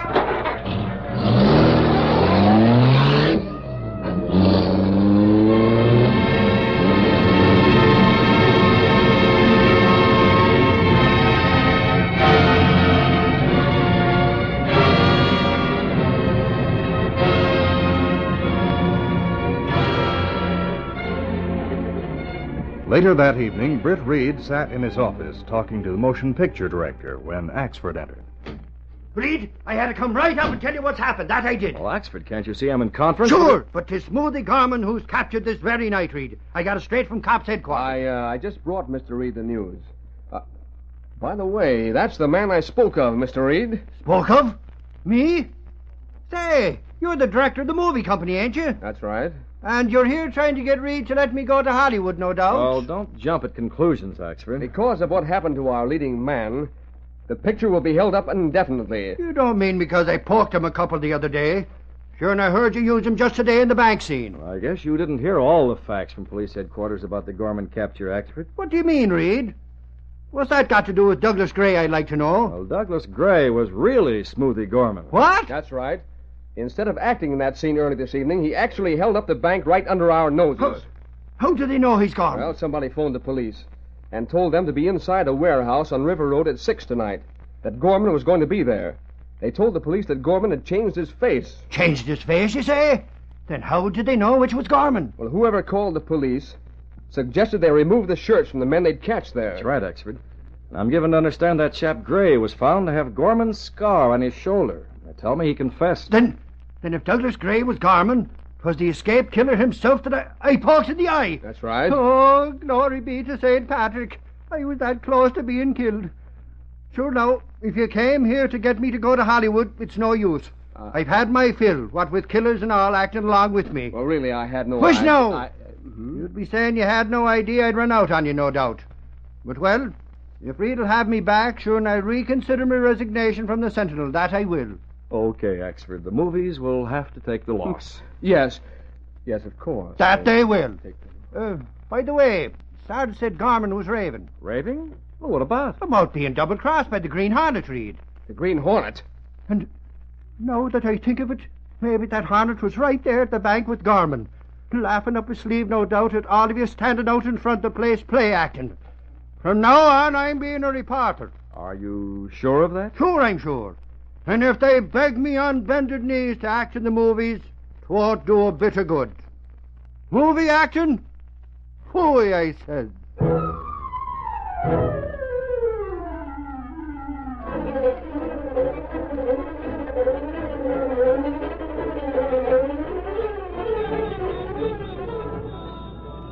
That's the Lux Street paper! Smoothie Gorman captured, gang caught after bank hold up, Green Hornet implicated. Read all about it. Green Hornet still in charge. That's the Lux Street paper.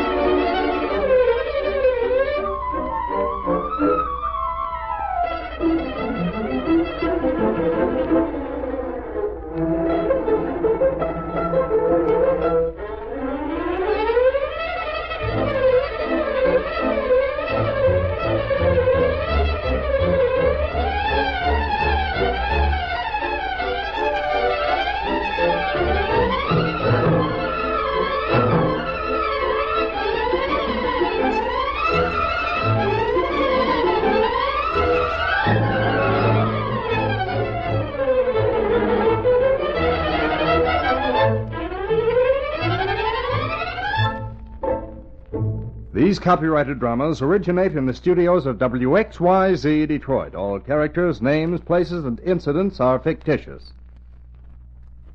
Henry Stambaugh speaking. This is the Blue Network of the American Broadcasting Company.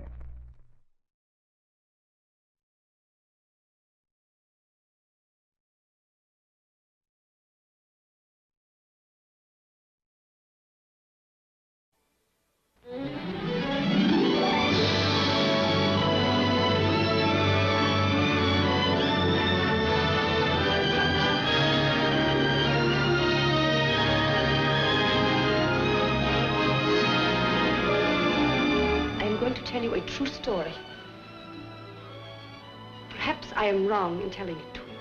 For the most of our story, it will be a large and beautiful house. It is of the governess in this household, I will tell you.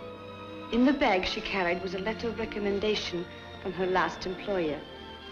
She could not know into what unexpected adventure the letter would carry her. You'd not enter this household of your own free will. I could tell you things. So many things.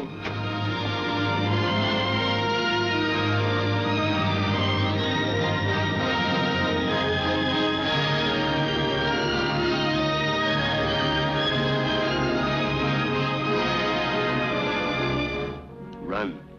Run out of this house for your life. What intrigue there is beneath your mask of innocence. If you could only see yourself as I know you can be, Henriette. Proud, ashamed of nothing. Can't you understand that it is possible to love honestly? And if it had been only 1 hour or 1 minute, it would have been worth throwing away everything for. I know what I'm asking. I know the slights and humiliation you will have to put up with. You shouldn't be yielding against my better judgment. To be loved as you are in this house is above all bargains. How dared you entice him to come to you here, to confess that you and he, to admit openly without delicacy that you... Why do you stop? There is evil in this house, but it was here before I came. It was not I who brought it. Don't you know what they're saying about me? It will make no difference. You are a fool. Oh, we do hope you'll like it. Oh, yes, mademoiselle. Love to Mademoiselle Isabelle Louise Berthe Renard. We got it so you'd always remember today and us. But it was for the new mademoiselle. Because she has pink ribbons in her bonnet. Look, mademoiselle. There on the left. Suppose some night you saw that passage lighted. Could you share your feelings then? I haven't the least idea what you're talking about. Deep in our hearts, we've known that if ever you go away, I will go too. You are desperate. Yes, I too am desperate. It would be so easy to do something we would both regret.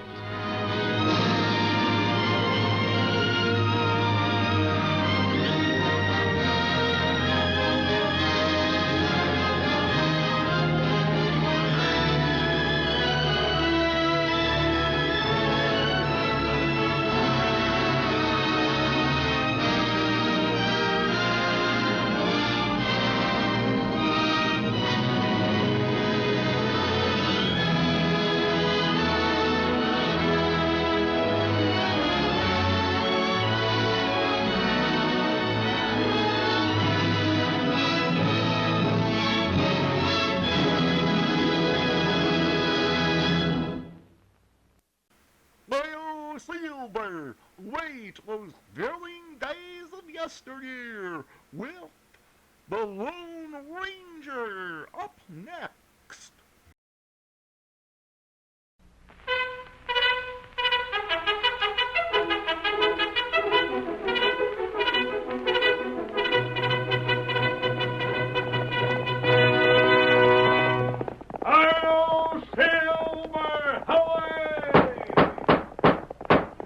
A fiery horse with the speed of light, a cloud of dust, and a hearty hi-yo Silver, the Lone Ranger.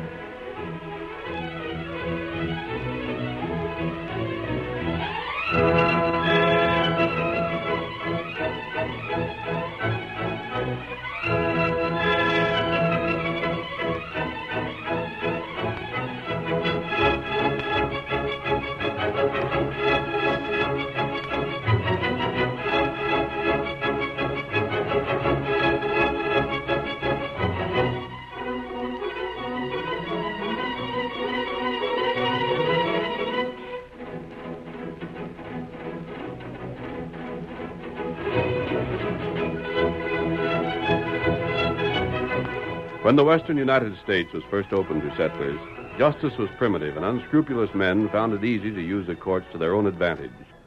The masked rider of the plains fought these outlaws at every turn. It was he, more than any sheriff or judge, who protected the rights and property of the honest settlers. It was his courage and daring which brought peace and security to the frontier and made the winning of the West possible. Return with us now to those thrilling days of yesteryear when adventure lay at the end of every trail. The Lone Ranger rides again. Come on, Silver! We're heading west to Pecos. Troubles waiting for us.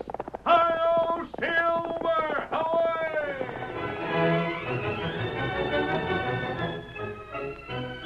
Mustang Mag Spread was one of the choicest ranches in the western part of Pecos County, protected from high winds by the surrounding hills and watered by many streams. As our story opens, Mag is sitting in her kitchen, supervising old Missouri as he cooks breakfast and... Come on now, you good-for-nothing Stovey and old galoot. Get that coffee grinder going. Dad rat it, Mag. That's woman's I work. says get going. Here I am, one of the most dangerous hombres that ever crossed the Mississippi. A two-gun, hard-bit bad man. Grind that coffee, or by thunderation, I'll grind you. I don't know why I'm tunking to keep you around here anyhow. You can't wrangle cattle no more on account of your rheumatics. You can't do no branding because you ain't the strength to hold a calf. Now, Mag, that's outright slanderous of you to say such things. You can't handle a six-gun because you're so blame nearsighted you'd shoot yourself in the back of the head. And you ain't the teeth to eat a beefsteak less than it's ground up into hash. What good are you? Now, look here, Mag. Oh, you can call me when you get the victuals ready. I'm going outside and get a breath of air. It's getting so I ain't no more standing around here than a Chinese cook. Well, why don't you quit if you don't like it?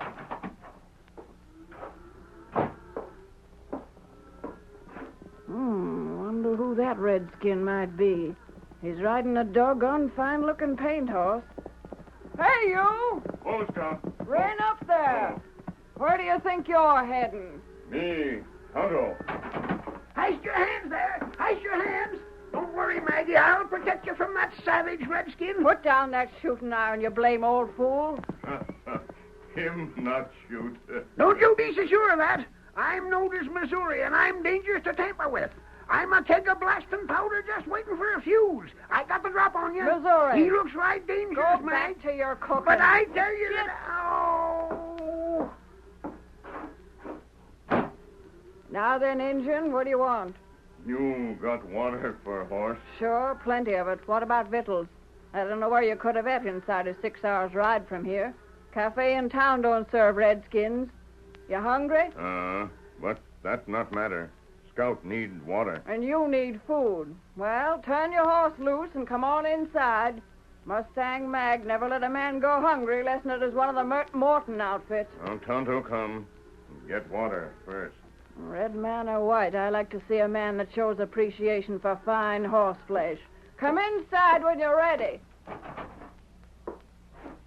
Hey, you, Missouri. You all right, Mag? You all right? Set up an extra plate. We got company for breakfast. Who? An Injun named Tonto. Dad, rattin' doggone it, old Mag. That's more than I can stand.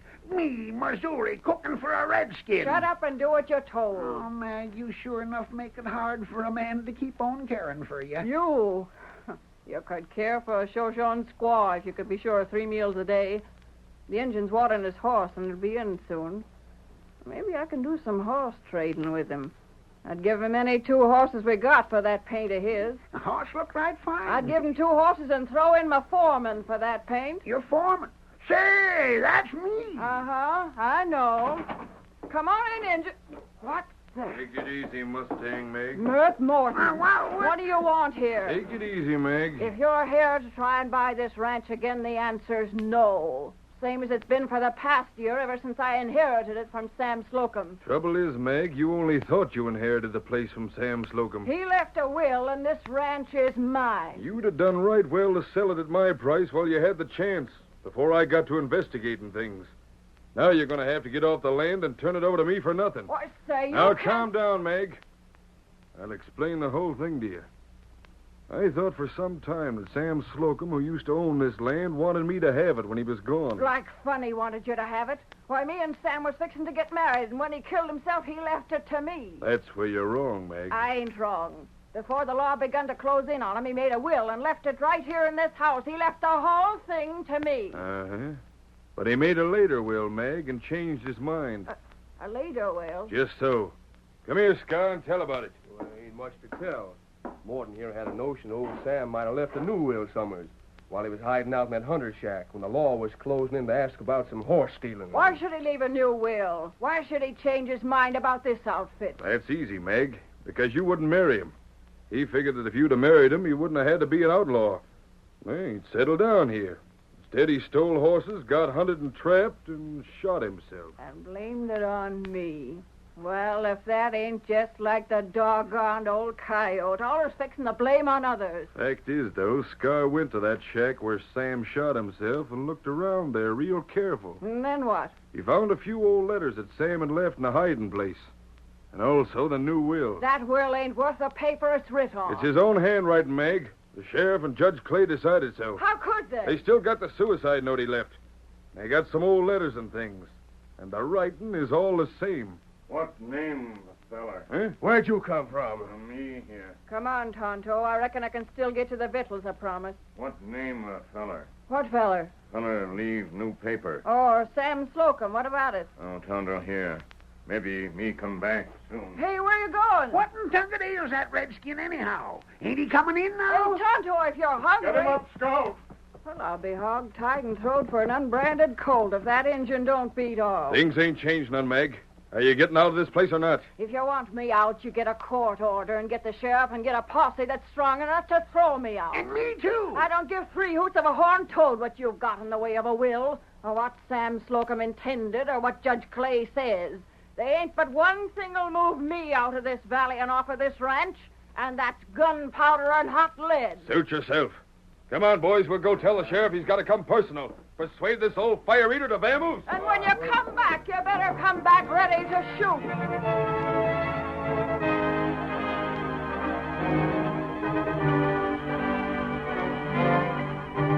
Tonto, riding hard, left the valley ranch and headed for the top of one of the surrounding hills.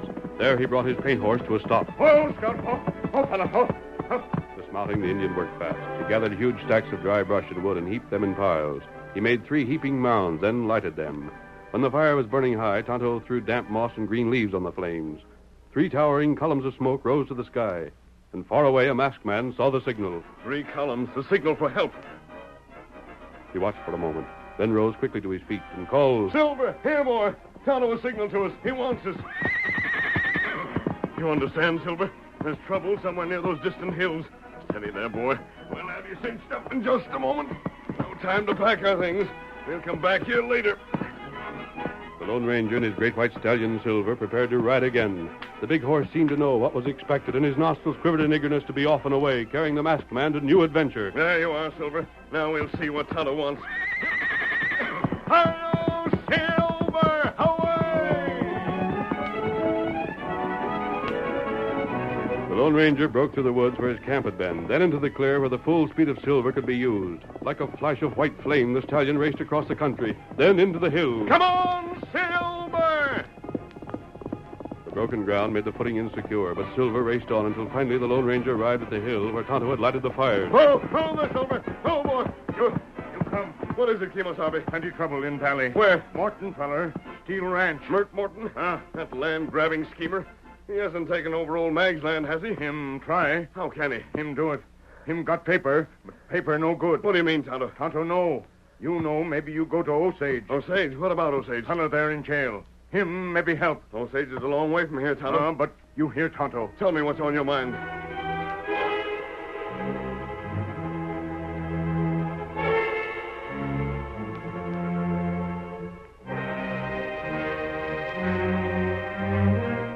The Lone Ranger listened to Tonto. Then the two made plans afterwards. They mounted and rode in different directions. That evening, Morton and a couple of his men returned to Mustang Mag's home. Morton had a legal paper signed by Judge Clay and brought the sheriff with him to enforce it. May have a pack of trouble, the old fire eater, Sheriff, but you got to enforce my legal rights. I'll enforce them all right, Morton. Much as I hate to do it. You better, or we'll have a new lawman around this county. Ain't nothing too ornery for you to do, is there, Morton? What's that? You own all the land there is around here, but still you ain't satisfied. You got to put that old woman off her ranch here. All I want is what's mine by rights. Yep, I know. Hey, what are you doing here? Get off this ranch. This here's private property. Take it easy, Missouri. Where's Mag? Inside the house, I reckon. There she is. Hi there, Mag. Well, I reckon Morton is brought you, eh, Sheriff? Well, let's have it. Judge Clay has investigated the claims of Mr. Mert Morton and judged him to be the owner of this ranch, known as the Lazy J. It's ruled that you've been living here on land that ain't yours. But being as you didn't know it wasn't yours and no claim was made by Mr. Morton, you don't have to pay him rent for the land. Rent? Jumping catfish. Do you mean to say the skunk wanted to charge you rent for living here? Let me finish. You don't have to pay no rent, Mag, providing you vacate the place and turn it over to him. Well, I'm ready. Mr. Morton says you can have till sundown tomorrow to get your things back. Nope, I'm ready to move out right now. I got the things I want to take along with me all packed in the buckboard behind the house. The team's hitched up and waiting. The sooner you get, the better I'll be satisfied. But, Mag, ain't you going to take none of your furniture? Nope. Wouldn't have no place to put it if I did take it. By thunderation and grease lightning, what's come over you? What about you, Missouri? You staying? Me? Why, gosh, Mag, I'd better go along with you. Come along, then. Land sakes, you give up without an argument. See you later, Sheriff. All right, Mag. I ain't done yet, Missouri, and don't get the notion that I am. But, Mag, I don't savvy. While he was out in the range this afternoon, that Injun come back and brought me this bullet. Take a look at it. It's silver. What about it? He fetched a message from a certain hombre and said to do what the sheriff ordered and wait for things to happen. Well, things have sure enough happened. Get aboard, Missouri. What's the silver bullet mean? Reckon we'll find out sooner or later. I'll handle the reins. Reckon them horses understand me better than you. Gosh, all fish hooks, Mag. Leaving here hurts me more than any rheumatics I ever knowed. Leaving this old place, it's like leaving a part of my life behind me. Doggone it.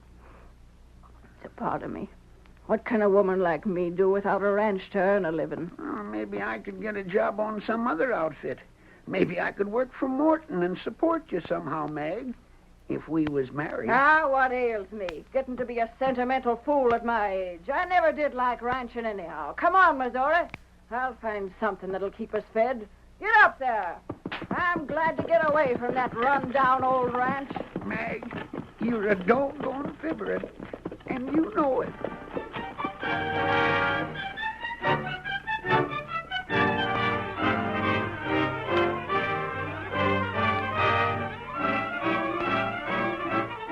The curtain falls on the first act of tonight's Lone Ranger story.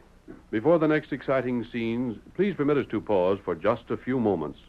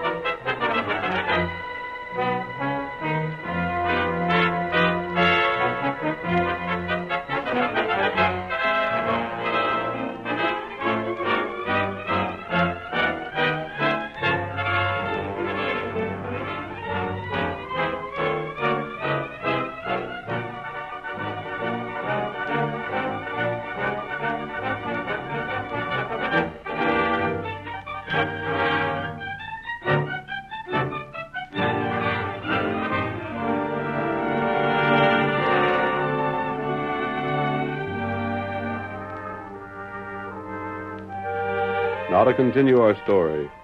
On the day after Mag and Missouri had driven away from the Lazy J, the old man was holding forth in the cafe at Pecos, and... I tell you, gents, I can't figure out what's happened to Mustang Mag. I never in a million years would have suspicioned that she'd just pack up and get like that. Without no argument at all? Not a word of argument. And she didn't flash a six-gun? No sign of one. Fact is, she was all packed and waiting when the sheriff come with Judge Clay's order. Gosh, she must be downright sick or something.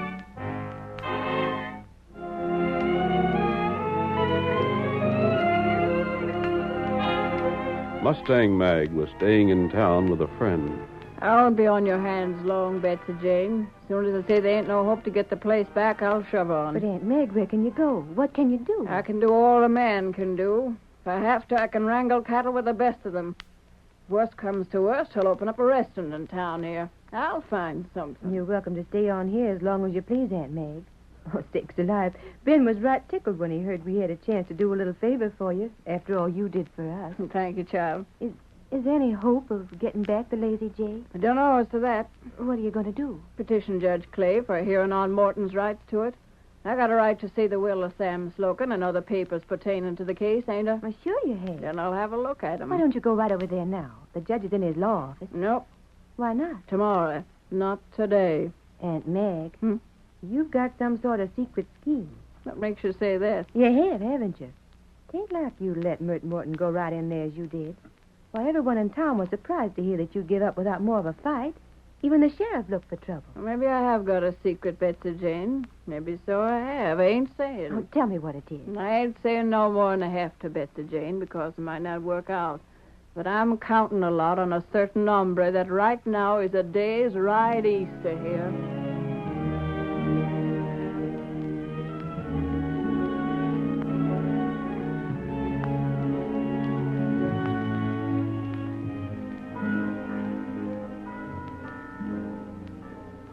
When the Lone Ranger arrived in Osage, he went to a little Spanish mission and asked for the Padre.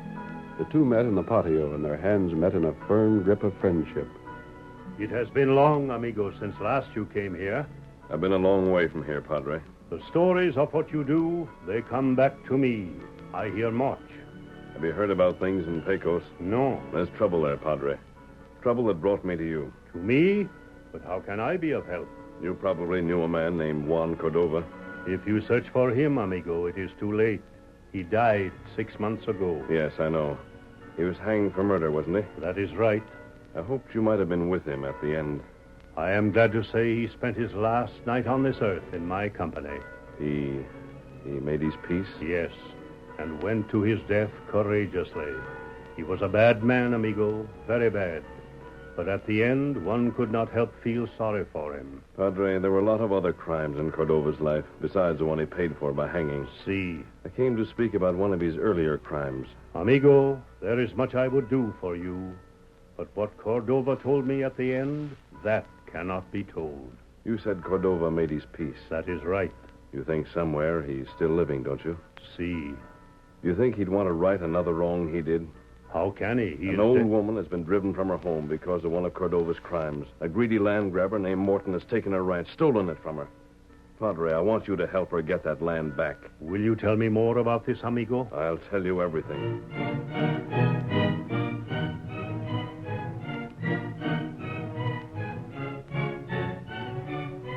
The next day, Mustang Mag and Betsy Jane went to the courthouse where Judge Clay was awaiting them.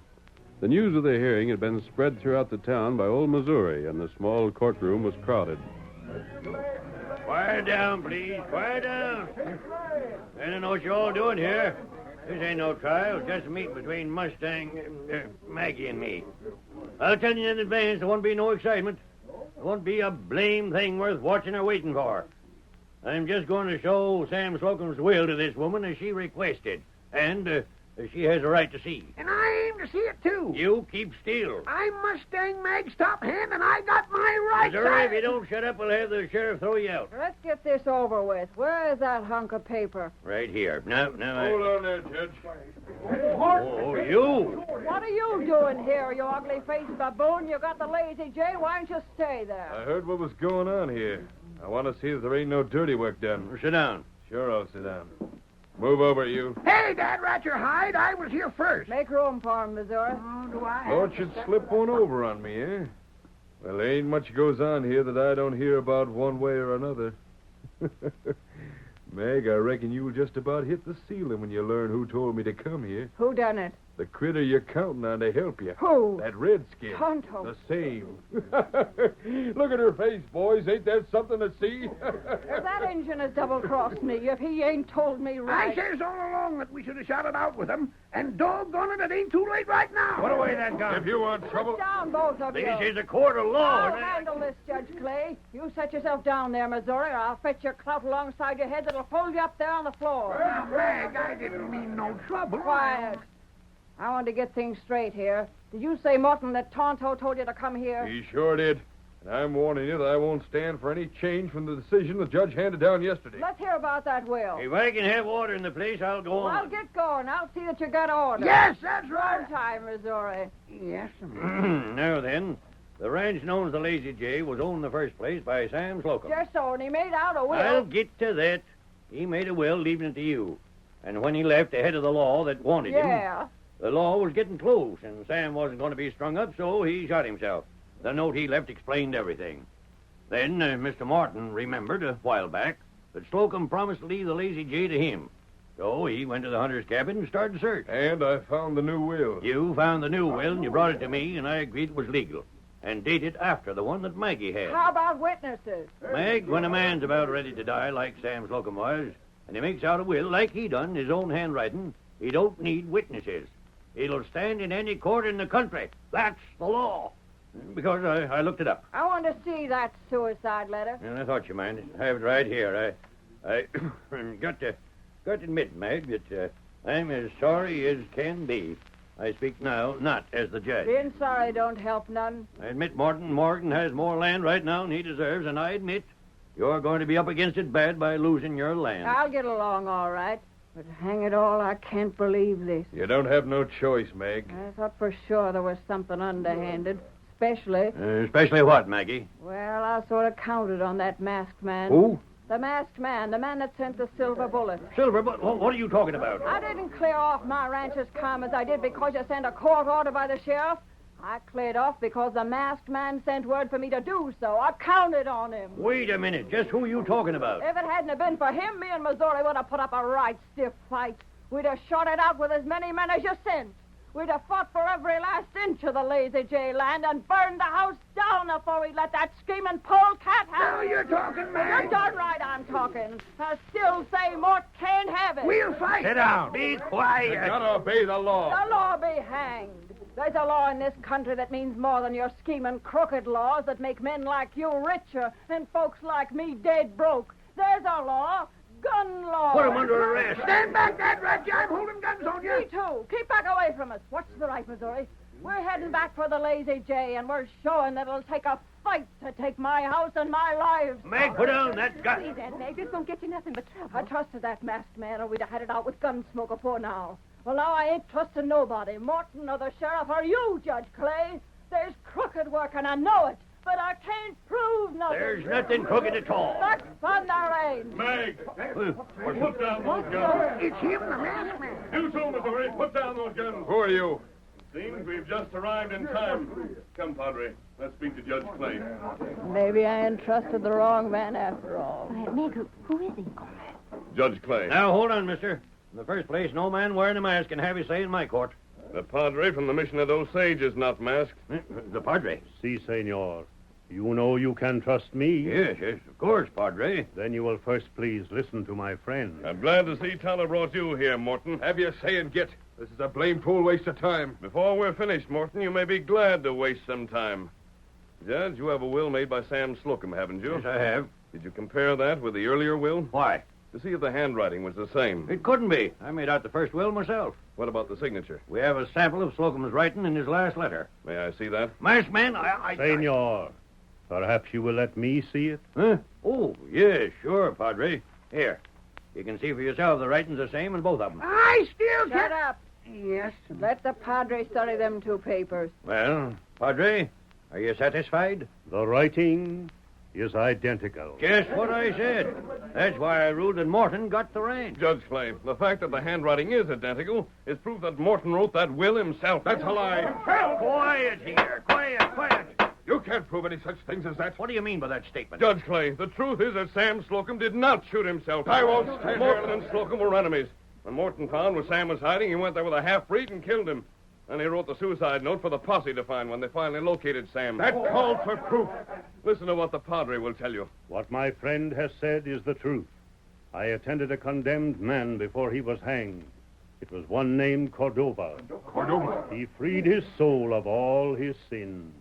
He told about the murder of Senor Slocum. You have the Padre's word that Morton wrote that suicide note and signed Sam's name to it.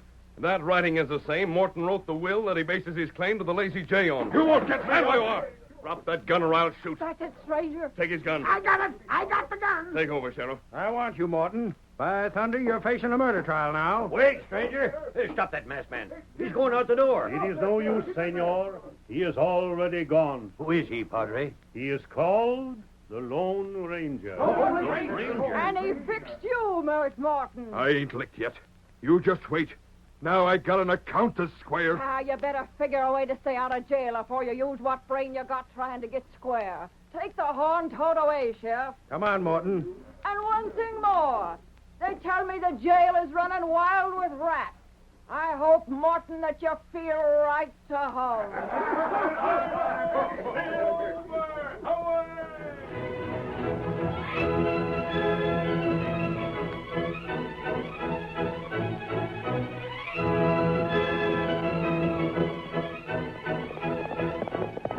Come on there, Silver, old boy. There's more trouble at the Lazy J. Hi-yo, Silver! Away!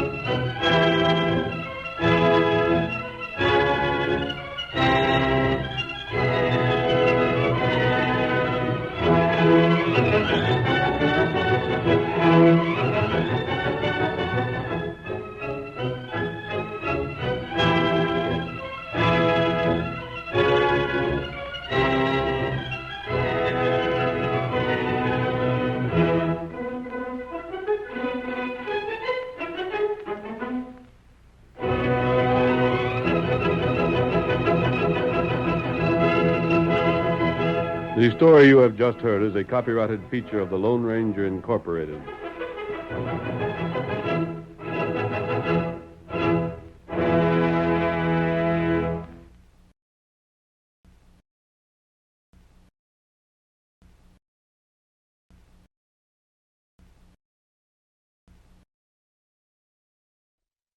What makes the sun set? What makes the moon rise?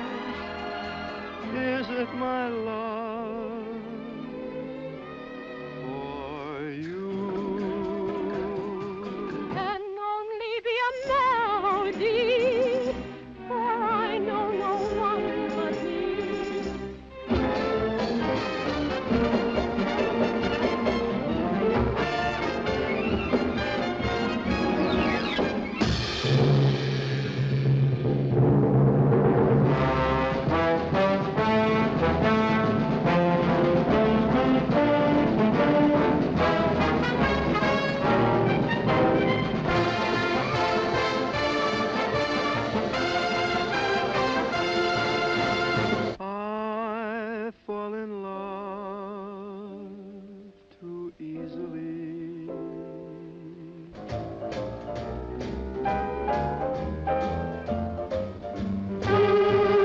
One, two, three, four. 1, 2, 3.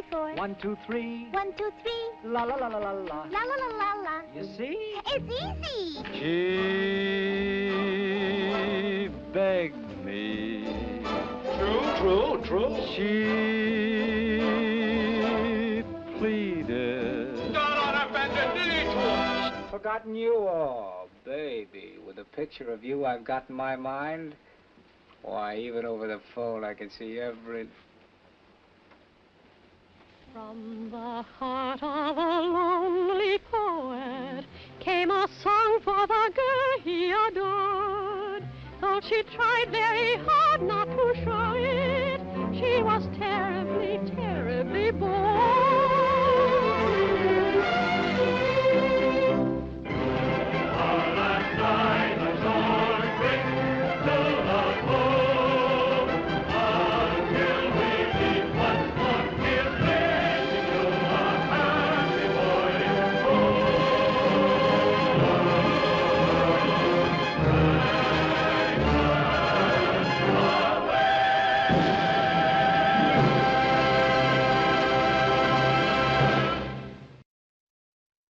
Groucho Marx is your host, as some of the most interesting contestants you will ever meet compete on You Bet Your Life, up next. Ladies and gentlemen, the secret word tonight is name, N-A-M-E. Oh, you can spell, huh? You bet your life. Really?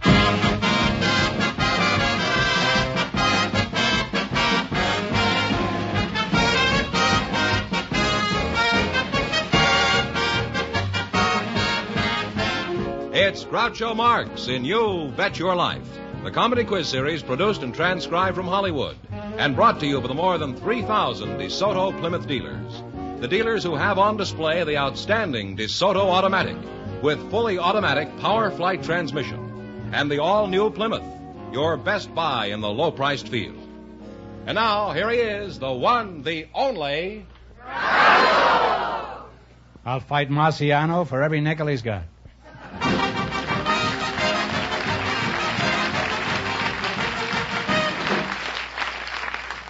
Well, here I am again with $1,000 for one of our couples. You know, we invited some girls from a fan club You did. to the Does show your wife tonight. know about this? Well, this is for you. For me? Yes, and we selected one. Now you're talking. We selected one to be on the show just before we went on the air, and her name is Miss Sheila Pugh, and her partner has a very interesting Give me story. that again? I'm not going to. Her partner has an interesting story. He's Mr. John Burgoyne Ely. Mm-hmm. And I'd like these people now to come in and meet Groucho Marx. You would. Folks? Welcome, folks, for the DeSoto Plymouth dealer. Say the secret word and you'll divide $100. It's a common word, something you always have with you. Let's see, John Burgoyne Ely and Sheila Pugh. Well, you make a very attractive couple. Let's see what you have in common. Sheila, what is your age? I'm 16, Groucho. You're 16? 16. Johnny, how old are you? 84. 84, well...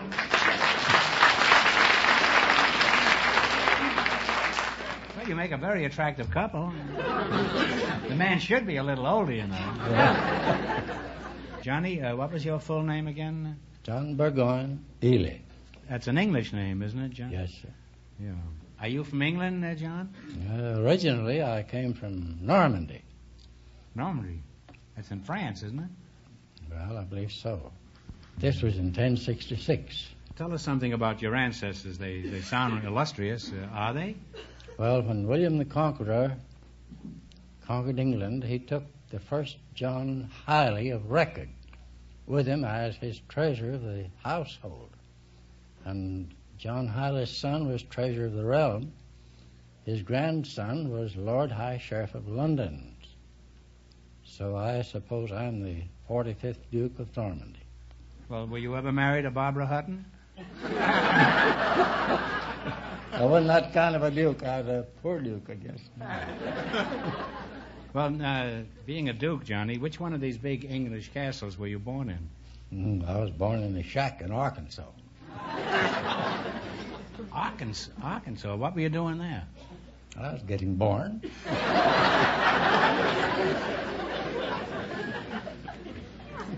Well, it's like Shack and the Beanstalk, huh? Sheila, what was it Fenneman said you were besides a girl? I am the International Vice President of the official Gordon McRae fan club. That's one of the largest in the world, Groucho. Gordon McRae? Oh, I know him very well. He's a great performer. I admire him a great deal, too. Isn't he the fellow that makes his living getting shot out of a cannon? Groucho, you know as well as I do that he's one of the greatest singers in the country. What about the city? Well, he's one of my favorite singers. He's on the Railroad Hour or something, isn't he? Right, Monday nights on NBC. Now, Mr. Ely, would you like to belong to her fan club? Well, yes. I like singing. I'm a musician. You are, huh? Well, who is your favorite star? Theda Barry? Oh, no, Jack Benny. Jack Benny,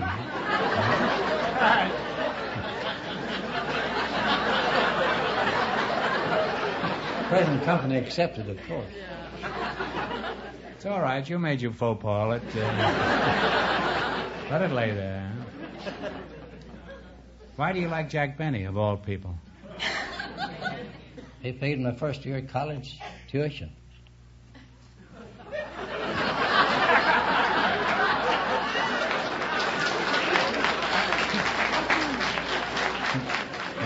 I thought he was 39 years old. Well, all this nonsense about Benny being stingy is just part of his act, then, huh? Oh, actually, he's one of the most generous men in show business. I think so. Sure. When did Benny pay your college tuition, John? In the days of William the Conqueror? No, that was 2 years ago when I got through with John Muir. What college did you attend? Do you attend now? UCLA. Oh, UCLA. I saw you play in the Rose Bowl against Michigan State. No, I was on the pep squad. I used to write poetry for them. What are you studying now, John? Music and drama. Mm-hmm. What kind of music are you interested in? Classical, semi-classical music. Like Gordon McRae kind of stuff, huh? He sings real He-Man songs. You know. Really? Well, I like About He-Man. the wind in your face and everything, you know. I like He-Man on that. She-women.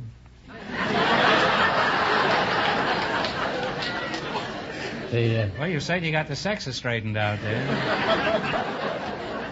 Well, you make a very attractive couple, and I hope you'll be very happy together. Now it's time to play You Bet Your Life. Now, all you have to do is win more money in the quiz than our other couples, and you'll get a chance at the big money later. You selected biblical quiz, and remember, the more the question is worth, the harder it is. Now, what do you want to start with? Let's start with a $50 question, Groucho. What is the popular term for this biblical statement? All things whatsoever ye would that men should do to you, do ye even so to them. That's the golden rule, Groucho. Yes, it is. That's the golden rule. On your way with $50. 70? What do you want, a $70 one? Or $30? 70 is fine, Groucho. 70, all right. On what famous mountain did Moses receive the Ten Commandments? Sinai. Mount Sinai. That's Mount Sinai is right. You now have $120. Now, which one do you want? 80? 80? All right. 80. What was the name of the mountain where the ark landed? Oh, golly. Mount Ararat. Mount Ararat is right. You now have $200. And it's your last chance to be the other couples. What are you going to go for? 100 or 100? 100. You want to try it? Yeah. Pretty sure you can get it. All right. I'm not sure I can. Come on, kids. Okay, 100. 100. What is the shortest book of the Old Testament? Do you know that? I know the shortest verse. No, the shortest book. Gone. No. Obadiah. Oh, dear. Never would have That's a thought of it. tough one. But you took a $100 question. That's a tough one. And you wound up with $200. Well, thanks and good luck from the DeSoto Plymouth dealers.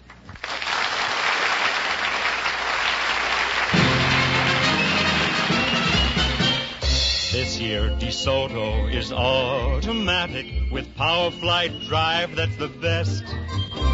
Folks, if you're looking for real driving pleasure, you'll find it in the new DeSoto Automatic equipped with Power Flight, America's finest fully automatic transmission. Power Flight gives you the smoothest, quietest, fastest acceleration you've ever experienced. You see, DeSoto fully automatic Power Flight transmission was designed and built to carry out your sudden orders quickly, quietly, smoothly. It's truly no clutch, no shift driving at its best. No wavering, no fluttering. Power Flight gives you smooth, even, fast acceleration. The kind of lightning-fast acceleration and getaway you need on the steepest hills or in a sudden emergency.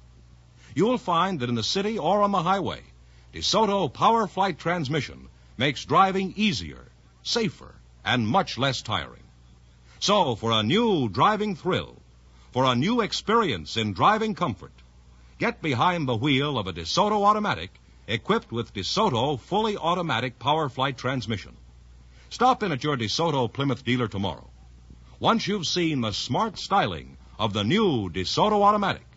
Once you've thrilled to its wonderful performance, you'll know why the new DeSoto Automatic puts you ahead automatically.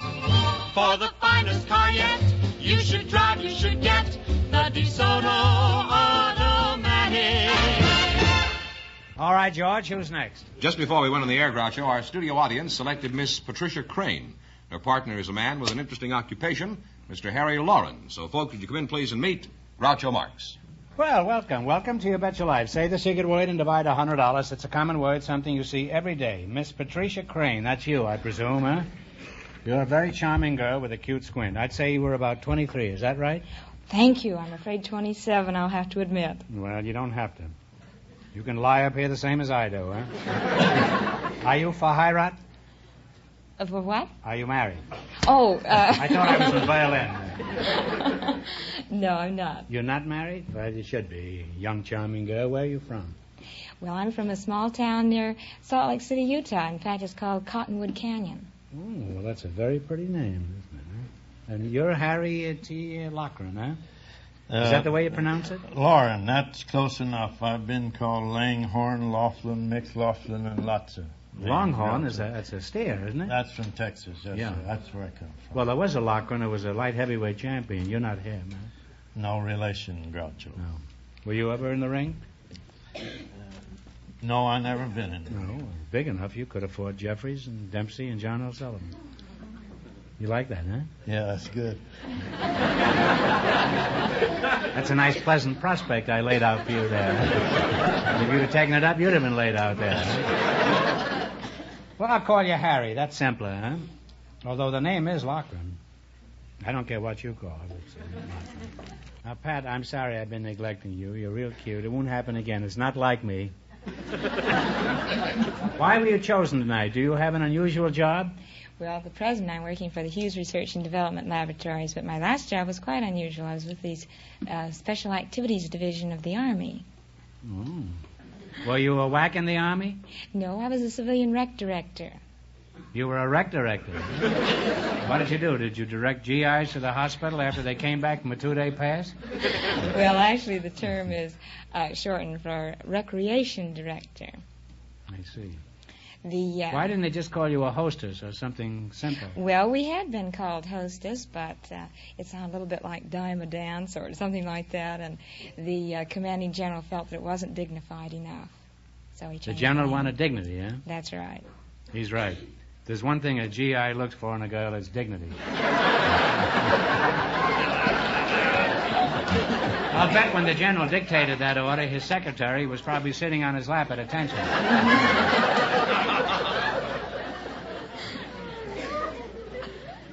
Harry, I forgot to ask you, what sort of work did you do after you quit the ring? Well, Groucho, I'm a field deputy for Supervisor Burton W. Chase. I formerly was out at Compton in politics. I had the first position there in the Planning Commission. Then I was on the Housing Authority. Then I stepped over to the school board. I was president of that, postmaster, then elected mayor. And I found out that it only paid $40 a month, so I resigned and come to Los Angeles with the supervisor. But if somebody offered you a big purse, would you fight again, Harry? I believe so. Well, I wish you lots of luck the next time you enter the ring. Well, you're certainly a nice twosome. Particularly you, Pat, and you too, Harry. And me. And I'd like to pursue this conversation, but it's time to play You Bet Your Life. You win more money than our other couples, and you'll get a chance at the big money later. In the race for the $1,000, the first couple, John Burgoyne Ely and his partner, won $200. And the secret word is name. Now, let's see how much you can make. You selected food quiz. And remember, the more the question is worth, the harder it is. Now, what one do you want? A $10 one? $50? $100? $90? Well, we'll try a 30 first. A 30? Okay. What kind of a fruit is a green gauge? Plum. All right, plum. Plum, you're plum right, huh? You now have $30. What is it, kids? Well, let's take a $50 and see what he's got there. What is the correct name for the small bulbs of garlic used in seasoning? What is the correct name for the small bulbs of garlic used in the field? Button. It is cloves. You still have $30, however. That's a new one on me. Now what do you want to try? You say. Let's try another one. Let's take 60. 60? If sauerkraut was cabbage before it was sauerkraut, what was hominy before it was hominy? Corn. That's right. Corn is right. You now have $90. And it's your last chance to beat the other couples. What question do you want to go for? Let's try the 100. Oh. 100? We'll try. What do you call the plants, similar to mushrooms, that grow a few inches below the surface of the ground? They are especially popular in France. T-R-U... Oh, truffles. F-F-E-L-S. That's right. Truffles is right. And you wind up with $190. Thanks and good luck from the DeSoto Plymouth dealers. Thank you.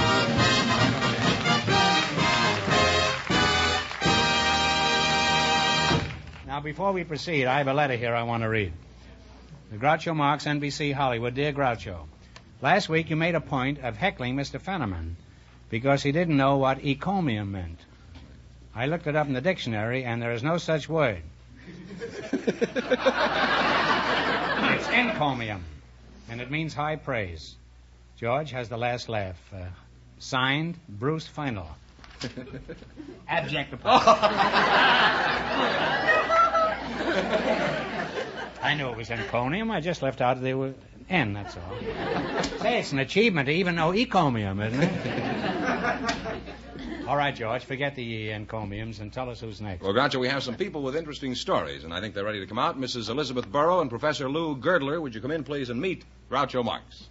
Welcome for the DeSoto Plymouth dealer. Say the secret word and divide $100. It's a common word, something you always have with you. Elizabeth Burrow and Professor Lou Girdler, eh? Mrs. Burrow, I'll start with you. Where are you from, Shorty? Mrs. Glasgow, Scotland. Glasgow, Scotland, eh? Yeah. Near Clyde Bank. Clyde Bank, yeah. That's where they build the ships, isn't it? Yes, sir. How long ago was this? Well, it was 62 years ago. 62 years, eh? Oh. How long since you left Scotland? About 44 years. Mm-hmm. What caused you to leave the locks and rills, Elizabeth? Well, did they just think because you were 18-year-old Scot you should be exported? Well, no, I had a sister here. A devious joke. I had a sister here who was happily married, and I thought I'd like to come to America. Maybe I would meet a nice man, get married too. Mm-hmm. Professor Geidler, where are you from? La Grande, Oregon. Oh. At which of our institutions of higher learning do you do your professing? I'm at Arizona State College in Tempe. Mm-hmm. What brings you to Hollywood, Prof? Don't they have co-eds at Arizona State? Or are you just playing a little hooky? They or don't. As they'd say in Scotland, hooky. Is that the way you say it? That's right. Hooky. They don't have research libraries in Arizona, and I'm doing literary research in the backgrounds of English neoclassicism. I'm studying the Greek and Latin classics like Livy and Sallust and Ovid and people like that, particularly Latin neoclassicism, and in philosophy, in the continental rationalists like Descartes and Spinoza, and the... You touch Racine at all? I don't mean Wisconsin. Racine was not a philosopher, Groucho. No, what was he? He was a playwright, principally, and critic. Don't mention critics around here at all. Now you teach what, English? Yes, I'm a professor of English. Mm-hmm. No wonder I didn't dig you, Doc. We don't speak the same language. Are you familiar with the word encomium? Yes. I listen to this program, too, you know. Mm-hmm. And have you learned anything? A great deal. You didn't learn enough not to go on this program. I've always been anxious to meet you, Groucho. Well, I'm flattered. I think that since the passing of the late George Bernard Shaw, you have some claim to being the leading wit in the English-speaking world. You may use that as an advertisement.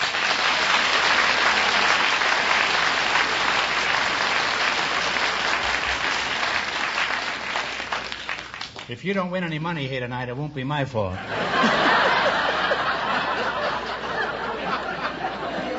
The first question may conceivably be, spell cat. Betsy, let's get back to you for a minute. I'm always interested in what people do for amusement. Elizabeth, I think I know what the professor does. He makes up words, but what do you do? Do you have any hobbies? Well, I have a lot of fun with the Pioneer gals. I used to have a lot of fun with them, too, you know. Until they started uncovering those covered wagons.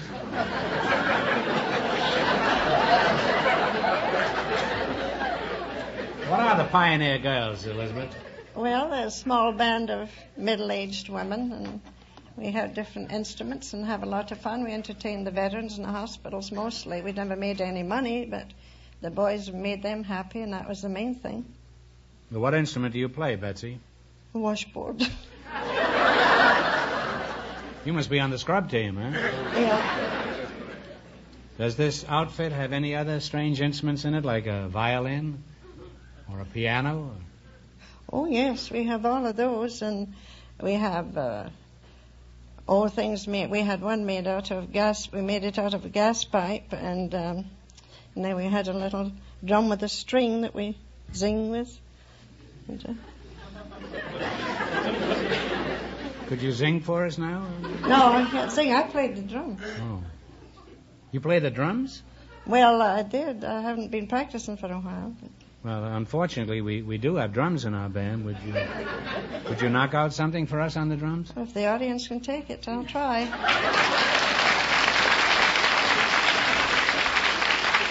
Well, I was afraid. I tell you what you do. You come on down with me, and we'll see what you can do. We go down to the orchestra pit here, huh? And look, while we're going down there, could you entertain the audience with the soliloquy from Hamlet or something like that? A few stanzas of Lovelace? The opening of the third soliloquy might be appropriate. All right. Well, could you give us that? And he's going to recite the third soliloquy from Hamlet. And now I am alone.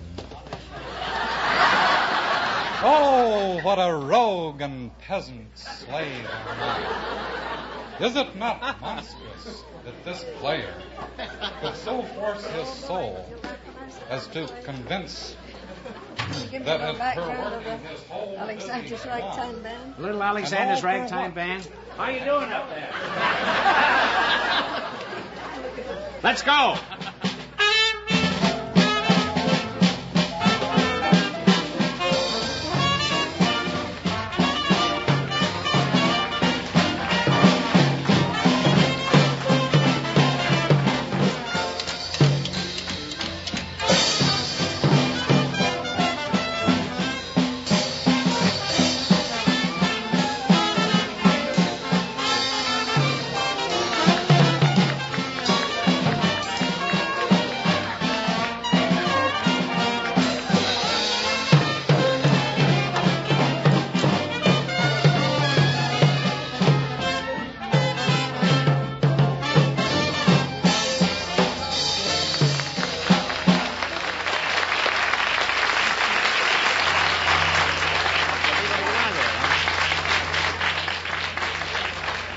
Betsy, that was beautiful. I'm sure CBS will be happy to learn there's nothing left of NBC except a few tangled wires. Well, I'd like to... How'd you make out? Did you finish the whole thing? To myself. Oh. I was going to say to your sorrow. Well, I'd like to continue this conversation, but now it's time to win some money. In the race for the $1,000, John Burgoyne Ely and his partner are still leading with $200. Let's see how much money you can make. You selected literary quiz, and remember, the more the question is worth, the harder it is. You can take anything from 10 to 100. We would like 70. Number 7? Yes. 7. Who is the author of the novels Death in the Afternoon, To Have and Have Not, and Farewell to Arms? Ernest Hemingway. The boy with a beard. That's right, Ernest Hemingway. You're off to a good start. You have $70. Now, what would you like? Number 8. Number 8. Okay. In 1919, Somerset Maugham wrote a novel supposedly based on the life of the French painter Gauguin. What was this novel? South Sea Setting, I've forgotten. You'll know it when I tell you. It's The Moon and Sixpence. Indeed. Well, we still have $70. All right, now what do you want? Let's try the next one. Number 90? 90. Ben-Hur was a bestseller as a novel and a big hit as a movie. Who wrote Ben-Hur? Wallace. General Lew Wallace is right. You now have $160. And here's your last chance to beat the other couples. What are you going to try for? 100. 100. 100. One of the great novels at the turn of the century was Lord Jim, the story of a man's struggle to atone for cowardice. Who wrote it? Joseph Conrad. Joseph Conrad, also a man of the year. Thanks and good luck from the DeSoto Plymouth deal. And you wind up with $260.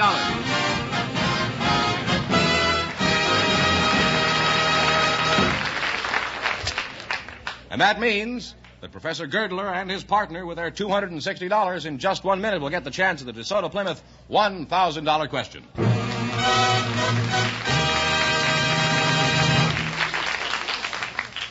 George, would you give us the latest report on how the DeSoto Plymouth dealers' used car campaign is going? I'll be glad to. The best bargains have my picture on them, you know. I sure do. Folks, the Groucho Special campaign is a tremendous success. So many people have gone to their DeSoto Plymouth dealer for a good used car and said, Groucho sent me, that your DeSoto Plymouth dealer is doing something extra for Groucho's fans. He's taken the best used car bargains he has and put a special sticker on the windshield, marking the car a Groucho Special. Now, these Groucho Specials are unusually good cars, especially priced to make them the hottest values in town. You see, the overwhelming popularity of the 1954 DeSoto means that your DeSoto Plymouth dealer has obtained some really great used cars in trade. Many of them are late-model, one-owner cars. The very best will be the ones he selects as Groucho Specials. So don't miss out on this great opportunity. Tomorrow, first thing, go to your DeSoto Plymouth dealers and look for the used cars with the Groucho's Special sticker. Sign of a used car that's a really outstanding buy. There may be one that's just the car you've been looking for. Yes, folks, the Groucho Special sticker is your dealer's way of showing you a real used car value. And when you drive in, tell them Groucho sent you.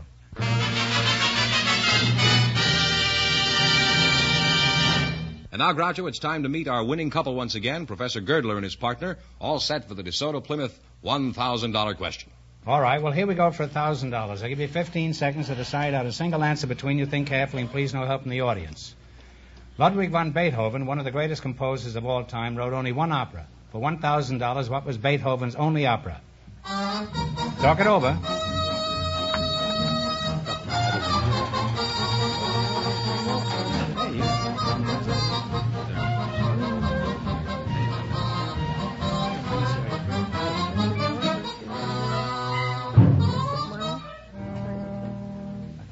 What is the answer you two have decided upon? We think it may be Parsifal.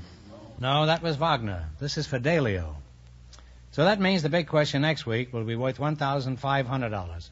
Well, they lost the big money, but how much did they win the quiz, George? They won $260 in the quiz. That's not too bad. Congratulations to both of you and to all of our contestants on the show tonight. Sorry you didn't win the big one. We've been done better.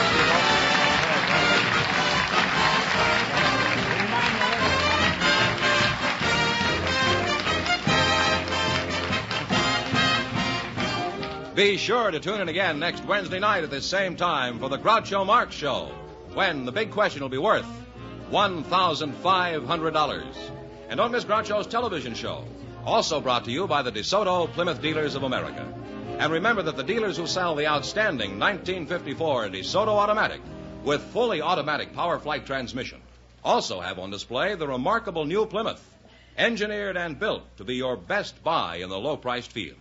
DeSoto, Plymouth, two great new cars, both products of the Chrysler Corporation. And when you drive in, tell them Groucho sent you. Good night, folks, and remember, just be sure to see the DeSoto Automatic.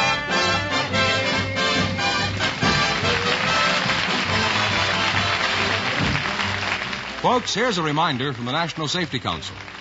Good drivers don't brag about their ability to get out of tight spots. They stay out of them. You Bet Your Life, transcribed from Hollywood, is produced by John Goodell, directed by Robert Dwan and Bernie Smith, music by Jack Meakin. This is George Fenneman signing off for the more than 3,000 DeSoto Plymouth dealers from coast to coast. You Bet Your Life is heard by our armed forces throughout the world.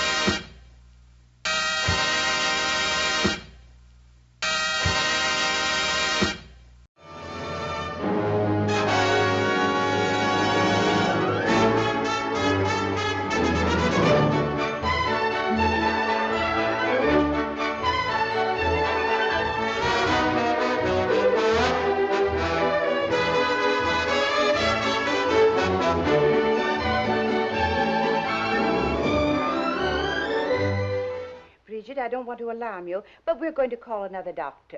He won't give you any medicine. He'll just ask you a few questions. You understand, don't you? Sure. You want to find out if I'm wacky. Hail a cab!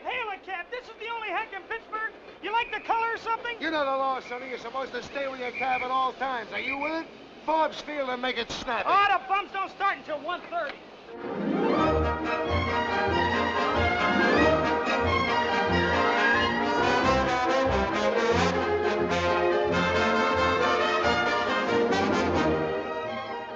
You've been praying for me? The whole team. How long have you been praying? Ever since you hit the slump. Oh, you must have been praying pretty hard, huh? Oh, yes. Every night, every morning, and sometimes during arithmetic.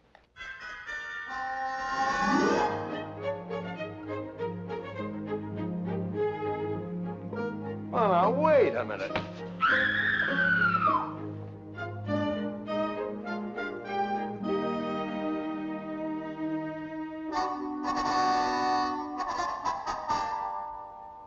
You speak to angels? Certainly. Can we quote you on that? Why not? An angel sits in back of me in a dugout every day.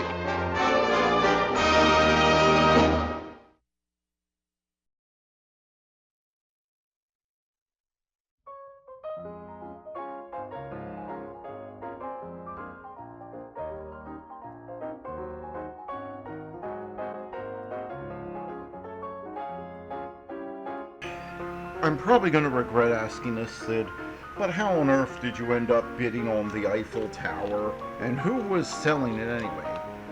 Well, you see, I was out looking for international finance for my new picture. What new picture? Oh, you know, my new movie, From Seal to Eternity. Ow! You haven't hit me in a long time, Matt. You deserved it for that one. Well, anyway, some guys led me to a club in some back alley in Paris where some shady guys, they said they could help me, but turns out they were just selling a bunch of international landmarks. Really? But yep. They had the Sears Tower, they had the Grand Canyon, which I didn't bid on because I have no place to put it. Yep.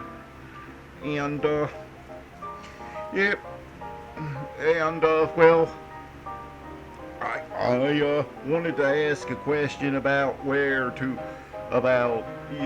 we were going to go to talk about the financing of my picture. And, well, every time I tried to get the guy who led me there's attention, they thought it was a bid, and so I'm, in the hole to the French Mafia for about 10 billion francs. Oh, good grief. Yeah. Never do business with the French, Matt. That's the lesson I learned. We'll see you next time, folks.